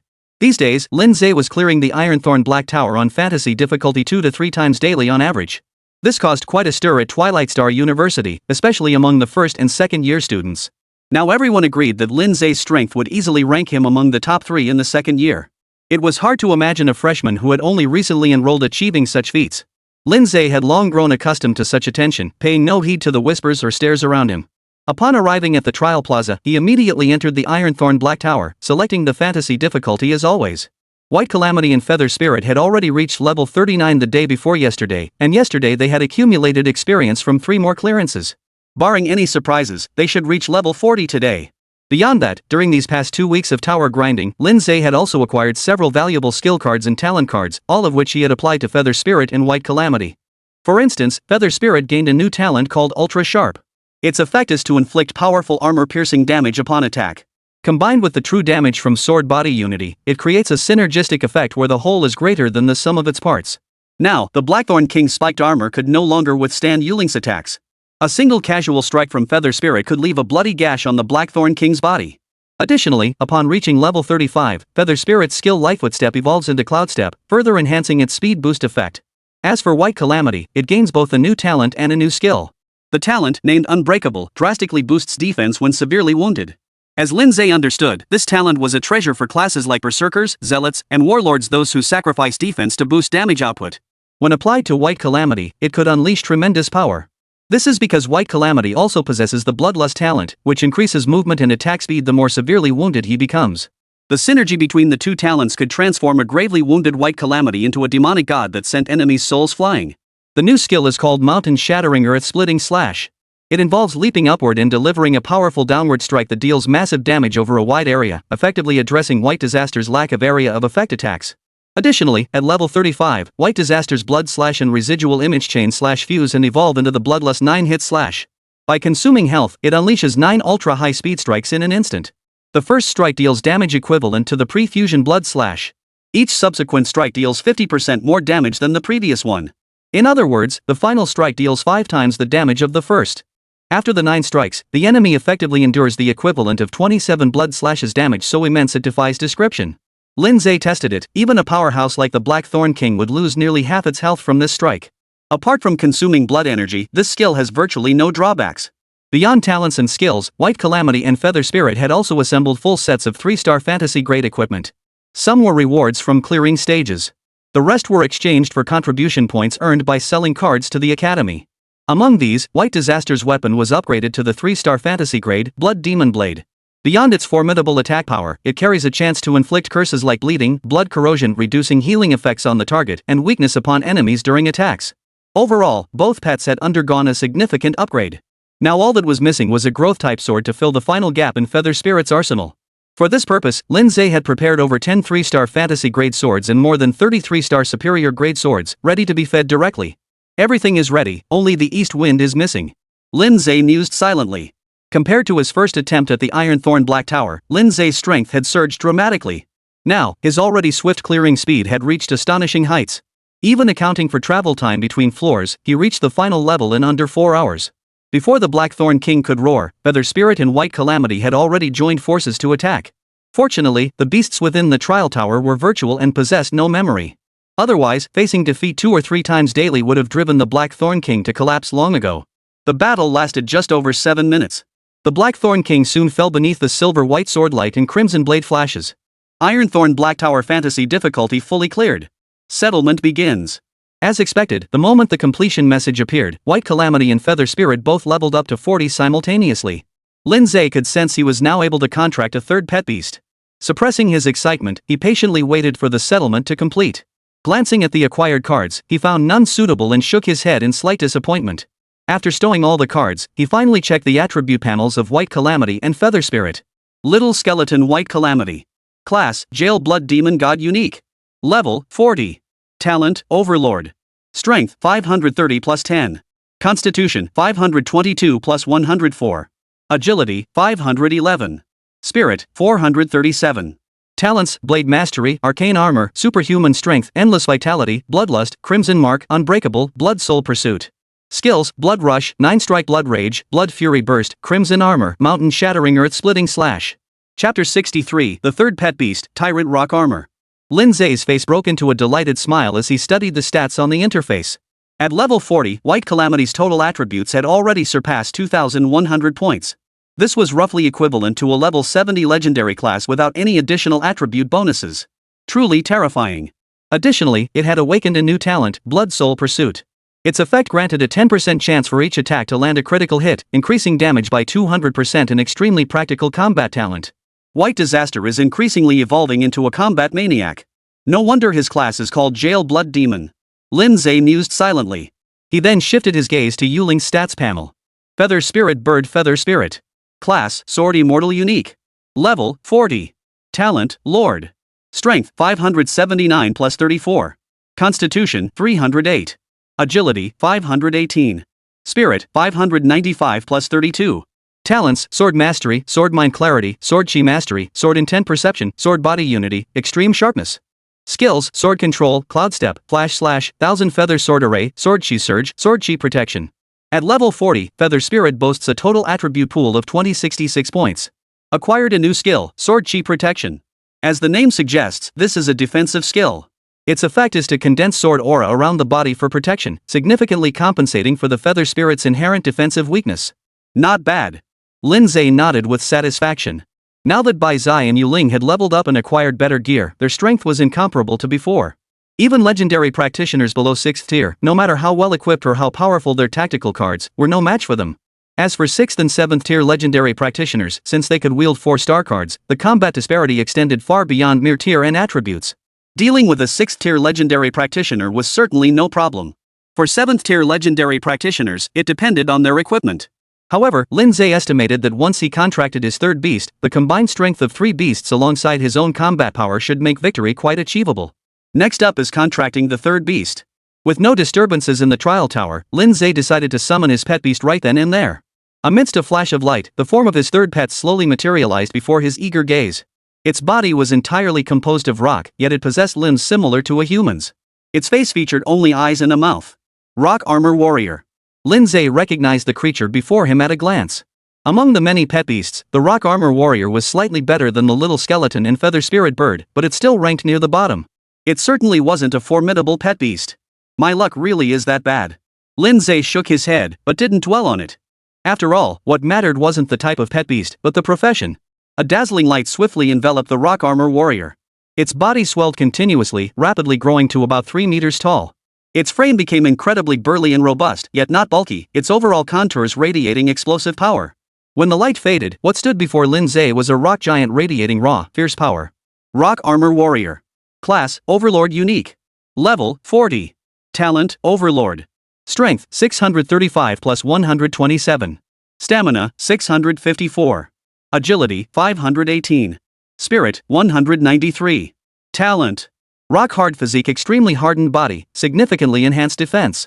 Ultimate hardness, attack power greatly increased when unarmed. Mountain strength plus 20%. Battle fervor in combat every 5 minutes, strength plus 2%, constitution plus 2%, agility plus 1%, stacks up to 10 times.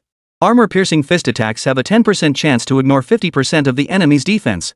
Skills. Earthshaker knee strike, leap into the air and slam your knee down to generate a shockwave. Iron wall block with both hands to drastically reduce damage taken. Meteor strike, grab a single enemy, leap into the air, and slam them into the ground.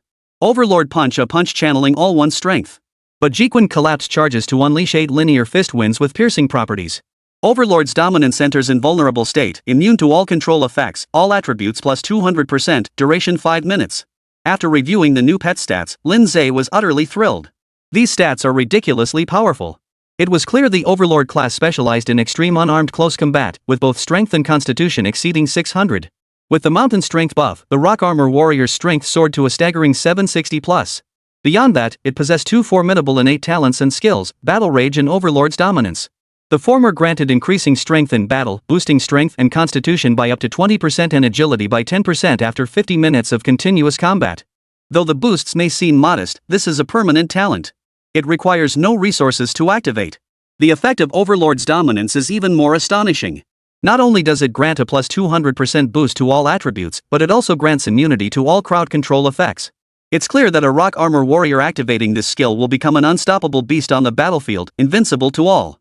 This skill's effect surpasses White Disaster's Blood Burst. Its only drawback is the short duration, just 5 minutes. Meanwhile, White Disaster can sustain Blood Surge indefinitely as long as its vitality remains sufficient. Overall, the Rock Armor Warrior's power is no weaker than that of the White Disaster or Feather Spirit. The only hidden class truly never disappoints. Lin Ze was filled with delight. His strength had surged dramatically once more. From now on, I'll call you Rock Armor. Due to his height, Lin Ze could only reach Rock Armor's waist when he clapped. Rock Armor crossed his arms and responded with a booming voice, his very posture radiating an air of supreme arrogance. Lin Ze smiled, his thoughts flickering as he departed the trial tower. He still had a decent amount of contribution points left, which would be perfect for exchanging some suitable gear for Rock Armor. Xia Yuqing hadn't emerged yet, so Lin Ze sent her a message before hurrying toward the logistics office. On the way, his phone in his pocket suddenly vibrated. Pulling it out, he saw it was a message from Senior Yang Zhu. It informed him that the growth-type sword artifact had been forged and was ready for pickup. Senior Yang works pretty efficiently. Lin Ze smiled faintly. He had originally thought that getting 5 or 6 growth-type swords before the club battle would be good enough. But Yuling's current spirit attribute has surpassed 600, allowing her to wield 6 swords simultaneously. Lin Ze slapped his forehead. He should have asked Senior Yang Zhu to forge a couple more swords for Yuling earlier. He wondered if the custom-made swords he'd commissioned would even be usable by Yuling. After all, his power was a complete replica of Yuling's. We'll find out soon enough.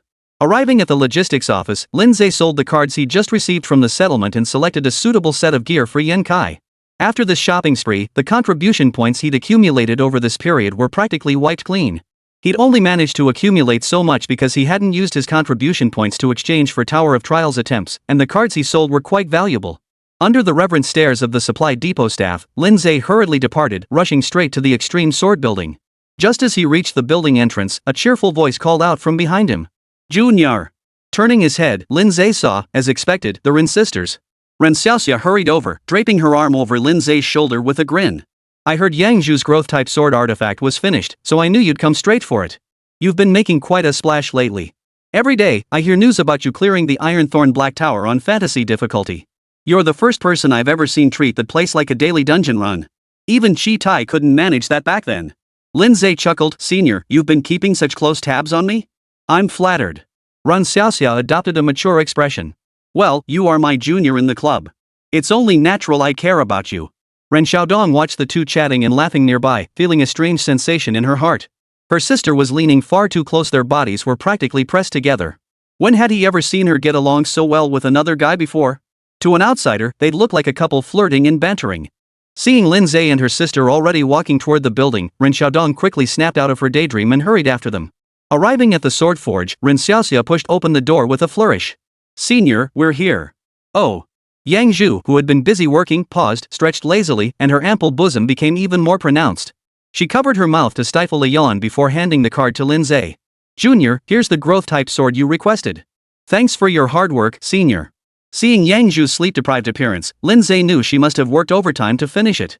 His expression softened with sincerity. It's nothing, really. Yang Zhu waved her hands repeatedly, then shifted her body awkwardly to the side, seemingly embarrassed that her handsome junior had seen her looking so disheveled. Lin Ze smiled and looked down at the card in his hand. Chapter 64, The Most Prominent Figure. Name, Scattered Star Flying Sword. Rarity, 3 star. Quality, Superior. Type, Weapon. Description, a sword forged from star iron and luo-like crystals. Its blade is exceptionally light, significantly boosting attack speed and greatly enhancing the potency of sword-based skills. To Lin Ze's surprise, all 8 cards were star-scattered flying swords without exception. Noticing Lin Ze's expression, Yang Zhu offered a puzzled explanation, I don't know why either. Your data and your pet beast's data are identical, so the growth-type swords crafted for you both ended up the same. It's because of my innate talent. Lin Ze offered casually. As he had suspected, due to the complete replication, both his and Yuling's growth-type swords were identical. This worked out well, as it meant his and Yuling's growth-type swords would be interchangeable in the future. I'd appreciate it if you could help me forge some more growth-type swords, Senior. The more, the better. After a pause, he glanced at Yang Zhu's weary expression and added. But there's no rush. Please rest for a few days first, Senior. Yang Zhu nodded in agreement. Oh, right, Senior, tomorrow is the club battle against Peak Society, isn't it? Lin Ze turned to look at Ren Xiaoxia. At the mention, Ren Xiaoxia's expression darkened. She sighed and nodded. She tried countless solutions these past days, yet none could resolve the current crisis. The Extreme Sword Club was desperately short-staffed. To be precise, it was severely short on elite students. In the entire club, only Lin Ze possessed the strength to face off against the P Club. The rest. Senior Yang Zhu had no combat capability. Xia Yuqing is a freshman and can't be counted on yet. She and her younger sister Rin Xiaodong were similarly of little use. All four were mere bystanders, leaving the entire burden of combat on Lin Ze alone. No matter how one looked at it, victory seemed impossible. After today, the Extreme Sword Club would most likely disband. Ren Xiaodong and Yang Zhu understood this too, their expressions clouded with sorrow. They felt powerless to change the situation. Lin Ze saw their expressions and smiled. Seniors, there's no need to be so pessimistic. I'm still here. I'll do my best to win the club battle. Ren Xiaoxiao assumed Lin Ze was merely trying to comfort them. She sighed and said, you don't need to shoulder all the pressure yourself. Truthfully, we've already prepared ourselves mentally. Bringing you and Yu Qing into the club was just a last-ditch effort to see if there was any chance of turning things around. But now it seems the club is destined to disband. Lin Ze chuckled wryly. Senior, at least trust me this once. We still have a chance to win. Ren Xiaoxia hesitated before replying, confidence is good, but I think you shouldn't get your hopes up too high. This time was different from when Lin Ze first challenged the Ironthorn Black Tower. The gap in strength between the two sides was simply too vast. Their opponents were 4 top-tier third-year students and a second-year chief. Though Lin Ze was exceptionally strong, it was uncertain whether he could even defeat Chi Tai, the second-year top student, let alone take on 4 third years. No matter how optimistic she was, she couldn't see a way they could win. What if we end up winning? Lin Ze asked with a smile. Ren Xiaoxia thought seriously for a moment before replying, if we really do win, I'll grant you one request, anything you want. Since victory seemed unlikely anyway, she might as well humor her junior classmate. Lin Ze gave Ren Xiaoxia a meaningful look and smiled faintly. It's a deal. Ren Xiaodong, watching their interaction from the side, couldn't shake the feeling that something was off with his sister. She couldn't shake the feeling that Lin Ze was digging a hole for her sister. But upon closer thought, she couldn't see how Lin Ze could possibly win the club battle with 4 deadweights in tow. That would be pure fantasy. Emerging from the club building, Lin Ze immediately pulled out 8 starry sky-flying sword cards and dumped all the sword equipment cards he'd collected earlier into them. The 8 cards instantly advanced from 3-star exceptional grade to 3-star fantasy grade. Lin Ze then equipped 6 of the cards onto Yuling. With 6 3-star fantasy grade weapons now in her grasp, Yuling instantly became the undisputed strongest combat force at his disposal. Lin Ze was overjoyed. Most practitioners wielded only one weapon. Only those with talents like dual wielding could wield 2 weapons simultaneously. A practitioner like Yuling wielding 6 weapons simultaneously was practically unheard of. Crucially, this wasn't even Feather Spirit's limit. Both the quantity and quality of her weapons held immense room for improvement. As her growth-type swords improve in quality and increase in number, Yuling's power will experience a dramatic surge. Advancing a sword from exceptional to fantasy rank is relatively easy, but further advancement becomes difficult. Either feed it a massive quantity of fantasy-grade sword artifacts, or feed it a single legendary-grade sword artifact card. Lin Ze glanced at the sky. It was getting late. With the guild battle tomorrow, he needed to rest early and conserve his energy. After the guild battle concluded, he would challenge the Ironthorn Black Tower at legendary difficulty. The night passed without incident. The next day, Lin Ze rose early and met up with Xie Yuqing as they headed toward the training grounds. The guild battle was held in the duel arena within the training grounds. It was the largest arena, number 1, said to seat 5,000 spectators simultaneously. I saw on the forum that Peak Society's team includes 4 third years. The 5th member is a second year, but he's Chief Chi Tai, far more formidable than many third years. Their lineup is incredibly strong. Along the way, Xia Yuqing frowned deeply troubled by the upcoming club battle. No matter how she looked at it, the dissolution of the Extreme Sword Society seemed inevitable. We'll just have to do our best, Lin Ze said calmly. Upon reaching the entrance of Duel Arena 1, Yang Zhu and the Rin sisters were already waiting there. After exchanging pleasantries, the 5 entered the arena together. The moment the doors opened, a deafening roar of noise washed over them, startling all 5. There are way too many people in here. Ren Xiaoxia stared wide-eyed at the sea of heads filling the arena. While previous club battles had drawn crowds, they'd never exceeded 1,000 spectators at most. But judging by the duel arena now filled to nearly capacity, there must be 3,000 or 4,000 people here. It seemed not only the second and third years were present, but also a large portion of the first-year freshmen. Xia Yuqing hesitated before saying, I saw on the forum that news of Ace joining the club battle has spread. Lots of people said they wanted to see him fight the upperclassmen. Yang Zhu and the Rin sisters suddenly understood. Lin Ze was currently the most talked about person in the school. It was no surprise that a club battle featuring him would draw such a large crowd. Yet even as they understood this, the 3 girls couldn't help but quietly marvel at Lin Ze's immense popularity. Freshmen were typically overlooked at Evening Star University, being the weakest in strength. The second and third years were still the most active groups on campus. Yet this phenomenon seemed to be reversed when it came to Lin Ze. When it comes to being a freshman, Lin Ze takes the cake. Chapter 65, How to Make a Graceful Exit. As one of the most anticipated figures in this tournament, Lin Ze drew attention the moment he stepped through the gates of the duel arena. Lin Ze's here. Holy crap, the rumors were true. Lin Ze actually came for the club battle. I just don't get it. Why would a Beastmaster join the Extreme Sword Club? That club's getting disbanded after today anyway. Who knows? Maybe Lin Ze can win the club tournament. Don't be ridiculous. How could that possibly happen? I'd love to see Lin Ze fight a senior. Forget the third years, he's no match for them. But Chi Tai might be worth a shot. Heh, that's exactly why I'm here. The spectator stands buzzed with endless murmurs. Lin Ze paid no heed to the surrounding chatter as he followed the others to the rest area beside the dueling hall. At the very center of the arena stood a 2-meter-tall light gate, connecting to a small trial space that would serve as the dueling ground later. After all, even the weakest participants in the club battle were at least 4th-tier practitioners. To prevent the aftermath of combat from destroying the arena or endangering spectators, the battlefield had to be confined to the trial space. This also served as a safety measure, allowing combatants to fight freely without fear for their lives. Above the light gate, 4 massive electronic screens formed a square perimeter, broadcasting the upcoming duel in real time. Directly facing the light gate on either side were the rest areas for the 2 competing guilds. At this moment, the Peak Guild's lounge remained completely empty. Lin Ze sat down in the lounge, closing his eyes to rest. Xia Yuqing sat beside him. On the other side were the Ren sisters and Yang Zhu. All three wore somber expressions. The thought of losing to Peak Society in front of so many people and having to disband Extreme Sword Society weighed heavily on their hearts. Sigh, I just hope we don't lose too badly.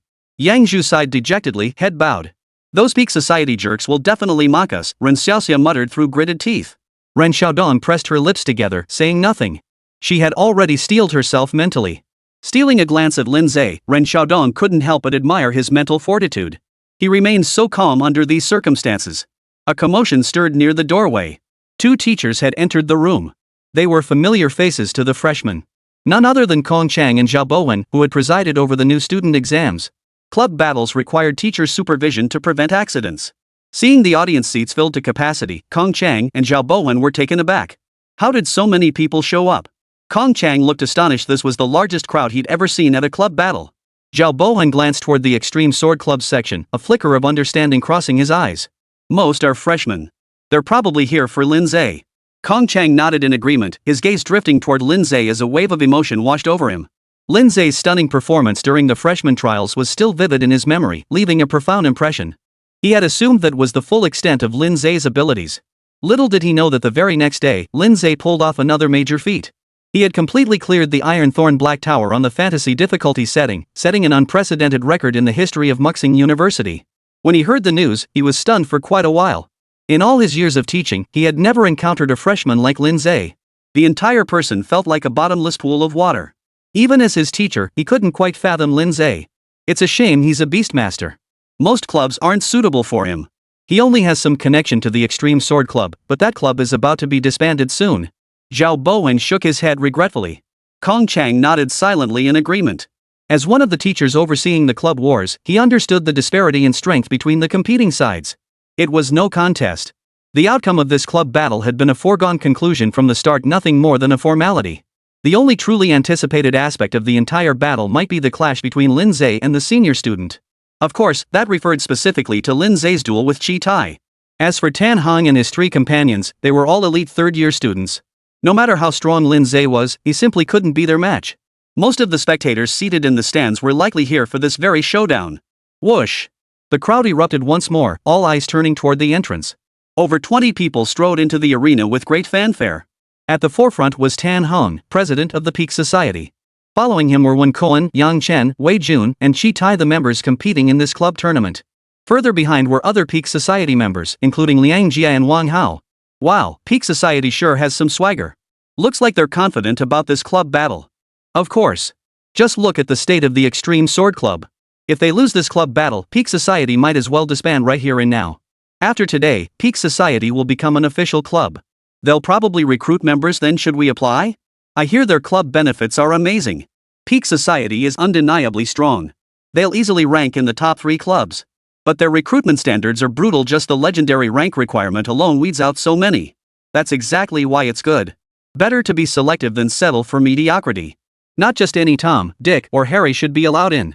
I plan to join Peak Society. This club will dominate the school sooner or later.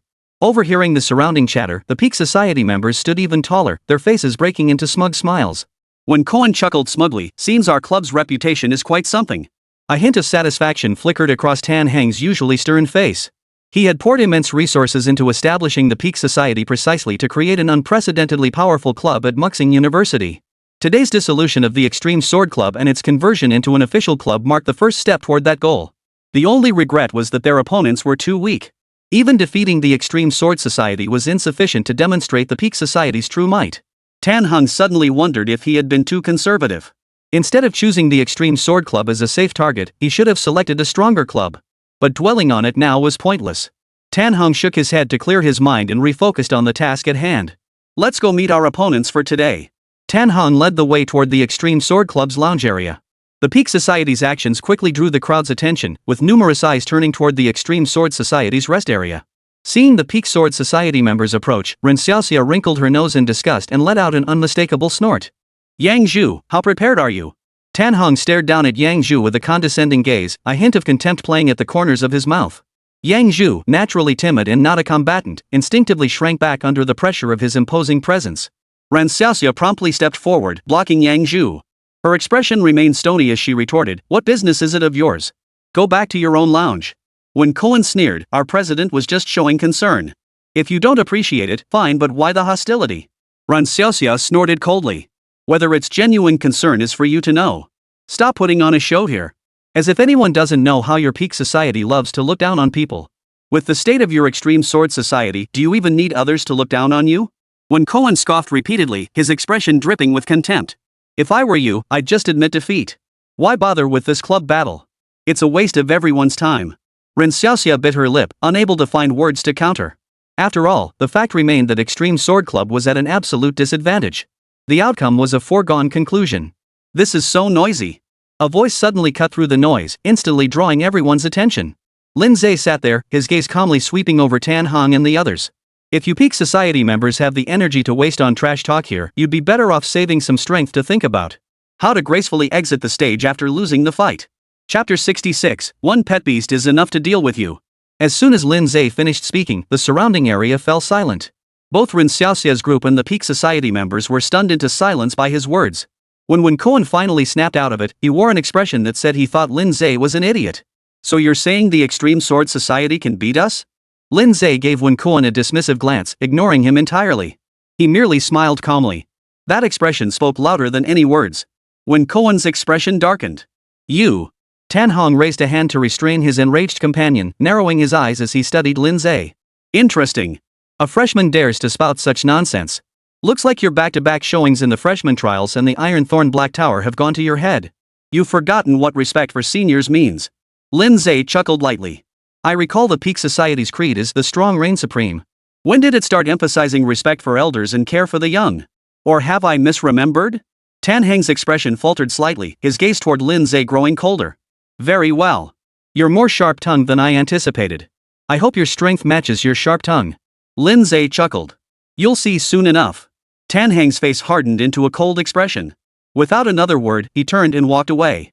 When Koan shot Lin Ze a fierce glare before quickening his pace to follow Tan Heng. Liang Jie deliberately lingered behind, flashing a throat-slitting gesture at Lin Ze and Ren Xiaoxia with a smug grin. Soon enough, the Extreme Sword Society would disband, giving him the chance to vent his anger.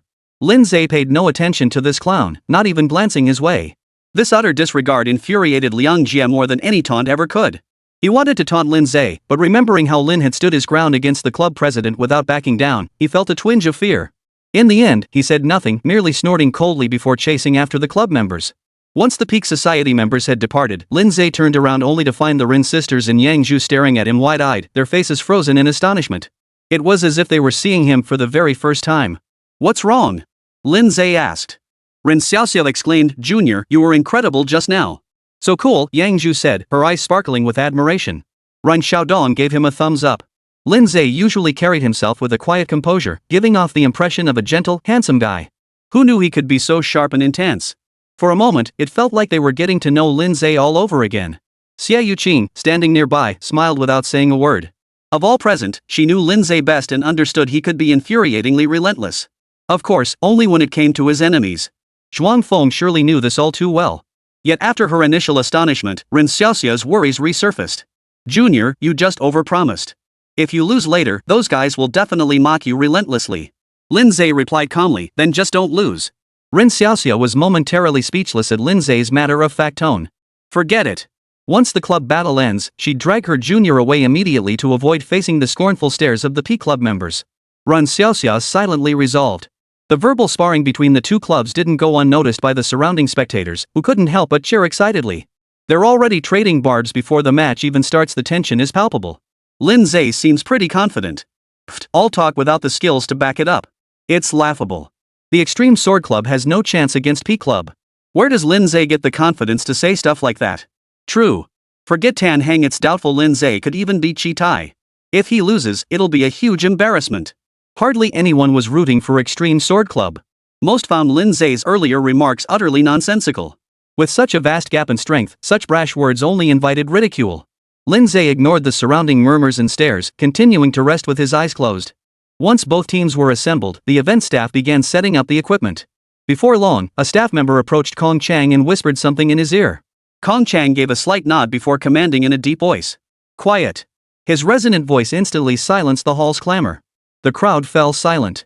The club battle between Extreme Sword Club and P Club now begins. This competition will follow a single elimination format. Each side will send one member to compete at a time. The victor advances, while the loser is eliminated. The club whose 5 members are all defeated first shall be declared the loser. Are the rules clear to everyone? Members of both Peak Society and Extreme Sword Society nodded in unison. They had been aware of the rules from the start. Seeing this, Kong Chang nodded with satisfaction. Now, each side send one member to the arena. As soon as the words left his mouth, someone immediately stepped forward from the Peak Society. It was Chi Tai. On the Extreme Sword Society side, just as Ren Xiaoxia was about to step forward, Lin Ze stopped her. Senior, let me go. But Ren Xiaoxia hesitated. Lin Ze was the strongest fighter on the Extreme Sword Society's side. Logically, he should be the last one to enter the fray. This way, she and her sister could help wear down Chi Tai's strength first, improving his chances of victory. If Lin Ze could defeat Chi Tai and win that match, even if they ultimately lost, it wouldn't be a complete disaster. No need to go to all that trouble. Lin Ze had anticipated Ren Xiaoxia's thoughts and shook his head in refusal. Ren Xiaoxia tried to persuade him further, but Lin Ze had already risen and was walking toward the light gate. The crowd watching the match instantly grew excited as Lin Ze stepped onto the stage. It's finally starting. Lin Ze's going first? The most anticipated matchup of the club battle right from the start. The strongest freshman versus the top sophomore. I'm already hyped. Wonder who'll win. Both Lin Ze and Chi Tai have fully cleared the Ironthorn Black Tower on fantasy difficulty. Their strength should be pretty evenly matched. Bull. How long ago did Chi Tai clear that? His strength has skyrocketed since then. How could Lin Ze possibly compare? Exactly. I heard Chi Tai's already level 54. No one in the entire second year is higher than him. Whoa, a level 54 Steelblade commander. Looks like Lin Ze's in for a loss. Under the watchful eyes of the crowd, Lin Ze and Chi Tai stepped into the light gate one after the other. After a momentary flash, Lin Ze found himself in a vast arena, his feet planted on solid granite ground. Chi Tai stood opposite him. Though their eyes met levelly, his gaze carried an air of superiority. I've heard of your exploits. The strongest freshman in the history of Twilight Star University. Clearing the Ironthorn Black Tower on fantasy difficulty in your first year is truly impressive. Your talent might even surpass mine. But talent is talent, and strength is strength. Talent requires sufficient time to translate into true power. You're still too green right now. Lin Ze remained impassive. Finished? Then let's begin. With a flicker of thought, Yuling materialized beside him. Seeing Lin Ze utterly indifferent to his words, Chi Tai's eyes darkened. His face icy, he drew his weapon, gripping it firmly as its gleaming blade pointed directly at Lin Ze. I know you have 2 spirit beasts. Summon the other one. Not necessary. Lin Ze chuckled lightly, his voice carrying a hint of composure. 1 beast is enough to deal with you. Chapter 67, I will win. Chi Tai froze for a moment. Once he regained his composure, he was overcome with rage. As the top student of the second year, no one dared to look down on him. Especially not by a first-year freshman. To claim that a single pet beast was enough to handle him was sheer arrogance. At the same time, the spectators watching the match were also stunned by Lin Ze's words. Holy crap, Lin Ze is way too confident. What's he thinking? That's practically tying his own hands. Even giving it his all, Lin Ze might not beat Chi Tai. Summoning just 1 beast now? That's pure suicide. Looks like this fight will be over soon. Lin Ze is way too cocky, he's doomed to lose. Many shook their heads in disappointment. Lin Ze was already a long shot to win and now he's being so cocky? How is he supposed to fight like this? What was supposed to be a thrilling showdown is turning into a laughingstock. Peak Society Rest Area. After a moment of stunned silence, the crowd erupted into uproarious laughter. Is this guy here to make a fool of himself? Arrogant to the core. Looks like Chi Tai has this in the bag. When Cohen sneered, with that guy talking so big, I thought he had some hidden ace up his sleeve. Now it seems it's just pure arrogance. Tan Hong narrowed his eyes and shook his head silently. During their earlier verbal sparring, he felt a momentary pang of wariness toward Lin Ze. Now he dismissed it as his own overreaction. Just as he'd suspected from the start, Lin Ze had been intoxicated by days of flattery and praise, losing all clear-headed assessment of his own abilities. Liang Jia burst into laughter, tears nearly streaming down his face. This guy is hilarious. Does he really think the top-ranked sophomore is some lowly grunt he encountered in the Iron Thorn Black Tower? Ever since that incident half a month ago, Liang Jia had developed a psychological shadow, dreading that the unpredictable Lin Ze might spring another surprise on him. But now it seemed there was absolutely no need for worry. What's Lin Ze up to? Kong Chang's eyes flickered with suspicion and doubt. Zhao Bohan's face was equally puzzled. Extreme Sword Club Lounge. Ren Xiaoxiao was so anxious that beads of sweat formed on her forehead. What is that junior thinking? Chi Tai isn't just any second-year student, he's the top-ranked one. He only summoned one pet beast. How could he possibly win? Ren Xiaodong, Yang Zhu, and Xia Yuqing all frowned deeply, their eyes filled with bewilderment. In the arena. Chi Tai suppressed his anger, his icy gaze piercing Lin Ze like a sword. Very well. It's been a long time since I've seen someone as arrogant as you. Hope you don't make excuses when you lose. Lin Ze replied with just one sentence. You talk too much. Chi Tai's face turned ashen, his anger boiling over. He let out a fierce roar and lunged forward. In an instant, a flash of blue light erupted from his body. Without hesitation, he activated his agility-boosting tactical card, causing his sprint speed to surge dramatically. He even left after images in the air. Yet faster than him was a silver-white sword light. The blade's light tore through the void, reaching Chi Tai in an instant. Only then did the supersonic crack of the blade piercing the air reach his ears. There was no time to defend. The sword light instantly tore through every layer of Chi Tai's defenses. Both his equipment and skills proved as fragile as thin paper before the blade. He couldn't even muster a moment's resistance, leaving the blade to plunge deep, piercing flesh and heart. Just as the blade was about to touch his heart, Chi Tai abruptly vanished from his position. The sword light, having lost its target, sank into the hard ground with a hiss, as if piercing tofu, leaving behind a dark hole. The boisterous arena fell suddenly silent. As if someone had pressed mute, the clamor vanished instantly. Everyone stared blankly at the screen, their mouths gaping wide enough to swallow an egg. It's over? It's over already? Chi Tai got one shot? It took a full moment before the crowd erupted in a roar. The deafening roar nearly blew the roof off the arena. Did I see that right? Chi Tai lost? Holy crap, not just lost, knocked out instantly. That's impossible. How could Lin Ze be so much stronger than Chi Tai? Unbelievable. Extreme Sword Society Lounge. The Ren sisters stared wide-eyed, while Yang Zhu and Xie Yuqing covered their mouths in shock. All four wore expressions of utter shock and disbelief. He won? And so decisively, so effortlessly? Junior, he's gotten so much stronger. Ran Xiaoxia murmured in utter astonishment. Amidst his astonishment, Ren Xiaodong's attention shifted to the silver glowing sword hovering beside Yuling. That starry sky-flying sword has been fed to the fantasy tier by Lin Ze? Chi Tai's entire gear set was 3-star fantasy grade, yet the starry sky-flying sword had pierced through his defenses with ease. Even accounting for the vast disparity in their strength, the sword's quality had clearly reached fantasy grade. What about the other starfall flying swords? Ren Xiaodong knew that of the 8 starry sky-flying swords Lin Ze had commissioned senior Yang Zhu to forge, half were intended for that pet beast girl. If a single strike could effortlessly defeat Chi Tai, what kind of power would 4 blades unleashed together possess? Unlike the ecstatic Extreme Sword Society, the Peak Society's rest area was deathly silent. Tan Heng's face darkened like storm clouds, a flash of shock and fury flickering in his eyes. When Koan's mouth hung open as he froze in place. Liang Jia felt as if an invisible hand had clamped around his throat, his laughter abruptly halting. His face was frozen in utter terror and disbelief. The expressions of the others weren't much better. No one had expected Chi Tai to lose, let alone suffer such a crushing defeat. Returning to the duel arena, Chi Tai stood frozen in place, his face deathly pale, seemingly unable to accept the reality of his crushing defeat. The top student of the second year losing to a freshman, and getting wiped out in seconds at that this was an outcome no one had anticipated. Kong Chang and Zhao Bohan exchanged glances, shock evident in each other's eyes. It had only been half a month since the new student exams, yet Lin Ze's strength had surged so dramatically. Presiding over the club battle, Kong Chang quickly suppressed his astonishment and spoke in a solemn voice. Peak Society, send your second fighter. Tan Hong took a deep breath, turned to look at Wen Koan, and said solemnly, Wen Koan, you're up next. Don't underestimate him. You absolutely cannot lose. Wen Koan, having recovered from his own shock, immediately patted his chest. Rest assured, President. I will win. Though Lin Ze's performance had left him thoroughly stunned, that was all it amounted to. Wen Koan didn't believe he'd lose to Lin Ze. His strength was far beyond what Chi-Tai could match. As Wen Koan strode purposefully through the light gate, the spectators quickly refocused their attention on the screen. It's time for the third-year students from Peak Society to take the stage. I recall Wen Koan being a level 64 guardian. The advanced class guardian of the Shield Guard? So Wen Koan's defense is formidable. No wonder Peak Society sent him out second. He's the perfect counter to Lin Ze's powerhouse attack pet. This should be interesting. The arena. Wen Koan drew a golden heavy shield and held it before him before turning his gaze toward Lin Ze. Defeating Chi-Tai proves you have some skill. But that's where it ends. You're no match for me.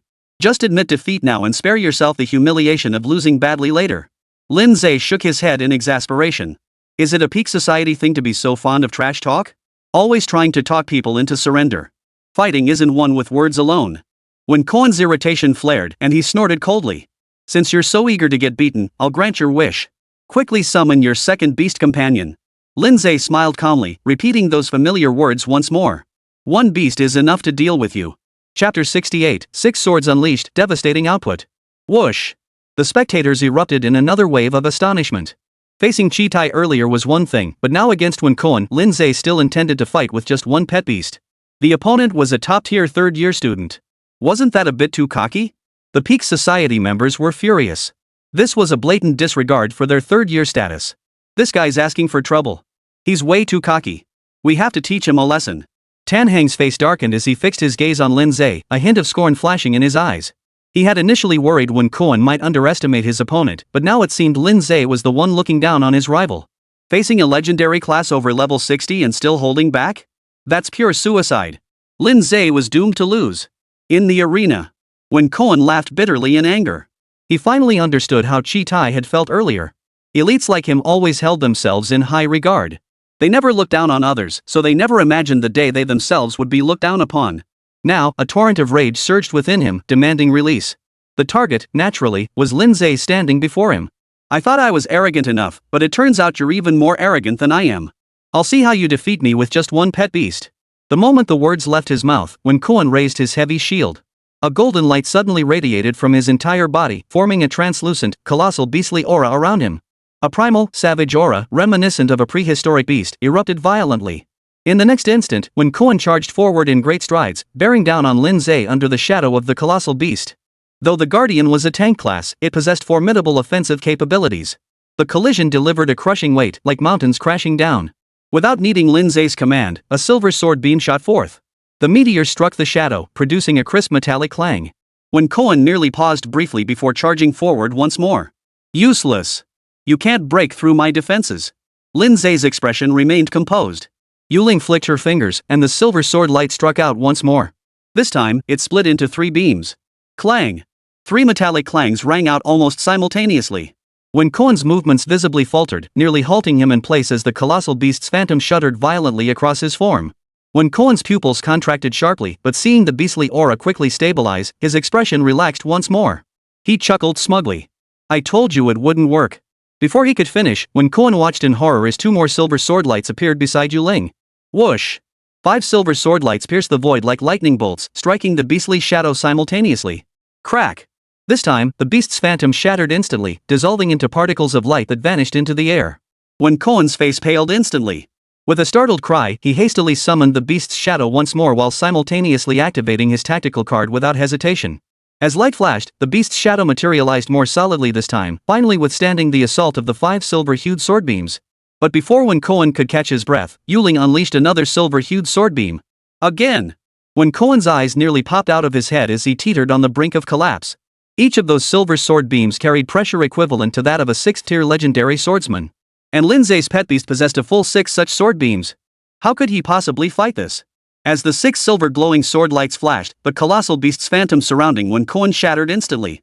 The next instant, he was engulfed in a storm of sword light. Lin Ze's lips curved into a faint smile. The Guardian's defensive prowess was undeniably formidable, undoubtedly among the elite of legendary professions.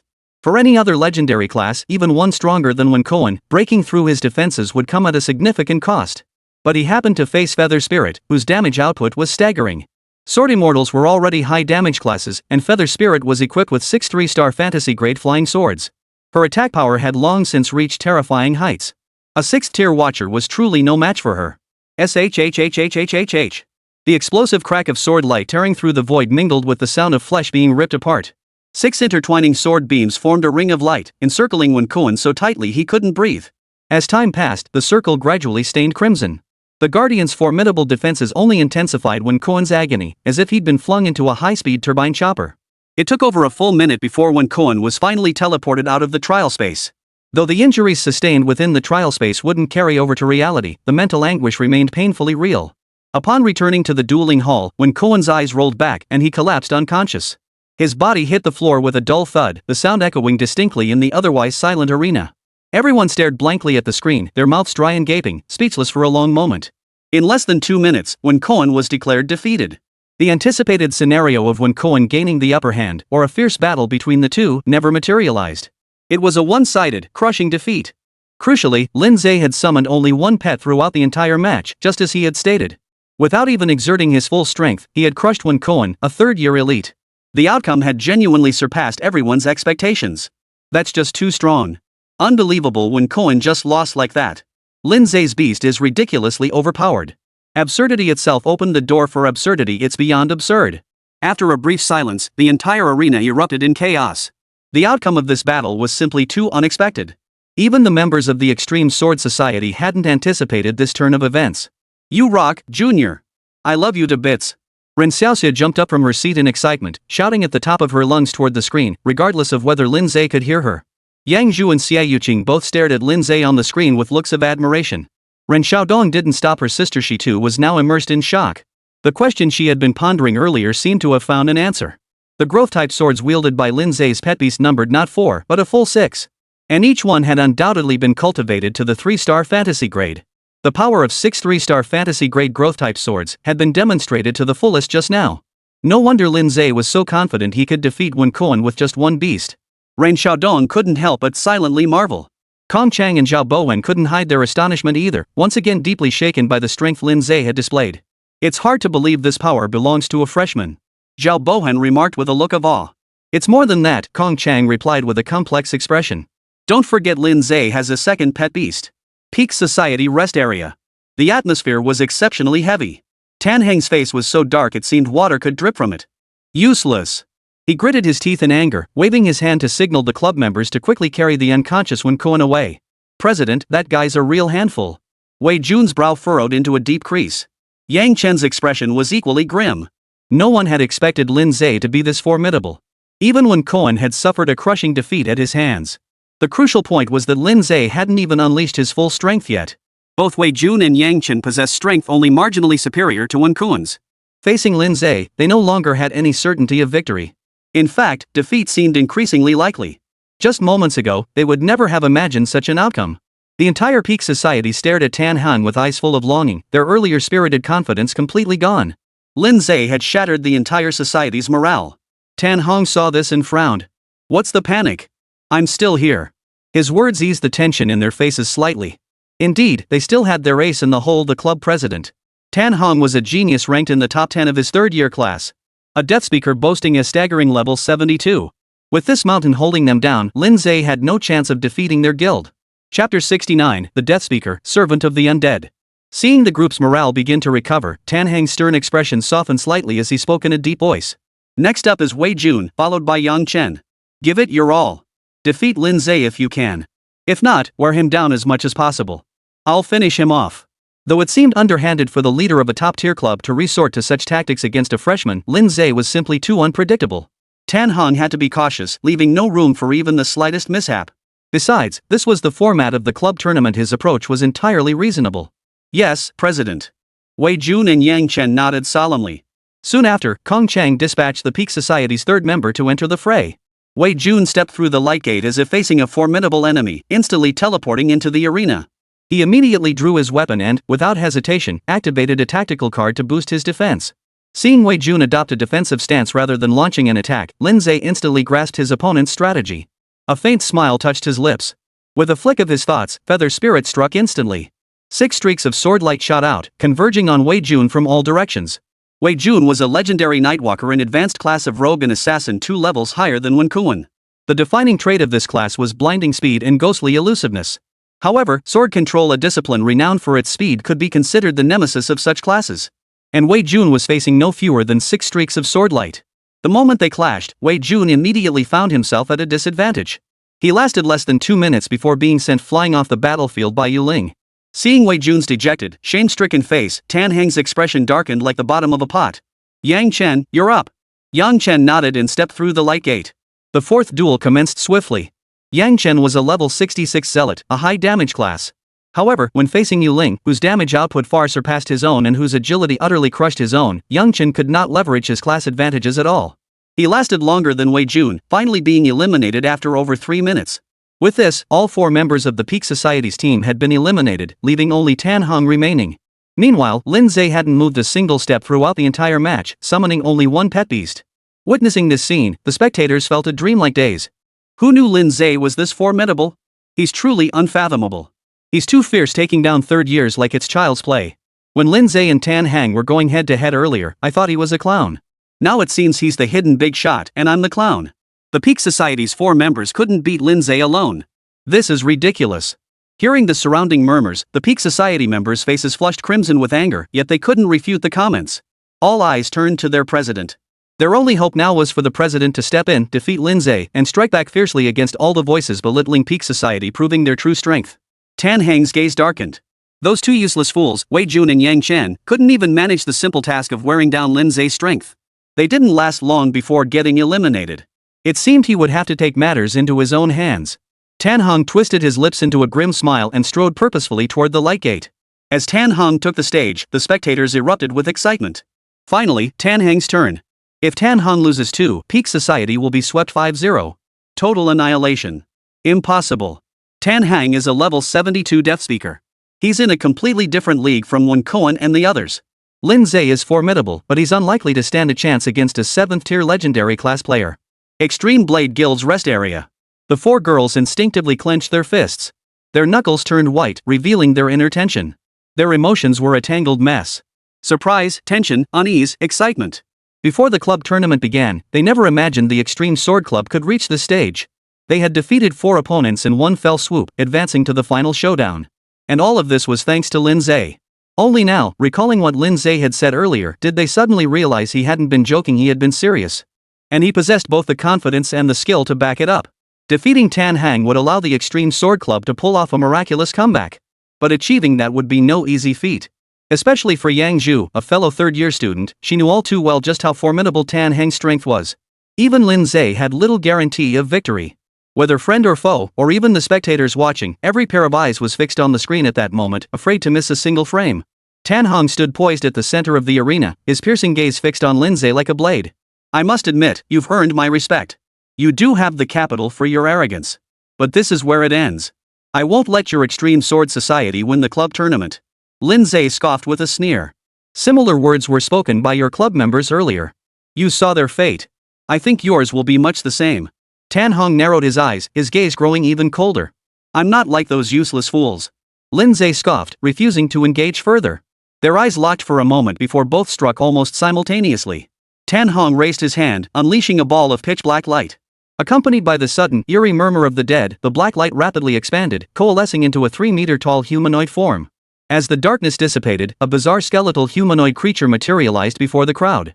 This creature resembled a stretched-out skeleton, its 10 fingers razor-sharp and slender, gleaming with a metallic coldness. The moment it materialized, it lashed out with both hands.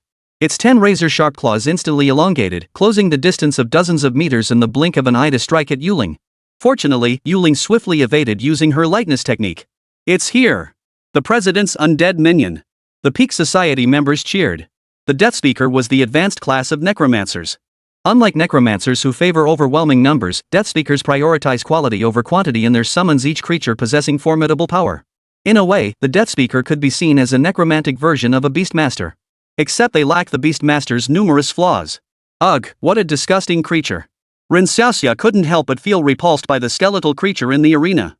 Yang Zhu, who knew Tan Hang well, explained quietly, those are bone claws, one of the 3 undead familiars contracted by Tan Hang. It said their power scales with their master's level. At Tan Hang's current rank, each bone claw likely possesses the strength of a 6th tier legendary tier professional. In truth, even without Yang Zhu's explanation, the Rin sisters and Xia Yuqing had already noticed. Facing Feather Spirit, the bone claw's performance was only marginally inferior to Wei Jun and his group. Such power was already quite formidable. Tan Heng didn't pause, summoning 3 more bone claws to create a 4 against 1 situation. Seeing Yu Ling trapped and unable to break free from the bone claw's assault, Tan Heng sneered coldly and summoned another undead minion. This time, however, a colossal canine creature over 5 meters tall at the shoulder appeared. Its hound-like body was composed of countless rotting corpses, constantly erupting with shrieks and whispers. The mere sight of it made one's hair stand on end, evoking a primal sense of dread and trembling. It's a corpse hound, Yang Zhu muttered, shrinking back timidly. Its combat prowess rivals that of the bone claws. Tan Heng summoned 3 corpse hounds in one breath, then commanded them to charge at Lin Ze. Facing the charging enemies, Lin Ze remained composed. With a flash of light, White Calamity materialized beside him. Without a word, it entered blood rage mode, charging headlong into the fray with a thick aura of blood energy. Chapter 70, Who told you I only have 2 pet beasts? Seeing Lin Ze summon his second beast companion, the Peak Society members felt an inexplicable sense of relief. Finally, they'd forced this guy to unleash his full power. The spectators murmured among themselves. Lin Ze is finally fighting seriously. After all, his opponent is Tan Heng. His strength is in a completely different league from the others. The fight is finally getting exciting. On the arena, the beast pet and the undead minion clashed fiercely. The bone claw's 10 razor-sharp talons extended and retracted faster than lightning, covering dozens of meters in an instant. The 40 claws of the 4 bone claws coordinated in perfect harmony, holding their own against the 6 silver-hued sword beams. The situation reached a stalemate for the moment. The battle between White Calamity and the corpse hound was no different. These creatures, formed from corpses, possessed an incredibly tenacious vitality. They had no vital points whatsoever. Even if their heads were severed, they could regrow another and continue attacking with undiminished vigor.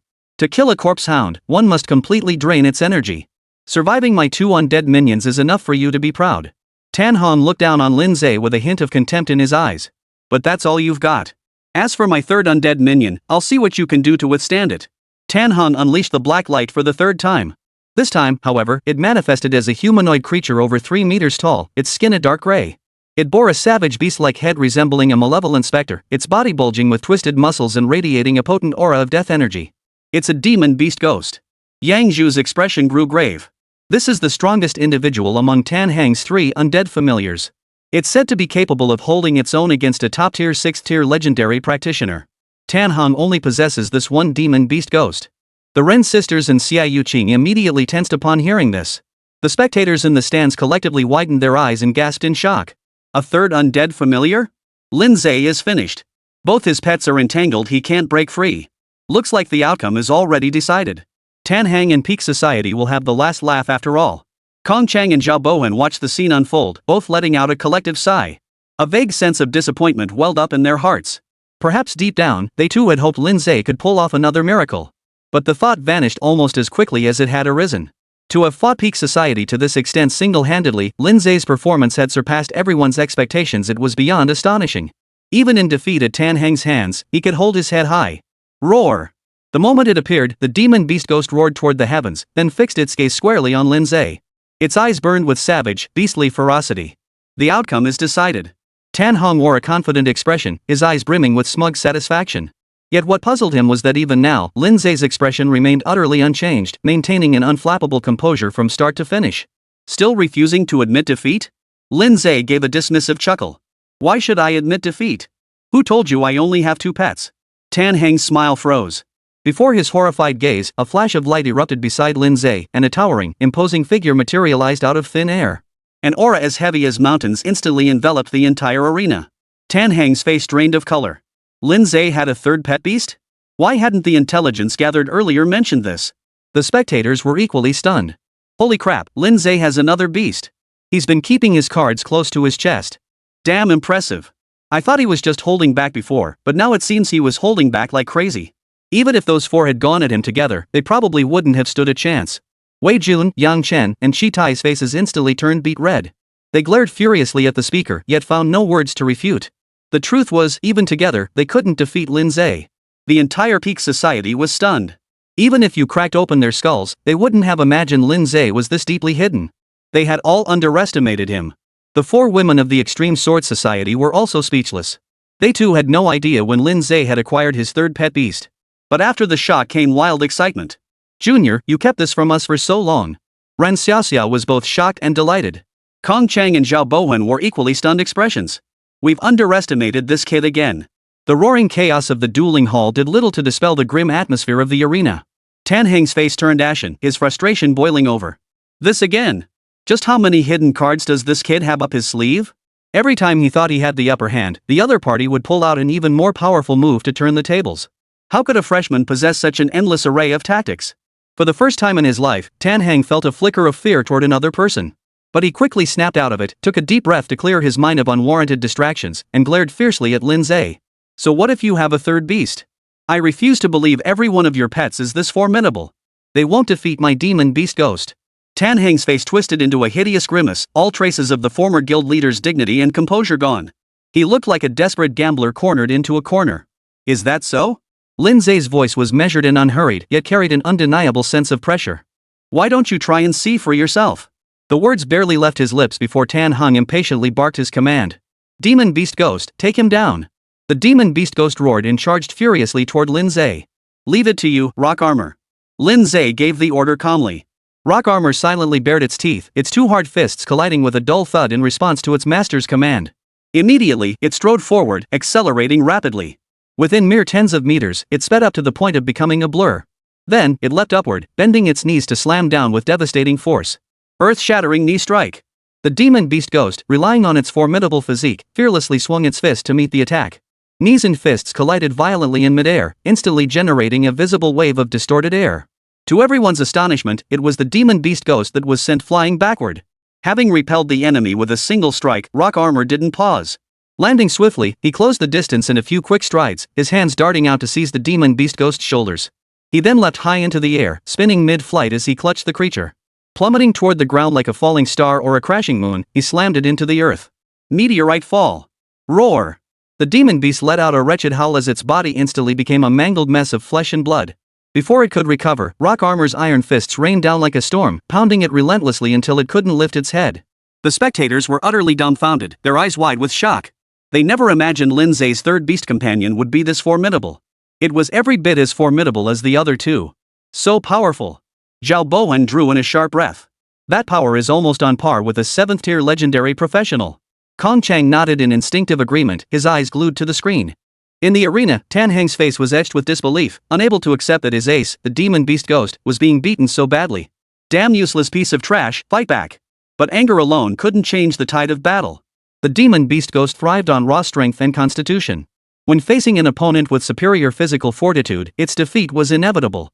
Its occasional counterattacks landed on Rock Armor, whose physical attributes exceeded 700 points and possessed the rock-hard body talent, causing nothing more than a slight sting.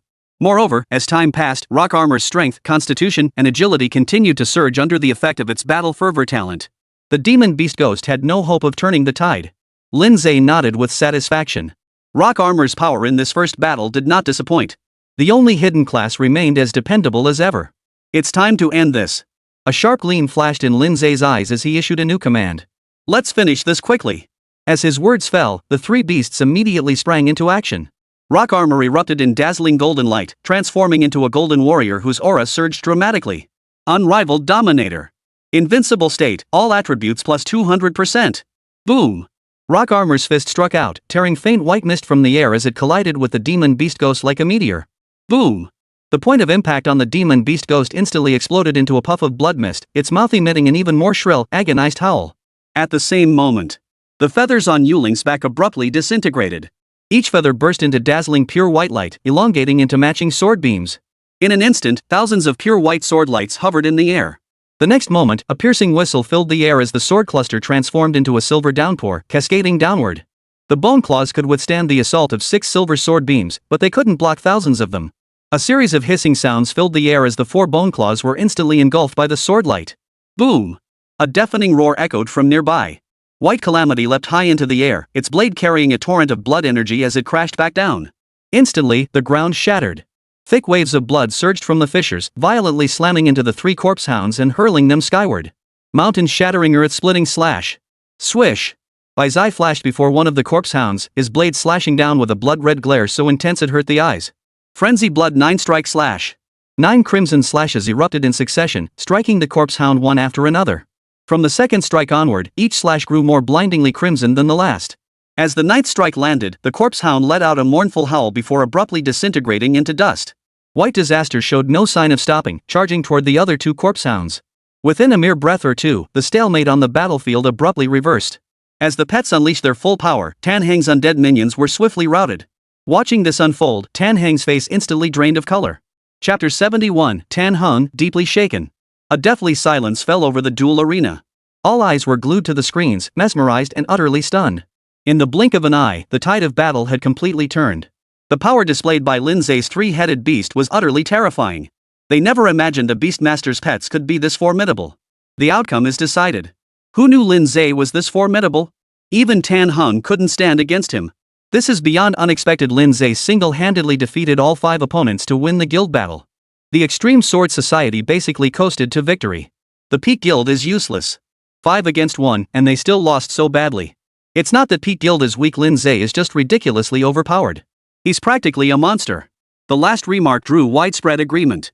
A freshman defeating 5 upperclassmen in succession, including a legendary level 72 player, would have been met with scoffs and disbelief just yesterday. Who could have imagined such an incredible event unfolding before their very eyes? For a moment, they even felt as if they were dreaming. It's over. Kong Chang's expression was complex, a mix of shock and awe. That faint premonition he'd held earlier had ultimately come true. Lin Ze had indeed created another miracle. And today's 5-on-1 victory held far greater significance than the one during the freshman entrance exam.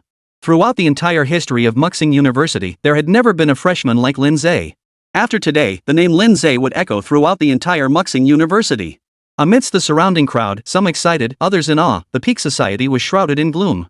Before stepping into the dueling hall, they had assumed today would be a walk in the park, a mere formality leading to victory. Little did they expect to end up with this outcome. The entire club's elite members were deployed, even the president joined the fray, yet they all suffered a crushing defeat at the hands of a freshman. They could now feel the surrounding gazes filled with mockery, scorn, contempt, and schadenfreude. The students who had been clamoring to join the Peak Society moments ago now turned their eyes away in disdain. The Peak Society had utterly lost face this time. Liang Jie's face was ashen, his eyes vacant and lifeless. After witnessing Lin Ze's formidable strength, his only hope now was that the club president could defeat Lin Ze to prevent the Extreme Sword Club from winning the club battle. But now, even that hope had been shattered. Liang Jie couldn't comprehend how a freshman like Lin Ze could be this formidable. Extreme Sword Club's rest area. The 4 girls remained immersed in shock, their expressions dazed. Yang Ju was the first to snap back to reality, murmuring blankly, "We won?" Ren Xiaoxia and Xia Yuqing reacted as if a switch had been flipped. They suddenly embraced each other, bouncing excitedly with flushed cheeks. "We won! We won! Lin Ze Jr. is so amazing!" Run Xiaodong's face also broke into a smile, her eyes flashing with a mix of astonishment and emotion. She never dreamed Lin Ze would actually win the club battle. She had already braced herself for the club's dissolution, but now the situation had taken a dramatic turn for the better. Looking back now, asking Lin Ze to join the Extreme Sword Club had truly been a brilliant move. Ren Xiaodong watched Lin Ze on the screen. His stature in her eyes grew ever larger. On the arena, the undead minions lay dead or wounded, their strength spent. With the situation having reached this point, there was no turning back. Tan Heng's face drained of color. He clenched his jaw, his cheeks twitching violently. He refused to accept this outcome. Today was supposed to be Peak Society's first step toward becoming the top club at Twilight Star University. Defeating the Extreme Sword Club, demonstrating their strength, and declaring Peak Club's rise to all. Yet before that first step was fully taken, Lin Ze had ruined everything. He could already foresee it. After today, Peak Society would become the laughingstock of Muxing University. Others wouldn't see it as Lin Ze being too strong, they'd only see Peak Society as too weak. A freshman had single-handedly defeated 5 members. No elite student would ever join such a club. The dream of making Peak Society the top club at Twilight Star University shattered in that very moment. The vast resources he had poured into it were now utterly wasted. Years of effort and dedication had turned to dust, leaving Tan Heng heartbroken and unable to accept it. It was all Lin Ze's fault. Tan Heng's eyes blazed crimson as he fixed Lin Ze with a deathly stare. Intense fury and venomous hatred gnawed at his heart like poisonous snakes. He couldn't think of anything else, only that he must take revenge on Lin Ze. With a flick of his wrist, a card appeared in his palm. In the next instant, Tan Heng hurled the card.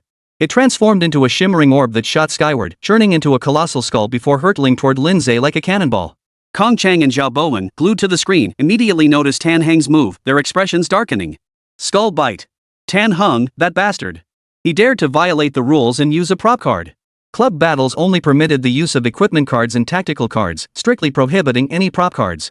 Tan Heng was clearly overcome by rage, using a prop card in plain sight. The spectators quickly caught sight of the scene, and an uproar erupted. Damn, this guy can't take a loss. The club president resorting to such underhanded tactics? Disgraceful. Shameful. Lin Ze is in big trouble. Though death was impossible within the trial space, and injuries wouldn't carry over to reality. But the psychological damage is very real. And the skull bite was precisely designed to inflict such profound psychological damage. Tan Heng's strike was aimed squarely at delivering a crushing blow to Lin Ze. His three-headed beast companion was still locked in combat. Any attempt to rescue him now would be too late. Damn you, taste the full force of the skull devourer. A twisted, savage grin spread across Tan Heng's face. Yet facing the approaching spectral skull, Lin Ze remained utterly unruffled. His gaze remained calm as the spectral skull collided with his body. Then, it was violently shattered into mist by the suddenly erupting sword aura, dissipating into the air. Tan Heng's grin froze, his eyes widening in horror and disbelief. A prop card? No, that can't be right. He clearly didn't use a card just now. Tan Heng's mind instantly turned to mush. But his confusion was soon dispelled. Two familiar silver sword lights abruptly shot from Lin Ze's hands, hovering midair. Tan Heng stared at the sword lights in the air as if struck by lightning, utterly dumbfounded. The same sword light as that humanoid girl-type pet beast. A talent that replicates pet skills? So, until just now, Lin Ze still hadn't unleashed his full power. This realization struck Tan Heng like a heavy blow to the chest. He staggered back 2 steps, his face as pale as paper. He had fought with every ounce of strength, employing every tactic at his disposal. Though he ultimately lost to Lin Ze, he had simply assumed his own power fell slightly short of Lin Ze's. Who could have imagined that Lin Ze had been holding back the entire time? Even now, Tan Heng couldn't be certain if this was truly Lin Ze's final move. In this moment, Lin Ze seemed utterly unfathomable to him, a mystery he could not begin to unravel. Chapter 72, Anything Goes. A deafening silence enveloped the entire arena. Everyone stared blankly at the screen, their mouths agape, speechless for a long time. One moment, their hearts had been in their throats as Tan Heng suddenly attacked Lin Ze. The next, they witnessed Lin Ze effortlessly deflect Tan Heng's assault, even unleashing 2 streaks of sword light. For a moment, everyone was frozen in place. What was that? Looks like it's a skill from Lin Ze's humanoid girl-type beast pet. A Beastmaster can use a pet beast skill? I've never heard of such an ability. It's most likely a talent. Lin Ze must have awakened some powerful innate ability. Who knew Lin Ze had this hidden up his sleeve? Turns out he never even used his full strength from the start. If Tan Heng hadn't broken the rules with that sneak attack, we might never have seen Lin Ze's true power. Could it be, this still isn't his full power? Whoa, that's insane. Looking at it this way, the peak society seems even more useless. Exclamations of astonishment rippled through the crowd. Everyone was stunned by Lin Ze's display. His beast companion was formidable enough, but now he himself possessed formidable combat prowess too. Is this even a Beastmaster anymore? Unheard of. I've never seen such a formidable Beastmaster in my life. The peak society members were practically on their knees. They'd already suffered such crushing defeats, yet Lin Ze hadn't even unleashed his full power. Is this really necessary? Throughout the entire dueling hall, only the 4 girls from the Extreme Sword Club didn't seem particularly surprised. After all, they'd long known about Lin Ze's talent. That guy is so despicable. Xia Yuqing fumed indignantly. Ren Xiaoxia's face was equally disgusted. The peak society's culture has been corrupted by Tan Heng. Ren Xiaodong remained calm. Tan Heng violated the rules by using a prop card this time. The school will definitely impose penalties afterward. You won't get off easy. In fact, Tan Heng was already suffering. To retaliate for Tan Heng's attack, Lin Ze deliberately reduced his output, manipulating his flying swords to inflict continuous wounds on Tan Heng, focusing purely on torment. Perhaps angered by Tan Heng's violation, Kong Chang and Zhao Bowen made no move to intervene, choosing to look the other way. It wasn't until Tan Heng was pained into unconsciousness that he was teleported out of the trial space. The club battle is over. The winner is Extreme Sword Club. Kong Chang announced loudly. A tsunami of cheers erupted from the spectator stands. Countless eyes turned to Lin Ze as he stepped out of the light gate. Awe, admiration, reverence, curiosity, the emotions were countless. Lin Ze truly lives up to his reputation as the strongest freshman. Today has truly broadened my horizons. The Extreme Sword Society is incredibly fortunate to have recruited a prodigy like Lin Ze, pulling off such a stunning comeback. A flood of praise and admiration poured forth. Lin Ze, however, remained as composed as ever, earning silent nods of approval from Kong Chang and Zhao Bowen. Not only was his talent exceptional, but his character was also steady and composed, unfazed by praise or criticism. Such character was precisely what would carry him further along the path of a professional.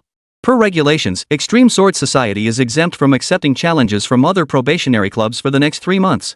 Use this time to thoroughly reorganize your club's internal affairs. Kong Chang addressed Yang Zhu and the others. In truth, after today's battle, few probationary clubs dared to challenge Extreme Sword Society to a club match anymore. Not every probationary club possessed the strength of Peak Society. Moreover, even Peak Society had fallen to Lin Ze. As long as Lin Ze remained at Muxing University and the Extreme Sword Society, no one would dare challenge them. Pseudo-clubs that lose a club war are prohibited from initiating another within 3 months, per regulations. Given that Tan Heng, as club president, deliberately violated the rules during the battle, an egregious offense, his suspension period is extended to 1 year. I will also report this to the university administration for additional disciplinary action against Tan Heng. The final words were directed at the Peak Society members. But they were too preoccupied to care. Frantically, they helped the unconscious Tan Heng to his feet and slunk away from the duel arena. Ren Xiaoxia stuck out her tongue at their fleeing backs before turning to thank Kong Chang and Zhao Bowen with a smile. Just then, Kong Chang's phone suddenly rang in his pocket. He pulled out his phone, glanced at it, and stepped aside to answer the call. His expression immediately darkened. After hanging up, he grabbed Zhao Bowen and hurried away. Lin Ze soon followed, pulling the 4 girls along with him. They dashed out of the dueling hall before the others could gather around. Back in the Extreme Sword Society's lounge, Ren Xiaoxia finally couldn't hold back. Placing her hands on her hips, she burst into unladylike, hearty laughter. That was so satisfying. You should have seen the look on those Peak Society jerks' faces. They were slapped so hard their cheeks were still ringing. It was so satisfying. Ren Xiaodong, Xia Yuqing, and Yang Zhu all wore broad smiles. Victory in the club battle instantly lifted the heavy weight that had been pressing on everyone's hearts, replaced by a surge of pure joy. They felt as if they'd drunk fine wine, a light-headed euphoria washing over them. It's all thanks to Lin Ze, our junior. Yang Zhu's eyes sparkled as she looked at Lin Ze. Today, her junior had been nothing short of amazing and incredibly cool. He single-handedly turned the tide, saving the club from dissolution, and then defeated the main antagonist all by himself. It was like a fairy tale prince plot straight out of a movie. Wait, does that make me the princess? Yang Zhu's cheeks flushed as she covered her face and giggled to herself, oblivious to those around her. Fortunately, no one else noticed her little antics. All eyes were fixed on Lin Ze. That's right, the freshman deserves the most credit. Ren Xiaoxia beamed as she slapped Lin Ze's shoulder, adopting the magnanimous air of a senior. What reward would you like, junior? Our club will cover it. Lin Ze gave a half smile, half sneer. Senior, aren't you forgetting something? What? Ren Xiaoxia froze. You said earlier that if I won the club competition, you'd grant me one request. Anything at all. Lin Ze deliberately emphasized the last phrase. Ren Xiaoxia froze in place. It felt like, vaguely, she really had said those words. At the time, she hadn't even considered the possibility that Lin Ze could win the club battle. Who knew Lin Ze would be so impressive and actually defeat the P Club? Fine. What do you want me to do? Ren Xiaoxia hesitated for a moment, but ultimately couldn't bring herself to go back on her word. She had no choice but to admit it. But when she met Lin Ze's half-smiling, half-mocking gaze, she quickly added. Just so you know, don't go overboard. As if something occurred to her, Ren Xiaoxia's cheeks flushed slightly.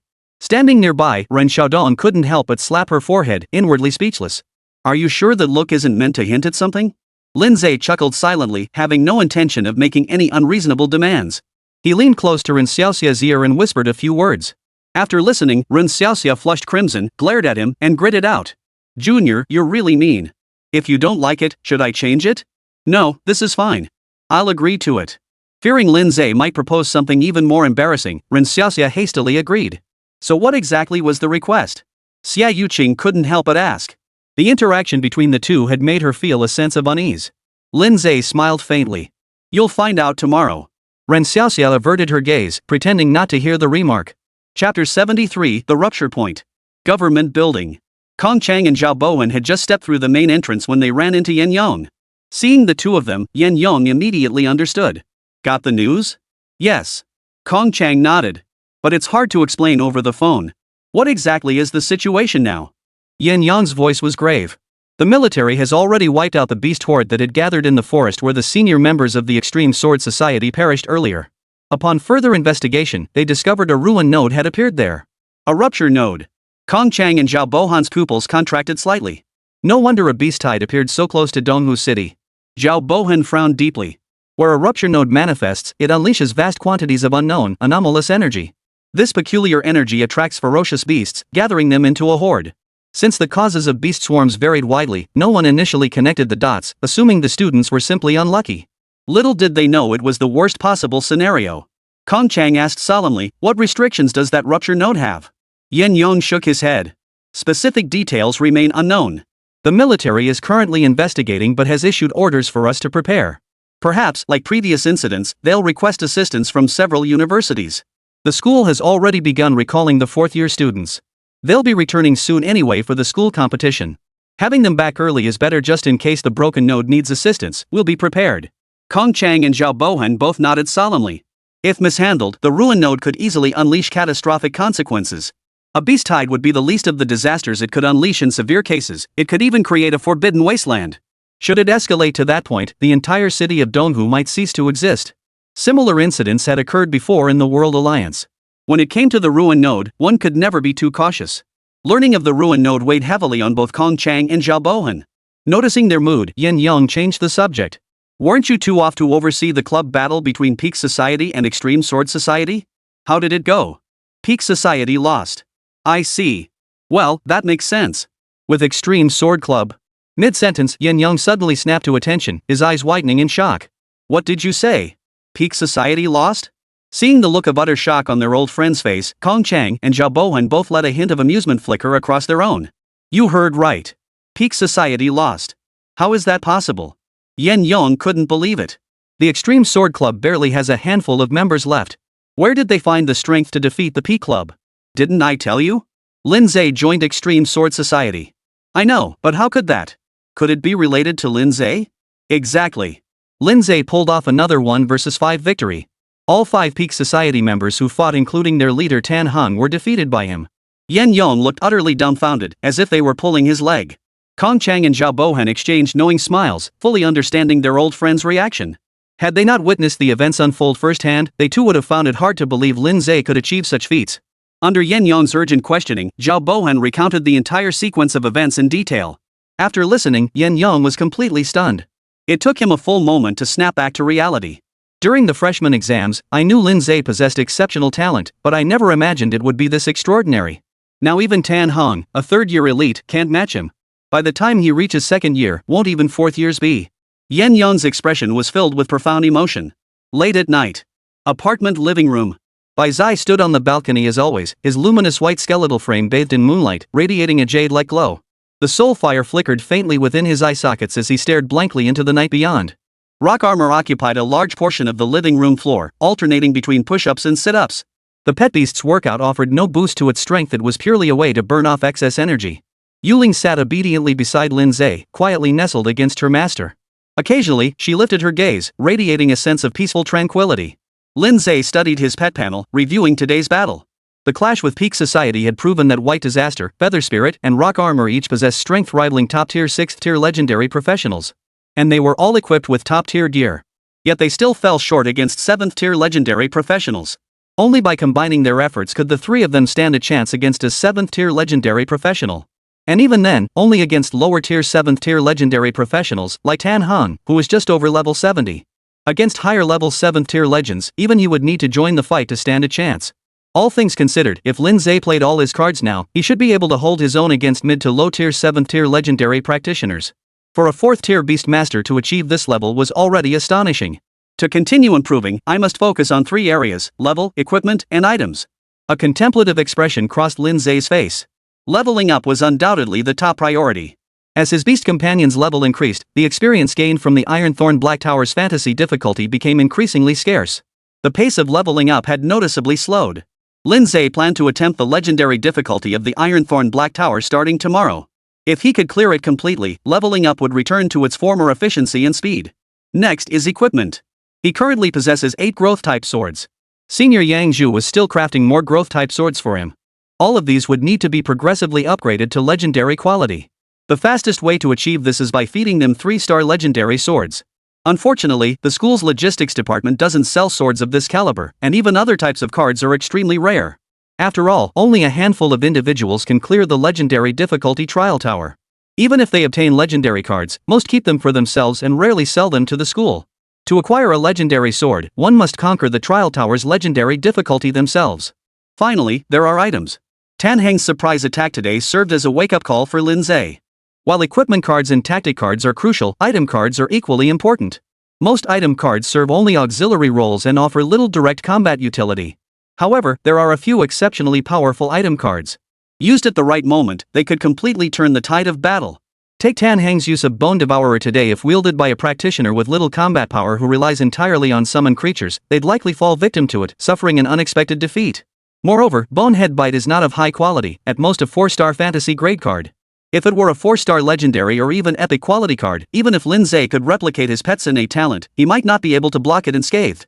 The higher the quality of an item card, the more likely it is to be usable in combat.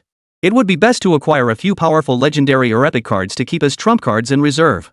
They might prove useful in critical moments. Lin Ze had his plans set. Whether it was level, equipment, or item cards, everything was tied to the Tower of Trials. So what he needed to do next was simple. Grind the Trial Tower relentlessly. Fortunately, Muxing University didn't offer any Beastmaster-related courses, so he didn't have to attend classes. This allowed him to focus most of his energy on grinding the tower. Chapter 74, Maid Senpai. The next day, Lin Ze woke up early. After washing up and changing clothes, he opened his door to find Xia Yuqing standing in the hallway with a cheerful smile. So early, Lin Ze remarked, surprise evident on his face. I figured you'd be heading out to grind the tower today. Xia Yuqing said with a smile. Want to go together? Sure, Lin Ze nodded. But let's swing by the club building first. Xia Yuqing agreed with a smile. The two then walked side by side downstairs, heading toward the academic zone. Along the way, Lin Ze distinctly felt more eyes fixed on him. Most likely, word of yesterday's club battle had already spread. The short 1,000-meter walk from the dormitory to the club building saw over 100 people actively greeting Lin Ze with enthusiastic warmth. Some girls even asked for his contact information on the spot, completely ignoring Xia Yuqing walking beside him. Lin Ze declined without hesitation. He wasn't that lacking in social awareness. It wasn't until they entered the club building that the situation of being gawked at like a panda finally subsided. Xia Yuqing asked with a smile, how does it feel to be a big celebrity? Lin Ze shrugged. I'm used to it. True. Xia Yuqing didn't argue. Whether at Third High School or at Muxing University, Lin Ze was a prominent figure. He'd experienced similar scenes countless times before and had long since grown accustomed to them. Ordinary students simply didn't possess his wealth of experience. Upon entering the lounge, Ren Xiaodong and Yang Zhu were already seated, each sipping slowly from a cup of black tea. Xia Yuqing was somewhat surprised. Senior Yang Zhu usually locked herself in her room researching and crafting cards, rarely seen in the lounge. Especially in the morning. This was quite unusual. But she soon understood why. Lin Ze and Xia Yuqing had just settled onto the sofa when Ren Xiaoxia approached carrying a tray. The key point was that she was dressed in a classic black and white maid outfit. The corset design accentuated her slender waistline and full bust, while the puffy skirt revealed a stretch of snow-white thigh, the black lace stockings peeking out from beneath. The white lace hairband in her hair complemented the black satin ribbon at her neck, making her skin appear porcelain-like. Senior, what is this? Xia Yuqing was speechless. Ren Xiaoxia flushed, shot Lin Ze a glare, picked up a cup of black tea from the tray, and placed it before him, her voice tinged with gritted teeth. Here's your tea. Thank you. Lin Ze smiled as he picked up the teacup, sipping while taking in Ren Xiaoxia's outfit. It must be said, this outfit suited the senior perfectly. It perfectly accentuated her graceful figure, radiating an innocent charm tinged with a subtle allure like frosting on a dessert. It appeared pure and flawless, yet irresistibly tempting. Under Lin Ze's gaze, Ren Xiaoxia felt inexplicably shy. The areas where his gaze lingered felt oddly warm. She quickly turned away and poured Xia Yuqing a cup of black tea as well. By now, Xia Yuqing had figured it out. It was obvious that Ren Xiaoxia's outfit was Lin Ze's request. She shot Lin Ze a reproachful glance. If I'd known you had this kind of preference, you could have just told me.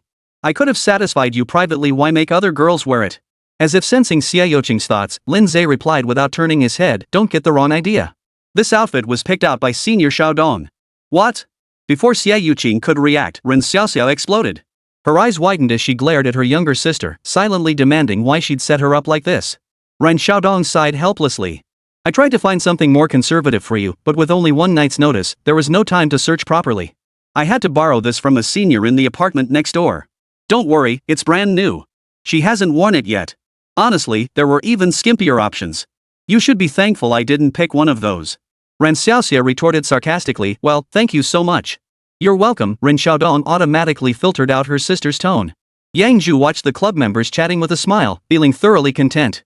Thank goodness the club survived, otherwise, they wouldn't be able to enjoy such pleasant company. Thinking this, Yang Zhu stole a glance at Lin Ze, then quickly averted her eyes as if afraid someone might notice. After a few moments of banter, the group quickly steered the conversation back to business. Now that the club is no longer facing dissolution, and no other prospective clubs will dare challenge us in the future, we can focus our energy on developing the club. As soon as Ren Xiaodong finished speaking, Yang Zhu frowned and asked, "Are we going to recruit new members?"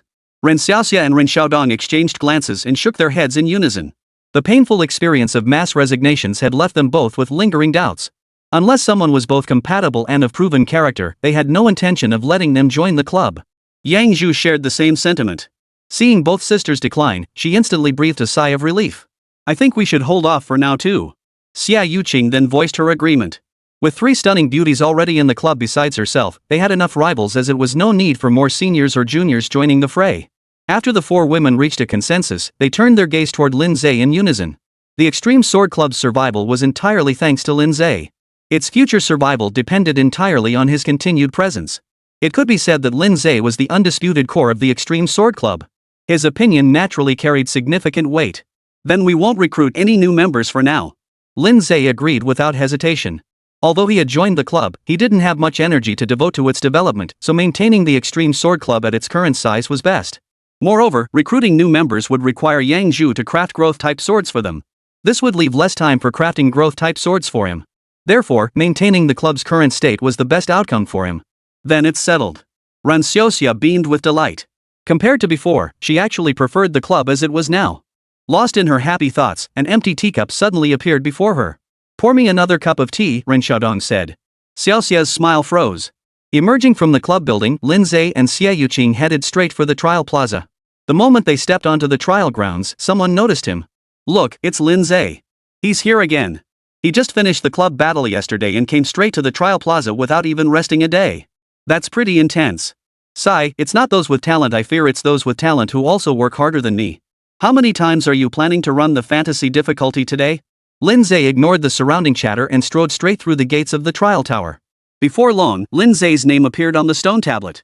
But when the crowd saw the difficulty level listed after his name and grade, a collective gasp erupted. Lin Ze, first-year student, legendary difficulty, current tower level 1. Chapter 75, Golden Meteor. Ironthorn Black Tower. First floor.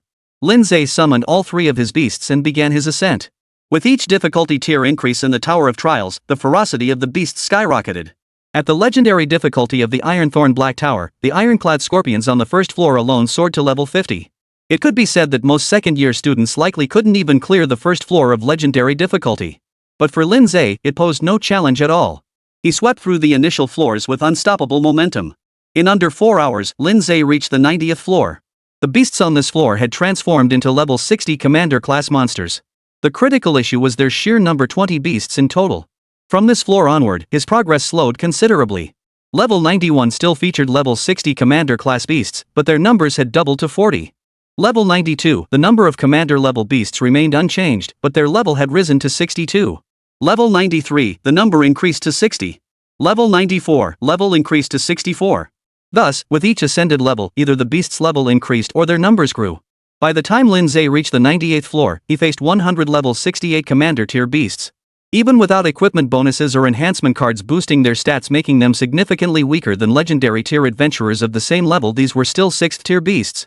Only through the full power assaults of White Calamity, Feather Spirit, and Rock Armor combined with Lin Ze joining the fray did they manage to eliminate this horde with great difficulty. I guess you could say it lives up to its legendary difficulty. These beasts are ridiculously strong. Lin Ze suddenly felt curious. How on earth did other adventurers clear the Ironthorn Black Tower on legendary difficulty? After all, other adventurers couldn't match his advantage, one-man equivalent to 4 adventurers. After the battle concluded, Lin Ze didn't immediately proceed to the next floor. Instead, he stored all 3 of his beasts in the beast space, allowing them to recover their injuries there. This was one advantage of being a Beastmaster when challenging the trial tower. Theoretically, one could leverage the healing capabilities of the pet space to ensure their pets were in peak condition for every floor they challenged. After all, the trial tower had no time limit. Of course, aside from Lin Ze, who was essentially cheating, no other Beastmaster would dare challenge the junior trial tower at the exceptional difficulty level or higher. Most Beastmasters didn't even possess the strength to challenge the ordinary difficulty trial tower. After lingering on the 98th floor for over 3 hours, Lin Ze only summoned his 3 beasts again once their injuries had fully healed, proceeding to the next level. Before him stood the familiar, colossal form covered in pitch black iron thorns. The Blackthorn King. Only now, its level had skyrocketed to 50. Converted to legendary class standards, that equated to over level 80. If the Blackthorn King were a beast rather than one of those elite students outside, Lin Ze would have quit the Ironthorn Black Tower without hesitation. With a deafening roar from the Blackthorn King, battle erupted instantly. White Disaster plunged into blood rage without hesitation. Rock Armor activated Overlords Unrivaled without hesitation. Feather Spirit unleashed her ultimate move, Thousand Feather Sword Array, in a single flash. Lin Ze individually imbued each of his pets with tactical cards, then added one to himself before summoning his swords to join the fray. He possessed only 2 starry sky-flying swords, the rest were ordinary 3-star fantasy-grade swords. While his equipment fell slightly short of Feather Spirits, their combat prowess remained nearly equal. The battle quickly reached a fever pitch. Roars, whistles, and shrieks coalesced into a deafening wall of sound, reverberating endlessly across the Gobi sky. Explosions of air pressure erupted almost every second, sending clouds of yellow sand swirling into the sky. Within a mere 10 minutes, the Gobi where the battle raged lay ravaged, scarred as if plowed by a tornado. With a final, bitter cry of defiance, the colossal form of the Blackthorn King crashed to the ground, sending a towering cloud of dust into the air. Ironthorn Black Tower Fantasy difficulty fully cleared. Settlement begins.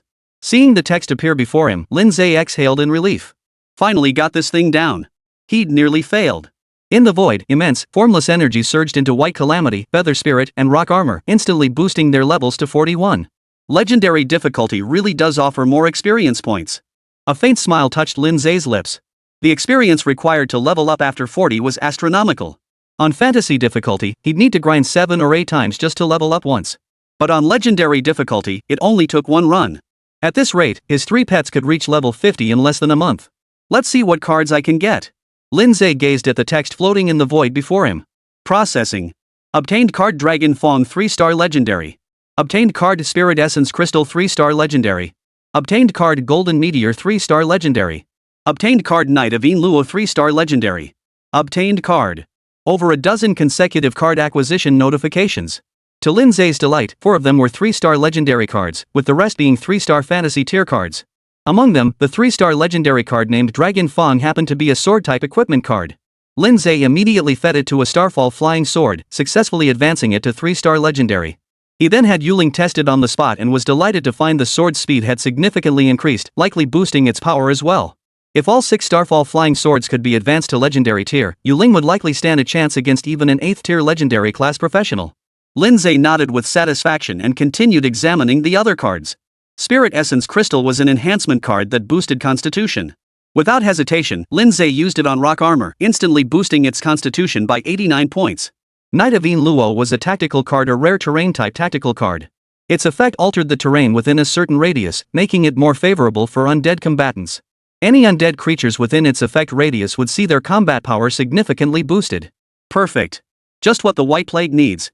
Lin Ze beamed with delight as he turned his attention to the final card. Name, Golden Meteor. Rarity, 3-star. Quality, Legendary. Type, Item.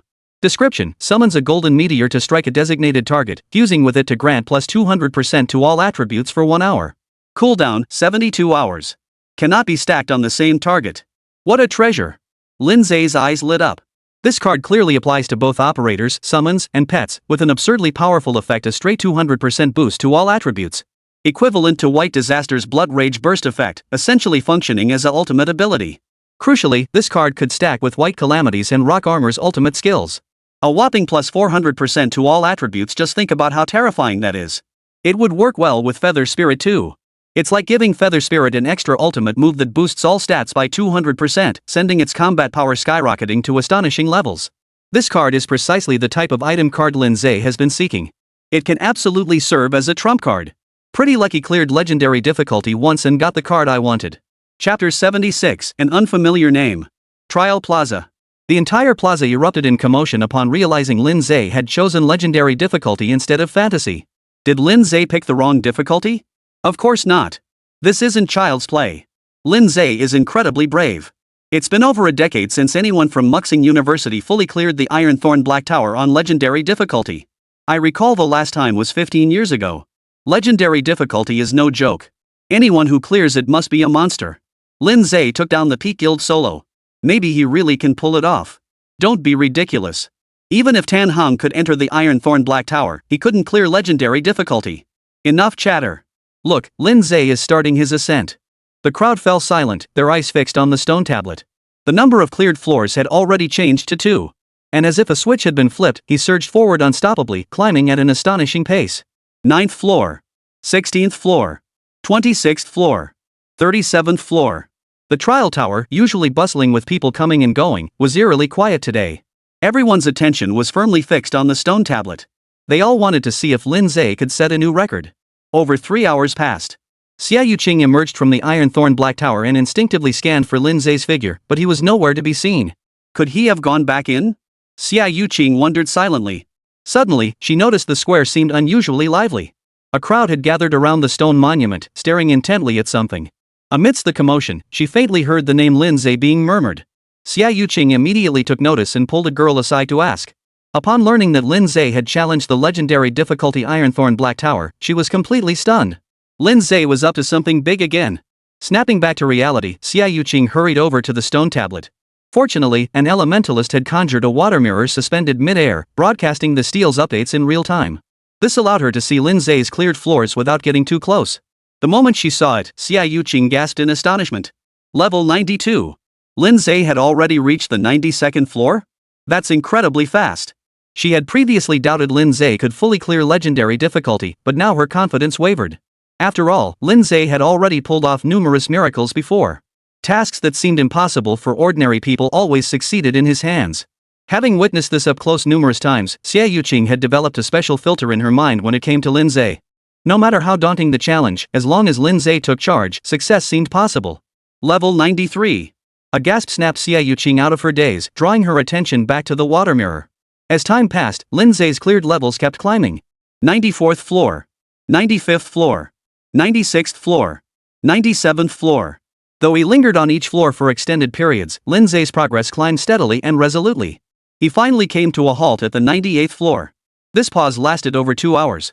Lin Ze showed no signs of movement. The crowd began to grow impatient. Why hasn't he made a move yet? Could it have failed? It doesn't seem likely. The settlement shouldn't take that long. If it had failed, they would have exited by now. But if he could clear it, he wouldn't be stuck for this long. I think it's looking grim. Looks like Lin Ze's in trouble. It is legendary difficulty after all. Not clearing it completely is perfectly normal. True. Since Muxing University was founded, only 2 complete clearances of legendary difficulty have been recorded, and both challengers were sophomores. Lin Ze just enrolled not long ago. By the time he's a sophomore, he'll definitely be able to do it too. The last remark drew widespread agreement. Lin Ze's performance thus far had been nothing short of astonishing. He'd already become this formidable just over a month into his studies. Who knew how powerful he'd become by his sophomore year? A full clear of legendary difficulty seemed practically guaranteed for him. No one doubted this for a moment. Disperse, disperse. There's nothing left to see here. Let's head back. I'm tired from standing here so long. What a shame. I thought we might witness history. Many turned to leave, but before they'd gone far, a sudden commotion erupted behind them. They turned back in confusion, their eyes landing on the water mirror. Instantly, their eyes widened in shock. Lin Ze, first-year student, legendary difficulty, current tower level 99. He actually made it to the 99th floor? So that's why Lin Ze lingered so long on the 98th floor. He was recuperating? The crowd that had been about to leave rushed back to the stone monument. There was no lingering on the final floor.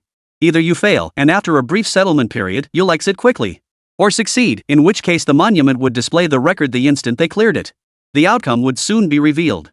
And so it was. Within just over 10 minutes, the number of floors cleared by Lin Ze on the stone tablet changed. Lin Ze, first-year student, legendary difficulty, current tower level 99 cleared. It was like a bomb had been dropped, sending shockwaves through the entire plaza. Holy, he really cleared it. Unbelievable, he actually did it. Lin Ze is insane. This truly makes history. For the first time since Muxing University's founding, a freshman had fully cleared the Ironthorn Black Tower on legendary difficulty. Everyone present felt as though they were witnessing a historic moment.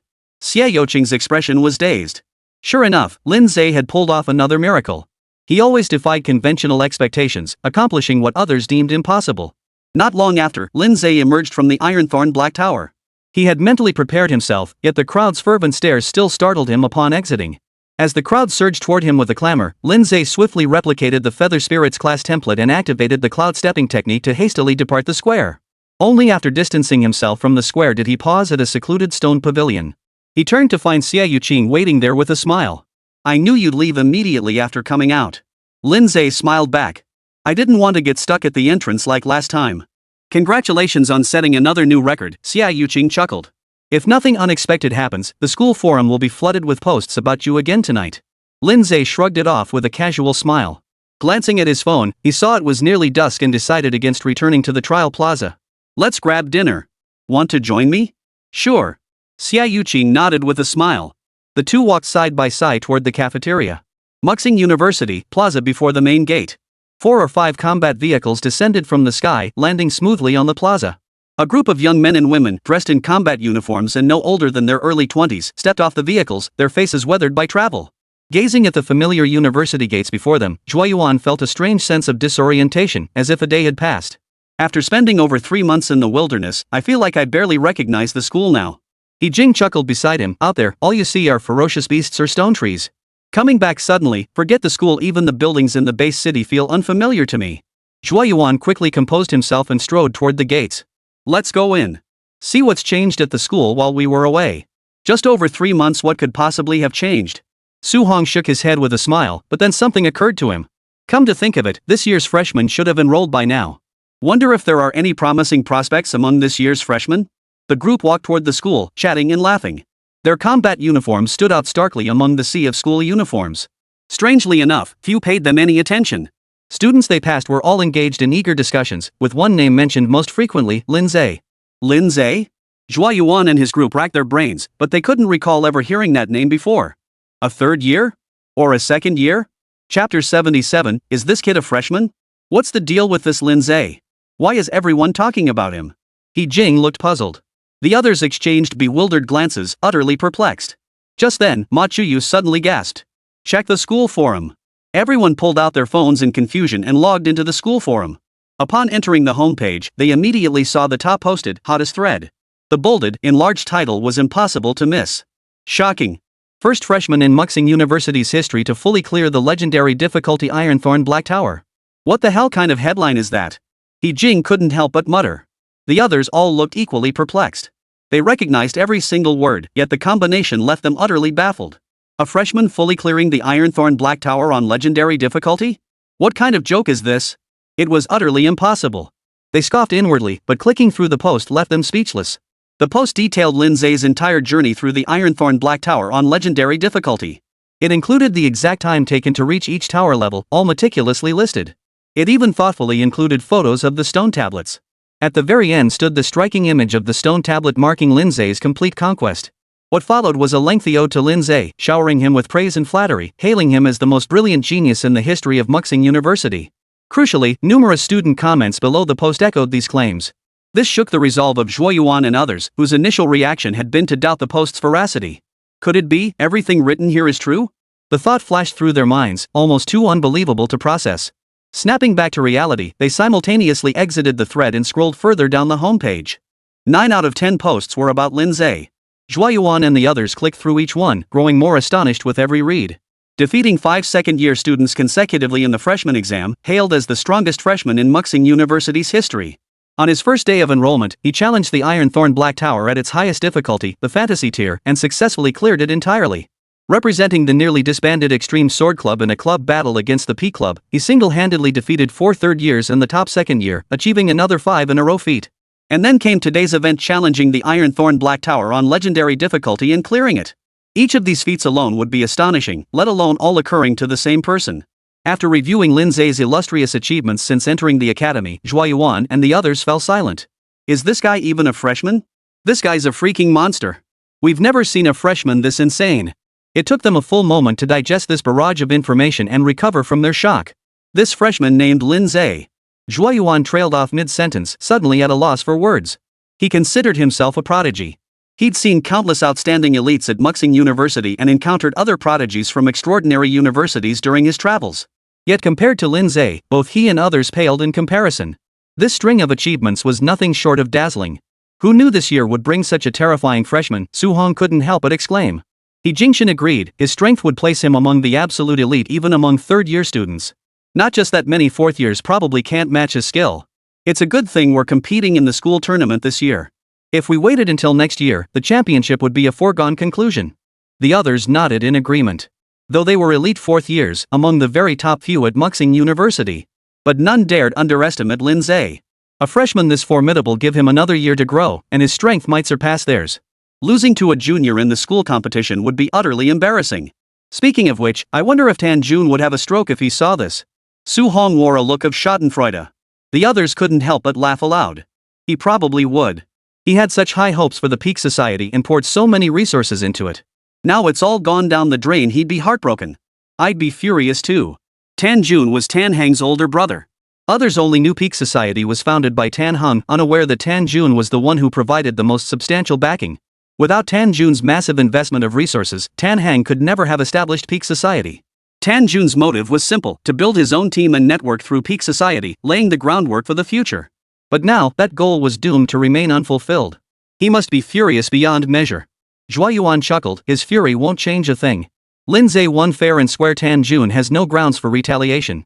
Zhua Yuan and Tan Jun were both elite students in their fourth-year class. They had clashed frequently in the past. So seeing Tan Jun suffer a setback only brought him satisfaction. Let's go ask the teacher about the rupture node. Wonder if we'll be needed this time? Just as Zhua Yuan and the others had guessed, Tan Jun was indeed furious right now. You lot boast about being third-year elites, yet you can't even beat a freshman. You're all useless. Tan Jun's furious voice echoed through the room. Tan Hung, Wen Koan, and the others stood in a row, necks hunched, trembling and too afraid to speak. Only after Tan Jun had finished ranting and paused did Tan Hung cautiously speak up. Brother, it's not that we didn't try.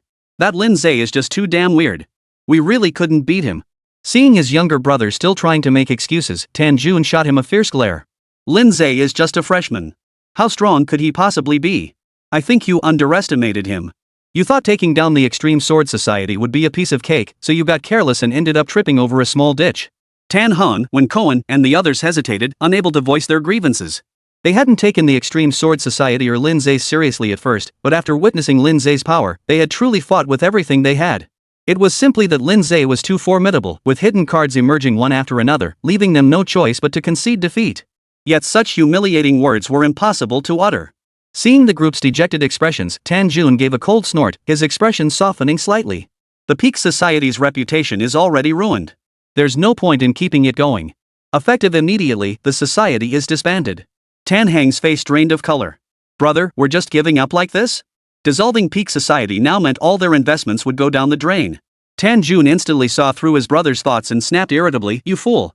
If we don't disband the club, are we supposed to keep pouring more resources into it? Those were sunk costs unrecoverable, but there was nothing to be done about it. But he refused to waste any more resources needlessly. After a pause, Tan Jun softened his tone and said solemnly, the school competition is coming up soon. Once I win the championship, I'll personally gather the core members of Peak Society and establish a new club. Tan Hang and the others' eyes lit up instantly grasping Tan Jun's meaning. Winning the championship would skyrocket Tan Jun's reputation, making him unrivaled in prestige. Then, leveraging his status as the school's top student to found a new club, countless admirers would flock to join. The new club's influence would inevitably expand rapidly. And they could continue serving as core members of the new club. In essence, it would be like giving Peak Society a fresh coat of paint, shedding its current tarnished reputation. The more Tan Hang and the others thought about it, the more plausible it seemed, excitement lighting up their faces. Bro, you're the one with the solutions. Tan Jun snorted coldly, a hint of smugness flashing in his eyes. Though the Peak Society plan had failed, it didn't matter. As long as they secured the championship in the school tournament, all problems would be solved. As for Lin Ze, once the tournament concluded and his hands were free, he'd find a way to properly deal with that guy. Chapter 78, holding his own against a 9th-tier legendary professional. Time slipped through his fingers like sand, fleeting and swift. Since his first successful run through legendary difficulty, Lin Ze had been clearing it once or twice daily on average. The crowd at the trial plaza had gone from initial shock to awe, and finally, gradually numb. They could only silently marvel at Lin Ze's incredible prowess. Under these circumstances, the levels of Lin Ze's 3 pet beasts soared rapidly. In less than 20 days, they reached level 50. The combat prowess of all 3 beasts saw substantial growth. At level 45, White Calamity's Blood Rush advanced into Shadow Slash. While retaining its rapid charge capability, it gained high slashing damage. The skill's power saw a substantial increase. At level 50, Blade Mastery advanced to Blood Blade Mastery. This talent drastically increases the damage of blade weapons. When wielding blades, each attack inflicts blood energy damage and has a chance to apply the bleeding and blood corrosion debuffs to the target. Consuming blood energy further increases blood energy damage and the chance to apply these debuffs. This is an exceptionally practical combat talent. Little Skeleton White Plague. Class, Jail Blood Demon Unique. Level, 50. Talent, Overlord. Strength, 670 plus 88. Constitution, 662 plus 157. Agility, 651. Spirit, 517. Talents: Bloodblade Mastery, Arcane Armor, Superhuman Strength, Endless Vitality, Bloodlust, Crimson Mark, Unbreakable, Blood Soul Pursuit. Skills: Flash Slash, Blood Rage 9 Strike, Blood Rage Burst, Crimson Armor, Mountain Shattering, Earth Splitting Slash. During this period, Lin Ze obtained numerous legendary enhancement cards. 2 of them were used on White Disaster, enhancing his strength and constitution respectively. As a result, after reaching level 50, White Calamity's total attributes surged past 2,700 points. Both strength and constitution had surpassed the 700-point threshold. By Lin Ze's estimation, White Disaster could now easily crush those elite level 70 legendary class students at the academy. Facing Tan Hung now, Lin Ze wouldn't even need to deploy other pets. White Disaster alone could secure victory. As for Rock Armor, at level 45, it acquired a new talent, Resilience's Ultimate Art. Resilience's Ultimate Art, attack power increases while injured. The heavier the wounds, the greater the boost. Clearly, this was another desperate type talent. It bore a striking resemblance to White Disaster's Bloodlust. Overall, it's highly suited for melee classes like the Overlord. At level 50, Rock Armor gains another new talent, Fudomayu. Fudomayu, while standing still, defense increases significantly, immunity to 80% of damage taken, and healing speed increases by 500%. This talent's effect is truly astonishing. Not only does it boost defense, but it also grants immunity to 80% of damage taken, undoubtedly an exceptionally powerful defensive skill. While it does restrict movement, most defensive maneuvers involve standing still anyway. This restriction isn't a major drawback. Additionally, the accelerated healing effect significantly boosts the Rock Armor Warrior's combat endurance. Rock Armor Warrior. Rock Armor. Class, Overlord Unique. Level, 50. Talent, Overlord. Strength, 795 plus 127. Stamina, 814 plus 89. Agility, 618. Spirit, 273. Talents: Rock Hard Physique, Ultimate Hardness, Mountain Strength, Boiling Battle Will, Armor Piercing Fist, Ultimate Resilience, Akala. Skills: Earthshaker Knee Strike, Iron Wall Block, Meteor Strike, Dominator's Fist, 8 Extremes Collapse, Unrivaled Sovereign. After reaching level 50, Rock Armor's total attributes surpass 2,700 points. Both Strength and Constitution have surpassed 900 points, significantly exceeding even White Disaster's stats. However, since Rock Armor's core attributes naturally prioritize Strength and Constitution, this increase is unsurprising. Overall, Rock Armor and White Disaster are fairly evenly matched in strength. Both are high output, high defense types whose combat prowess intensifies the longer the battle rages and the heavier the wounds they sustain. In short, they're battle maniacs. Facing off against these two beasts, Lin Ze could only pray for his opponent's safety. Finally, there was Feather Spirit. At level 45, its Blade Master talent advanced into Sword Spirit. Sword Spirit greatly enhances sword weapon power. When attacking with sword weapons, critical hit rate is significantly increased. Has a chance to absorb some damage to restore energy and stamina. Similar to White Disaster's Bloodblade Mastery, Sword Spirit retained the enhanced weapon power effect while adding increased critical hit rate and damage absorption to restore health. This not only boosts Yu Ling's combat effectiveness but also enhances her endurance in battle. It's a pretty solid talent. At level 50, the Feather Spirit's ultimate ability also receives a boost. 1000 Feather Sword Array evolves into 1000 Feather Skyflight. Each feathered blade on the back now manifests into 3 sword lights. This means the total number of sword beams has tripled. The attack radius expands from 500 meters to 2,000 meters. Both its destructive power and attack range have seen a significant increase. Feather Spirit Bird. Feather Spirit. Class, Sword Immortal Unique. Level, 50. Talent, Lord. Strength, 729 plus 34. Constitution, 358. Agility, 668. Spirit, 745 plus 155. Talents: Sword Spirit, Sword Mind Clarity, Sword Chi Mastery, Sword Intent Perception, Sword Body Unity, Extreme Sharpness. Skills: Sword Control, Cloud Step, Flash Slash, 1000 Feathers Soaring, Sword Chi Sweep, Sword Chi Protection. Among the enhancement cards Lin Ze acquired, one that boosted the Spirit attribute was applied to the Feather Spirit. Thus, upon reaching level 50, Yu Ling's total attributes approached 2,700 points. Her Spirit attribute reached a staggering 900 points. The number of swords she could wield increased to 9 at once. Thus, despite having lower overall stats than White Calamity and Rock Armor, Feather Spirit emerged as the most powerful combatant. Unfortunately, legendary swords had a low drop rate. After grinding the Iron Thorn Black Tower on legendary difficulty countless times, Lin Ze had only obtained 3. He fed them all to the Starlight Flying Sword. Furthermore, he fed all the fantasy-grade swords he obtained through drops and contribution point exchanges to one of them, forcibly advancing it to legendary grade. Now Feather Spirit possesses 4 legendary Starry Sky Flying Swords and 5 fantasy tier Starry Sky Flying Swords. Though there was still room for improvement, this equipment lineup was already terrifyingly powerful. By Lin Ze's estimation, Ling now stood a strong chance of defeating even the elite 8th tier legendary class students within the academy. It's a pity I haven't assembled a full set of legendary gear yet. Otherwise, the strength of my 3 pets could be boosted even further.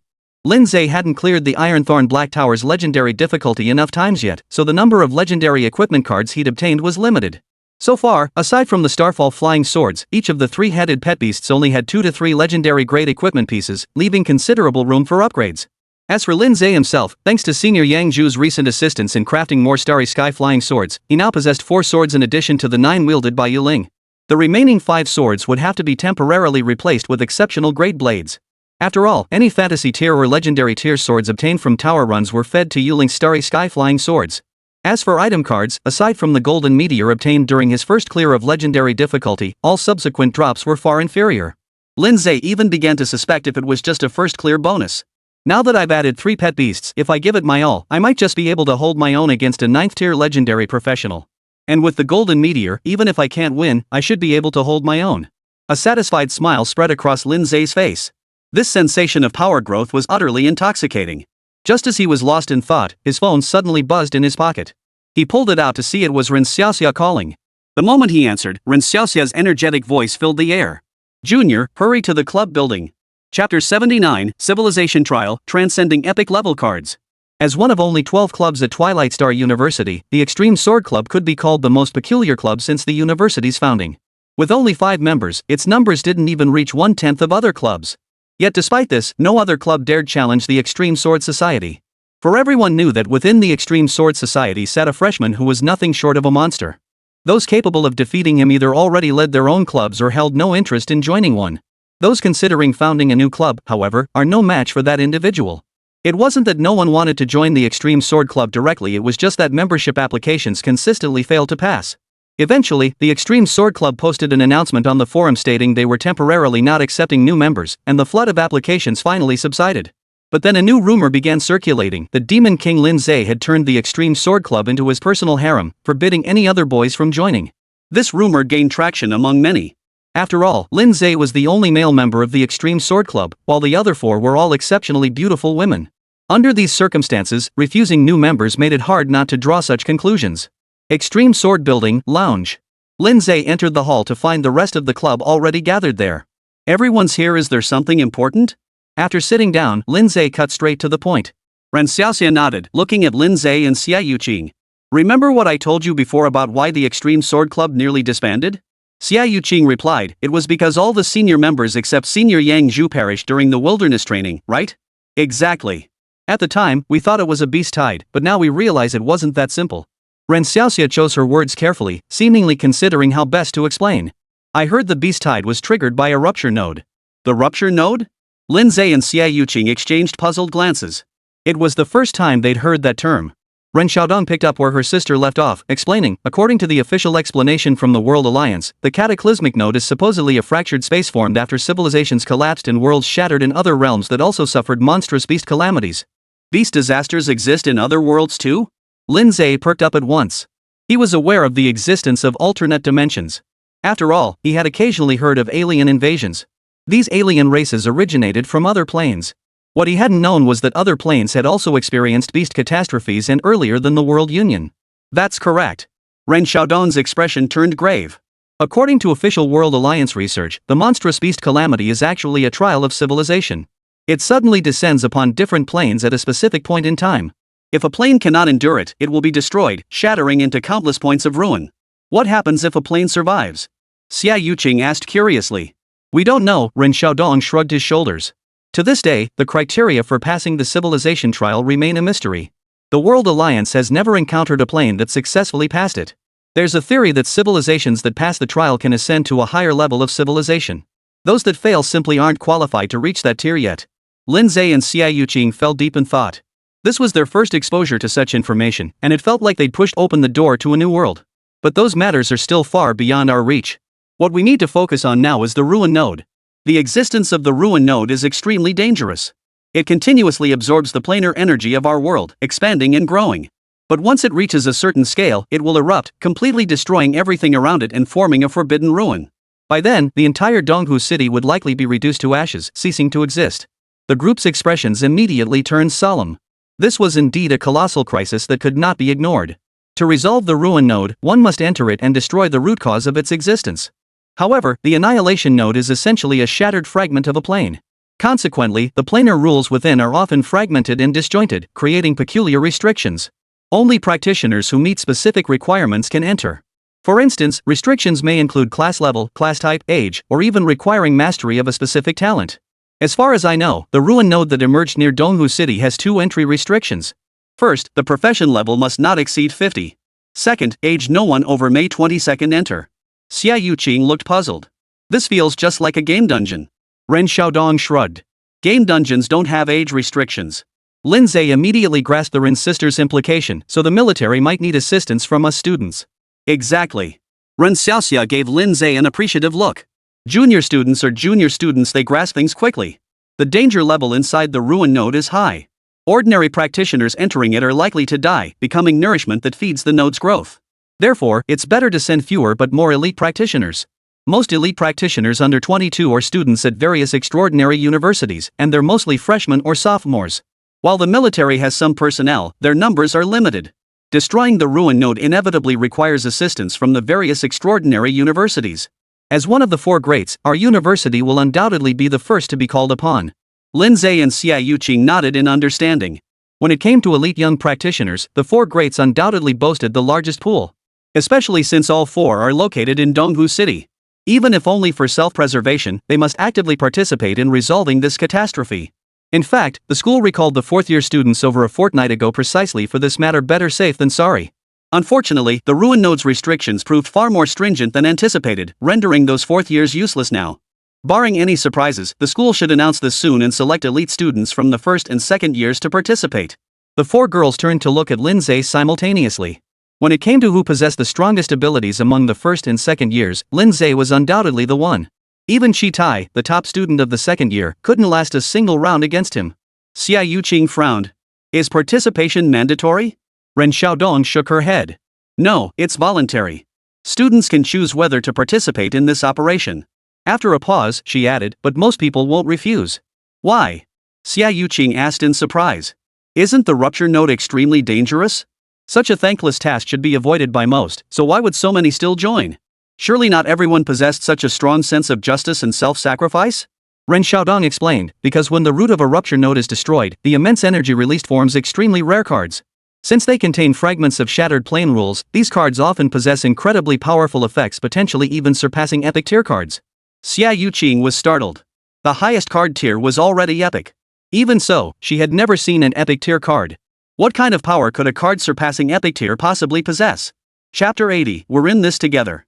As per convention, the professional who successfully destroys the root of a ruin node gains ownership of the root card. Other practitioners who fail to obtain the root card may later select a card from the military's card repository as compensation. Overall, entering the ruin node is dangerous, but the potential rewards are substantial. That's why most people don't refuse. Ren Xiaodong finished his explanation in one breath and turned to look at Lin Ze. The other 3 also turned their gaze toward Lin Ze. Without much deliberation, Lin Ze smiled and said, it's indeed hard to refuse. I'm also curious about the effects of the root cards. Legendary tier golden meteor effects were already incredibly powerful. A root card, surpassing both legendary and epic tiers, what kind of overwhelming effect could it possibly possess? Lin Ze was eagerly anticipating it. Originally, he planned to grind levels for a while longer before attempting the Ironthorn Black Tower on epic difficulty, hoping to farm a few epic tier cards. Now that he had the chance to obtain higher tier cards, he couldn't pass it up. Isn't it too dangerous? Yang Zhu's expression betrayed her concern. Xia Yuqing hesitated, clearly worried too.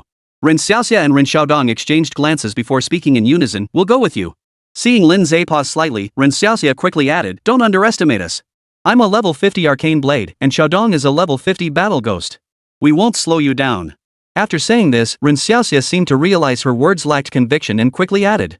We can support you. Arcane Blade was a high-tier legendary class of the sorcerer, possessing spellcasting abilities including various support spells, making it genuinely capable of providing assistance. As for Battle Ghost, it's an advanced legendary class for scouts and rogues, specializing in reconnaissance and trap placement. Honestly, while this class could wield swords, it was difficult to categorize it as a sword-based profession. Ren Xiaodong likely joined because his sister had joined the Extreme Sword Society. While Battle Ghosts lack frontline combat prowess, they excel at covertly surveying the surrounding environment. In a place like the Ruin Node, they could actually be more useful than Rin Xiaoxia. Alright, we'll join together. Lin Ze thought for a moment before agreeing. Having two more reliable teammates was always a plus. Envy flickered across Yang Zhu and Xie Youqing's faces. If possible, they would have wanted to join too. But one was a support class with no combat ability, and the other was a freshman not even at level 30. They simply lacked the capability to participate in such an operation. After deciding to join the support mission, all that remained was to wait for the school's official announcement. They didn't have to wait long. The very next day, the school announced the rupture node incident and declared that first and second year students could sign up to participate. Of course, this was contingent upon passing the school's screening process. The entire school buzzed with discussion about it. Many second-year students rushed to sign up. Lin Ze and the Rin sisters were no exception, submitting their applications immediately. While the Rin sisters still had to wait for review, Lin Ze was exempted from the process entirely, receiving instant approval. When the news broke, no one raised any objections. After all, if anyone in the entire first and second grades deserved to participate in this mission, it was undoubtedly Lin Ze. Perhaps due to the urgency of the situation, the school demonstrated exceptional efficiency. The approval process was completed in just one day. The next day, all participants were assembled and transported by armored vehicle to the base outside the city. On the armored vehicle, Kong Chang, the designated leader for the group, briefed everyone on the critical points of the operation. The ruin node is located in Jinghu Forest, over 20 kilometers northwest of Donghu City. Upon arrival, the military will distribute support supplies to you. You may freely form squads to enter the node, but keep your numbers small. Large groups will be too conspicuous inside. Remember, safety is paramount. You are all elite students from the academy. I do not want to see any of you sacrificed within the node. No sooner had Kong Chang finished speaking than a hand shot up. Teacher, what exactly are we supposed to do once we enter the node? Upon reaching the node camp, military personnel will brief you on the specific mission. With that, Kong Chang said no more. The others closed their eyes to rest and conserve energy for the upcoming operation. Before long, the transport vehicle reached the skies above Mirror Lake Forest. Mirror Lake Forest covered a vast expanse, its ground thick with towering trees. Its name came from the crystal-clear lake at its center, whose surface resembled the finest mirror. However, the lake was now shrouded in thick mist, obscuring any view of its depths. From a distance, one could see countless wisps of gray mist, like an inverted bowl, enveloping the lake at the forest's heart. Against the sea of emerald green, the grayish-white mass stood out starkly. The armored vehicle descended slowly at the forest's edge. Military personnel soon approached, inspected their credentials, and after verification, saluted and granted passage. Kong Chang led them into the forest. A wide road, wide enough for 2 trucks to pass side by side, had been carved through the forest, leading straight to the deepest node camp. Dense clusters of tents and engineering plastic structures were scattered throughout the camp. Countless professionals in military uniforms bustled back and forth, moving with purpose. At the camp entrance, many young men and women had already gathered to wait. Without exception, they gathered in groups of 10 or 20, whispering among themselves, each group distinctly separate from the others. It was obvious these were students urgently summoned from various extraordinary universities. However, due to their combat uniforms, it was impossible to identify which university they belonged to. As Kong Chang arrived with his group, curious glances shot their way from every school. Which school is that one from? I recognize the teacher leading them. That's from Evening Star University. Now all 4 major universities are present. Wait here. I'll head to command first. Kong Chang called back over his shoulder before heading into the camp. The group found an open spot and waited patiently. Feels like there are so many people. Rin Xiaoxia edged closer to Lin Ze, curiously observing the people around them. Wonder which ones are from Grey Rock, White Stone, and Sunluo. Although the 4 greats were all located within Donghu City, they rarely interacted outside major events like the University League. That said, as the top-tier universities in Donghu District, the 4 greats were no strangers to fierce competition. Their students viewed each other as fierce rivals, unable to resist comparing themselves whenever they met outside campus. Just then, 3 young people approached.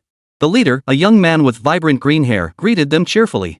Hello there, everyone from Muxing University. I'm Wang Bin from Tsuweiwei University. Let's get acquainted. Tsuweiwei University? Lin Ze paused to recall. It seemed to be a local university in Tsuweiwei City, ranking in the lower middle tier among the many extraordinary universities in Donghu District. What's this about? A female student inquired. The green-haired man grinned. I'd like to discuss something with you all. Who's your team leader? Everyone had signed up individually for the event. At most, 2 or 3 familiar friends had grouped together, and not even temporary teams had been formed, let alone any so-called leaders. Yet upon hearing the green-haired man's words, all the Evening Star students turned their heads toward Lin Ze in unison. Chapter 81, First Year? Are you kidding me? Lin Ze was speechless for a moment, but he stepped forward nonetheless. What do you want to discuss? As he spoke, Lin Ze shot a peculiar glance at the other's hair. A guy with green hair? That was pretty unconventional. The green-haired man didn't notice Lin Ze's peculiar gaze at all. He grinned and said, "We'd like to invite your team from Muxing University to join forces with us." Lin Ze raised an eyebrow. Just the 3 of you? Of course not. The green-haired man gestured toward the group of over 20 students standing nearby, glancing their way. They're with us too. Ren Xiaoxia was taken aback. Suweiwei University brought this many people? Due to the limited capacity for entering the rupture node and considerations of strength, each extraordinary university carefully screened participants, prioritizing quality over quantity. Even Muxing University had only sent over 20 students this time. Yet Suweiwei University, ranked in the lower middle tier, had sent a contingent that was not only comparable but arguably larger than theirs? No. The green-haired man waved his hands hurriedly. We're all from different extraordinary universities. It's just that neither our numbers nor our strength can match the 4 of you, so we've banded together. That way, when we enter the ruin node, we can watch each other's backs. Ren Xiaoxia finally relaxed. Lin Ze couldn't help but regard the green-haired man with newfound respect. It had only been a little over 10 minutes since they arrived at the camp, yet the green-haired man had managed to persuade the other students from the extraordinary university to unite in such a short time. One had to admit, he was quite capable. The divisions at the camp entrance were now clearly defined. The previously scattered crowd had now consolidated into 5 distinct groups. Besides the green-haired man's group, the rest were naturally the 4 greats factions. Noticing Lin Ze's gaze shifting to the other groups, the green-haired man promptly took on the role of guide. Over there are the folks from Greyrock University. Leading them are Pan Hao and Shu Lang, reportedly their school's top and second-ranked second-year students, both legendary tier practitioners in their 50s. To the left are the folks from Sunluo University. Their leaders are siblings named Lu Qiming and Lu Wei. Though they're a year apart, they're both second-year students and also rank first and second in their class. To the right are the students from Whitestone University, led by Mu Kai and Ding Yueben, also the top and second-ranked students in their second year. Lin Ze was somewhat surprised. "You seem to know them all quite well." The green-haired man shook his head with a wry smile. "Not really. I just happened to have met with representatives from all 3 universities before you arrived. Unfortunately, all my requests to form a team were declined." Lin Ze understood. He wasn't surprised. A hierarchy of contempt existed among the extraordinary universities. The 4 major universities didn't acknowledge each other's supremacy, yet they uniformly looked down on all other extraordinary universities. Just like now, upon learning the green-haired man was from Suweiwei University, most of the Evening Star students, though silent, had clearly rejected his team invitation with their expressions. The green-haired man noticed this too, yet he persisted, asking again. Lin Ze shook his head. "Sorry, I already have teammates." He gestured toward the twins beside him. The green-haired man first felt a pang of envy, then his expression turned puzzled. Only 3 people in a party? Before he could ask, a student from Muxing Academy couldn't hold back. "Wait, Lin Ze, aren't you joining us?" "Yeah, there's strength in numbers. It's better if we stick together. Brother Lin, don't leave us behind." Watching this unfold, the 3 green-haired men exchanged bewildered glances. What was going on? Could it be that this student named Lin Ze is exceptionally strong? Otherwise, why would everyone be begging to team up with him? "This time, our club members will form one team." Lin Ze refused without flinching. Hearing this, the group of Muxing students immediately let out a collective sigh of disappointment. They had secretly rejoiced when they saw Lin Ze participating in the mission.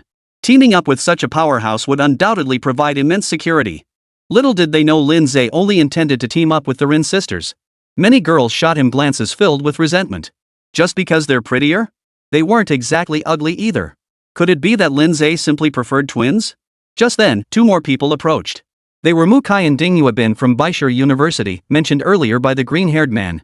Mu Kai scanned the crowd and frowned. "Where's Qi Qin? Why isn't he here?" The top sophomores from Baishur, Sunluo, and Greyrock universities were all present except for Qi Qin, the top sophomore from Muxing. The Muxing students exchanged puzzled glances, all turning their eyes toward Lin Ze. Qi Qin had likely heard about Lin Ze joining the operation, which was why he hadn't signed up. It made sense. If they had been instantly defeated by a freshman in front of everyone, they wouldn't have the face to show themselves in that person's presence either. Following the collective gaze, Mu Kai looked at Lin Ze, sizing him up from head to toe. An unfamiliar face. Are you the second-ranked student of the second year? Or have you replaced Qi Qin as the top-ranked second year? In Mukai's view, only the top or second-ranked second-year students could lead the teams for this operation. But before he could finish, a muxing student chuckled under his breath. Top student is correct, but not second year. Mukai, Dinghua and the green-haired man exchanged puzzled glances. Not second year? Could it be third year? There were third years under 22, but their ranks hadn't surpassed level 50. While that might be acceptable at an ordinary extraordinary university, at Muxing University, such qualifications were considered poor. No way, another voice murmured. Lin Ze is a freshman. At this revelation, Mukai, Dinghua and the green-haired man all froze in shock. A freshman? Are you kidding me? They were about to enter the perilous ruin node. What kind of nonsense was a freshman tagging along for the ride? What was Muxing University thinking? How did someone like that even pass the screening? The green-haired man was utterly stunned. Seeing so many people scrambling to team up with Lin Ze earlier, he'd assumed the guy was incredibly powerful. Little did he know he was just a freshman. This year's freshmen had been enrolled for less than 2 months. Even the most talented among them could barely reach level 30 at best. Any second-year present could easily crush him. But if that was the case, how could he explain what had just happened? Could it be that everyone saw how weak Lin Ze was and was scrambling to take care of him? Was Muxing University really that united and caring? A derisive snort echoed through the air. Mukai sneered coldly with disdain. Muxing University has truly lost its mind, sending a first-year student on this mission. His gaze looked down on Lin Ze, his face unmasking his contempt. Kid, let me give you some advice. This isn't where you belong. The most important thing in life is knowing your place. Don't bite off more than you can chew. If you don't want to die in the rupture node, get out of here now. Chapter 82, You'll be crying soon. The commotion at Muxing University had long since drawn the attention of others. Naturally, they'd overheard the exchange between the two sides. Freshmen? Are you serious? Is Muxing University playing with students' lives? What are freshmen doing meddling in this? It's practically suicide. These new students are so reckless these days. Bold? More like a reckless fool. The crowd buzzed with whispers, countless mocking and disdainful glances fixed on Lin Ze. Seeing his words met with widespread agreement, Mukai couldn't help but feel a surge of smug satisfaction. But soon he noticed that after his outburst, the first-year student before him showed no change in expression. Not only did he show no shame or embarrassment, but his eyes held a hint of a smirk. What puzzled him even more was that the other Muxing students were all staring at him with strangely peculiar expressions. Poof. Run Xiaoxia rolled her eyes. Instead of wasting your energy blaming others, why not focus on your own affairs? No offense, but with your skills, Lin Ze could knock you out in one move. Mukai was so exasperated he laughed. How dare he say he's no match for a first-year student, that he wouldn't even last a single exchange? What kind of fairy tale was this? If he weren't about to join the operation, he'd bet this big-breasted, brainless woman he could beat that freshman. Nonsense. Mukai snorted coldly with disdain, losing all desire to argue further. He turned and walked away with his teammates. If they were eager to court death, he'd oblige them. He'd just sit back and enjoy the show. The green-haired guy didn't bring up teaming up with Lin Ze anymore. Teaming up with first years would only waste their energy protecting them. Why bother? Skipping over Lin Ze, the green-haired man approached each of the other students in turn, but every single one of the Muxing students refused him without exception. Helpless, the green-haired man turned away in disappointment. Bunch of snobs, Ren Xiaoxia muttered indignantly. Ren Xiaodong's expression was equally cold. Though these people looked down on Lin Ze, this insult stung them even more than if it had been directed at them. Lin Ze chuckled wryly, softly soothing the two girls. They're just a bunch of strangers. No need to care about their opinions. We just need to focus on doing our own thing. Meanwhile, the green-haired man and his two companions returned to their own group. Unbelievable. I thought he was some kind of expert, but turns out he's just a first year. The tall, lanky youth accompanying them curled his lip in disdain. The girl with the ponytail shook her head too. What a waste. He was actually quite handsome, but turns out he's just a hothead. A first year daring to enter the ruin node? He'd likely never come out alive. Whatever. It's his business what he does. Let's focus on ourselves first. The green-haired man steered the conversation back to business. Since the four greats refused to team up with us, we'll just have to rely on ourselves. The tall, lanky youth fumed indignantly. Those four greats look down on everyone. So what if their schools are better? What's so great about that? Our strength isn't any worse than theirs. Just wait until we destroy the node source. I'll show them how to eat their words. While conflict erupted outside the camp. Kong Chang, what on earth is your Muxing faction thinking? Sending a first year into the ruin node? That's practically sending the kid to his death. Senluo's team leader shook his head inside. The instructor leading the Grey Rock team glanced at Kong Chang but remained silent, though his expression conveyed similar disapproval. Bai Shi's instructor was more direct, snorting derisively. If you Muxing folks can't find any decent students, just be gracious and give up your spots. Don't hog the toilet when you're not even using it. We've got plenty of outstanding students at Bai Shi. Kong Chang sat calmly in his chair, neither confirming nor denying the other's remarks. Not even the Whitestone instructor's sarcastic tone caused his expression to waver. Brigadier General Chang, seated at the head of the conference table, frowned and turned his gaze toward Kong Chang. Kong Chang, your Muxing faction owes me an explanation. The maximum number of personnel entering the rupture node was determined after extensive research by the military. To ensure the node's destruction, every slot and every ounce of combat strength was precious. When he saw a first-year student, a Beastmaster, no less, on the roster submitted by Muxing University, he nearly suspected the list was in error. Had he known Muxing University was sending a first-year Beastmaster to the operation, he would have absolutely revoked that slot and reassigned it to one of the other 3 extraordinary universities. Noticing Brigadier General Chang had spoken, Kong Chang finally addressed him calmly. General, rest assured. Though Lin Ze is a freshman, his strength surpasses even second-year students. The moment those words left his mouth, Teacher Bai Shi immediately retorted with disdain. This year's freshmen have barely been enrolled for 2 months. Their ranks haven't even risen yet. How strong could they possibly be? Why not claim he's stronger than the top second-year student? To everyone's surprise, Kong Chang actually nodded. Lin Ze is indeed stronger than the top second-year student. Teacher Bai Shi snorted coldly and fell silent. Such idiotic remarks weren't even worth his rebuttal. The instructors leading the Sunluo and Grey Rock teams exchanged glances and shook their heads. Such outrageous claims were hard for them to believe. Chang Zhuan's frown deepened. If it weren't for Kong Chang's good standing with him, he'd have kicked the man out by now. Having long represented the military in dealings with the 4 greats, he was no stranger to their capabilities. It was conceivable that some first-year students could outperform certain second years. After all, there were always a few exceptionally gifted prodigies in the world. But for a first year to be stronger than the top second year? That was beyond absurd. No sane person could possibly believe such a claim. Seeing Brigadier General Chang's expression darken, Kong Chang could only say, "General, I can assure you that Lin Ze's abilities will not disappoint you." Teacher Bai Shi sneered coldly, "What do you have to back that guarantee up with?" Kong Chang shot Teacher Bai Shi a look of disgust. This guy kept provoking him with his words, thinking he had no temper. "How about this, let's make a bet." Kong Chang narrowed his eyes at Teacher Bai Shi, a sharp gleam flashing in them. "Let's wager on who performs better, Lin Ze or your school's Mukai." The losing side transfers 20% of next year's resources allocated by the World Federation to the winner. "How about it?" Teacher Bai Shi's eyes lit up at the proposal, though he maintained a veneer of composure as he asked, "How exactly will we judge who performs better?" "Let General Chang be the judge." "Agreed. I trust General Chang's integrity." Without further hesitation, Teacher Bai Shi felt elated. "Let's sign the agreement now. Whoever backs out is a dog." The annual resource allocations the 4 greats received from the World Alliance were astronomical sums. Even just 20% of that would be a massive sum.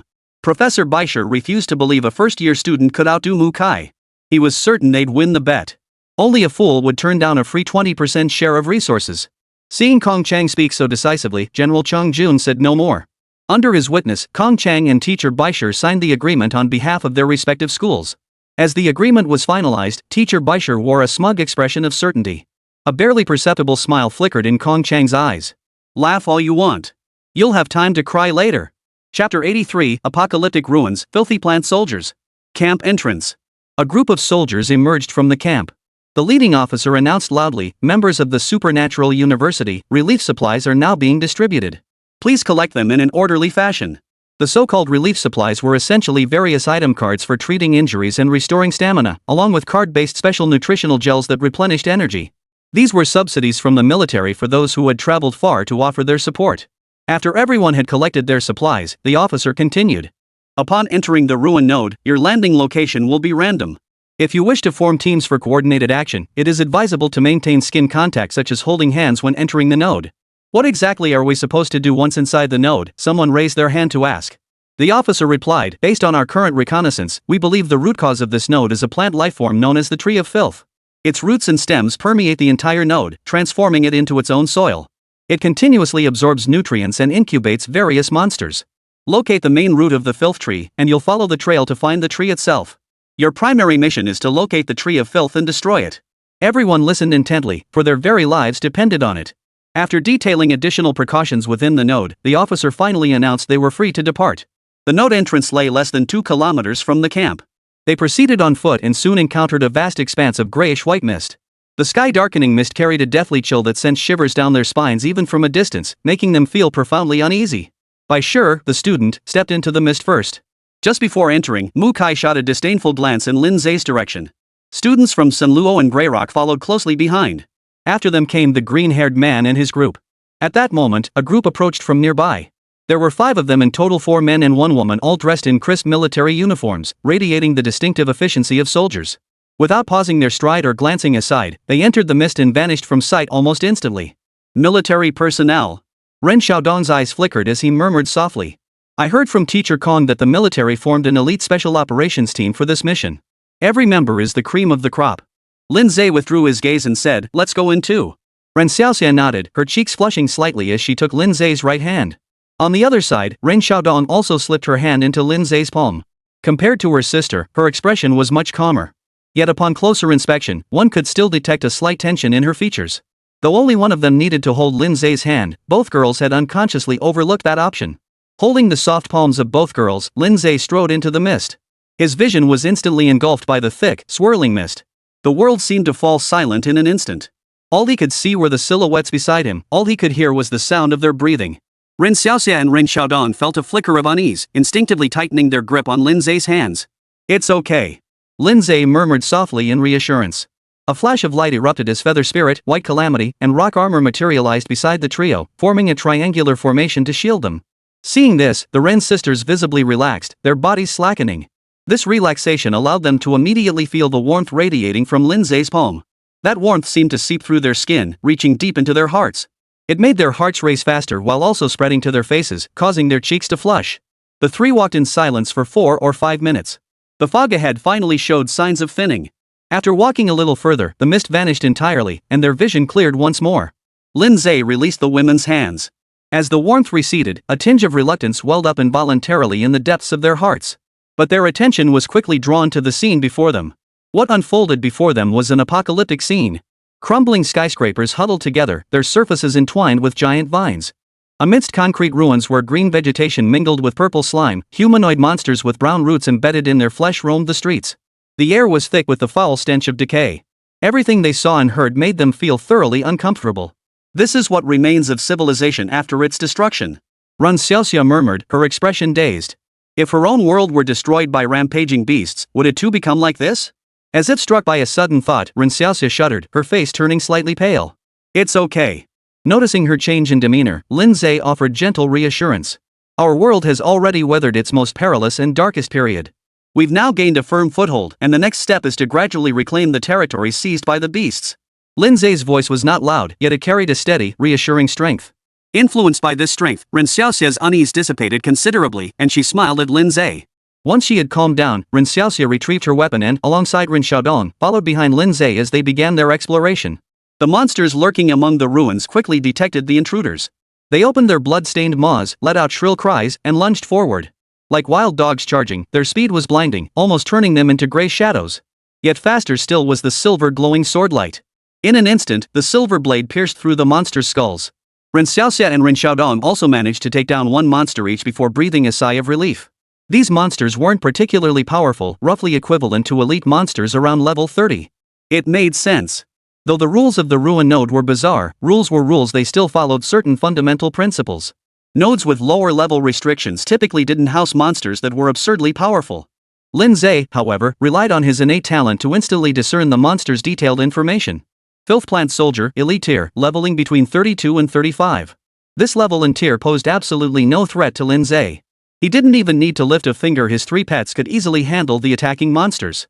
As they delved deeper into the ruins, more and more Filth Plant Soldiers surged from every corner, rushing headlong toward Lin Ze and his companions. Viewed from above, the swarm of monsters converged on their location like ants, threatening to overwhelm them like a rising tide. Yet the 3 beasts stood like impenetrable walls, blocking the monsters' path. No matter how fiercely the monsters charged, they could not breach the barrier. Watching Lin Ze stroll through the monster-infested ruins as if taking a leisurely walk, the Ren sisters couldn't help but see a gleam in their eyes. Though they knew Lin Ze was formidable, this scene drove home his power once more. The number of monsters is abnormally high. Lin Ze analyzed thoughtfully. If any random location within the node had monsters this powerful, the military would never have allowed them in. It would be tantamount to suicide. There should be a filthy tree trunk root system incubating these monsters nearby. Ren Xiaoxia and Ren Xiaodong's eyes lit up. Stumbling upon the main root system right after entering? That was almost too good to be true. But then they thought about it: if any other team had been randomly teleported here to face monsters this powerful, they'd probably just lament their bad luck. Only because of Lin Ze's presence did they consider themselves fortunate. Chapter 84, The Green-Haired Man's Regrets. Damn it, there are way too many monsters here. The tall, lanky youth swung his blade, slicing a monster clean through, his face darkening as he shouted. Instead of wasting breath, kill a few more monsters. The ponytailed girl suddenly darted out from the shadows beneath the collapsed wall, thrusting her dagger into the monster's head. With a forceful twist, she dispatched the creature while simultaneously scolding the tall, slender youth. Both of you, shut up and focus on fighting. The green-haired man promptly cut off their argument, his brow furrowed. The monsters within the node proved unexpectedly formidable. While individually they weren't particularly formidable, their sheer numbers were absurdly overwhelming. No sooner had they finished off one wave than another burst from some hidden corner, seemingly endless. The number of monsters seems to be decreasing. Now that you mention it, you're right. Wait, listen, is that a sound over there? The group swiftly finished off the remaining monsters, then strained their ears to listen. Sure enough, distant beastly roars echoed in waves. It sounded like hundreds, maybe even thousands, of monsters had gathered. The green-haired man and the others paled slightly, swallowing hard in unison. Roar! A sudden roar erupted. Dozens of monsters burst around the street corner. The green-haired man and his companions stiffened, instinctively assuming combat stances. But they soon realized in astonishment that the monsters didn't even glance at them, charging straight toward the source of the distant sound. The green-haired man and his companions exchanged bewildered glances. What now? Let's go up to the building and take a look. Let's go. The group swiftly climbed a nearby 20-story building. Reaching the rooftop, they looked down and saw numerous monsters sprinting in the same direction. It was as if someone had flipped a switch, instantly drawing every monster within a kilometer radius toward that point. Jiang Yu. The green-haired man looked at a short boy in the group. The latter immediately understood, pulling out a card and slapping it against his eyes. As the card dissolved into a glow and merged with his eyes, a hazy radiance instantly enveloped them. Everyone fell silent in anticipation. Jiang Yu, a rare archer class, possessed the far sight skill and a tactical card that enhanced his vision, making him the perfect choice for observing distant situations. But then they saw an expression of utter disbelief spread across Jiang Yu's face. What had he seen? Seeing Jiang Yu frozen in place, speechless, an impatient teammate finally couldn't hold back and asked. Say something. What the hell is over there? Jiang Yu drew a sharp breath, his face frozen in shock. There are professionals fighting a horde of beasts. Someone curled their lip, about to scoff at the idea, but the words froze on their lips as they suddenly realized. Judging by what they'd just witnessed, the beasts gathered there numbered at least 500 or 600. Even 1,000 wasn't impossible. What kind of formidable team could possibly fight against a horde of this scale? The others naturally grasped this too, their jaws dropping in unison. How many professionals? The green-haired man asked. Jiang Yu's lips twitched. 3. The words barely left his mouth before the others erupted in disbelief. Impossible. Are you kidding me? Did you miscount? Jiang Yu snapped, believe it or not, go check for yourselves. The green-haired man was utterly stunned. It wasn't that he doubted Jiang Yu, the latter had no reason to lie. It just sounded too absurd to be true. Even if 3 top-ranked second-year students like Mu Kai were to band together, they couldn't possibly handle a herd of that size. Let's go check it out. The green-haired man hesitated for a moment, but curiosity ultimately got the better of him. He led his teammates toward the commotion. To avoid the monsters along the way, they leapt directly from the rooftops of buildings, gradually closing in on the location of the battle after considerable effort. Hiding behind the perimeter wall of the building's rooftop, the group peered cautiously outward. From this vantage point, the battle below was clearly visible. At the sight, the green-haired man and his companions sucked in their breath in unison, their faces frozen in horror. So many monsters. By visual estimate, there were easily over 1,000. The dense swarm of monsters nearly flooded the entire street, bodies pressed against bodies as they charged forward in a frenzied rush. Alongside the common filth plant soldiers, there were also numerous large, bulky monsters. Not only were they 4 or 5 times the size of the filthy plant soldiers, but their arms had swollen like balloons. Compared to their emaciated lower bodies, they resembled grotesque inverted triangles. But no one doubted their strength. Definitely a commander-level monster. The green-haired man felt a chill run down his spine. Yet when his gaze shifted to the center of the beast horde, his jaw dropped so wide it could swallow an egg. Jiang Yu hadn't lied. Surrounded by the horde were only 3 adventurers. Crucially, he recognized all 3 of them. None other than Lin Ze and the twin sisters. The trio stood there calmly. Even though they were completely surrounded by thousands of monsters, their expressions remained calm and unafraid. Around them, 3 creatures resembling pet beasts were slaughtering the monsters with reckless abandon. One resembled a small skeleton, wielding a crimson blade and shrouded in thick blood mist, like a demon god descended. Its figure flickered repeatedly as it unleashed a barrage of crimson blade flashes. It moved through the horde as if entering an empty field. Wherever it passed, monsters fell like cut straw. Occasionally, it would leap high into the air, slashing the ground with its blade. A violent wave of blood would erupt from beneath, instantly obliterating dozens of monsters. One was a towering giant formed of rock, radiating fierce and domineering might as it swung its massive fists with sweeping, powerful blows. Any creature touched by its fists, even grazed by the edge, instantly exploded into a sky-filling mist of blood. Yet the most formidable presence was a maiden with pure white wings sprouting from her back. She stood quietly beside Lin Ze, yet wherever her gaze fell, silver sword light tore through the void, slaughtering monsters. 9 silver sword lights darted at lightning speed around her, leaving trails of afterimages in the void. They formed a wall of light, shielding Lin Ze and his companions within its protective embrace. No matter how fiercely the monsters charged, they could not breach the wall of light. Though the monsters held overwhelming numerical superiority, the tide of battle had completely reversed. The 3 beasts, fighting in unison, held complete dominance, slaughtering the monsters in a one-sided slaughter. Within just 3 or 4 breaths, over 100 monsters lay dead on the ground. The green-haired man and his companions were utterly dumbfounded, their minds reeling in shock. Those 3 beasts belonged to Lin Ze? Looks like it. Those twins are both wielding weapons they probably aren't beastmasters. But isn't Lin Ze a first year? How could he be this powerful? That's just too strong. Awe filled the crowd's hearts. One man holding off 1,000 monsters? What kind of power is that? Even a 7th or 8th tier legendary practitioner wouldn't be much better. Could this truly be the power of a first-year student? The green-haired man finally snapped out of his daze. No wonder everyone from Muxing University had been scrambling to team up with Lin Ze. They weren't looking out for him at all, they were just trying to latch onto a powerful ally. Having such a powerhouse by your side was the ultimate safety net. The thought filled the green-haired man with sudden regret. If he'd known Lin Ze was this formidable, he should have persisted longer and shamelessly begged Lin Ze to team up. Then he'd already be riding that coattails by now. Chapter 85, The Root-Vine Giant, The Filthy Branch. The fierce battle raged on for nearly half an hour. Only when the final filthy plant soldier was pierced through the skull by a sword's gleam did the battle finally conclude. Gazing at the monstrous corpses carpeting the entire street like a carpet, the Rin sisters couldn't help but feel a wave of awe wash over them. Only Lin Ze could single-handedly wipe out such a massive horde of monsters. The 2 girls looked at Lin Ze, their eyes sparkling brightly, filled with admiration. Having witnessed Lin Ze's combat up close, they finally understood how he had conquered the Ironthorn Black Tower on legendary difficulty. His efficiency in slaughtering these beasts was truly unmatched.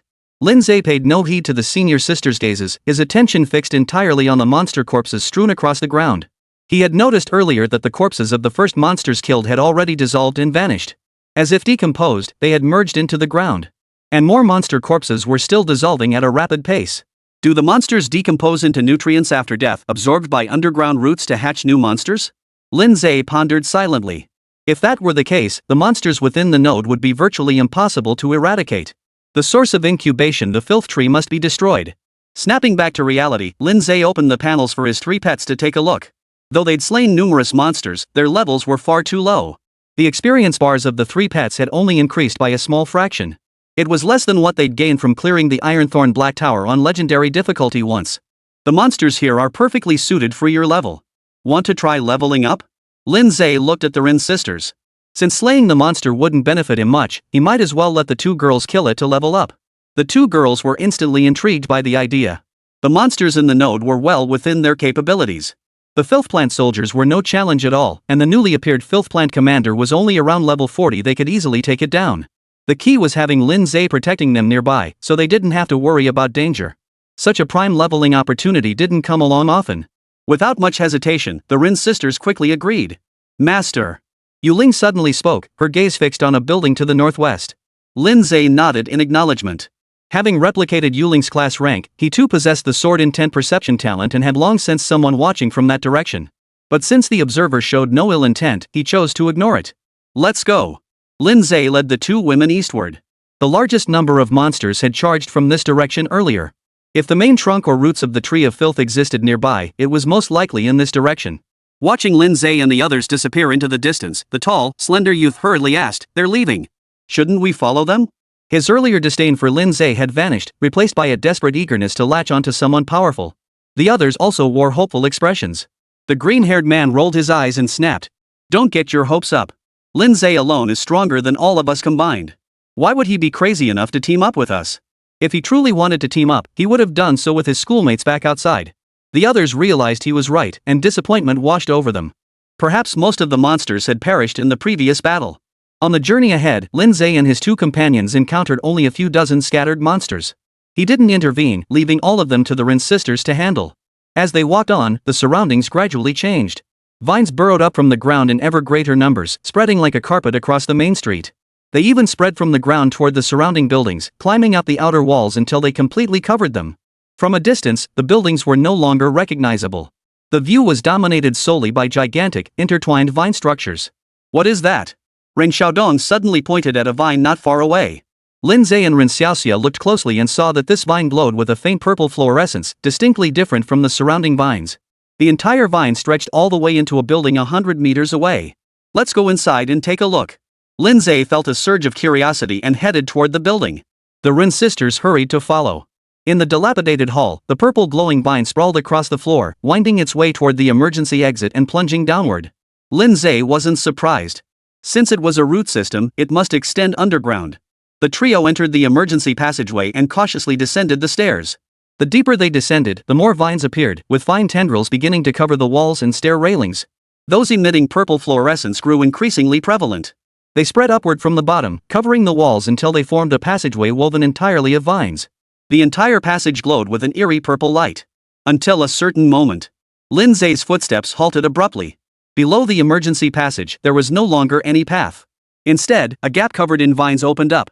Peering down through the gap, a vast plant cavity suddenly came into view. Illuminated by a pale purple fluorescent liquid, this cavernous space stretched at least 3 or 4 stories high. Inside the cavity, there were no filth plant soldiers, nor any filth plant generals. Only a strange giant, 6 or 7 meters tall, stood there. It possessed a human form, yet its skin bore the emerald green hue of vines, making it seem more like a plant lifeform than the filthy plant soldiers or commanders. Its hair resembled tendrils, cascading like a waterfall down its back and connecting to the ground. Countless streams of purple light flowed like water along these vines, continuously pouring into its head. What is this? Ren Xiaoxia and Ren Xiaodong stared wide-eyed at the giant before them. The scene before them was more bizarre than anything they had ever witnessed. If I'm not mistaken, this thing is the main root system of the Tree of Filth.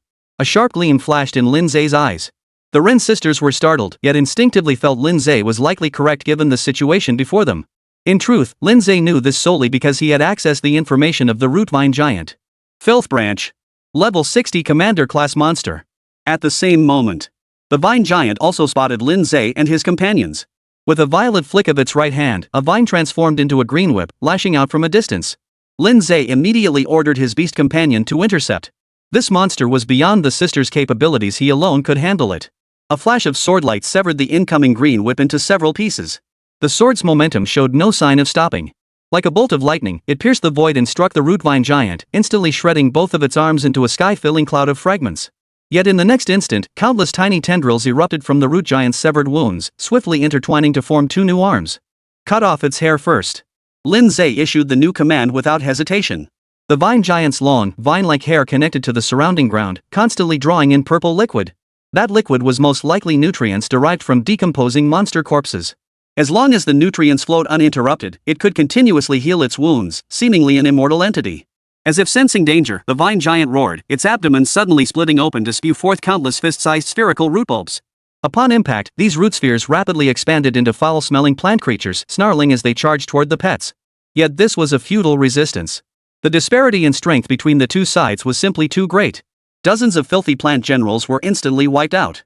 The root giant's hair was then shredded by Feather Spirit's sword light. Deprived of its energy source, the root giant was swiftly finished off when rock armor smashed its skull with a single punch, collapsing lifeless to the ground. With the root giant's demise, the surrounding vines visibly began to wither, shriveling and shrinking as if deprived of moisture, while the decay rapidly spread outward. It wouldn't be long before vines across a vast nearby area withered and died. Witnessing this scene, the Rin sisters immediately confirmed Lin Ze's words were true. This giant was indeed the main root system of the filth tree. Just then, a series of hurried footsteps suddenly echoed through the air. Ren Xiaoxia turned to see a group of people bursting in. They were the students of Baishir, Huayan, and Sunluo. The reinforcement teams from the 4 great clans had all gathered here at once. Chapter 86, I shouldn't have insulted dogs like that. It's you. Spotting Lin Ze, Mu Kai raised an eyebrow, a flicker of disdain crossing his eyes. But his attention was quickly drawn to the corpses littering the ground. At least 40 or 50 corpses of filthy plant soldiers lay scattered haphazardly across the ground. Mu Kai's eyes widened in shock. The students from Sunluo and Greyrock were equally stunned. They all recognized these monsters on the ground, having even encountered a few of them before. Each possessed the strength of a 5th-tier commander-level beast, making them quite troublesome. If 7 or 8 appeared simultaneously, even their squad would struggle to eliminate them. Yet the corpses before them numbered 40 to 50. They knew they couldn't possibly exterminate a pack of overlord-level monsters of this scale. Encountering them would mean nothing but a hasty retreat. Not to mention the presence of a headless monster carcass standing 76 meters tall. It was clearly a higher-tier monster. Could it be a 6th-tier commander level? Whoever took down so many monsters at once must be incredibly powerful. Which team could it be? Who did this? Mukai narrowed his eyes, withdrawing his gaze to look down at Lin Ze and the others. Ren Xiaoxia couldn't stand his attitude and tone, retorting bluntly, "Are you blind? It's so obvious, and you still ask?" Mukai sneered coldly with disdain.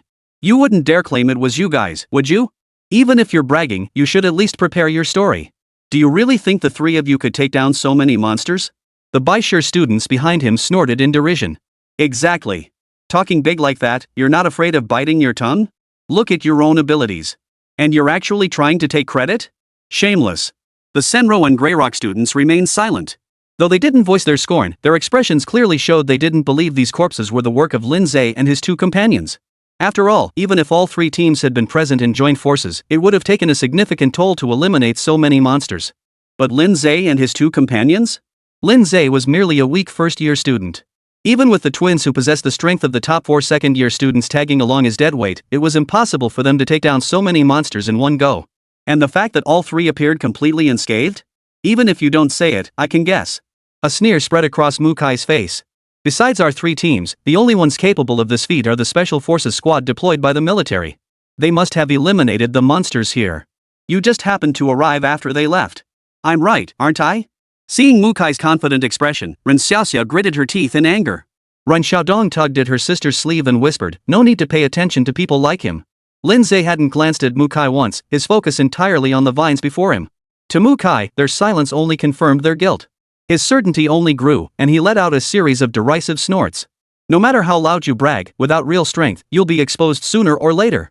I advise you to keep your feet on the ground." By then, Lin Ze had already identified the direction of the root system spread and turned toward the staircase. "Let's go.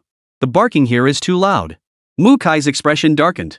"Who the hell are you calling a dog?"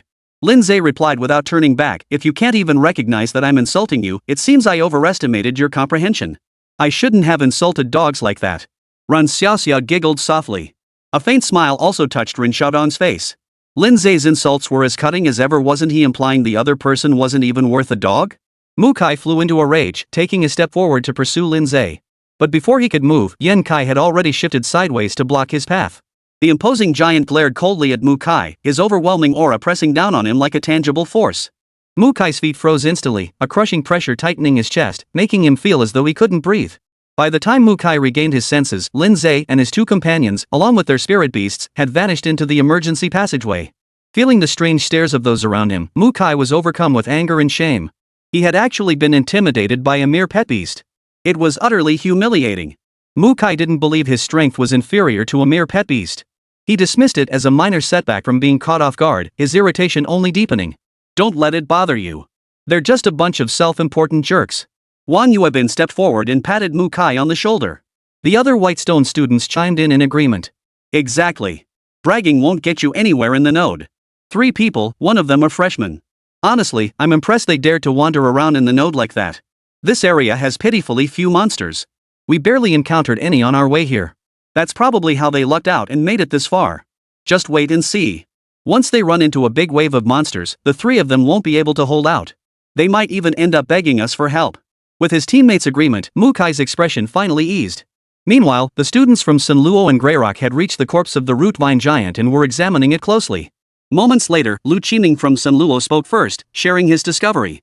"This area's vines all originate from here, connected to this monster." Lu Qiming pointed to the root giant's hair and the severed vine on the ground, both clearly cut from the same source. "If I'm not mistaken, this creature must be a root branch of the filth tree." Pan Fan of Greyrock nodded in agreement. "That's my theory too. That's why the surrounding vines withered so quickly after the monster died. Who would have thought a root branch of the filth tree would be plant life? Not surprising. The filth tree itself can hatch monsters. This giant creature is likely its direct descendant, while the smaller monsters were hatched by this giant. None of the people present were fools. After some analysis, the monster's origins were quickly figured out. According to military intelligence, following the root branches forward should lead us to the location of the filth tree's main trunk. Lu Weiming's sister, Lu Wei, smiled. Now that we've discovered the root branches, it seems we'll find the filth tree soon. Everyone perked up, their expressions brightening with excitement. They had uncovered a crucial clue shortly after entering the node, and the operation was proceeding surprisingly smoothly. Perhaps they would accomplish their mission swiftly. Without lingering, the group promptly exited the cavity through the emergency passageway and sped along the direction of the spreading root branches. Before long, they caught up with Lin Ze and his two companions, who had set out ahead. Though originally meant to operate separately, the four teams now converged under a shared objective. They maintained a certain distance between each other, each proceeding independently. Chapter 87, The Freeloading Pretty Boy. Surprisingly, they encountered few monsters along the way. Occasionally, scattered waves of monsters appeared, but their numbers never exceeded 20. And they were all filth plant soldiers, not a single filth plant general among them. Lin Ze and his pet beast didn't even need to intervene. Ren Xiaoxia and Ren Xiaodong had already taken care of them. Watching Lin Ze being so thoroughly protected by the twin sisters, the others couldn't help but feel a bit of contempt. A grown man relying on two girls for protection, how embarrassing. Yet beneath their disdain, the boys harbored envy and jealousy. If they could, they too would want a pair of beautiful twin sisters to treat them this way.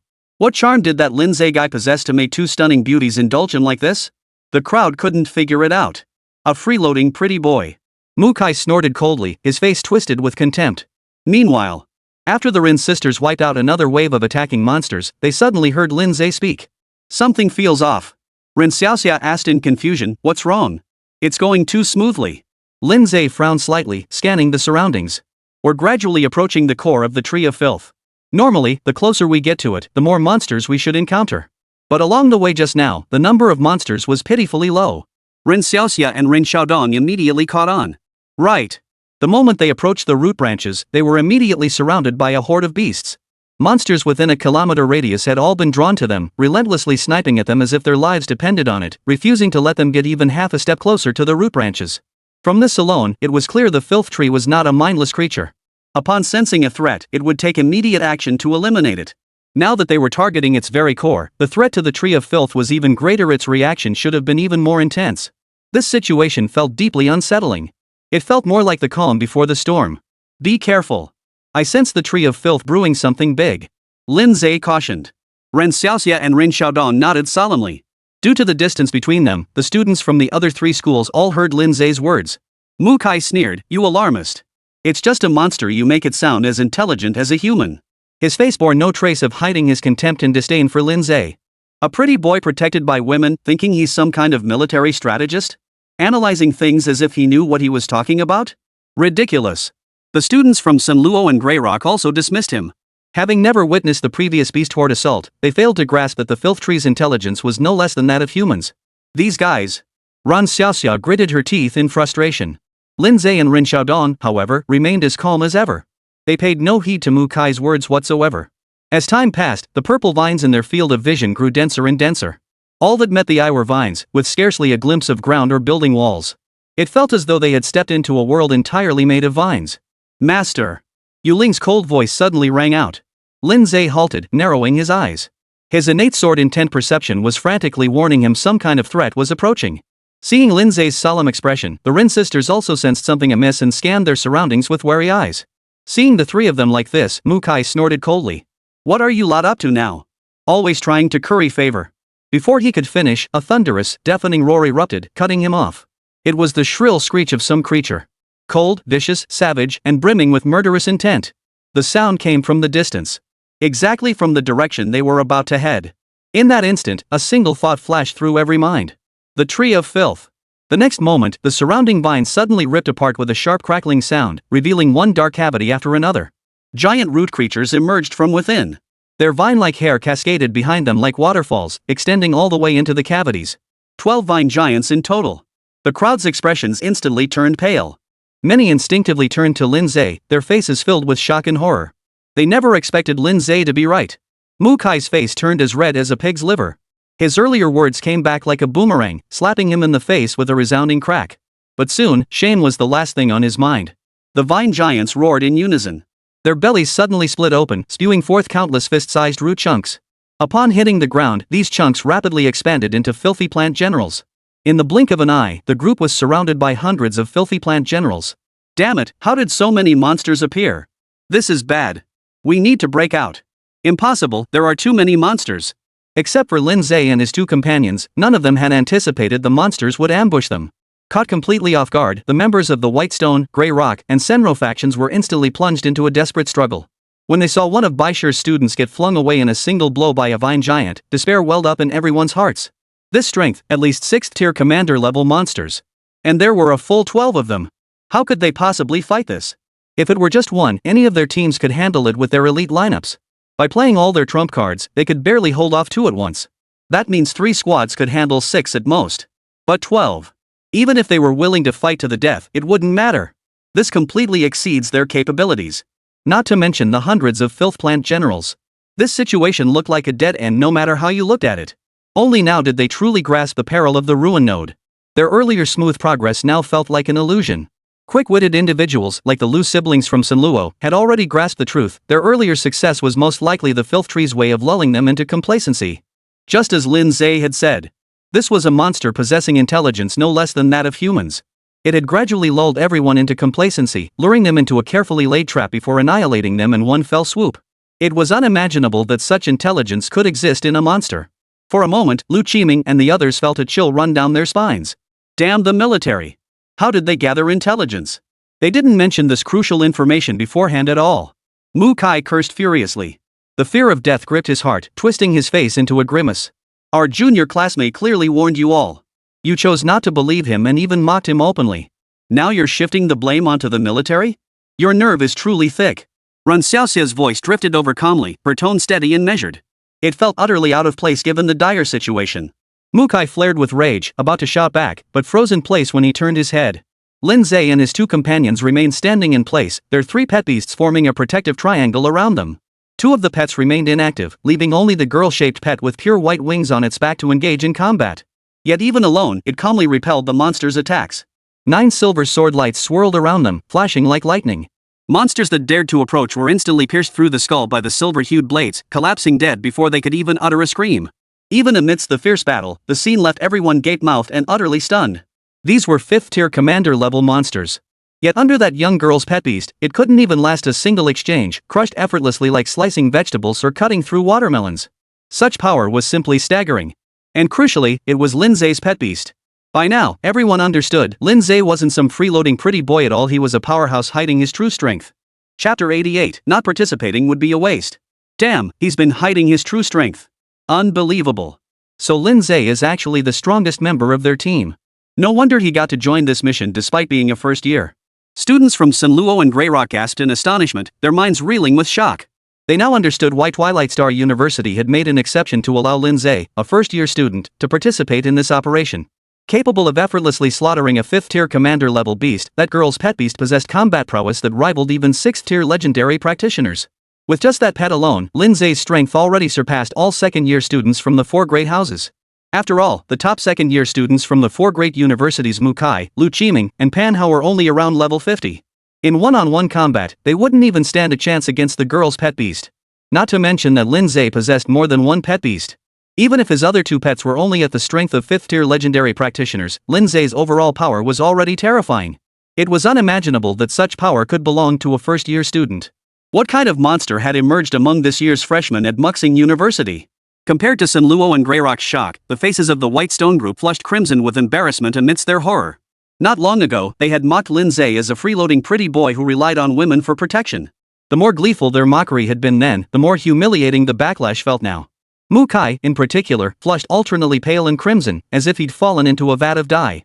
The more brilliant and astonishing Lin Ze's performance became, the more like a clown Mu Kai looked for having mocked and belittled him before. But Mu Kai soon had no time to dwell on that. The 12 root vine giants, motionless after spawning their filthy plant minions, seemed to have drawn sufficient energy from the root vines behind them. Regaining their footing, they immediately joined the fray. Perhaps recognizing Lin Ze as the greatest threat. A full 8 vine giants charged toward him. The remaining 4 turned their attention toward the teams from the 3 schools. The Baishir group had the worst luck, facing off against 2 root vine giants. Mu Kai and the others instantly paled. They desperately tried to turn and flee, but the filthy plants clung to them, preventing escape. By the time the 2 root vine giants closed in, one from the front and one from the rear, their last chance to escape was gone. On the other side, facing the 8 root vine giants charging toward them, Lin Ze's expression remained utterly unflinching. Without needing his command, Bai Zai and Yen Kai stepped forward, each taking on 2 root vine giants. They didn't even need to unleash their ultimate abilities, their standard combat prowess alone was more than enough to crush their enemies. In less than 2 minutes, White Calamity and Rock Armor had disposed of their respective opponents. Feather Spirit moved even faster. With a swirl of silver sword light, she tore apart 4 root vine giants, reducing them to shards. It was as if she had dispatched 4 mere minions. Students from the other 3 universities stared in stunned silence, their mouths dry with shock and disbelief. The root giant, which had seemed so terrifyingly powerful to them, had been disposed of so effortlessly. Just how powerful was Lin Ze? They suddenly realized their earlier speculations had vastly underestimated him. Lin Ze, help us!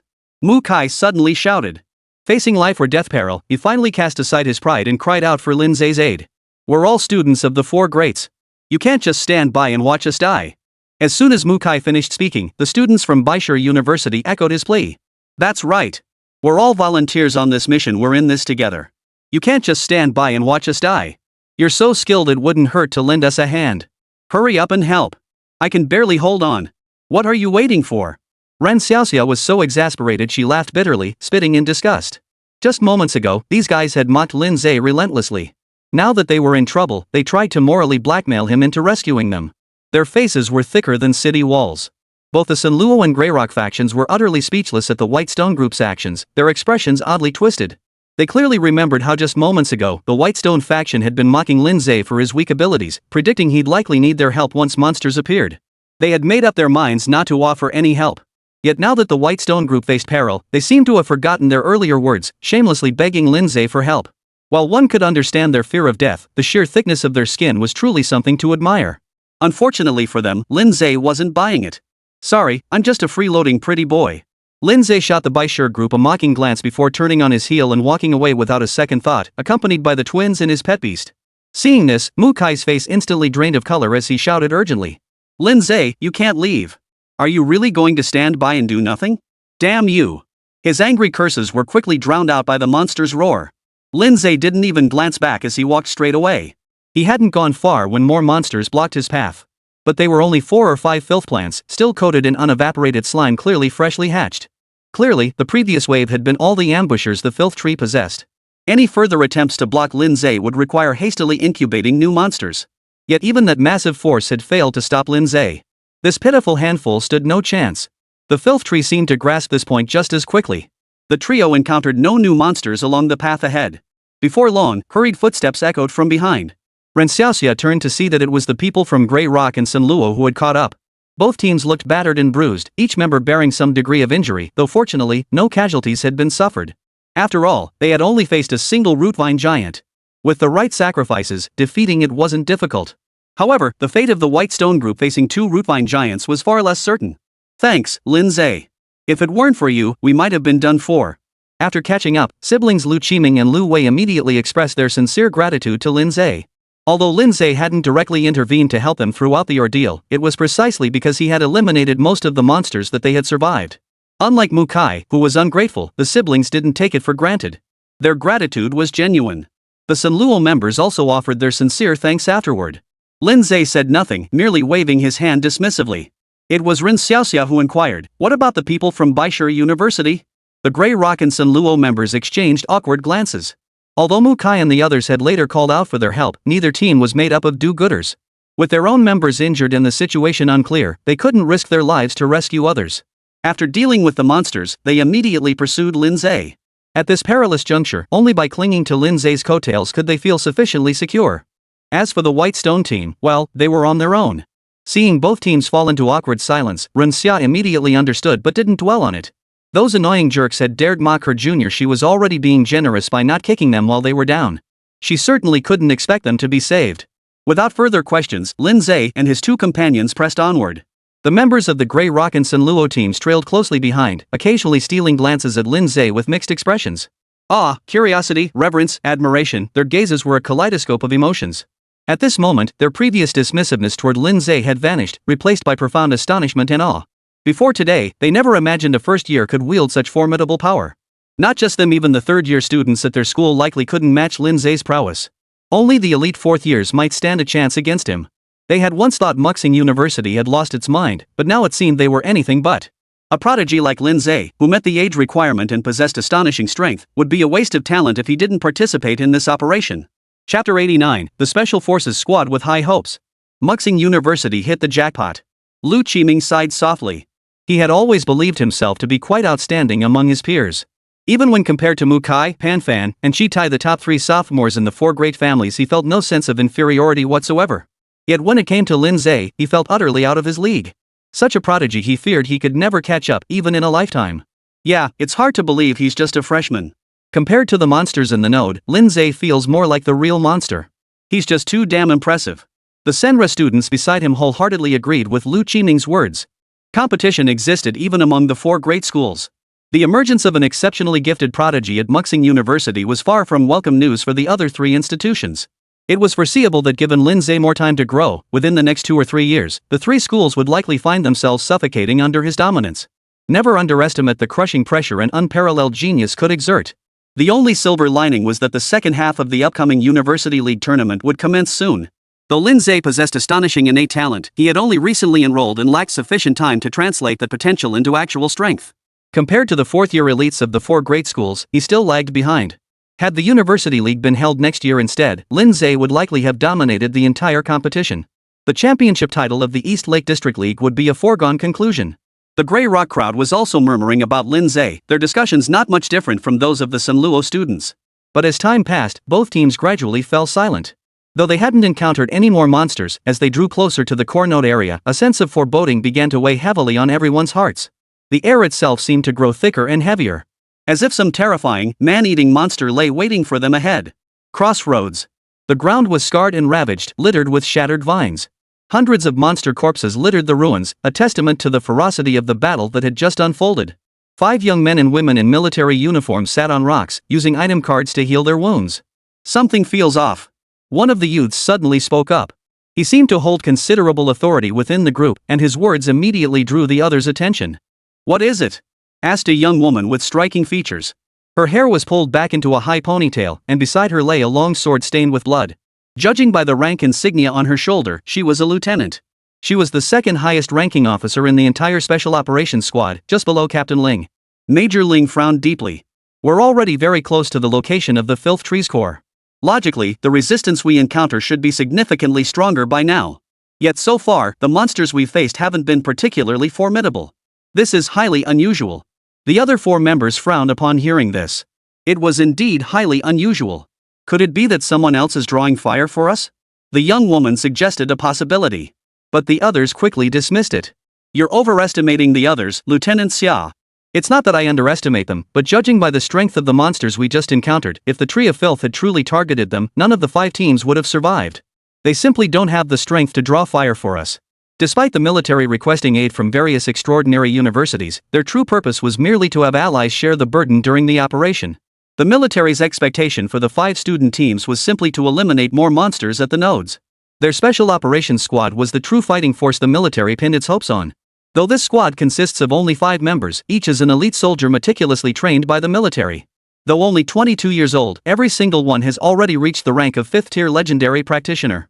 They had utilized multiple enhancement cards to boost their attributes, skills, and innate talents. In terms of raw power, even the top 2nd-year students from the 4 great schools Mu Kai, Lu Qiming, and Panhao couldn't match any single member of this squad. Not to mention their arsenal of precious equipment. When it comes to resources, all the extraordinary universities combined couldn't match a single finger of the military. The lowest tier equipment among the 5 of them is 3-star fantasy grade. Each of them even possesses 2 to 3 legendary grade pieces. If it came down to a fair fight, the combined strength of the other 5 teams probably wouldn't match that of these 5 alone. If the Filth Tree truly possessed human-level intelligence, it should understand the need to concentrate its forces on the most threatening enemy first. Why would it target those extraordinary university teams, whose strength was far inferior? Lieutenant Xia considered this and shook his head, dismissing his own conjecture. Perhaps the Tree of Filth is gathering strength, waiting until we're right in front of it before unleashing its full power against us. That's possible. Personally, I think that's fine. We can wrap this up quickly. After listening to his teammates' discussion for a moment, Major Ling finally spoke up to interrupt them. "Alright, regardless, we must remain extremely cautious. Up to this point, we still lack detailed intelligence on the Tree of Filth. Based only on the Filth Plant soldiers, Filth Plant generals, and root giant monsters, we can roughly infer it's a Lord-class monster, but its exact level remains unknown. Even with thorough preparation, we absolutely cannot let our guard down. The higher-ups have placed great expectations on us. This mission must succeed. Failure is not an option. As Major Ling finished speaking, his four subordinates responded in unison with solemn expressions. They all understood the critical importance of this mission. Should they fail, the military would struggle to muster sufficient reinforcements for another operation in the near future. Even if reinforcements could be requested from other districts, it would take time for them to arrive. If, during that interval, the rupture node absorbed enough energy to detonate, the consequences would be unimaginable. For their own sake, and for the sake of Donghu City's millions of citizens, this mission absolutely could not fail. How's your recovery going? All good. My injuries have fully healed. My stamina is back to peak condition too. Me too. Seeing this, Major Ling nodded in satisfaction. Excellent. Let's press on. The five reapplied their tactical cards, ensuring they were fully prepared before resuming their journey. With military backing, they had no shortage of resources. Carrying ample tactical cards ensured they maintained constant buffs around the clock, free from worrying about cooldown timers. The journey ahead was smooth sailing. Not a single monster appeared. Rather than relaxing, the Special Forces squad grew increasingly vigilant, bodies tense and ready for combat at any moment. Before they knew it, the squad reached the end of the street, where their path was blocked by a towering wall of vines. The vine wall towered over 100 meters high, stretching endlessly in both directions. Without hesitation, Major Ling ordered his teammates to breach the wall. Working together, the five quickly tore a large hole in the wall and entered. They turned to find another group emerging from behind the wall at the same moment. Both sides froze in surprise upon meeting. Major Ling had reviewed the files on the support personnel from the extraordinary universities. His gaze swept over them, and he quickly recognized them as members from the universities of Muxing, Baishur, and Huayan. However, Twilight Star had only 3 representatives, one of whom was a first-year student who had left a deep impression on him. But soon, Major Ling had no time to spare for them. His gaze was instantly drawn to the scene before him. Chapter 90, You Must Not Interfere. Amidst the ravaged ruins, a massive tree with spreading branches and leaves stood rooted silently in the center of the cracked ground. The tree towered over 200 meters tall, its canopy spanning at least 50 to 60 meters in radius. Its dense, gray-green canopy nearly obscured the entire sky, casting a heavy, oppressive shadow that seemed to block out the sun. Below lay an exceptionally thick trunk and a dense tangle of roots. Roots ranging from as thin as a human arm to thicker than a truck jostled to break through the surface, dripping with a purple fluorescent liquid. Eerie and sinister, yet possessing a strange, otherworldly beauty, it created a stark visual contrast with the desolate surroundings. It felt like witnessing a real-life illusion, brimming with fantastical hues. Everyone stared dumbfounded at the monstrous tree. They had only ever seen similar creatures created with special effects in films and television, never imagining they would witness one in person. It was far more awe-inspiring than any virtual creature crafted by special effects. This is the Tree of Filth. A whisper snapped everyone out of their trance. It was Lu Wei of Sinluo who had spoken involuntarily, her lovely face etched with shock and horror. The others' expressions were equally grim. The true form of the Tree of Filth is this enormous? Can we really kill this thing? I doubt I could take it down even if it stood still and let me attack. Where do we even begin with this thing? Though they had finally located the true form of the Tree of Filth, the group felt no joy whatsoever, only utter dread. Simply gazing upon its colossal form stirred an overwhelming sense of insignificance and helplessness deep within their souls. How could such a monster possibly be killed? Compared to the students from Sinluo and Greyrock, Lin Ze's expression remained as calm as ever. His composure allowed Rin Xiaoxia and Rin Xiaodong to remain relatively calm despite their shock. At that moment, the Special Operations Squad approached from nearby. Is this all of you? Where are the others? Major Ling asked in a low voice. The students present were aware that the military had deployed a Special Forces squad to the node. Seeing the uniforms and ranks of the 5 men across from them, they immediately understood. Seeing Lin Ze had no intention of answering, Lu Qiming and Pan Hao exchanged a glance. The former stepped forward and said, "Originally, Baishur's team was supposed to be here too, but they encountered some trouble and got separated from us. As for the others, we haven't encountered them." Major Ling nodded, unconcerned. He hadn't expected these students to be of much help anyway, so their numbers were irrelevant. Leave the filth tree to us. Stay out of it. Just protect yourselves. Major Ling's words left the group momentarily stunned. Lu Qiming blurted out, "You don't need our help?" Major Ling glanced at him and shook his head. "No need." Chu Lang, the second-ranked sophomore at Greyrock University, pointed at the filth tree and exclaimed in disbelief, "You only have 5 people. Are you sure you can take down that monster?" Before Major Ling could respond, the other 4 grew impatient with the barrage of questions. One of them, a young man with a crew cut, snapped irritably. "How many times do we have to repeat ourselves? No means no. With your abilities, joining the next battle would only slow us down. We don't want to have to worry about protecting you deadweights during combat." The word stung, and the students' faces flushed with anger. They were all elite students from the top 4 universities, the cream of their generation. When had anyone ever dared to call them dead weight to their faces? Even military personnel had no right to insult them like this. Seeing the fury on their faces, Major Ling immediately cut off his subordinate's words and said in a stern voice. His words may be harsh, but they are true. You've seen the filth trees form for yourselves. There's no doubt it's a lord-level monster. Its danger level speaks for itself. Do you really think you're capable of getting involved in a battle of this magnitude? The group seethed with indignation, yet found themselves speechless. They truly lacked confidence. Just the sight of the filth trees form was enough to crush the fighting spirit of many. Yet despite their words, the Special Operations Squad's haughty attitude rankled them deeply. Panhwa stated flatly, we may not have the strength to take on the Tree of Filth, but Lin Ze is different. He is more than qualified. Him? Major Ling glanced at Lin Ze, a flicker of surprise crossing his eyes. The buzzcut youth frowned immediately, speaking with displeasure. Are you kidding me? If I recall correctly, this guy is a freshman at Muxing University, right? By the original rules, he wouldn't even qualify to enter the Ruin Node. If it weren't for Evening Star University insisting, the military would have revoked his spot long ago. A first-year student? Where would he get the strength to deal with the Tree of Filth? The rest of the Special Forces squad remained silent, but their expressions screamed, are you kidding us? Don't judge Lin Ze's strength with your shallow eyes. I dare say he's more capable than any one of you. Panhwa declared with conviction. He seemed to have completely forgotten that not long ago, he had made the exact same judgment about Lin Ze. The 5 members of the Special Forces squad found it utterly absurd, yet seeing the expressions of deep conviction on the faces of both Grey Rock and San Luo's men, they couldn't help but feel a surge of doubt and uncertainty. Major Ling turned to Lin Ze and asked, what do you say? Lin Ze gave a dismissive laugh. Fine, do as you say. You deal with the Tree of Filth.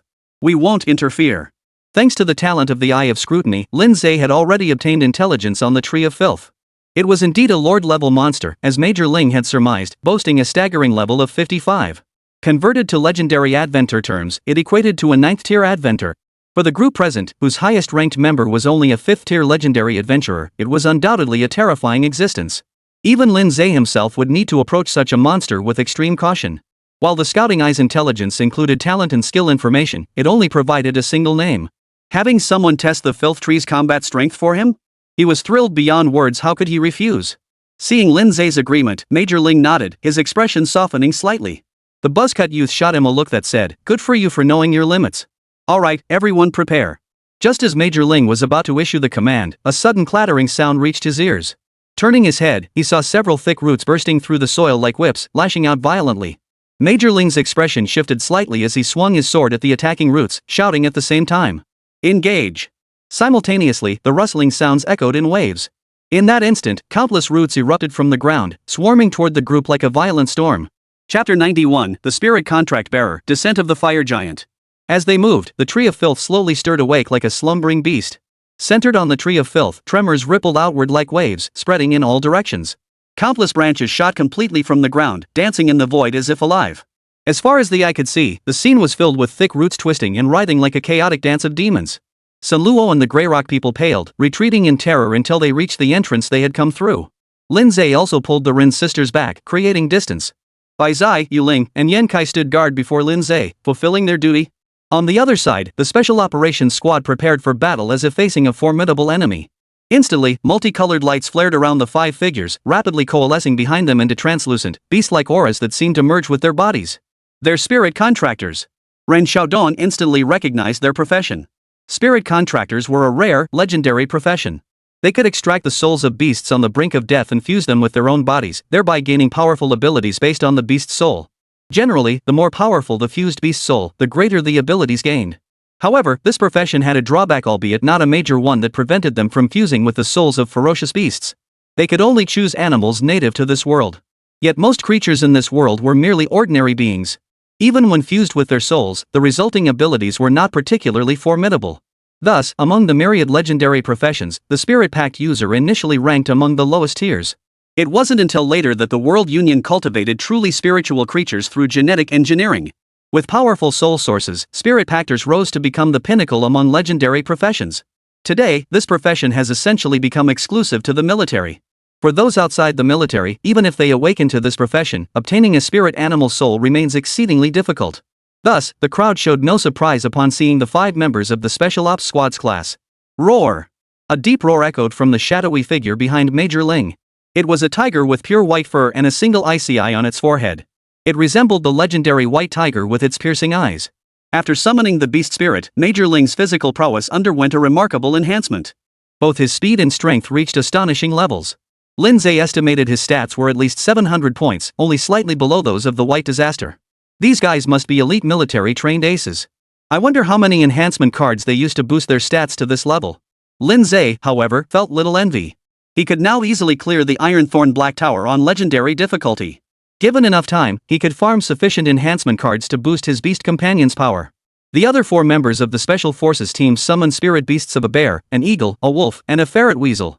Their abilities were pretty obvious based on the types of spirit beasts they had. Meanwhile, watching the Special Forces squad's performance, the students of Senro and Greyrock murmured among themselves. So they're spirit contractors. Incredibly powerful. Holy crap, they're even stronger than 6th-tier legendary practitioners. A look of astonishment spread across their faces. Lu Qiming and Pan Hao exchanged glances, both eyes flashing with astonishment. As fellow 5th-tier legendary practitioners, every member of the Special Operations Squad possessed strength that rivaled that of an ordinary 6th-tier legendary practitioner. Truly, any one of them surpassed both Lu and Pan in strength. Though these 5 were irritating in attitude and tone, their prowess was undeniable. No wonder they had dared to speak so boldly earlier. Yet while the students gasped in awe, the 5 members of the Special Operations Squad bore their own silent burdens.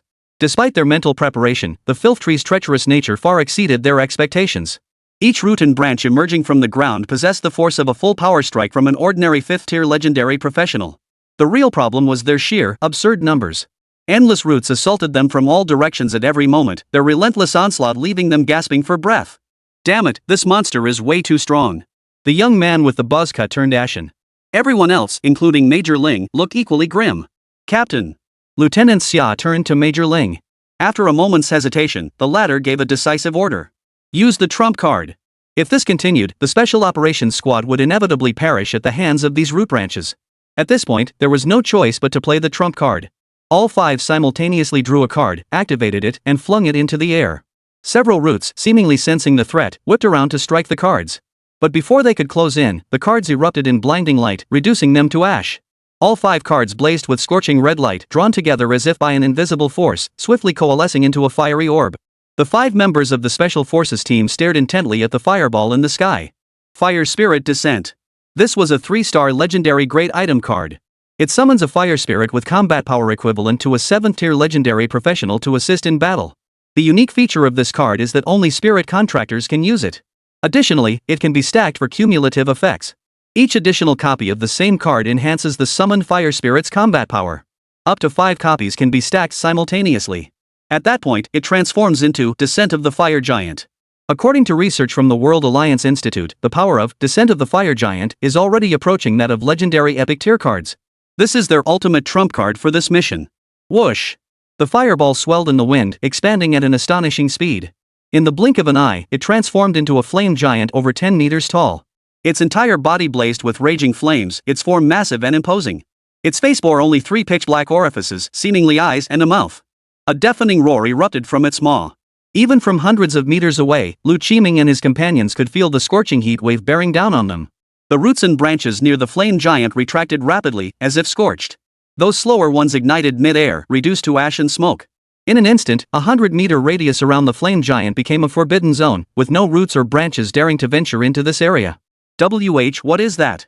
Lu Wei stared in shock, her eyes wide. Looks like a fire spirit descent.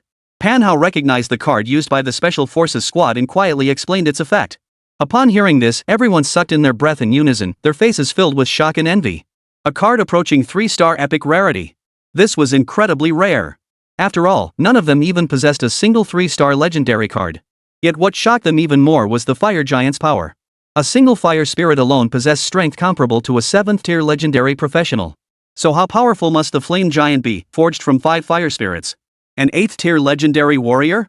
That would make it stronger than Lin Ze. Chapter 92, You May Go. The appearance of the fire colossus finally gave the Special Ops squad a moment to catch their breath. The 5 swiftly pulled out item cards to heal their wounds and restore their stamina, then charged after the fire giant toward the Tree of Filth. Swoosh! Sensing the threat, the retreating roots and branches once again tore through the air, lashing out. But before most could reach the fire giant, they were incinerated into ash by its extreme heat. Those few that endured the heat and struck the fire giant vanished into dust the instant they touched its blazing surface. The fire giant, engulfed in raging flames, proved utterly devastating to the Tree of Filth, a plant-based lifeform. Seeing this, the 5 members of the Special Ops Squad perked up. The fire giant truly lives up to its name. It's incredibly powerful. Good thing we chose the fire-type spirit summoning card. Keep this up and take down that damn monster. The team members shouted excitedly in unison. A flicker of satisfaction crossed Major Ling's eyes. But just as their excitement peaked, the filth tree stirred once more. Its dense, gray-green canopy suddenly shook violently, sending countless fruits cascading down like rain. These fruits matched the canopy's color, each roughly the size of an adult human male's head. Upon hitting the ground, they cracked open with a sharp snap. Countless slender vines emerged, swiftly intertwining to form human-like silhouettes. Small holes then split open at the facial positions, glowing with 2 purple luminescent orbs. In the blink of an eye, vine monsters appeared before the Special Forces squad. The moment they appeared, these vine monsters lunged at the squad. Even when they drew close to the fire giant, their bodies quickly engulfed in flames, they showed no fear, charging forward relentlessly, one after another. Even the mighty fire giant was forced to halt its charge, prioritizing the elimination of these vine creatures. But this was only the beginning. Immediately afterward, with a series of sharp snaps, more roots and branches emerged from the ground. To everyone's astonishment, these roots were coated in a layer of purple fluorescent light that flowed like liquid. This purple glow seemed to possess the ability to withstand intense heat and flames. Protected by the purple glow, the roots finally drew near the fire giant. Even when engulfed by the fire giant's flames, they burned for a considerable time before finally disintegrating into ash. This interval was ample for the roots to unleash their assault. Sizzle! Sizzle! Sizzle! The chaotic dance of the root branches erupted once more. Under the relentless lashing of countless roots, sparks erupted from the fire giant's body as it let out agonized howls. The Special Forces squad was forced to halt their advance to counter the root branch's onslaught. The situation, which had just begun to improve, took a sudden turn for the worse. Witnessing this, Lu Qiming and the others were instantly struck with horror. This is bad. Even the fire giant can't handle it. This monster is way too powerful. Do we have any other trump cards? Use them now. Now is not the time to conserve strength. Hearing the shouts echoing from afar, the 5 members of the Special Ops squad were so furious they wanted to curse out loud. Fire Giant's Descent. This rare card approaching 3-star epic rarity was already their most powerful trump card. Where could they possibly find a stronger trump card? Those people sure had no idea what they were talking about. Frustrated as they were, the Special Ops squad had no energy left to respond, pouring all their focus into the fight. They unleashed attack-type item cards as if they were free. For this mission, each member had brought dozens of item cards. If using item cards didn't drain their energy and stamina, they would have brought hundreds, hoping to overwhelm the filth tree with sheer card power. Under the relentless barrage of item cards, the vine monsters suffered heavy casualties. The fire giant's pressure eased dramatically. It let out a roar to the heavens, and a surging wave of flames erupted from its body, instantly sweeping away all the surrounding vine monsters and roots. Seizing this opening, it charged toward the Tree of Filth in great strides, closing to within 50 meters of its trunk in no time. Witnessing this, the Special Forces squad's eyes flashed with excitement. But in the next instant, more roots and branches erupted from the ground. Without exception, these roots were thicker than before, their surfaces coated in an even more intense purple glow. SSSSH. The thick roots pierced the air like lightning bolts, lashing viciously against the fire giant. Flames spattered as the fire giant let out a wail far more piercing than any before. The 5 members of the Special Operations Squad froze, their eyes filled with utter horror. This monster had been hiding its true power. They grasped the truth almost instantly. Had the Tree of Filth displayed this power from the start, they would have retreated without hesitation. Though they weren't afraid of sacrifice, they didn't want to make a pointless one. Yet the Tree of Filth had deliberately feigned weakness, step by step luring them to expend their strength and trump cards, drawing them deeper into the battlefield. Only when they could no longer retreat did it savagely bare its fangs. That a monster could devise such a treacherous scheme. It was terrifying to contemplate. Captain. All 4 teammates turned to look at Major Ling, their faces pale. Major Ling's expression flickered for a moment before he clenched his jaw and issued the retreat order. Move out. They fought with all their might, yet still couldn't destroy the filth tree. They couldn't even inflict significant damage on it. The disparity in strength was simply too great. There was no point in continuing this fight. This operation had undoubtedly failed. With matters having reached this point, retreat was the only option. At the very least, they must escape the ruined node and bring back intelligence on both the node and the Tree of Filth. As if sensing the Special Forces squad's attempt to flee, the Tree of Filth began to shake violently. Numerous roots and branches released the fire giant and instead lunged toward them at breakneck speed. Seeing this, Major Ling's eyes hardened as he issued the self-destruct command to the fire giant. In the next instant, a blinding crimson light erupted from the fire giant's body before it violently exploded. Boom! A deafening roar erupted. A violent shockwave, engulfed in flames, instantly swept across an area hundreds of meters wide. Countless branches instantly turned to ash.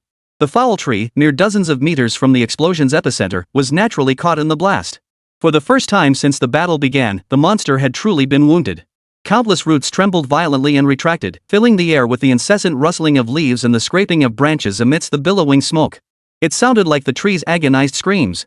Seizing this opportunity, the Special Forces squad retreated to the opening in the vine wall. Major Ling barked at the stunned students, "What are you standing around for?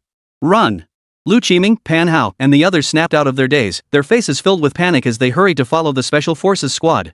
They never imagined even such a formidable Special Forces team couldn't stand against the Tree of Filth. This monster was simply too terrifying. They had to escape. Staying meant certain death. But just as everyone was about to crawl through the opening, Major Ling noticed Lin Ze standing motionless in place, showing no sign of following them out. He paused in surprise. "What are you spacing out for? Hurry up and get moving. Once that monster catches its breath, you won't have a chance to leave." Lin Ze waved calmly without turning his head. "You go ahead. I'll handle this monster." Chapter 93. Lin Ze has gone mad. You're going to take care of this monster? If thoughts could materialize, a string of question marks would have appeared above Major Ling's head. His first reaction was to doubt his own ears. But seeing Lin Ze standing completely still, he finally realized the other man was serious. "What the hell are you doing?" Major Ling looked utterly bewildered. "Is this the time for nonsense? Do you want to live or not?" The others were also stunned by Lin Ze's words, staring at him in disbelief. The buzzcut youth looked utterly bewildered. "Do you even know what you're saying? A monster that took 5 of us, at great cost, to kill you think a first year like you can handle it? Stop deluding yourself." Lin Ze showed no intention of explaining. Calmly, he drew his sword card and materialized it, planting it into the ground beside his feet. Ignoring him only infuriated the buzzcut youth further. He turned his gaze toward the Rin sisters. "What about you? Don't tell me you're going to follow him into madness too?" Ren Xiaoxia shot him a glance, arms crossed. "I trust my junior." Ren Xiaodong was even more direct, stepping forward to stand beside Lin Ze. "Looks like you're all out of your minds." The buzzcut youth stared at them as if they were lunatics. Lu Qiming and the others stared at Lin Ze with eyes filled with shock and disbelief.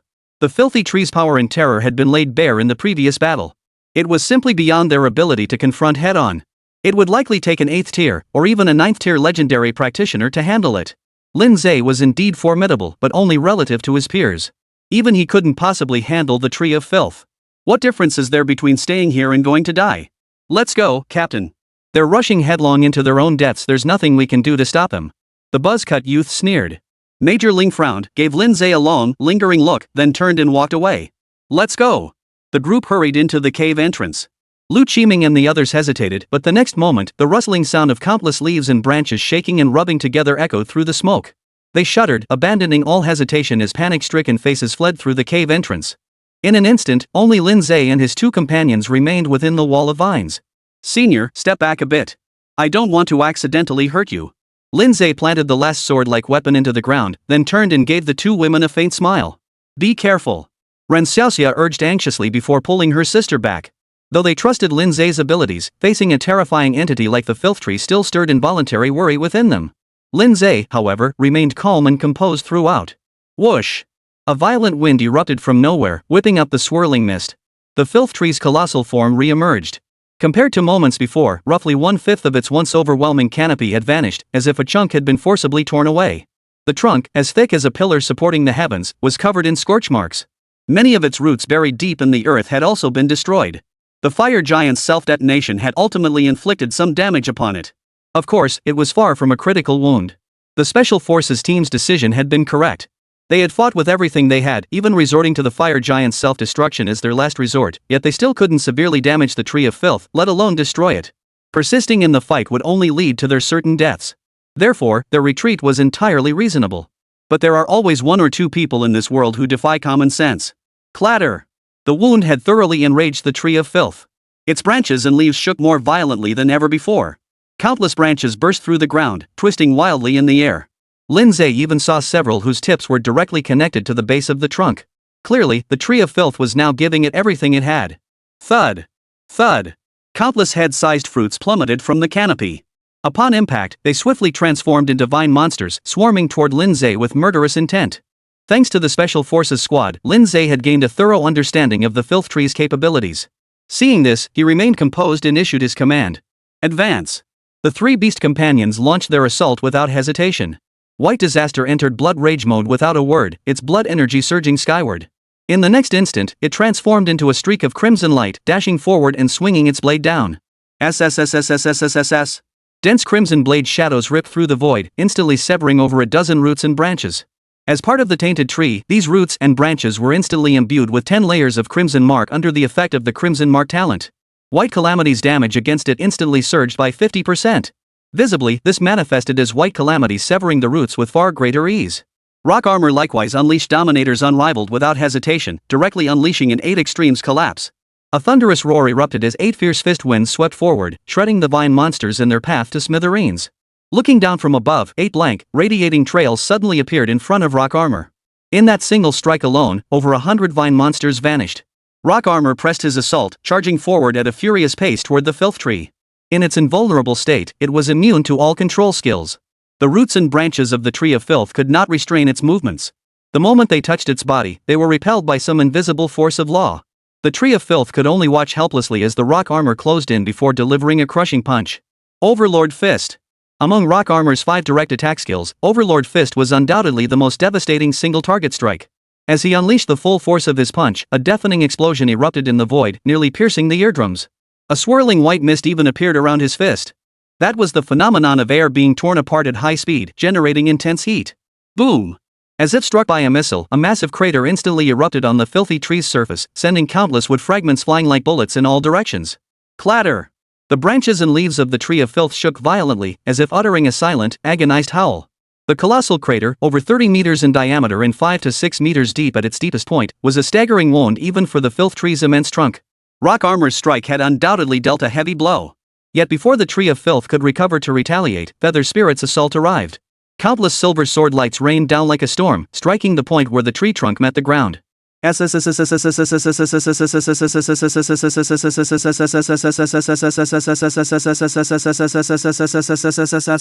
spine-chilling cutting sound erupted suddenly. As if plunged into a high-speed turbine chopper, the surface at the base of the Tree of Filth instantly shattered and crumbled. Visibly shrinking at a rapid pace, it exposed the dense network of roots beneath. Immediately after, these roots were also torn apart and pulverized by the sword light. The tree's violent tremors intensified to a whole new level. The roots anchored deep underground were its primary means of absorbing energy. They were, in essence, the lifeline sustaining its existence. Once the roots were severed and could not be promptly reconnected, death was not far off. This was precisely Lin Ze's objective. By severing the filth tree's connection to its subterranean roots and cutting off its vital energy source, it would become far easier to deal with afterward. Chapter 94, Who the hell is the real monster here? Rustling. The moment the Special Forces squad broke through the vine wall, they heard a dull thud echoing from behind. Clearly, the Tree of Filth had regained its strength and launched another assault. Major Ling sighed inwardly and shook his head. He had clearly created an escape route. Leaving the vine wall's reach would have meant survival. But Lin Ze insisted on staying behind, recklessly confronting the filth tree. Wasn't this pure suicide? Major Ling couldn't comprehend it. Lin Ze is done for. The young man with the buzz cut stated with absolute certainty. He's no match for the filth tree. No one contradicted this statement. Not even Lu Qiming and the others trailing behind. The power displayed by the Tree of Filth had left them profoundly shaken. It was far beyond what a 5th-tier legendary practitioner could handle. Even with the finest gear and the most powerful tactical and item cards in hand, the group advanced in silence. Yet soon, the 5 members of the Special Operations Squad began to look puzzled. For the sounds behind them not only failed to diminish or fade, but grew louder and louder. The sheer intensity of the battle could be imagined just by the sounds alone. By all accounts, the enraged Tree of Filth would show no mercy. Given Lin Ze's strength, surviving 3 or 4 exchanges would be a miracle. How could he possibly endure so long under the Tree of Filth's assault? Major Ling finally sensed something was amiss and turned to look at Lu Qiming and the others. You mentioned earlier that Lin Ze was exceptionally powerful? Lu Qiming froze for a moment before snapping back to reality, utterly speechless. After all that talk earlier, did you really not believe a single word? With no other choice, Lu Qiming quickly recounted the previous events. After hearing it, all 5 members of the Special Operations Squad stood frozen in place, their faces frozen in disbelief. They had encountered rootvine giants before and knew firsthand how formidable these monsters were. Even for them, without resorting to their trump cards, they could handle no more than 6 or 7 rootvine giants at once. To kill them outright would require considerable effort. They could never emerge unscathed. Let alone effortlessly crushing them in a single encounter like Lin Ze had done. Didn't this mean Lin Ze's strength alone surpassed that of their entire team combined? Realizing this, all 5 members of the Special Operations Squad stared in stunned silence, their minds reeling. They were elite soldiers, meticulously trained by the military. Yet the combined strength of 5 of them couldn't match a first-year student. It was utterly inconceivable. They wanted to question it, but seeing the expressions of reverence and awe on Lu Qiming and the others' faces, it didn't seem like they were lying. Besides, at this point, there was no reason for Lu Qiming and the others to lie. In other words, this was the truth. Recalling their earlier contempt and disdain toward Lin Ze, the Special Forces squad fell silent. Now it seemed their earlier haughty words must have looked utterly ridiculous to the students, like nothing more than clownish antics. The young man with the crew cut flushed crimson with shame, convinced every gaze directed at him now carried mockery and derision. Being a soldier, Major Ling quickly composed himself, his expression solemn as he stated. This incident was indeed our oversight. But even if Lin Ze possesses such strength, he would still struggle against the filth tree. I stand by my previous suggestion. We should preserve our forces and wait for the next opportunity. Lu Qiming and the others had no objections to this. Even a formidable being like the fire giant couldn't overcome the tree of filth. Lin Ze would be no different. We're going back. We'll take Lin Ze with us. Major Ling didn't hesitate for long before making his decision. Earlier, he had dismissed Lin Ze as a delusional fool rushing to his own death. But now, having witnessed Lin Ze's true strength, his actions took on a completely different meaning. Lin Ze might genuinely be intent on destroying the filth tree. Even to Major Ling, the endeavor seemed reckless, yet Lin Ze's purpose was noble. Professionally, as a soldier, he couldn't stand by and watch Lin Ze fight alone while he fled in disarray. On a personal level, he couldn't bear to watch such a prodigy sacrifice himself in vain. The rest of the Special Forces squad naturally wouldn't refuse their captain's orders and immediately agreed. The 5 men immediately turned and sprinted back along the path they had come, leaving the students behind to exchange bewildered glances.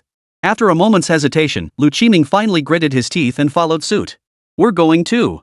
Thus, the group that had just left the battlefield soon returned. But when they crawled out of the cave and saw the scene before them, they all froze in shock, their eyes wide and staring blankly. In their minds, Lin Ze should have been desperately holding on, looking utterly defeated. Or perhaps slightly better off, but still fighting a desperate, chaotic battle. What met their eyes, however, was a one-sided battle. The once arrogant tree of filth now lay in a pitiful state. Its once dense canopy lay in scattered ruins, its trunk pockmarked with gouged wounds and several gaping, shocking holes. The very base of the trunk appeared as if sliced by a turbine, shrunk by half. The root system below had been completely severed. It looked almost as if someone had uprooted it entirely. Lin Ze's 3-headed beast, seen earlier, now surrounded and attacked the tree of filth. Blinding silver sword light, piercing crimson blade flashes, and dazzling golden fists rained down upon the tree like a violent storm, forcing it to emit a series of silent, agonized howls. No matter how one looked at it, the foul tree was clearly at a disadvantage. This scene was completely different from what they had anticipated. What's going on? Lin Ze has the upper hand? Am I seeing things? Unbelievable. The 5 members of the Special Operations Squad stood frozen in disbelief, overcome by a surreal sense of absurdity. The filth tree, which had resisted all their efforts and every last card they played, was now being beaten into submission before their eyes by a first-year student. This scene, defying all reality, shattered their very understanding. Who the hell is the real monster here? Why are you back already? A puzzled voice suddenly rang out, snapping them back to reality. Ren Xiaoxia stared at them with a peculiar expression. Didn't you evacuate? Why are you back? The question left them all utterly embarrassed. The 5 members of the Special Operations Squad felt their cheeks flush, wishing they could sink into the ground. What could they possibly say? That they'd returned to rescue Lin Ze? But judging by the situation before them, Lin Ze clearly didn't need their help at all. Saying that now would only make them look like fools. For a moment, everyone stood awkwardly, lips moving without words. Ren Xiaoxia caught their shifting expressions and quickly understood. She curled her lip. They'd looked down on Lin Ze before now they knew how wrong they'd been? A bunch of clowns. Chapter 95, This Monster Must Die. Lin Ze paid no heed to the others' return. His full attention was fixed on the battle before him. The filth tree proved more formidable than he'd anticipated. Under normal circumstances, a level 55 Lord tier monster could be handled by feather spirits alone. Even with 9 legendary and fantasy grade swords, the feather spirit would have been even more formidable. Yet in reality, even after over 10 minutes of coordinated assault by 3 pet beasts, they still hadn't managed to take down the tree of filth. The monster's vitality was downright stubborn. Had he not instructed Feather Spirit to sever the tree's root system beforehand, this battle would have been even more grueling. Could it be because the filth tree grew from the very roots of a devouring node? Lin Ze pondered silently. If that were the case, the power of the root source would be overwhelmingly strong. The root card generated after destroying the node might be worth anticipating. No matter how tenacious its vitality, under the relentless assault of the three-headed beast, the tree of filth was finally pushed to its last gasp. But at that very moment, the tree abruptly retracted all its roots and branches, its surface suddenly bursting into an eerie purple glow. In that instant, the colossal tree trunk seemed to transform into a purple sun. Spectators instinctively shielded their eyes with their hands. When the light faded and they lowered their hands to open their eyes again, they stared in shock at the withered tree of filth. Its once lush canopy was now completely bare, its branches shriveled and twisted, its trunk cracked and shriveled as if dehydrated. At first glance, its volume appeared to have shrunk several times over. Snap! The very center of the tree trunk suddenly split open, and a hand shot out from within. Then came a second hand, followed by a head, torso, and finally legs. Before the crowd stood a humanoid creature with skin resembling bark, covered in dense purple patterns. Standing less than 3 meters tall, it was slender in build, with facial features resembling those of a human. A pair of brown eyes now fixed intently on Lin Ze, filled with a human-like venom. "Kill you." The creature uttered the words in a dry, raspy voice. "It can talk?" Lin Ze raised an eyebrow in surprise. The colossal tree of filth had suddenly transformed into a humanoid creature less than 3 meters tall. This turn of events was truly unexpected. Come to think of it, shifting from tree form to humanoid, does that mean it can no longer absorb the plane's primordial energy? The previous filth tree had rooted itself throughout the node, absorbing the primary world's root energy through it. Now that it had abandoned its roots, it had likely lost its ability to absorb primordial energy. This also meant it could no longer continue growing. So what did it gain by sacrificing its potential for growth? Lin Ze would soon know the answer to that question. Battle erupted once more. The foul monster, shedding its tree-like form, no longer took blows passively. It dodged attacks with blinding speed while launching fierce counterstrikes. Even against 3 opponents, it held its own. This was a stark contrast to the one-sided battle that had preceded it. The spectators watched in stunned disbelief. The filth tree has another form like this? No way, this is cheating. This isn't a video game, how can there be a second phase? This spells trouble. Major Ling and Lu Qiming's expressions darkened. The elation they'd felt at seeing the filth tree on the verge of defeat vanished completely. They never imagined the tree of filth possessed such capabilities. Even Rin Xiaoxia and Rin Xiaodong, who had been confident in Lin Ze, couldn't help but show concern now. Only Lin Ze remained as calm as ever. The unfolding situation undeniably confirmed his suspicions. Facing mortal peril, the tree of filth had sacrificed its potential for growth in exchange for a surge in power. Though it had preserved its life, it could never progress further. For a creature whose pursuit of evolution had become almost instinctual, this outcome was perhaps only marginally better than death itself. No wonder it harbored such hatred toward him. In a sense, the crisis in Donghu City was now largely resolved. At least there was no longer any need to fear the rupture node swelling and erupting, turning the city into a forbidden wasteland. Yet Lin Ze remained unsatisfied. His purpose in entering the rupture node was the root card. Though the filthy monster could no longer absorb primordial energy, it remained the node's root. Without killing it, he could not obtain the root card. This monster must die. A faint, eerie light flickered in Lin Ze's eyes. With a flick of his wrist, a card appeared in his palm. Golden Meteor summons a golden meteor to strike a designated target, fusing with it to grant plus 200% to all attributes for 1 hour. Cooldown, 72 hours. Cannot be stacked on the same target. As Lin Ze flicked his wrist, the card instantly transformed into a golden beam shooting skyward. A dazzling golden pillar of light tore open a massive hole in the gloomy sky. In the next instant, a golden meteor shot through the opening, plummeting like a falling star and moon, crashing down upon the feather spirit. The girl was instantly engulfed in golden light. A violent shockwave erupted from her center, violently hurling the foul monster far away. Before it could recover, a thick, immense aura abruptly descended, enveloping an area spanning thousands of meters. The Special Forces Squad and Lu Qiming immediately sensed this overwhelming presence. For a moment, their chests felt as though a boulder had rolled down, heavy and oppressive, creating an illusion of suffocation. What is that? A prop card? This display is way too over the top. All eyes fixed intently on Yuling after the golden light faded. The girl's appearance hadn't changed much, but her pure white gown was now adorned with countless intricate golden patterns, and the wings behind her had transformed into dazzling gold. Merely looking at her, one could feel an overwhelming aura radiating from her. She seemed even more formidable than the fire giant had been. Roar! As if sensing an extreme threat, the foul monster roared violently and charged ruthlessly toward Yuling. The maiden's expression remained cool and composed. As her gaze flickered, 9 silver-hued sword lights erupted simultaneously. Streaming light slash. 9 silver sword lights transformed into icy streaks of light, instantly covering 200 to 300 meters to strike at the filthy monster. Crackling. Hundreds of branches extended from the filthy monster's body, swelling in the wind into tree whips as thick as water barrels. With a shrill, piercing whistle, they lashed viciously at the sword beams. Yet the moment they made contact, the whips shattered into fragments under the force of the sword energy coursing through the beams. The 9 streaks of light paused only briefly before relentlessly piercing through the filthy monster's body. In an instant, 9 massive holes appeared in the filthy monster's body, so large that the ground behind it could be seen through them. Its towering form instantly became torn and tattered. Roar! The piercing howl was cut short by an even more deafening whistling sound. Countless sword lights swept in, engulfing the foul creature like a raging storm. 1000 Feather Skyflight. With a plus 200% attribute boost, the Feather Spirit's true combat prowess now rivaled that of a 9th tier legendary practitioner. Under a full power strike, even the foul creature couldn't withstand it. Under the relentless slaughter of hundreds of sword lights, the foul creature's body rapidly disintegrated at a visible pace. When the sword lights finally faded, the area was completely empty. The foul creature vanished without a trace, leaving only scattered wood shavings behind. Dead silence fell.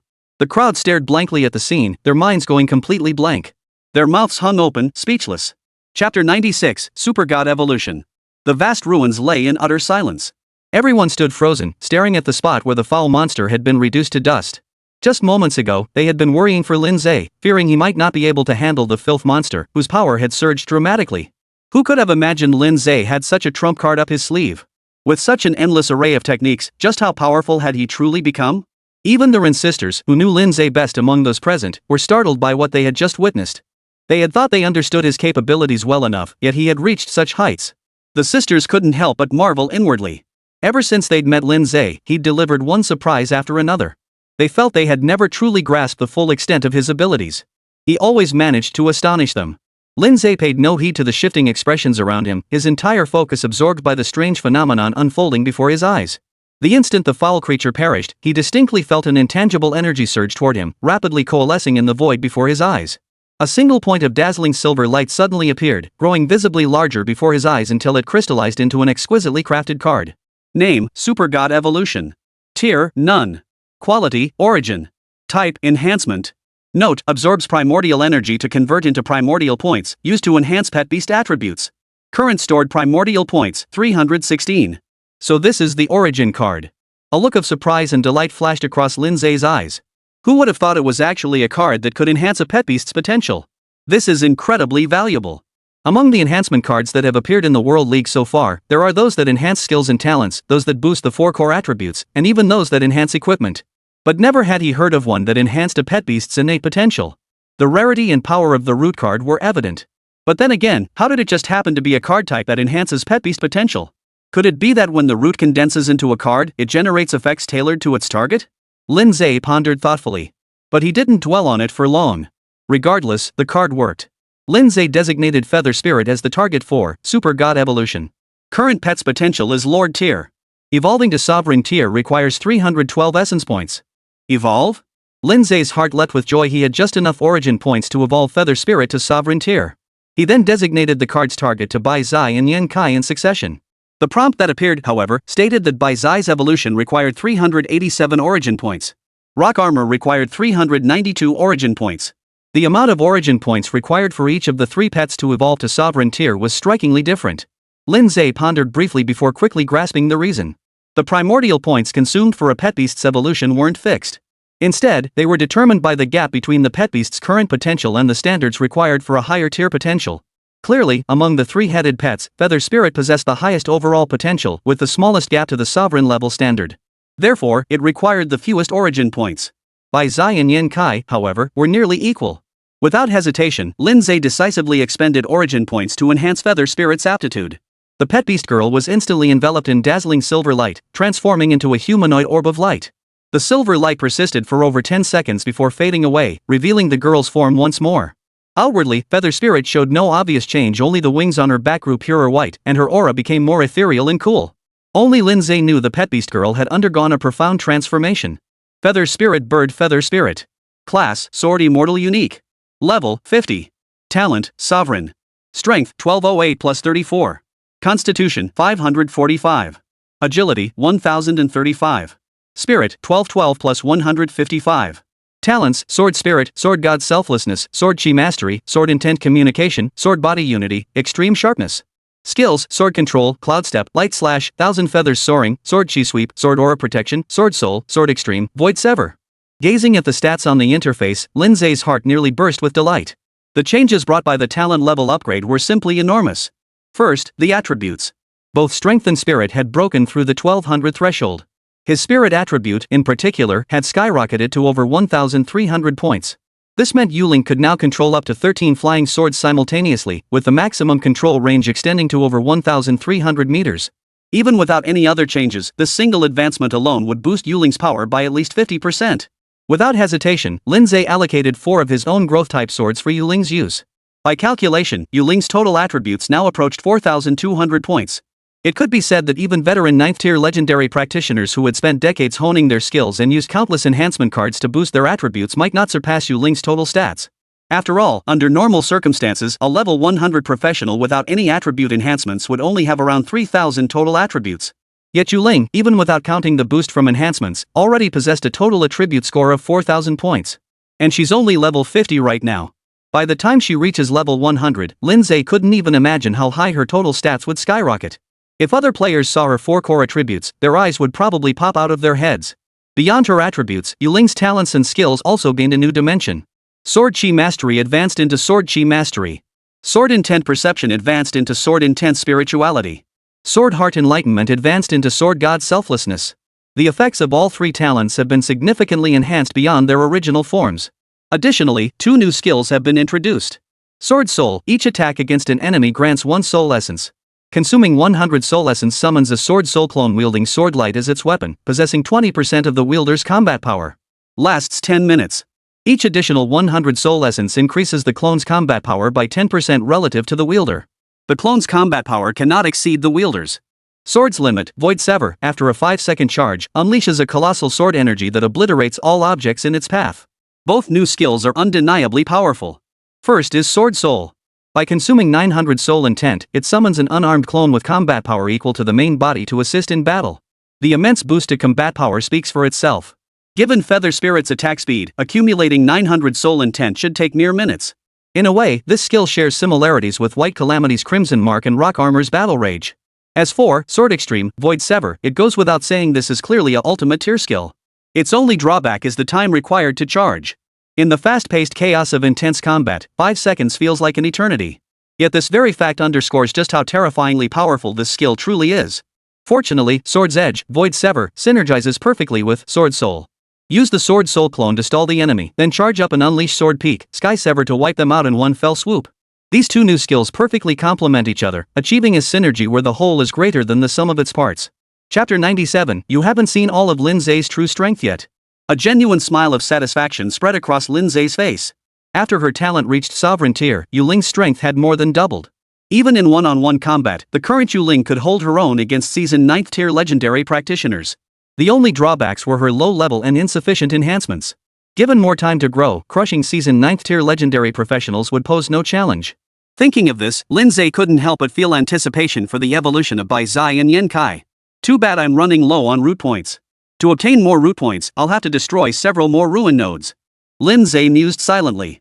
Annihilation nodes were extremely rare. It wasn't because they appeared infrequently. On the contrary, the World Alliance sees no fewer than 10 such nodes emerge each year. It was simply that the nature of ruin nodes meant they were either swiftly destroyed and suppressed, or evolved into forbidden ruins. Few annihilation nodes could persist for long. Consequently, acquiring more origin points proved difficult. After pondering for a moment, Lin Ze quickly pushed the matter from his mind. Finding a ruin node would be ideal, but failing to do so wasn't a major setback. As long as White Calamity and Rock Armor gradually grew stronger, gaining new talents or advancing existing skills with each level up, they would eventually evolve to sovereign tier. Meanwhile, the others were startled awake by the sudden flash of silver light, their eyes widening in astonishment as they studied Yuling. Without the probing eyes, they couldn't discern the changes in Yuling, only guessing it was likely related to the root cards. As they watched the origin card in Lin Ze's hand, many eyes burned with envy and admiration. But that's all there is to it. Even if you gave them the courage of 10 men, they wouldn't dare covet what Lin Ze held in his hands. Having witnessed Lin Ze's power, they were now filled with nothing but awe and reverence for him. Before today, they never imagined a first-year student could be this formidable. Monsters that even 6th and 7th tier legendary practitioners couldn't handle were effortlessly slain by Lin Ze. It hadn't even managed to touch a single hair on Lin Ze's body before dying. Truly astonishing. The Special Operations Squadron, in particular, felt the shockwaves from Lin Ze far more intensely than anyone else. They were the elite ace troops cultivated by the Donghu district military with massive resources and manpower. Even students from the four greats weren't held in their regard. They believed there was no peer in all of Donghu district who could match their caliber. That had been their long-held belief. Yet today, that belief was shattered. And it was shattered in the most brutal way possible, knocked to the ground and stomped on repeatedly. Lin Ze was roughly their age, yet his strength far surpassed theirs by several fold. Even if the five of them banded together, they wouldn't stand a chance against Lin Ze. This left the five, who had always held themselves in high regard, with an indescribable sense of defeat. Lin Ze was a monster. That thought surfaced simultaneously in all five of their minds. Junior, are you okay? Seeing Lin Ze had apparently finished dealing with the situation, Ren Xiaoxia was the first to rush forward, her worried gaze scanning him up and down. Ren Xiaodong couldn't help but roll her eyes. Her sister had watched the entire fight from the sidelines. Wasn't it obvious whether Lin Ze was injured or not? That said, Ren Xiaodong felt a wave of relief wash over her. The filthy monster's transformation had made her heart race. She'd been terrified something had happened to Lin Ze. He's fine. Lin Ze reassured the twins with a few words before turning his gaze toward the Special Forces squad and Lu Qiming's group. Lu Qiming and the others exchanged awkward smiles. The SWAT team, however, was thoroughly embarrassed. All five of their faces burned hot. Their recent disparaging remarks about Lin Ze were still fresh in their minds. Now, recalling those words, they wished they could go back and take them back. The man they had looked down upon in word and deed had, ironically, eliminated the monster they themselves couldn't handle. The more they thought about it, the more bitterly ironic it seemed. Being an officer, Major Ling quickly composed himself and offered a sincere apology to Lin Ze. We were short-sighted earlier. We apologize to you here. And thank you for ridding Donghu district of such a great calamity. Thank you. The other four officers also offered sincere apologies. The buzzcut youth gave Lin Ze a thumbs up, genuinely impressed. I was talking out of turn earlier. You're way more skilled than us. Ren Xiaoxia rolled her eyes nearby, thinking to herself, you haven't even seen Lin Ze's full potential yet. If you knew his innate abilities were no weaker than his pet beasts, your jaws would probably drop to the floor. It's fine. Lin Ze merely smiled faintly. He hadn't taken the Special Forces squad's words seriously from the start. We should be going. Lin Ze scanned the surroundings. Following his gaze, the others noticed the surrounding vine roots and branches had begun rapidly withering away, crumbling and vanishing like rocks weathered over centuries. The towering wall of vines that had once encircled the area had shrunk to less than half its original height and continued to diminish rapidly. With the complete demise of the filth tree, this node of decay was rapidly collapsing and vanishing. Seeing this, the group wasted no time and sprinted back toward the path they had come. With no monsters to obstruct them, it took them only a little over 10 minutes to reach the thick, gray mist and plunge headlong into it. Before long, the view suddenly opened up. Looking up, they realized they had returned to the original entrance. Turning back, they watched as the sky-darkening gray mist rapidly dissipated, revealing the forest's original form. It was as if the forest had been there all along, and they had merely passed through the mist into another dimension. Suddenly, a piercing scream echoed in their ears. Lin Ze followed the sound and saw a group of people emerging from the mist in disarray. It's the Baishur University team, Lu Wei whispered. The group that emerged was indeed the Baishur team. But their current state was nothing short of pitiful. Every single one of them was injured. Many lay unconscious. Among them was Mukai. His body was drenched in blood, with scarcely a patch of intact skin left, a sight that was truly shocking. Witnessing this scene, Lu Qiming and the others wore a mix of expressions. Mockery, pity, scorn, contempt. Ren Xiaoxia and Ren Xiaodong wore expressions of schadenfreude. Baishur students quickly noticed Lin Ze and the others, immediately shooting them hateful glances. It's you! You've caused us nothing but misery. It's all your fault. The sober students of Baishur glared at Lin Ze, shouting accusations. Suddenly, the sound of hurried footsteps echoed through the air. A group of people burst out of the camp. At the head was none other than the camp commander, Brigadier General Chang. Following behind were the four lead instructors and numerous officers. They had been closely monitoring the fog's movements. Seeing it dissipate, they instantly realized the operation had succeeded. The node had been destroyed. Overjoyed, they rushed out of the camp to greet the heroes. But upon reaching the open area, they found the group seemingly in the midst of an argument, leaving them utterly bewildered. Chapter 98, not even Donghu district could hold him. What's going on? Teacher Baishur rushed forward first, his gaze filled with shock and confusion as he looked at his students. Injuries were common when entering the ruin node. But while the others appeared to have only minor injuries at most, why was the student from his school the only one left in such a pitiful state? Even Mukai was critically injured and unconscious? What on earth had happened? Could it be that Mukai and the others suffered such severe injuries because they destroyed the root of the node? Seeing their teacher arrive, the White Stone students rushed to her like they'd found reinforcements, immediately pouring out their grievances. It's all Lin Ze's fault. That's right, it's all him. Teacher, you must stand up for us. With a swish, all eyes instantly focused on Lin Ze. Many wore expressions of shock and disbelief. Could it be that students from Muxing had attacked Bai Shi's people during the node? Teacher Bai Shi also realized this, his expression darkening instantly as he glared coldly at Lin Ze. What exactly happened? Speak up. Lin Ze, however, didn't even glance at him. He led the Rin sisters toward Kong Chang. Teacher. Kong Chang gave a slight nod. Though puzzled himself, he stood firmly by his student, stepping forward to block Lin Ze. He met Teacher Bai Shi's gaze without flinching. If you want answers, ask your own student. Teacher Bai Shi snorted coldly, pointing at a student and demanding, "You tell me." The student hesitated, then timidly recounted the incident. They omitted their taunts toward Lin Ze, instead exaggerating the details of his alleged failure to help someone in danger. Yet every person present was sharp and perceptive. Seeing the contemptuous glances the others cast at Mr. Bai Shi and his group, who couldn't grasp the truth of the matter. For a moment, the gaze everyone cast upon Bai Shi grew distinctly peculiar. Many even wore expressions of outright contempt. This operation wasn't a joint effort, all teams were separate, with no obligation to rescue one another. Offering assistance was a gesture of goodwill, refusing it was hardly something to be criticized. Moreover, not long ago, the two instructors leading the Bai Shi and Muxing teams had nearly come to blows at the command center. While the two universities weren't exactly at each other's throats, they weren't far off. Given this context, it was rather laughable for Bai Shi's students to accuse Muxing students of abandoning the dying. How is that any different from slapping themselves in the face and admitting their own weakness? Professor Bai Shi's expression darkened further as he angrily cut off the student who was still trying to speak.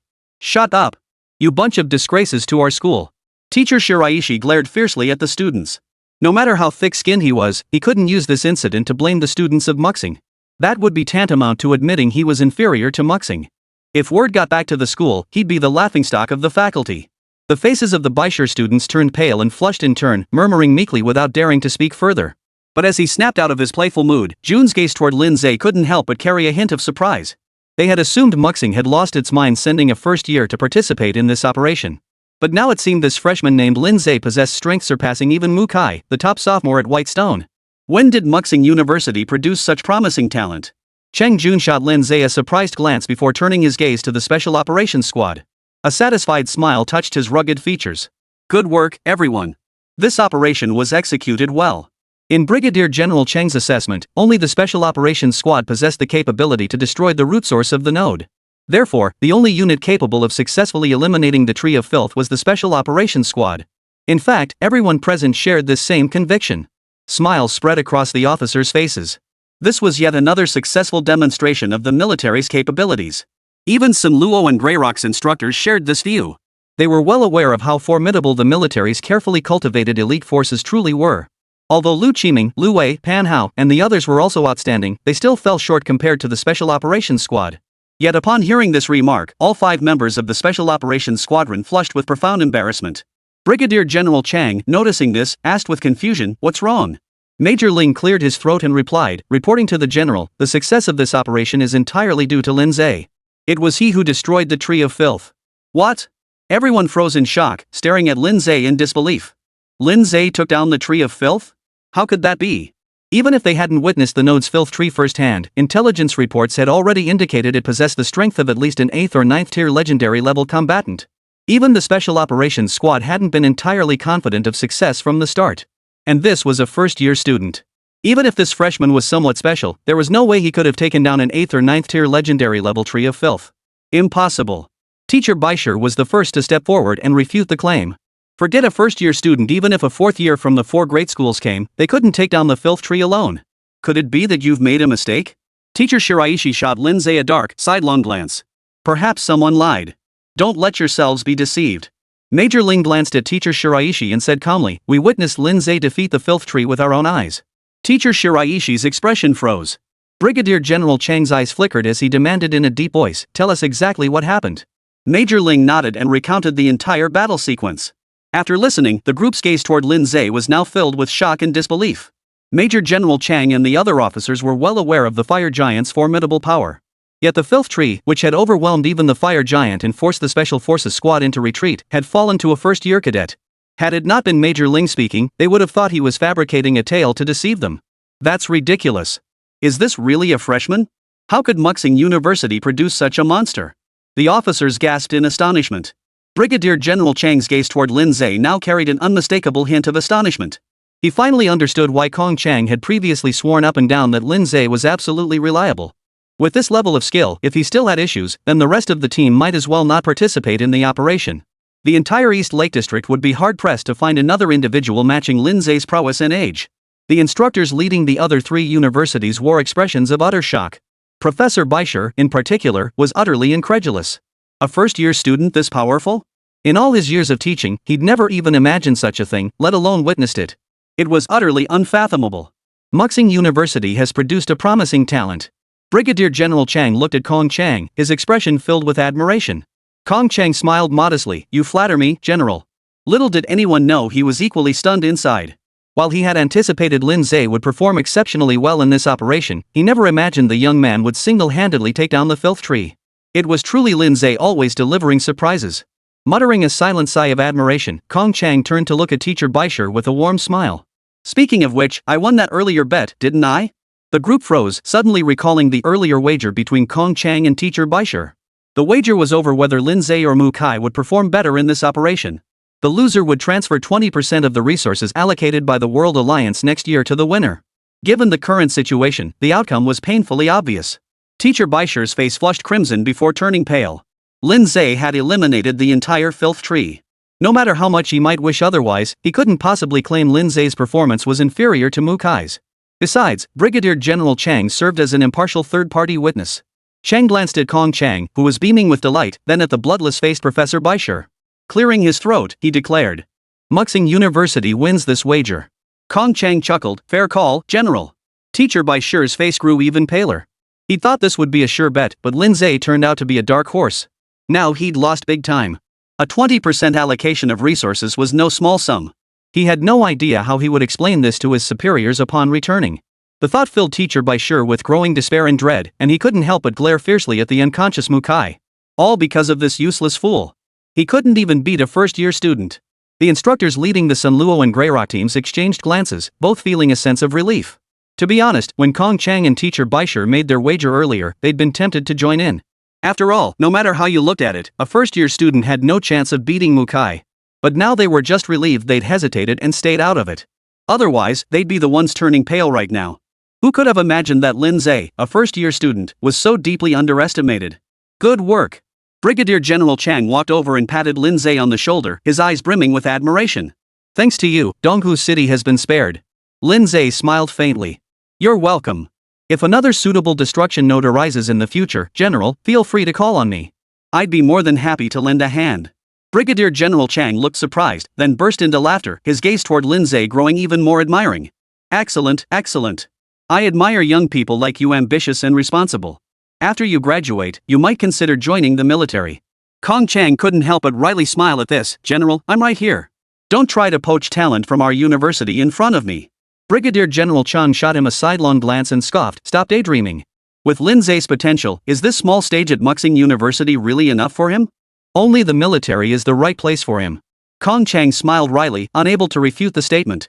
For an ordinary genius, given Muxing University's standing in Donghu District, persuading them to stay on as faculty after graduation would be quite feasible. But Lin Ze's demonstrated abilities and potential were simply too astonishing. Forget Muxing University, even Donghu District itself might not be able to keep him. A genius like this was destined for the World League 9 provinces as his stage. It was only a matter of time. After offering Lin Ze a few more words of encouragement, Brigadier General Chang finally turned his attention to the others. An officer understood the cue and immediately stepped forward, announcing in a clear voice, "Thank you all for your hard work. We have arranged medical teams. Please proceed to the camp to receive treatment. Our colleagues will shortly inquire about the cards you desire. These will be retrieved from the storeroom and delivered to you as compensation for this operation." At the last sentence, the students of the extraordinary university all broke into delighted smiles. Hadn't they risked their lives to enter the ruin node precisely for the precious cards promised by the military? Finally, they would get their hands on them. Ren Xiaoxia and Rin Xiaodong's faces also lit up with delight. Only Lin Ze remained composed. According to the agreement, his reward was the root card. The military owed him no additional cards. "What type of cards do you plan to choose?" Lin Ze looked at the Rin sisters. The two exchanged a glance and answered without hesitation, "Enhancement cards." Lin Ze was unsurprised by their choice. Among all card types, enhancement cards, talent cards, and skill cards were the hardest to obtain. Their drop rates were far lower than other cards. Given the rare chance to milk the military for resources, they naturally chose the most valuable cards. Without knowing what cards were in the military's deck, it was difficult to choose suitable talent cards and skill cards. Enhancement cards, on the other hand, only required specifying which attribute, skill, or talent to boost. They're relatively less likely to cause issues. Opting for enhancement cards is undoubtedly the safest choice. Under Lin Ze's protection, the Rin sisters emerged unscathed. After accompanying them to collect their cards, the trio bid farewell to Kong Chang and departed Mirror Lake Forest without lingering.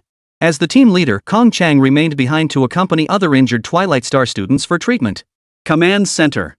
The instructors from Transcendent University had departed, leaving only the officers, including Brigadier General Chang. Who would have thought Lin Ze would be the one to take down the Tree of Filth in the end? You can't judge a book by its cover. Who'd have thought a freshman could be so formidable? I wonder how Muxing University trains their students. Their top-tier talent, nurtured with so many resources, still falls so far short of Lin Ze. You're overestimating Evening Star University. They don't have the capability to cultivate such a genius. I'd say Lin Ze's innate talent played a much bigger role. Exactly. You probably couldn't find another genius like Lin Ze in the entire East Lake District. The officers murmured among themselves, their words brimming with admiration and astonishment for Lin Ze. I believe Lin Ze is fully qualified to join the Supernova program. A voice suddenly cut through the murmurs. The room fell silent instantly, all eyes turning toward Brigadier General Chang seated at the head of the table. Brigadier General Chang's eyes flickered briefly before he shook his head. The Supernova program has strict recruitment standards. Lin Ze is not a member of the military and cannot join the Supernova program through military channels. His family background is ordinary. He doesn't come from a professional gaming lineage, so that path is also closed to him. The only path left is the University League. As the words fell, the others shook their heads in unison. Then it's probably too late. The University League is only a few months away. True. Though Lin Ze is talented, he's still young and lacks sufficient training time. It'll be tough for him to achieve a high ranking in the University League. What a pity. If the University League were held next year, Lin Ze might just surprise everyone. Chung Jun ignored his subordinates' murmurs, a thoughtful expression flickering in his eyes. If Lin Ze didn't achieve a high ranking in the University League, it might actually be a good thing. Then he could find an opportunity to talk to him, using the Supernova project as bait. Perhaps he wouldn't even have to wait until graduation to recruit him into the military early. Compared to Twilight Star University, the military was undoubtedly a far more suitable platform for Lin Ze's growth. Chapter 99, School Tournament, Betting Payouts. You're back. As soon as Lin Ze entered the lounge of the club building, Xia Yuqing greeted him with a delighted expression. How did the operation go? Before Lin Ze could answer, Ren Xiaoxia beamed and said, with our junior brother handling it, success was guaranteed. Junior Lin is the chief architect of destroying the ruin node this time. We've secured the root card too. Ren Xiaoxia vividly recounted the entire incident. Yang Zhu had quietly joined Xia Yuqing by her side, both listening intently. By the time Ren Xiaoxia finished, their eyes gleamed brightly as they looked at Lin Ze, filled with unabashed admiration. Though they knew Lin Ze was formidable, they hadn't imagined he could effortlessly defeat even the node boss, the Filth Tree. That was a formidable foe even the military special forces squad couldn't handle. Lin Ze remained as strong and dependable as ever. It seemed that as long as he was around, there was nothing that couldn't be resolved. You should have seen the look on Teacher Baisher's face when he led the team like he'd seen a ghost. Ren Xiaoxia giggled softly. Xia Yuqing and Yang Zhu both broke into smiles. Not only did the four greats already dislike each other, but the fact that Baisher's people had mocked Lin Ze was enough to make the two of them despise each other. Hearing the other side get humiliated naturally brought them joy. When it came to defending Lin Ze, the entire Extreme Sword Society stood united in their resolve. Alright, let's sit down and chat. Lin Ze chuckled and shook his head. The group then settled onto the sofa, continuing their lively conversation. As they chatted, the topic gradually shifted to the school tournament scheduled for a month later. The school has already issued the notice all students are eligible to participate in the tournament, regardless of grade level. The competition will follow the most common knockout format. Teams will be randomly drawn into groups, facing off in head-to-head matches. Losers are eliminated, while winners advance to the next round until a champion is crowned. Yang Zhu shared all the information he knew. Ren Xiaoxia and Ren Xiaodong were fine with it, having already experienced the school competition once before. But Lin Ze and Xia Yuqing were experiencing it for the first time, both showing expressions of interest. First years can participate too? Xia Yuqing asked curiously. Of course they can, Ren Xiaoxia replied with a smile. But first years mostly just go through the motions. Only a lucky few make it past the first round, and those who advance to the second round are truly rare. Nearly every student signed up for the annual school competition. Even the first years who were merely going through the motions aimed to gain competition experience, preparing for the school competitions over the next 3 years. Each grade at Muxing University had around 2,000 students. Combined, the 4 grades total around 8,000 students. Therefore, a full 4,000 students would be eliminated in the first round. Under these circumstances, unless one was exceptionally lucky and happened to be matched against another first-year student, advancing past the first round was virtually impossible. Even if one lucked out and made it through the first round, facing upperclassmen in the second round meant most would likely be eliminated there. Although the school tournament claims opponents are selected by random draw, it is not entirely random in practice. The school also implements certain controls to prevent elite students from facing each other in the early rounds and being eliminated prematurely. And other additional factors. Therefore, it's virtually impossible for a first-year student to advance deep into the later rounds solely through extraordinary luck. Generally speaking, making it to the second round is already considered quite impressive for a first year. Only prodigies blessed with both luck and skill stand a chance of reaching the third round. But that's the absolute limit. Looking back at all the school tournaments over the years, no first-year student has ever made it to the fourth round. But this year, that record is clearly about to be broken. As if reading each other's minds, the four of them simultaneously turned their gaze toward Lin Ze. Lin Ze, our junior, will definitely make it to the finals. Exactly. No doubt about it. The four women quickly reached a consensus on this matter. Lin Ze smiled. I'll take your kind words as encouragement. But this year's school competition is a bit unusual. Ren Xiaodong brought up another matter. It happens to coincide with the Quadrennial Extraordinary University League. Following past tradition, the top 5 finishers in the school competition should represent our school in the league. The league. Lin Ze's eyes flickered. The Extraordinary University League was renowned throughout the entire World League, a grand quadrennial event. Each edition was broadcast live across the entire World League, drawing immense attention. Extraordinary universities achieving high rankings in the league saw their prominence across the entire World League surge dramatically. Students who performed exceptionally well could become household names overnight. Therefore, both extraordinary universities and their students poured their hearts into the league, hoping to achieve instant fame. With the carrot of a spot on the school league representative team dangling before them, it's no surprise that this year's competition is fiercer than ever. I just saw someone set up a betting pool on the school forum, wagering on who'll make the top 5 in the competition and secure a spot on the league representative team. Yang Zhu waved his phone in front of them. Upon hearing this, everyone immediately pulled out their phones and logged into the forum. Sure enough, the homepage featured a bold, highlighted, and pinned post. School tournament predictions, who will claim the league representative spot? The post's content matched its title, a prediction game for this year's top 8 in the school competition and the league representative team spot. Of course, the two lists essentially overlapped. Below was a list of students with promising odds of making the top 8, along with their corresponding odds. Different odds applied to the same individual for different placements.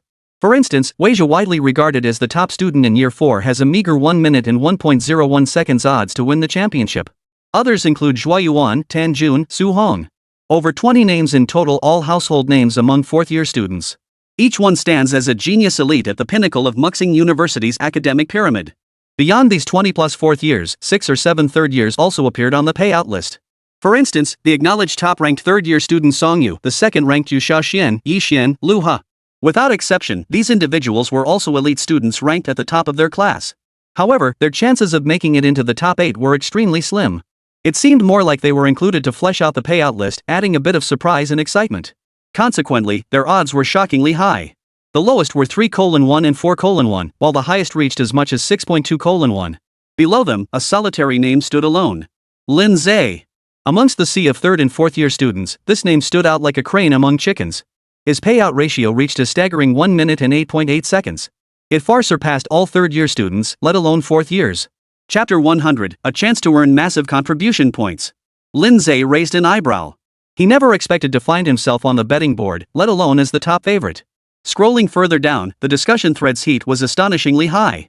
In just half a day since its release, it had already garnered over 50,000 replies and comments. And this was at a school with a total enrollment of just over 8,000 students. Here we go. Just waiting for this big competition to strike it rich. This year I'm definitely betting gotta win back everything I lost last year. I've been saving up contribution points for 2 months just for today, ready to strike it rich. Gambling god, bless me with a big win. The earlier comments were all kinds of bold declarations. Later on, the conversation gradually shifted to discussions about who to bet on. In my opinion, betting on Weijia is the safest bet. The payout might be small, but it's a sure thing, no risk of losing. True. Even if it's only a 1% gain, every penny counts. That's not how it works. There's no such thing as a sure bet. What if Weijia underperforms and doesn't win the championship? Then you'd lose everything. You only gain 1%, but if you lose it all. That risk-reward ratio is way too unreasonable. Bull. How could Weijia lose? Do you even understand the prestige of being the top student in 4th grade? In my opinion, it's better to bet on Jueyuan or Tanjun. The odds are higher, and their chances of winning aren't low either. More and more people joined the discussion, and the comment section was buzzing. But everyone had their own arguments, and no one could convince anyone else. But soon, a comment asking, "Why is Lin Ze even on the list?" shifted the focus entirely to him. Seriously, isn't it crazy that a first-year student is even on this list? What's so strange about that? Lin Ze even beat Tan Hang. Tan Hang is just a third-year elite. He didn't even make the top 5 in his year. Beating him doesn't mean anything. It still proves Lin Ze is on the same level as other third years. If others made it, why not him? I don't think that's the issue. The problem is Lin Ze's odds are ridiculously high, 8.8 for the quarterfinals. Did whoever set the odds have a beef with him? Seems perfectly normal to me. Lin Ze is talented, no doubt, but he's still a cut below the 4th-year elites. Exactly. If it were next year's school tournament, I'd definitely bet on Lin Ze. But this year, I'll pass. Those looking to strike it rich should bet on Lin Ze. His championship odds are 13.2. Hit that, and you're set for life. More like throwing money away. Champion? That's basically handing cash to the bookies. Discussions about Lin Ze alone accounted for at least a third of all comments. Despite his shockingly high odds, few were willing to place bets on him. After all, he's just a freshman. No one believes he can actually win the championship. Even making it to the quarterfinals would be considered an extraordinary achievement. These guys, they have no sense whatsoever. After reading the comments, Ren Xiaoxia fumed indignantly. With Lin Ze's talent, reaching the quarterfinals was a given. Winning the championship was well within his reach. How could those 4th years possibly compare to Lin Ze? The other 3 nodded in agreement. If they had harbored any lingering doubts about Lin Ze's championship prospects before, they were now utterly convinced. No matter how skilled those 4th years were, could they possibly match the filth tree? Lin Ze paid no mind to these comments, instead asking curiously, "Who set up this betting pool?" It was obvious that Muxing University wouldn't dare to run such a betting scheme themselves. That would be far too blatant. Sure enough, Yang Zhu answered. It was set up by a group of 4th graders. That included Tan Jun, Tan Hang's older brother. Lin Ze raised an eyebrow. Didn't the school intervene? Yang Zhu explained, the school didn't prohibit it. After all, the stakes were only school contribution points, not credit points. However, as a third-party supervisor, the school intervened in the betting pool's operations, which indirectly enhanced its fairness. Is there a betting limit? Maximum 3,000 contribution points. 3,000 contribution points was a substantial sum, even for 4th-year students. For a freshman, it might take an entire year to accumulate that much. What if the losses are huge? Can the seniors running the betting pool cover the payouts? They can. Those seniors come from families of professionals. Lin Ze suddenly understood. Those seniors might not earn that much contribution points themselves, but they could obtain large quantities of cards through their families and sell them to the school for contribution points. With the school overseeing it, there's no need to worry about them being unable to pay or reneging on their debts. 3,000 contribution points. A sharp gleam flashed in Lin Ze's eyes. He didn't have that much contribution points on hand right now. The points he'd earned from selling cards earlier had all been used to exchange for materials so Yang Zhu could help craft the Starlight Flying Sword. Now that Yuling's spiritual attributes had surged dramatically, the gap in the Starry Sky Flying Sword's requirements grew ever wider. He needed to earn more contribution points to exchange for materials. And this was undoubtedly an excellent opportunity. Betting all 3,000 contribution points on the champion, with odds of 13.2, could yield nearly 40,000 contribution points in winnings. That would be more than enough to exchange for materials to craft over a dozen growth-type swords with plenty left over. Seeing a hint of a smile flicker across Lin Ze's face, Ren Xiaodong immediately understood. Lin Ze, you're going to place a bet? Lin Ze didn't deny it, admitting frankly, of course. An opportunity to earn contribution points like this is too good to pass up. Hearing this, the 4 women's eyes lit up slightly. While others might be unaware of Lin Ze's true strength, they knew him all too well. Lin Ze would undoubtedly win the championship, there was no question about it. What seemed an impossibly high odds bet to others was a sure thing for them. Not placing a bet under these circumstances would be downright foolish. I'm betting too, Ren Xiaoxia chimed in eagerly. Me too. We can't pass up such a golden opportunity. I need a ton of contribution points to buy materials for upgrades. The 4 women quickly reached a consensus. Though they didn't have enough contribution points right now, it didn't matter, they'd borrow whatever it took to reach 3,000 contribution points. They were sure to earn it back. Too bad the betting limit isn't higher. Ren Xiaoxia still felt a pang of greed. Her remark drew laughter from the other 4. Yang Zhu couldn't help but feel pity for the 4th-year students running the betting pool. Facing an anomaly like Lin Ze, they were bound to take a massive hit this time. But then she remembered Tan Jun was among them, and that fleeting sympathy vanished instantly. She harbored no affection whatsoever for Tan Hong, the mastermind who nearly caused the Extreme Sword Society to disband.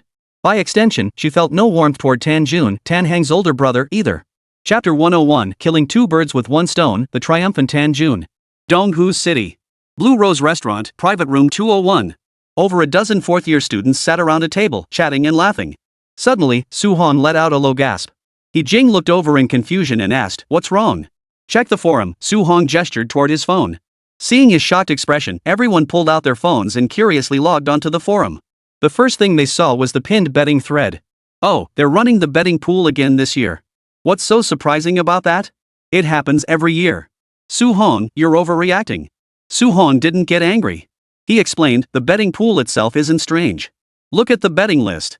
The crowd clicked into the thread and instantly widened their eyes. Holy crap, Lin Ze's on the list too? No way, first years are eligible for betting? This is the first time I've seen that. Even if Lin Ze is talented, he's still not qualified to be on the betting list. The crowd shook their heads in disbelief. Historically, only fourth and third year students had ever made it onto the betting list. Second years have never appeared. Let alone first years.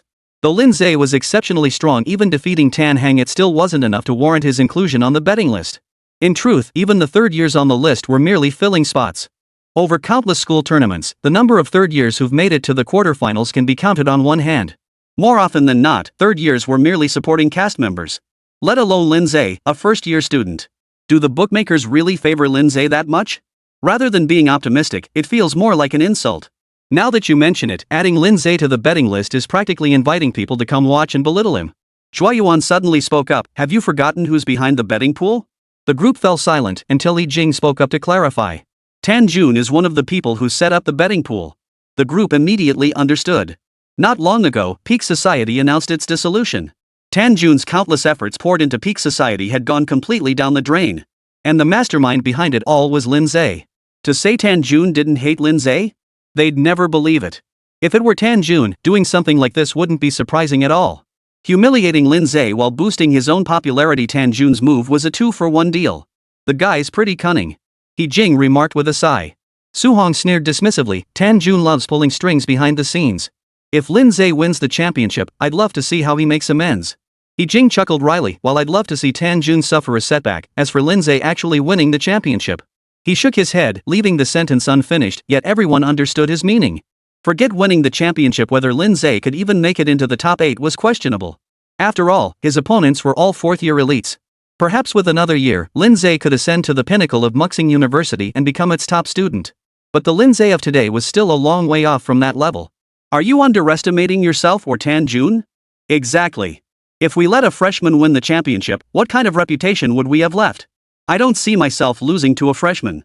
The crowd erupted in criticism. Su Hong gave an awkward smile. I was just speaking off the cuff. Truthfully, he didn't think he'd lose to Lin Ze either.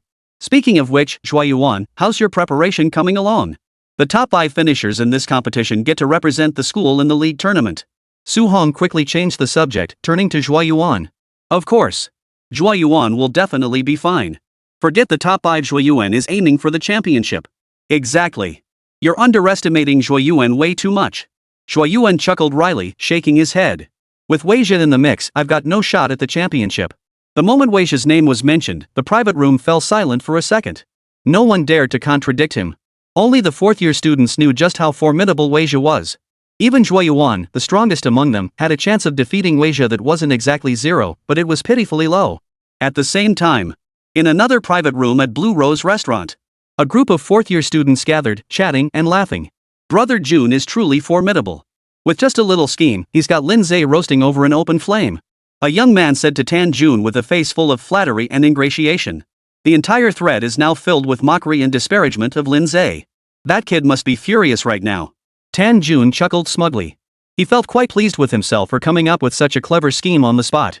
Not only did it boost the betting pool's popularity, but it also struck a blow against Lin Ze, truly killing 2 birds with 1 stone. But Jun, I just got word that Lin Ze apparently performed exceptionally well in this node destruction operation. A fourth-year student frowned, his expression tinged with concern. I heard he was the primary contributor to taking down the node boss. But before he could finish, the others dismissed the notion with disdain. So what? Everyone on this mission was a second year. What's so surprising about Lin Ze doing well? Exactly. At the very least, Lin Ze defeated, it's only natural he outshone a bunch of second years. The school tournament is different. Year after year, the top 8 are almost always fourth years. What does Lin Ze have to do with it? Don't worry, June's plan won't fail. Hearing this, the fourth year student relaxed. Come to think of it, the second year who gave him the intel hadn't actually witnessed Lin Ze kill the node boss, he'd only heard about it later. Whether it was true remained debatable. Even if it were true, how formidable could a boss be in a ruined node restricted to players below level 50? Even if Lin Ze did take down the node boss, it wouldn't prove anything. Lin Ze might be the most outstanding freshman in the history of Twilight Star University, but he was still a freshman at heart. No matter how skilled he was, it was impossible for him to defeat a fourth-year student and win the school championship. It sounds like a fairy tale. Don't worry, Lin Ze won't make it to the top 8. Tan Jun didn't give Lin Ze a second thought, even though his own younger brother had fallen to him. This is just interest. After the tournament ends, I'll settle the score with him properly, Tan Jun said, narrowing his eyes. He hadn't forgotten the grudge over Peak Society's forced dissolution. Maybe Yoonga will just happen to face Lin Ze in the tournament, someone joked. The remark made Tan Jun's eyes light up. It wasn't entirely impossible. If that happened, he wouldn't even have to wait until after the tournament to teach Lin Ze a lesson. If Lin Ze crosses paths with June, he'll be in for a world of trouble. You bet. Yoonga could take him down in a heartbeat. What's this top freshman? He's nothing compared to June. Amidst the flattery, Tan Jun's smug grin grew even broader. Chapter 102, Energy Pool, Jungle Snake Tower. As the competition drew near, a restless atmosphere gradually enveloped Muxing University. Discussions about the tournament could be heard everywhere. Betting odds and predictions surrounding Lin Ze remained a hot topic. Surprise, curiosity, disdain, contempt, schadenfreude, all manner of opinions spread far and wide. Yet none of it could sway Lin Ze. The day after returning from Mirror Lake Forest, he dedicated himself entirely to leveling up and grinding the tower. It's worth noting that the challenge cap for the junior trial tower is level 50. Players exceeding this level could no longer enter the tower. Fortunately, Muxing University also possessed an intermediate trial tower known as the Dense Forest Serpent Tower. The Jungle Serpent Tower's starting challenge level was 51, with a cap of 100. Lin Ze's current level was precisely 50. He stood at a critical juncture. If he levels up just once more, he would lose access to the Iron Thorn Black Tower and could only challenge the Jungle Serpent Tower. However, the university's logistics department sold a special item card called an Energy Pool. This card could store the experience gained by a practitioner, temporarily preventing level advancement. Although each adventurer could only equip one Energy Pool card at a time, and the card had limited storage capacity, it was more than sufficient to store the experience needed to level up from 50 to 60. Using this item card, Lin Ze could continue challenging the Iron Thorn Black Tower without worrying about exceeding the level cap. At first, Lin Ze wavered between the two options. He even sought information about the Serpent Tower from Senior Yang Zhu. Each floor of the Jungle Serpent Tower features a dense forest environment. The gatekeepers are various serpentine beasts. The final floor boss is a colossal serpent lord class beast known as the Venomous Forest King. Overall, the challenge difficulty of the Jungle Serpent Tower far exceeded that of the Iron Thorn Black Tower. Even on normal difficulty, completing the entire tower requires a rare class character around level 65 with solid gear. Only 4th year students, or elite 3rd years, can achieve this. The fine difficulty of the Serpentine Forest Tower is a feat only legendary adventurers can fully clear. And even then, a minimum level of around 65 is required. Moving up to the superior difficulty, only the absolute top few players in Year 4 can fully clear it. As for the even higher fantasy difficulty, since the founding of Muxing University, only a handful have ever fully cleared it. Without exception, these individuals later became renowned as the East Lake District's most formidable powerhouses. Above that lies the legendary difficulty. It is widely acknowledged that only Awaken-level professionals can fully clear it. However, Awaken-tier practitioners cannot enter the Serpent Tower. Therefore, the possibility of clearing this difficulty level exists only in theory. Even Lin Ze cannot fully clear the legendary difficulty of the Jungle Serpent Tower at present. Of course, that's only for now. He was confident that once he reached level 90+, he would definitely be able to fully clear legendary difficulty. As for the fantasy difficulty, Lin Ze would find it extremely challenging to fully clear it now. He estimated that once all 3 of his pets reached levels 60 to 70, he should be able to manage it. As for the master difficulty, he could already clear it completely right now. It's worth noting that the intermediate trial tower differs from the beginner trial tower. Upon clearing a floor, challengers could freely choose which star-rated card to obtain. The lower the star rating, the greater the quantity and quality of cards obtained. The opposite holds true. As for card levels, these depend on both the difficulty level cleared and the tower floor reached. Generally speaking, to obtain fantasy tier cards, one must reach at least the 80th floor in the fantasy difficulty Serpent's Forest Tower. Even for Lin Ze at his current level, this was no easy feat. Upon learning this, Lin Ze decisively abandoned his plan to challenge the jungle snake tower. What he needed most now were legendary equipment cards, especially swords. Secondarily, he needed fantasy tier swords to feed to his star-scattered flying swords. Since neither could be obtained from the jungle serpent tower, there was naturally no point in attempting the challenge. Lin Ze decisively exchanged 3 energy pools, equipping them to his 3 pet beasts before continuing his challenge of the legendary difficulty Ironthorn Black Tower. With Yuling having evolved to Sovereign tier, its power surged dramatically, making the legendary difficulty challenge feel much easier and simpler. On average, he could tackle the challenge 5 to 6 times a day. Under these circumstances, Lin Ze acquired over 20 legendary tier cards daily. Within a month, Yuling successfully upgraded all 13 starry sky flying swords to legendary tier. Additionally, among the 13 starfall flying swords in Lin Ze's possession, 5 had also ascended to legendary tier, while the rest remained at fantasy tier. Furthermore, all 3 of his pet beasts had now been fully equipped with 3-star legendary gear sets. Though their levels remained unchanged, the 3 beasts' combat prowess had significantly increased. The final day of the school tournament arrived. After completing the final challenge, Lin Ze transferred all the experience points from the energy pool back to his pets, instantly leveling up White Calamity and Rock Armor to level 53. Feather Spirit, being the main force for tower grinding, gained the most experience and jumped straight to level 54. After surpassing level 50, the experience gained from clearing the Ironthorn Black Tower drops significantly. Tower grinding becomes less efficient for leveling up and is now primarily for obtaining high-level cards. Despite this, Lin Ze was thoroughly satisfied. After evolving to Sovereign rank, Feather Spirit's attribute gains per level surged dramatically. It reached a whopping 80 points. A single level 4 upgrade granted a whopping 320 points. That surpassed the total attribute gains from a legendary class advancing 10 levels. Thanks to this, the Feather Spirit's spirit attribute also broke through the 1400 mark. The number of swords it could wield increased to 14. Lin Ze casually selected a legendary Starlight flying sword from his own arsenal and handed it to Yuling. With over 4,300 total attribute points, a full set of legendary gear, wielding 14 legendary swords, and possessing numerous powerful skills and talents, Yuling's combat power had skyrocketed to an astonishing level. Lin Ze dared say that no one in the entire Twilight Star University could defeat Yuling in a one-on-one fight now. After all, to his knowledge, the highest level student in the school was only in the 90s.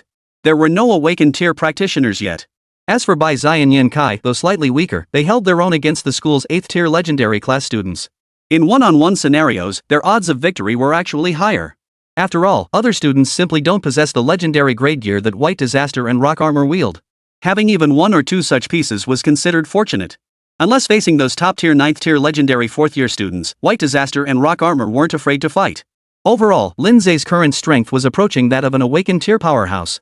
Below awakening tier, he could say he feared no one. With the golden meteor added to his arsenal, he could even take on an awakened tier professional. Even if he couldn't win, self-preservation shouldn't be a problem. If others were to learn his true strength, their eyes would likely pop out of their sockets. It's hard to imagine such power coming from a mere level 54 Beastmaster. Chapter 103, Could my own son lose to a lower grade student? The day of the school tournament arrived as scheduled. The venue was set at Twilight Star University's largest duel arena, capable of seating over 10,000 spectators. Early in the morning, the arena was already bustling with activity. When Lin Ze and his group stepped inside, they were met with a sea of heads stretching as far as the eye could see, accompanied by a deafening roar of noise. There are so many people. Xia Yuqing gasped in astonishment. Well, basically all students from the 4 grades are here, plus teachers and some external guests. Ren Xiaoxia, Ren Xiaodong, and Yang Zhu remained relatively composed. After all, this wasn't their first time experiencing such a scene. Let's find seats first. Lin Ze led the way inside. Along the way, waves of chatter could be heard. What should I do? I'm feeling a bit nervous. The competition starts soon. What's there to be nervous about? You're just going to be a first-round casualty, going through the motions. Hope I get lucky and get matched with a freshman. Maybe then I can make it to the second round. Look, it's Lin Ze. A low gasp instantly drew the attention of many. Countless eyes instantly focused on Lin Ze as he walked into the spectator area. After completely clearing the legendary difficulty of the Ironthorn Black Tower in the Guild War, Lin Ze had become a sensation at school, drawing immense attention. Now that he'd been added to the betting odds, his popularity skyrocketed even further. Speaking of which, did any of you bet on Lin Ze? Are you kidding? Only a fool would bet on Lin Ze. That's like handing your money straight to the bookie. Yeah, betting on Lin Ze making the quarterfinals? I'd rather just bet on way less profit but way safer. Upsets aren't that easy to predict. In a corner of the stands, Tan Jun listened to the murmurs around him, a smug and mocking expression spreading across his face. Just as he'd anticipated, most people reacted to Lin Ze's appearance on the betting list with disdain or ridicule. Hardly anyone believed in him. Perhaps Lin Ze himself had no ambition to reach the quarterfinals, let alone win the championship, but public opinion cared little for that. Most people only mentioned him when discussing who to bet on, casually belittling Lin Ze along the way. Brother June really knows his stuff. That kid must be squirming in his seat right now. He deserved it for crossing Brother June. His henchmen fawned over him with flattery. Tan Jun's expression grew increasingly smug. Not far away, Zhua Yuan and the others watched the smug Tan Jun, each of them curling their lips in unison. What an obnoxious guy, Su Hong muttered under his breath. Though they couldn't stand Tan Jun's smug expression, they couldn't really say anything. After all, even they didn't believe Lin Ze could make it into the top 8, let alone win the championship. Lin Ze and his companions naturally overheard the surrounding murmurs.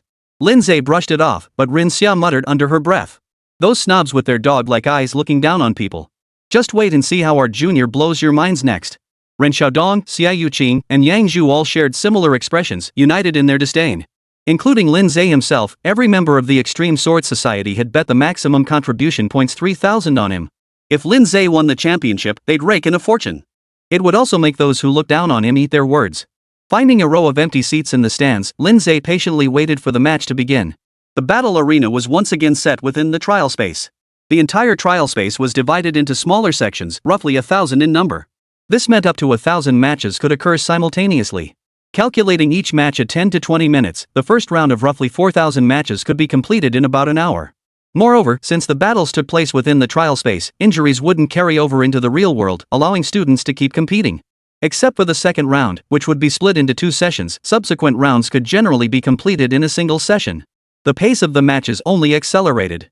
Thus, the school tournament typically concludes within 1 to 2 days.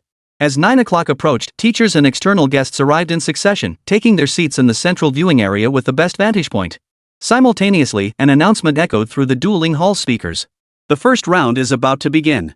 Participants who have received the text message, please proceed to the registration desk in order to collect your cards. The first round is about to begin. Lin Ze checked his phone and found the text message had indeed arrived. His number was 3482, assigned to the second match of the first round. Apart from Yang Zhu, who was exempt from competition due to her logistics role, Xia Yuqing, Ren Xiaoxia, and Ren Xiaodong had all signed up. Among them, Ren Xiaoxia was in the first match of the first round. Xia Yuqing and Ren Xiaodong were in the third match of the first round. It's worth noting that excluding vocational students, the number of participating students was just over 8,000. Therefore, a few lucky players would receive buys in the first and second rounds. At exactly 9 o'clock, the competition commenced on schedule. Students in the first session activated their cards to enter the trial space. At the same time, four massive electronic screens suspended beneath the ceiling of the dueling hall, arranged in a perfect square, began broadcasting the real-time battles of the competing students. In the center of the spectator seats, President Ing Yu of Muxing University was smiling broadly as he conversed with a guest. "Old Wei, you're being a bit unfair. I invited you so many times over the past few years, but you always said you were too busy. This year, I haven't even invited you yet, and you're already volunteering to come watch just because your son is competing." Wei Mojing chuckled. "What can I say? I really am busy. I had to turn down quite a few commitments just to make it here today." Ing Yu chuckled, choosing not to argue with Wei Mojing's explanation. After all, he knew Wei Mojing was telling the truth. The Wei family was one of the foremost professional families in the entire Donghu district. As the current head of the Wei family, Wei Mojing was widely recognized as the leading figure among the district's professional families. His schedule was perpetually packed, so attending the competition meant he had carved out time from his hectic commitments. If it weren't for his son Weijia having a real shot at the championship this year, he probably wouldn't have shown up at all. "Mr. Wei's son is the top student in your school's 4th year. This year's championship title is undoubtedly his." A guest seized the moment to interject, offering a flattering remark. The others quickly chimed in with agreement. After all, he is the most outstanding prodigy among the younger generation of the Wei family. "Mr. Wei has raised his son well. I'd like to extend my congratulations in advance to Mr. Wei's son for his championship victory." Wei Mo responded to each compliment with a smile. Though he carried himself with mature composure, a hint of pride couldn't help but flicker across his face at the praise for his son. But then, out of the corner of his eye, he caught the meaningful smile on Ing Yu's face. A thought struck Wei Mojing, and he tentatively asked, "Old Ing, do you think Xiaozhi won't win the championship?" Ing Yu waved his hand with a smile. "I never said that." As longtime friends who knew each other intimately, Wei Mojing grew even more certain upon seeing Ing Yu's expression, furrowing his brow in puzzlement. Is there anyone in 4th grade who could threaten Xiaozhi? Tan Jun? Or Zhua Yuan? Clearly, Wei Mojing knew the students in his son's grade inside out. Ingyu chuckled, it might not even be someone from 4th grade. Wei Mojing rolled his eyes, dismissing his old friend's remark as a joke and ignoring it. His son losing to a lower grade student? Absolutely preposterous. The matches progressed swiftly. The first round's opening matches concluded in a mere 12 minutes across all brackets. Xia Yuqing was fortunate her opponent was also a first-year student.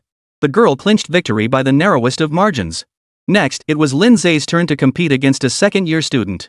When the second year saw Lin Ze appear on the competition field, his face turned green. Spectators who witnessed this scene cast sympathetic glances toward the sophomore. Most second years would secretly rejoice at facing a first year. But Lin Ze was the exception. Not a single sophomore wanted to be his opponent. They'd rather face a third-year student. As expected, the second-year student suffered a lightning-fast defeat, sliced out of the World Alliance space by Bai Zai's blade. In the third match that followed, both Rin Xiaoxia and Rin Xiaodong secured victories, advancing to the next round. Less than an hour after the tournament began, the first round had concluded. In terms of results, over 90% of the first years had been eliminated.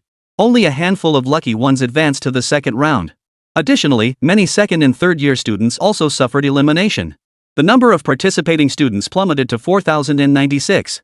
The second round commenced shortly thereafter. Xia Yuqing and Rin Xiaoxia were assigned to the first match. Xia Yuqing wasn't as fortunate this time, facing a second-year student. After a hard-fought battle, she ultimately lost. Rin Xiaoxia's opponent was also a third-year student, but he wasn't very strong and ultimately lost to Rin Xiaoxia. In the second match, Lin Ze and Rin Xiaodong took the stage and secured a smooth victory. By the end of the second round, only 2,048 students remained in the competition. Most of them were fourth and third-year students.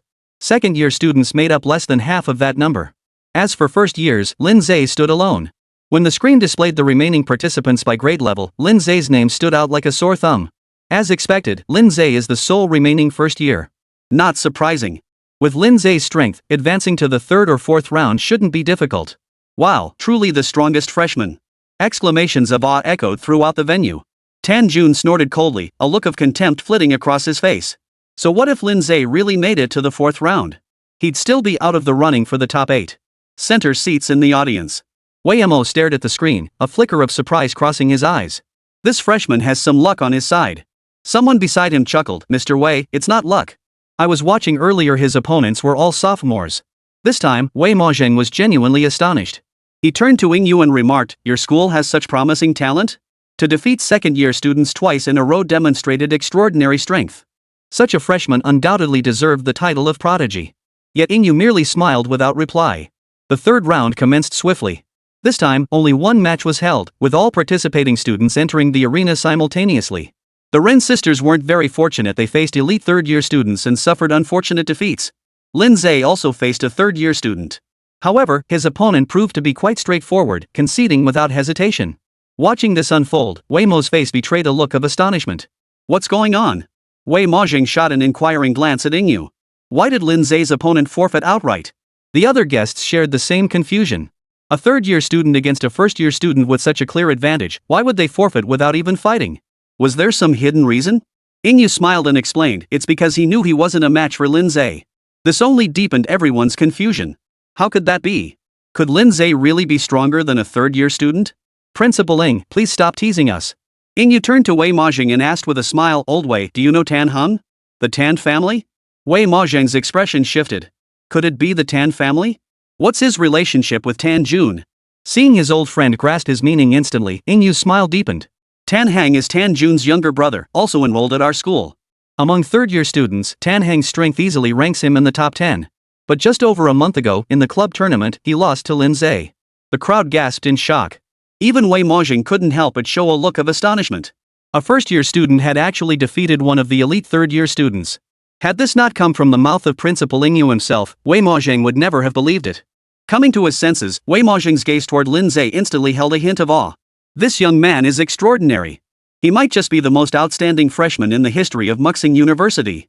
No, not just Muxing University. Across all the extraordinary universities in Donghu District, including Sanluo, Greyrock, and Whitestone, one would be hard-pressed to find a first-year student this formidable. His own son was already among the top handful of geniuses among his peers.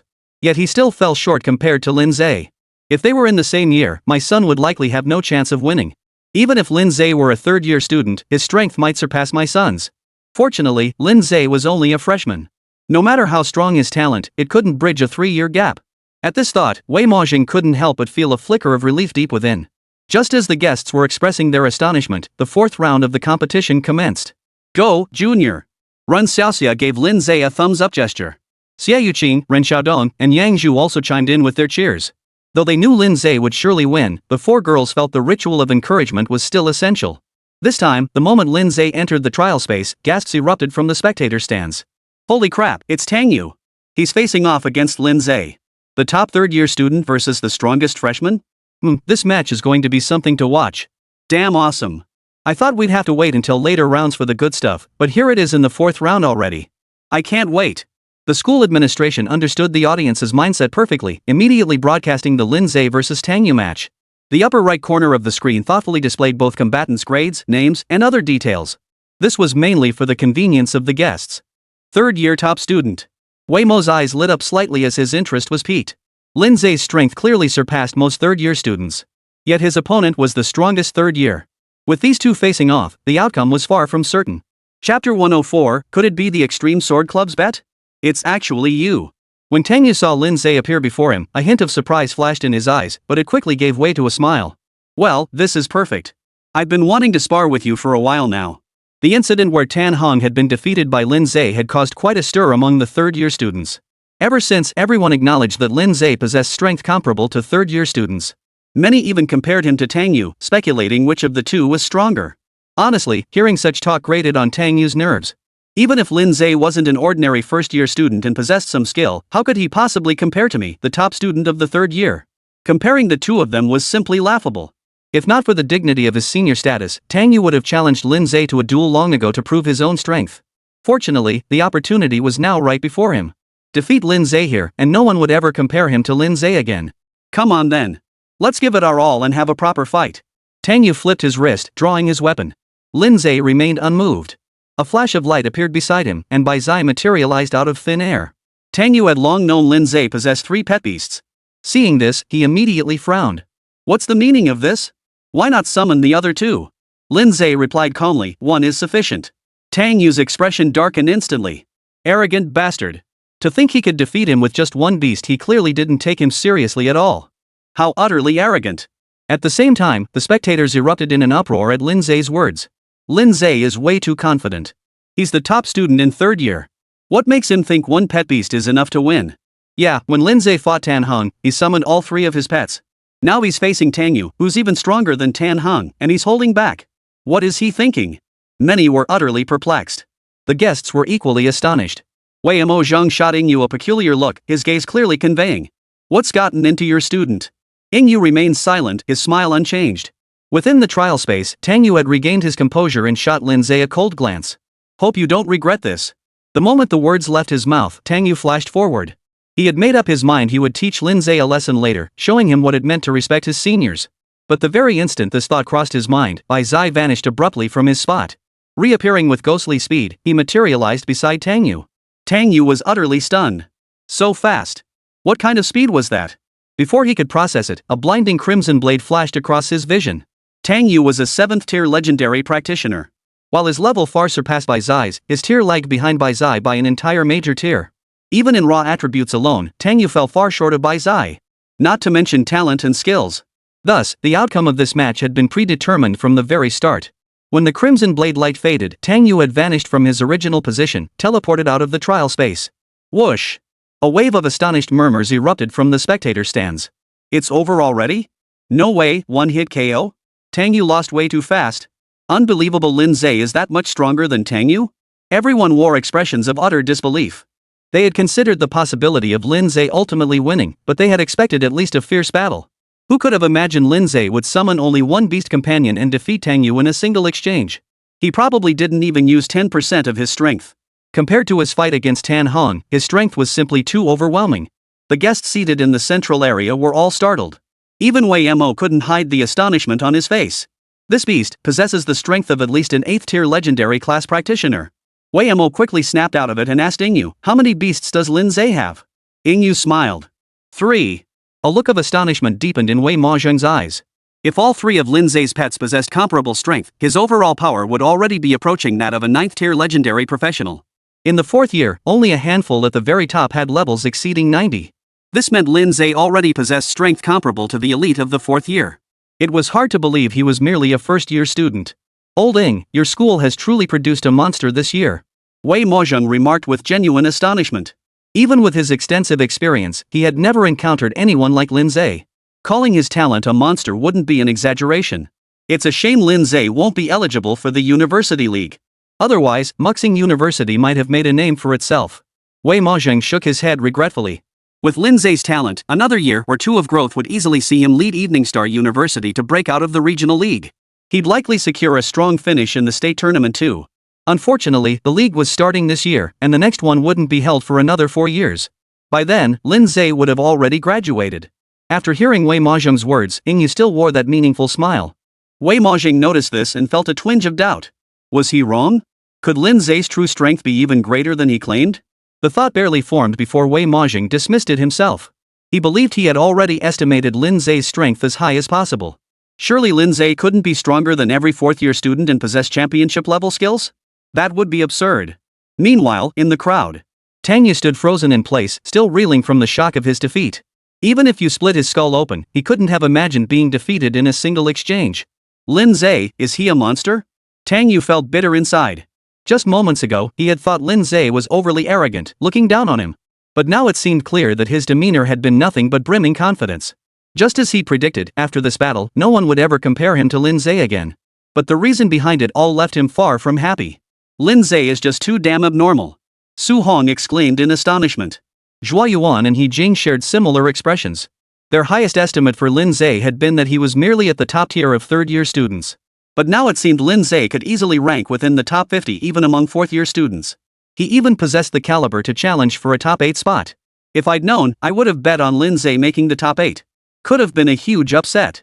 Speaking of which, I heard someone placed a huge contribution point bet on Lin Ze winning the championship over 10,000 contribution points.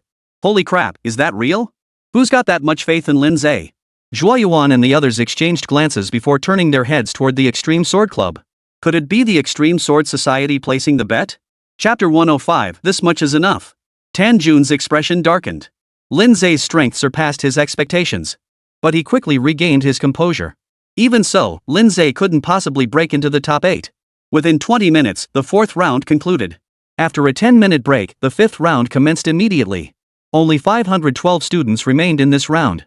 99% were 4th-year students, with only a handful of 3rd-years who had narrowly advanced, and Lin Ze is the sole 1st-year survivor.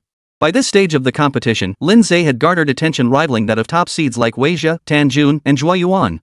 Many were eager to see how far Lin Ze could go. Soon, the matchups were announced. Lin Ze's opponent was a 4th-year student. The moment Lin Ze appeared, a bitter expression flashed across the 4th grader's face. Why did it have to be this monster? Despite his complaints, the 4th-year student showed no intention of forfeiting. Gritting his teeth, he launched an aggressive attack toward Lin Ze. However, his strength was even inferior to Tang Yu's, making the outcome of the match obvious. In the blink of an eye, the 4th-year student was eliminated from the trial space. Lin Ze advanced smoothly to the next round. Over 10 minutes later, the 5th round concluded. A total of 256 students advanced to the 6th round. The 3rd-year students who had narrowly advanced earlier were all defeated and eliminated in this round. Lin Ze became the sole lower-grade student to advance to the 6th round. A 1st-year advancing to the 6th round? Unheard of. Lin Ze is incredible. I wonder how far he'll ultimately advance. If he avoids facing the top 4th years, he might make it to the 7th or even 8th round. The last remark drew nods of agreement from many. However, when the 6th round matchups were announced, everyone was stunned. Lin Ze's opponent was none other than Tan Jun. Holy crap, what a coincidence. That guy earlier, his jinx was spot on. This is gonna be a show. After the initial shock, the crowd erupted in excitement. One was the dark horse of the school tournament, the strongest freshman in history. The other was a top-tier genius in the 4th year, one of the favorites to win the championship. Such a showdown was undoubtedly a must-see. Especially for those who knew Tan Jun was the mastermind behind the Peak Society, their anticipation was palpable. These two are actually facing off. Wei Mo Zhang also perked up with interest. Tan Jun was one of Wei Jia's strongest rivals in this competition, so he naturally paid close attention to him. Meanwhile, Lin Ze was one of the students Wei Mo had taken a particular interest in. Even he couldn't help but feel a surge of anticipation and excitement at this pairing. Old Ing, who do you think will win between these two? Wei Mozheng asked with keen interest. Who knows? Ing Yu replied dismissively. Wei Mozheng shot Ing Yu a surprised look. His familiarity with his old friend allowed him to instantly grasp the underlying meaning behind those words. And you didn't seem to think much of Tan Jun? But how could that be? Tan Jun was one of the top students with a real shot at winning the championship. No matter how he thought about it, Tan Jun shouldn't lose to Lin Ze. Seeing that Yu had no intention of explaining, Wei Mo inwardly cursed the old fox before turning his attention back to the screen. Regardless, even if Lin Ze couldn't defeat Tan Jun, he should at least be able to force Tan Jun to reveal some of his tactics. This will help my son prepare in advance. In the audience, upon seeing the matchup list, Tan Jun was first stunned, then overcome with elation. Haha, looks like I've got some luck on my side. He wouldn't even have to wait until the match ended. He could give Lin Ze a thorough beating today. His entourage erupted into cheers at the sight. Ha! Lin Ze's finished. Looks like he'll be stopped in the 6th round. Jungu, show that kid what you're made of. Wonder how long he'll last against Jun? If he lasts 5 minutes, that'll be impressive. Brother Jun is awesome. Tan Jun's face lit up with a smug expression as he activated his card without hesitation, entering the trial space. At the same time, Lin Ze also entered the trial space. The school had already switched the screen to the arena where the two would face off. The moment both figures appeared on screen, the entire arena's clamor visibly quieted by several decibels. Every pair of eyes was glued to the screen, afraid to miss a single moment. Wonder who'll win? No question about it, Tan Jun will win. Exactly. Tan Jun wields the arcane blade of the 92nd tier. Only Wei Zhe and Zhuo Yuan can match him in this school. Lin Ze is formidable, but he still falls short compared to Tan Jun. Too bad Lin Ze had bad luck. If he'd faced Tan Jun 2 rounds later, he probably could have made it to the top 64. Within the trial realm, Tan Jun looked down at Lin Ze with undisguised contempt in his eyes. Too bad for you, you drew me. Lin Ze chuckled dismissively. Is that so? I'd say it's not so bad. In his view, Tan Jun was no different from any other 4th-year student. Whether he faced Tan Jun or any other 4th-year student, the outcome wouldn't change. Tan Jun wasn't stupid. He caught the contempt in Lin Ze's words, and his eyes narrowed instantly. My brother was right after all, you really are an arrogant bastard. I've seen plenty like you, all just fools who see no further than the bottom of their own wells. Today, I'll show you the power of a 9th-tier legendary practitioner. Lin Ze remained unconcerned. Then I'll just wait and see. Tan Jun snorted coldly and drew his weapon. At the same moment, a flash of light appeared beside Lin Ze as Bai Zai and Yen Kai materialized out of thin air. After all, his opponent was a 9th-tier legendary professional. Neither White Disaster nor Rock Armor could stand alone against Tan Hang. Thus, Lin Ze showed no complacency, summoning both beasts from the start. Tan Jun, however, saw it differently. Seeing Lin Ze summon only 2 beasts, his expression darkened instantly. It seems I underestimated your arrogance after all. To think you'd hold back your strength at a time like this, just how much do you look down on people? The crowd erupted in a murmur of astonishment. No way, Lin Ze isn't going all out? What is he thinking? His opponent is Tan Jun, not just any 4th-year student. Holding back is tantamount to suicide. This is pure blind overconfidence. Could he be planning excuses for losing later? Damn, this is going to end in defeat fast. What a waste of my expectations. Confusion, bewilderment, contempt, mockery, the crowd's reactions varied wildly. Even Wei Mojing felt a twinge of doubt. What exactly was this young man up to? Lin Ze remained oblivious to the reactions outside, and even if he knew, he wouldn't care. Facing Tan Jun's furious glare, Lin Ze's expression remained as calm and unruffled as ever. To deal with you, this level is more than sufficient. Chapter 106, so what if it's the 3rd pet beast? Tan Jun exploded with rage. Lin Ze's final words had pushed him over the edge. Arrogant bastard. I hope you'll still be able to say that later. The moment the words left his mouth, Tan Jun lunged forward, charging savagely at Lin Ze. Whoosh! The blade in Tan Jun's hand suddenly burst into roaring flames, transforming the originally half-meter-long weapon into a fiery blade over a meter in length. Simultaneously, a faint blue whirlwind swirled around his body, dramatically increasing his speed. As an advanced class of the demon swordsman, the arcane blade not only possessed formidable close combat prowess but also allowed its wielder to master 2 to 3 elemental forces simultaneously. Tan Jun clearly wielded dual elements, fire and wind. The fiery element delivered devastating attacks, while the wind element enhanced agility and mobility. Moreover, wind could amplify the fire element's potency, a highly effective combination. As Tan Jun made his move, gasps erupted from the spectator stands. Yet Lin Ze remained utterly composed.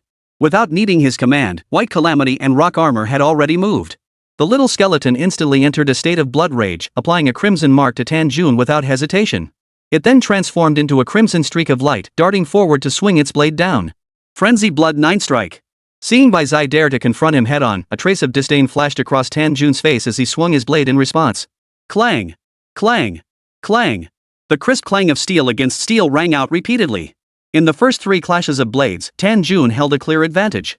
The middle 3 clashes saw both sides evenly matched.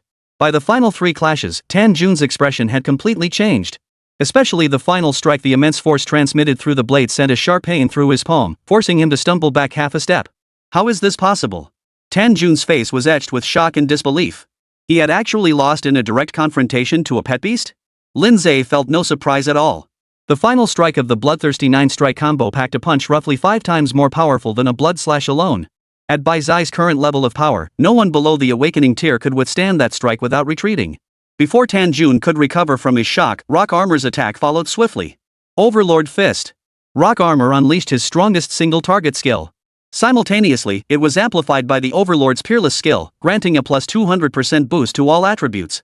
Its attack power surged to an astonishing peak. As the fist slammed forward, a mountain-like, crushing aura instantly enveloped Tan Jun's entire body.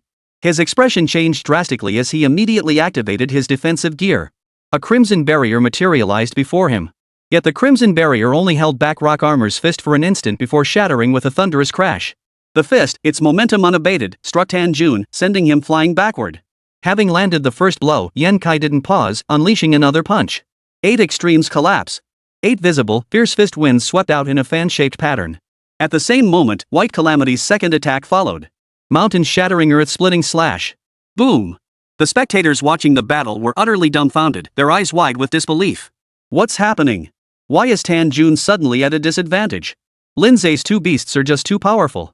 Unbelievable. This is insane. A wave of shock and awe swept through the crowd. Everyone was stunned by the scene before them. No one expected Lin Ze to actually suppress Tan Jun. The top-seeded champion couldn't even hold his own against a first-year student. How could this not be utterly shocking? Tan Jun's entourage stood frozen in place, their expressions frozen in utter disbelief. At the center seats, Wei Emo stared wide-eyed in astonishment, his hands unconsciously clenching the armrests of his chair. Laoing, what's going on with your student? He can't even defeat Tan Jun? Wei Mojing finally understood he had underestimated Lin Ze's strength. Judging by the scene before him, Lin Ze's prowess was every bit as formidable as the top 4th-year students at Muxing University. Yingyu offered no reply, merely casting a knowing, amused glance at his old friend. Wei Mojing was speechless. Never before had he found the riddle man so irritating. As the crowd gasped in astonishment, the battle between Lin Ze and Tan Jun reached a fever pitch. Under the combined assault of White Disaster and Rock Armor, Tan Jun was completely overwhelmed, unable to lift his head. Damn it! How can this guy's pet beast be so powerful? Tan Jun was filled with dread. Gone was the confident smugness he'd carried before the match began, replaced entirely by utter dread. He never imagined Lin Ze could be so deeply underestimated. If this continued, he was certain to lose. The thought of that outcome was unbearable to Tan Jun. Just then, the golden glow on the Rock Armor suddenly vanished. The 5-minute duration of Overlord's dominance had ended. After exiting the Overlord's might state, Yen Kai's power weakened considerably. Tan Jun felt the pressure ease considerably, a surge of joy filling his heart. Without hesitation, he decisively slashed Rock Armor aside with a single stroke. Then, braced for a direct hit from White Calamity, he channeled that force to propel himself like an arrow toward Lin Ze. Continuing to engage both beasts was futile. One misstep could mean defeat. The only way to secure a swift victory was to eliminate Lin Ze. This was also the most effective tactic against a Beastmaster. Lin Ze's previous actions had nearly made Tan Jun forget the opponent's Beastmaster profession. And Tan Jun had never been pushed to this limit by a Beastmaster before. So much so that this tactic hadn't even crossed his mind initially. Only now, with the situation critical, did he suddenly recall this sharp tactic. Empowered by the wind element, Tan Jun moved faster than lightning, covering over 100 meters in an instant and closing to within 5 meters of Lin Ze. At that very moment, Lin Ze remained frozen in place, seemingly petrified with fear. Witnessing this, a triumphant smile spread across Tan Jun's face. I win! Accompanied by a triumphant laugh, Tan Jun swung his blade downward. The blade, enveloped in searing flames, tore through the air, descending toward Lin Ze. But in the next instant, a graceful figure materialized out of thin air, positioning itself precisely between Tan Jun and Lin Ze. A crisp ring of steel echoed as a silver-hued sword light suddenly flared, colliding heavily with the fiery blade in midair. Clang! Amid the shrill clash of metal, the flames were shredded and extinguished by the sword's energy. The silver-hued sword light charged forward relentlessly, forcing the blade back. Tan Jun stumbled back several steps, his eyes wide with shock as he stared at the coldly composed girl before him. Realization dawned, and he gritted his teeth in fury. Damn it! The third beast. Tan Jun quickly regained his composure and charged toward Lin Ze without another word. So what if there was a third beast? Two beasts couldn't stop him, let alone just one. As long as he took down Lin Ze, victory in this match would be his. Yet the instant the thought flashed through his mind, Tan Jun saw countless dazzling silver sword lights erupt violently across his vision, engulfing him like a raging storm. Sword energy surged in every direction. Chapter 107, The Most Spectacular Match. The sudden burst of dazzling silver light nearly filled the entire screen. Eyes wide, the crowd stared at the screen, seeing only a sea of silver. And the continuous hissing sounds emanating from the display. When the silver light finally dissipated and the image cleared, they were stunned to discover Tan Jun had vanished, leaving only Lin Ze and his three beast companions. The vast arena fell into a deathly silence. Several seconds passed before a sudden roar erupted. Holy crap! Lin Ze won! What just happened? Lin Ze's beast took Tan Jun down in one move? Did I see that right? How come Lin Ze's third beast is so much stronger? That's insane! Exclamations of astonishment echoed throughout the arena. Everyone was stunned by what they'd just witnessed. They'd assumed Lin Ze's third beast would be on par with his other two, but it had taken Tan Jun down in a single exchange. It was utterly unbelievable. Unbelievable. Wei Mo's face was etched with astonishment. He glanced at Yingyu, finally understanding the meaning behind Yingyu's earlier expression. Lin Ze's strength could no longer be judged by mere grade standards. He was fully qualified to compete in the University League. Amidst the crowd, Zhuoyuan, Yijing, Su Hong, and their group stared blankly at Lin Ze on the screen, their mouths agape, unable to recover for a long while. Holy crap, Lin Ze is insane! Su Hong murmured in utter shock. The others nodded instinctively upon hearing this. Indeed, it completely surpassed my expectations. Who would have thought Tan Jun actually lost? How the hell did Lin Ze level up? He's way too strong. Compared to him, I feel like my cultivation has gone to the dogs. The last remark drew nods of agreement from many nearby. Zhuoyuan pursed his lips, then sighed deeply. Even he didn't have a guaranteed win against Tan Jun, much less defeat him with such ease. The key point was that Lin Ze didn't seem to have exerted his full strength yet. Or rather, Lin Ze's third pet beast hadn't unleashed its full power yet. But one thing was certain, that young girl's beast far surpassed Tan Jun in power. If he were to face Lin Ze, the outcome would be no different from Tan Jun's. The thought that his own strength was inferior to that of a first-year student left Zhuoyuan feeling incredibly conflicted. Damn it! Su Hong's sudden outburst drew everyone's attention. I should have bet on Lin Ze. The crowd froze for a moment before realizing what he meant, each filled with regret. Had they known Lin Ze was this formidable, they would have bet on him without hesitation. By now, they might have been rolling in profits. Given Lin Ze's skill level, winning the championship is uncertain, but reaching the semifinals is practically guaranteed. While the odds for the top four aren't as high as for the championship, they still offer over 8 points. Betting 3,000 contribution points could net you over 20,000 in payout. That would be a huge win. But it was too late for regrets now. After Su Hong's reminder, Zhuoyuan suddenly recalled his earlier speculation. He hadn't been sure whose contribution points the over 10,000 bet on Lin Ze's championship victory belonged to, but now it was clear beyond doubt it had to be the Extreme Sword Society. Only Lin Ze's own guild would have such unwavering confidence in him. Yet doubt immediately surfaced in Zhuoyuan's mind. If Extreme Sword Club had bet on Lin Ze making it to the top 4, they would have been guaranteed a payout. But betting on him to win the championship added a whole new layer of uncertainty. After all, Weijia was no pushover. Or perhaps Lin Ze was absolutely certain he could defeat Weijia? Zhuoyuan shook his head, a new doubt forming in his mind. Lin Ze's victory sparked immense commotion. Some were stunned. Or excitement. Or admiration. Amidst the clamoring crowd, only Tan Jun sat frozen in his seat, his face ashen and utterly silent. Just moments earlier, he had been brimming with confidence, certain of victory. As for teaching Lin Ze a lesson, that was merely a side goal. Yet he never imagined he'd lose to Lin Ze before even facing Weijia. In that moment, Tan Jun couldn't help but wonder if he was caught in a nightmare. How else could he have lost to a first-year student? Yet the deafening roar of the crowd and the piercing stares of mockery all around him proved this was no dream.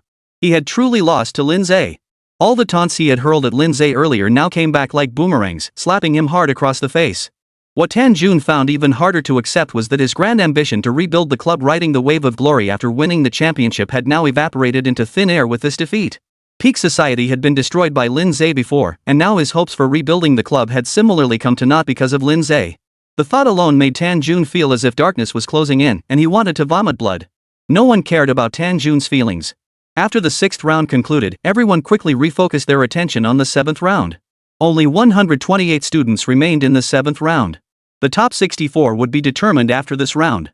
Lin Ze's 7th round opponent was an ordinary 4th-year student. Upon seeing Lin Ze as his opponent, the other student promptly conceded defeat. Everyone found this perfectly normal. Now, only Weijia could stand a chance against Lin Ze. Even Zhuoyuan fell short. In the 8th round 64-32, Lin Ze's opponent also conceded defeat. In the 9th round, the 32-16 bracket, his opponent conceded defeat once more. Lin Ze advanced without a fight through both the round of 16 and the quarterfinals. It wasn't until the semifinals that his opponent, perhaps unwilling to concede defeat, chose to face Lin Ze head-on. Yet Lin Ze didn't even summon Feather Spirit. He defeated his opponent solely with White Calamity and Rock Armor. With that, Lin Ze secured his spot in the finals. The other finalist would emerge from the match between Zhuo Yuan and Wei Zhe. Both contenders were widely regarded as top favorites to win the championship. Had Lin Ze and Tan Jun not faced off, this would likely have been the most anticipated matchup before the finals. That said, their match was still spectacular. Or rather, the main spectacle lay in Wei Zhe's overwhelming display of power. Throughout the entire match, Wei Zhe moved with effortless ease, defeating Zhuo Yuan with remarkable simplicity. After the match, the crowd erupted in thunderous applause. Wei Zhe truly lives up to his reputation. He's incredible. A level 95 Steelblade commander? His strength is undeniable. Zhuo Yuan is only a few levels below Wei Zhe, but the gap in innate talent and the quantity and quality of skills is just too vast. That's why he lost so quickly. Compared to just over 3 months ago, Wei Zhe's strength has grown significantly. The buzz of discussion filled the air. The conclusion of the semifinals did nothing to dampen the dueling arena's roaring atmosphere. If anything, it only intensified. For everyone knew the most anticipated match of this year's school tournament was about to begin. Chapter 108, Wei Mozheng, my son has this in the bag. Here it comes, here it comes. The final match is finally about to begin. Who would have thought Wei Zhe's opponent would be Lin Ze? I was expecting Tan Jun or Zhuo Yuan. The strongest freshman versus the top 4th-year student. This is bound to be a fierce battle. Wonder who'll win? No question about it, Wei Zhe, of course. Not necessarily. Lin Ze isn't weak either. He beat Tan Jun. Tan Jun only got taken down so fast because he got careless. If he hadn't underestimated him, Lin Ze probably wouldn't have beaten him so easily. I also think Wei Zhe has a better chance of winning. The crowd buzzed with discussion. The majority favored Wei Zhe to win. Compared to Lin Ze, Wei Zhe, who had spent 4 years at the school, was undoubtedly more familiar to everyone. Wei Zhe's formidable strength had long been ingrained in people's minds. Even though Lin Ze had repeatedly demonstrated astonishing abilities, he couldn't overshadow the reputation Wei Zhe had built over 4 years. Amidst the crowd, Wei Zhe listened to the murmurs around him, a confident smile spreading across his face. Zhuo Yuan, who had been seated next to Wei Zhe since the match ended, noticed his expression and remarked with a smile, "Seems you're quite confident." "Not really," Wei Zhe replied calmly. "He's just a freshman." "Lin Ze isn't just any freshman. Didn't you see Tan Jun fall to him?" Wei Zhe replied coolly, "Tan Jun was never my opponent to begin with." Zhuo Yuan shot him a surprised look before realizing. "Seems like you've gained a lot during your months of training outside." Zhuo Yuan and Wei Zhe were close. He knew the latter wasn't one for blind confidence. Even when Wei Zhe had previously held an edge over Tan Jun, he wouldn't have spoken with such tone. The only explanation was that during his time training elsewhere, his strength had increased dramatically. Either he had acquired powerful equipment, or he had mastered formidable talents and skills. Sure enough, when Zhuo Yuan probed with a question, Wei Zhe merely smiled faintly, implicitly acknowledging Zhuo Yuan's observation. Seeing this, Zhuo Yuan didn't press further, though he silently felt sorry for Lin Ze. It seemed Lin Ze had no chance of winning the championship. Meanwhile, at the central seating area, the assembled guests began offering flattering remarks to Wei Mozheng. "We've long heard of Mr. Wei's son's exceptional talent, and now we see it truly lives up to its reputation. The championship of this competition undoubtedly belongs to your son. I'd like to extend my congratulations to Mr. Wei's son for his victory in advance." "Thank you all for your kind words." Wei Mozheng responded with a smile to each remark. Others might not realize it, but he knew just how remarkably his son's abilities had grown in recent times. Even Lin Ze wouldn't stand a chance against his son. Perhaps in another year or two, Lin Ze might surpass his son. However, at this stage, there remains a significant gap in strength between the two sides. Throughout this school tournament, Wei Zhe has been aiming for the championship from the very beginning. Securing the championship would make him the top student representative for Muxing University in the league competition. This would bring immense benefits for his future development. Fame was secondary. More crucially, a strong performance in the league would grant access to various training programs established by the World League specifically for young professionals. Especially the highest tier, the Supernova program. At this thought, a faint smile touched Wei Mo's face. He turned to look at Ing Yu and said cheerfully, "Old Ing, you don't seriously think Lin Ze can win this time, do you?" Wei Mozheng could tell that Ing Yu clearly understood Lin Ze's true capabilities. He just kept quiet earlier to enjoy watching him make a fool of himself. The old fox still had that same wicked sense of humor. This time, Ing Yu finally stopped beating around the bush and shook his head frankly. "Hard to say." "What do you mean? You know about the destruction of the ruin node a while back, right?" "Of course." Wei Mozheng nodded. The appearance of the ruin node near Donghu City had been all over the news. How could he not have heard about it? In fact, he followed the developments more closely than most. After all, the majority of the Wei family's assets and personnel were based in Donghu City. If Donghu City became a forbidden wasteland, the Wei family would suffer devastating losses, if not collapse entirely. He had breathed a huge sigh of relief upon hearing that the ruin node had been destroyed. Unfortunately, the military had imposed a strict information lockdown on the operation's details, making it difficult for outsiders to learn the specifics. Wei Mozheng thus remained unclear about the origins of the entire affair. Lin Ze was the chief architect behind the destruction of the ruin node. Yingyu recounted Lin Ze's exploits within the annihilation node in a low voice. Upon hearing this, Wei Mozheng was utterly astonished. So Lin Ze had been the main force behind destroying the annihilation node. He had assumed it was the special operations squad deployed by the military. After all, by common sense, the students sent by the Transcendent University were mostly first and second year undergraduates with limited capabilities. At best, they could only serve to divert pressure. The military personnel should have been the ones tasked with the actual destruction of the node. Yet he never imagined the boss of the ruin node possessed combat power on par with a 9th-tier legendary class professional. Even the military forces had suffered heavy losses. Even more astonishing was Lin Ze's ability to turn the tide. Keep in mind, Lin Ze's level back then couldn't have exceeded 50. To single-handedly overcome 4 major tiers and slay the filth tree under such circumstances? That's strength beyond human comprehension. More importantly, if Lin Ze was already this formidable back then, how much stronger must he be now? No wonder you hold him in such high regard. Wei Mozheng remarked with a look of admiration. If he were in Yingyu's position, he'd have no small amount of confidence in Lin Ze too. Yingyu chuckled. Do you still think Weijia has a sure win now? Wei Mozheng raised his eyebrows and nodded without hesitation. Of course. This resounding certainty caught Yingyu off guard, leaving him momentarily stunned with a look of confusion. Even after learning of Lin Ze's exceptional talent and strength, why did Wei Mozheng still possess such unwavering confidence? Wei Mozheng smiled faintly. Just wait and see. It was merely a filthy tree. Even 3 months ago, Weijia could have taken down the filth tree. Let alone now, with his vastly increased strength. Yingyu was unaware of Weijia's recent gains, which is why he thought that way. Once he learned Weijia's true capabilities, his perspective would shift. Wei Mo remained silent. After playing the riddle master for a while, it was now his turn to keep this guy waiting. Seeing his old friend's plan, Yingyu smiled without comment and turned his attention back to the screen. The final round commenced swiftly. Under the excited and expectant gazes of the crowd, Lin Ze and Weijia appeared almost simultaneously in the trial space. The arena's massive electronic screens displayed the two standing face-to-face in crystal-clear detail. No matter where one sat, the clash between the two was perfectly visible. The arena fell silent in an instant. Every pair of eyes was glued to the screens, afraid to miss a single moment of what was about to unfold. Chapter 109, The Giant God Soldier, Weijia's Ace in the Hole. Within the trial space, Lin Ze and Weijia stood facing each other from a distance of 30 to 40 meters. A flicker of surprise crossed Weijia's eyes as he looked at Lin Ze. On his first day back at school after returning from his external training, he had heard about Lin Ze and was genuinely startled. After all, he was already regarded by many as an unparalleled genius, and he took great pride in his own talents. Yet even so, he had to admit Lin Ze was far more outstanding than himself. At the very least, back when he was still a first-year student, he could never have fully cleared the legendary difficulty of the Ironthorn Black Tower. Let alone defeating fourth-year students by skipping grades. Lin Ze's talent was simply extraordinary. Junior Lin Ze. Weijia spoke slowly. Though separated by 30 or 40 meters, his voice carried clearly to Lin Ze's ears. You are truly exceptional, the most outstanding talent I've ever seen. Give you another 2 years, no, even just one more year to grow, and chances are, even I wouldn't stand a chance against you. But as things stand now, I'm certain to take the championship. A hint of regret mingled with Weijia's tone, but it was overshadowed by confidence and certainty. Is that so? Lin Ze remained calm and composed, his eyes flickering with a hint of calculation. From what he'd heard, Weijia might be slightly stronger than Tan Jun and Zhua Yuan, but only marginally so. That Weijia could remain so confident after witnessing Lin Ze defeat Tan Jun meant either the rumors were wrong, or he held a powerful trump card. Either way, Lin Ze felt no fear whatsoever. Noticing Lin Ze's composed expression, Weijia frowned slightly. A vague sense of unease stirred deep within him for reasons unknown. He quickly dismissed it. Victory in this match would be his. Buzz. Giant numbers appeared above the arena. 10, 9, 8, 7.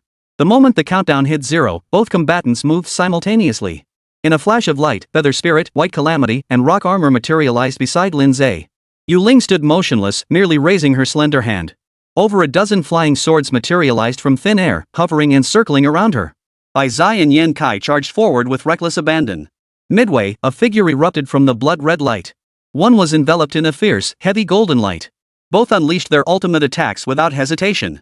At the same moment, Weijia held a shield in his left hand and a blade in his right, slamming them together with a thunderous crash before him. Boom! Accompanied by a dull thud, dazzling silver light erupted from the point of impact. It expanded at an astonishing speed, rapidly growing larger until it instantly materialized into a towering figure. Heavy silver armor. A burly physique. Though merely a translucent apparition, it radiated a palpable, mountain-like aura of weight and presence. Before them stood a colossal, heavily armored giant, towering like a mountain range. Weijia had somehow arrived at the giant's heart, hovering in midair. Whoosh! The spectators erupted in a collective gasp. Eyes widened in shock as all gazed at the silver-armored giant on the screen. Even through the screen, they could almost feel the terrifying pressure bearing down on them. What is that? A skill? Or an innate ability?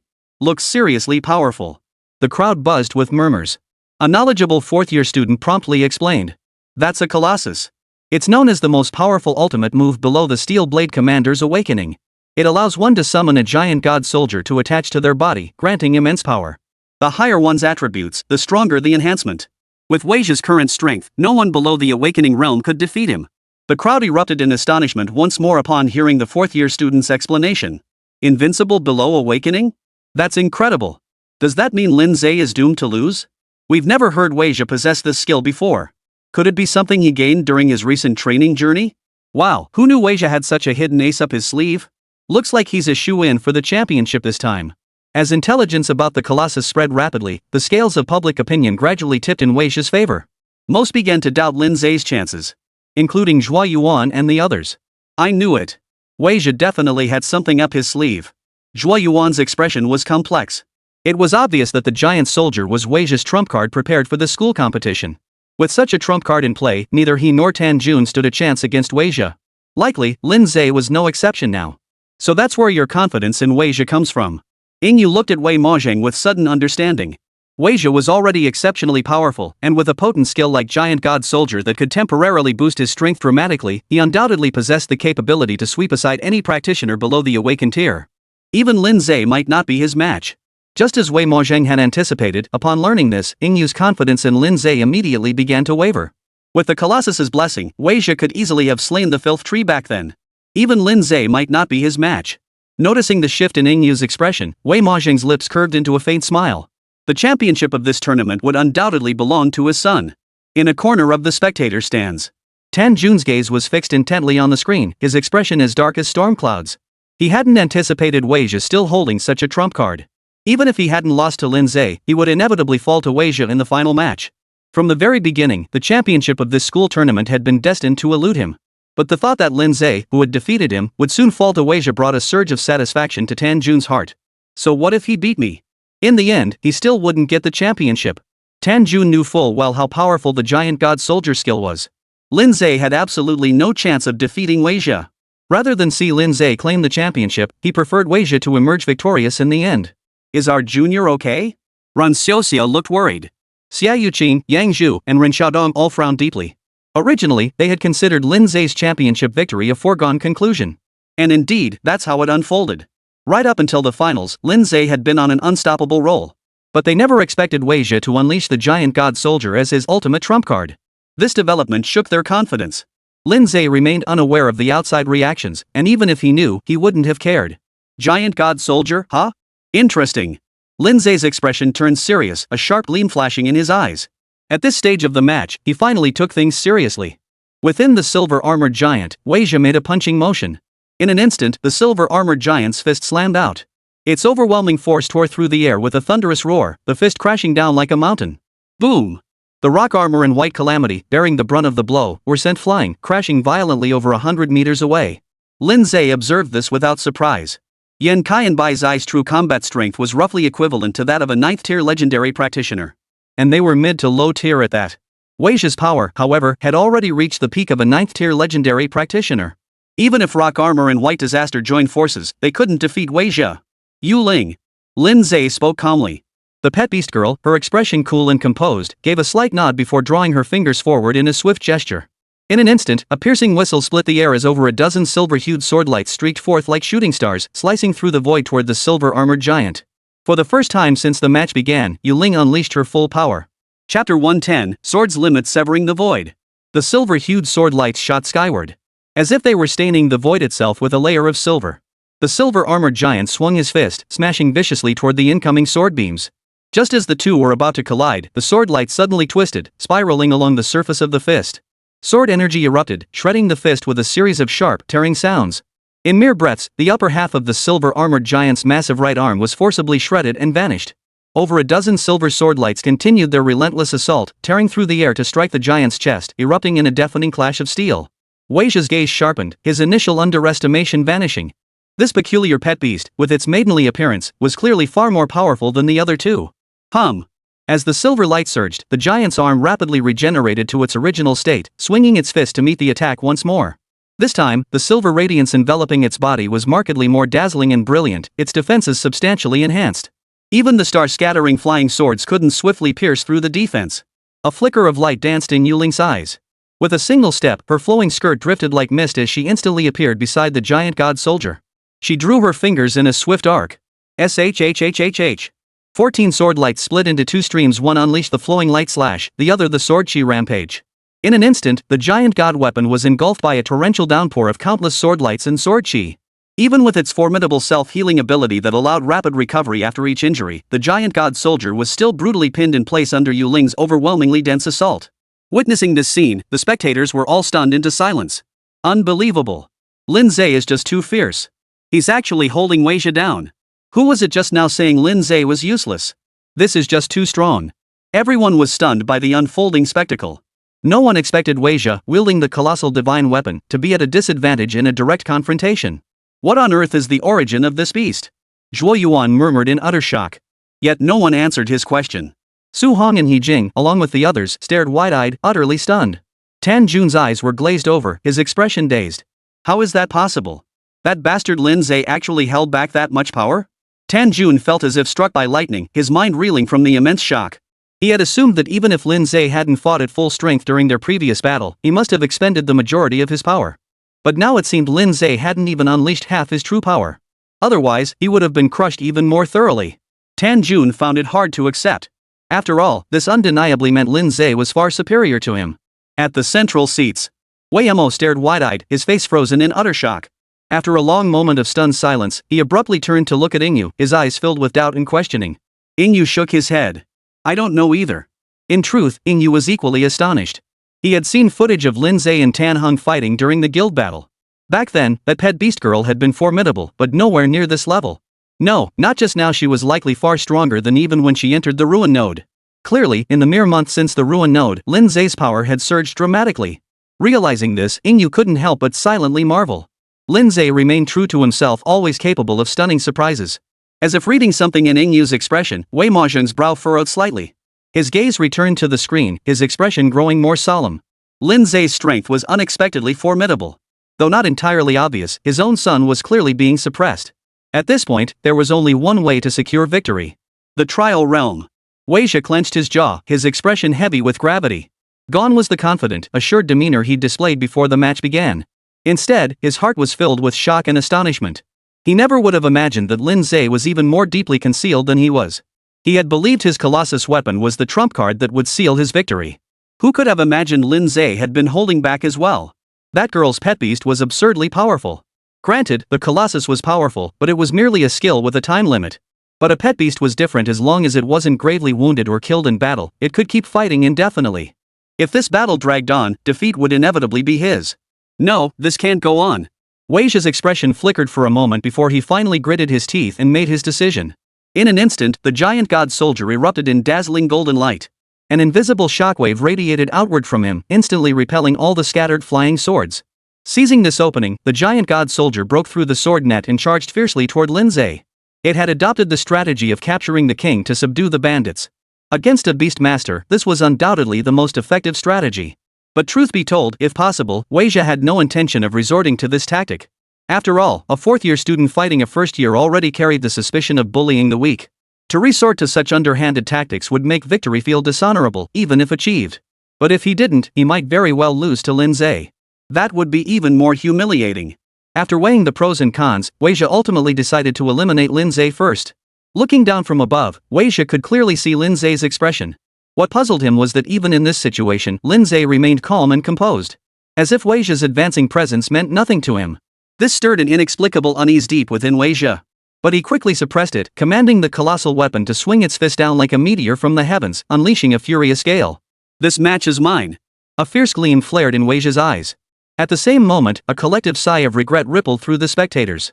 Lin Ze had been just one step away from claiming the championship. Alas, he ultimately fell victim to the greatest weakness of a beastmaster. In the central seats, Wei Mo Zhang's face flashed a brief smile. But the next instant, his smile froze abruptly. On the screen, Lin Ze casually waved his hand, and light and shadow surged around him. 14 flying swords materialized out of thin air, circling around him. As Lin Ze raised his right hand high, the 14 flying swords rapidly converged above his head. Merging together, they burst forth with dazzling brilliance, materializing into an illusory sword shadow over 100 meters long.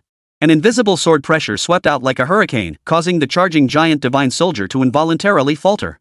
In the next instant, the sword shadow slashed down. Like mountains collapsing, it crashed down upon the colossal divine soldier. Sword extreme, severing the void. What is this? A look of utter horror spread across Weijia's face. The terrifying pressure bearing down on him made him feel as though he couldn't breathe. He couldn't comprehend how Lin Ze, a mere beastmaster, could wield such terrifying power. Is this even a beastmaster anymore? Reality, however, left him little time to ponder.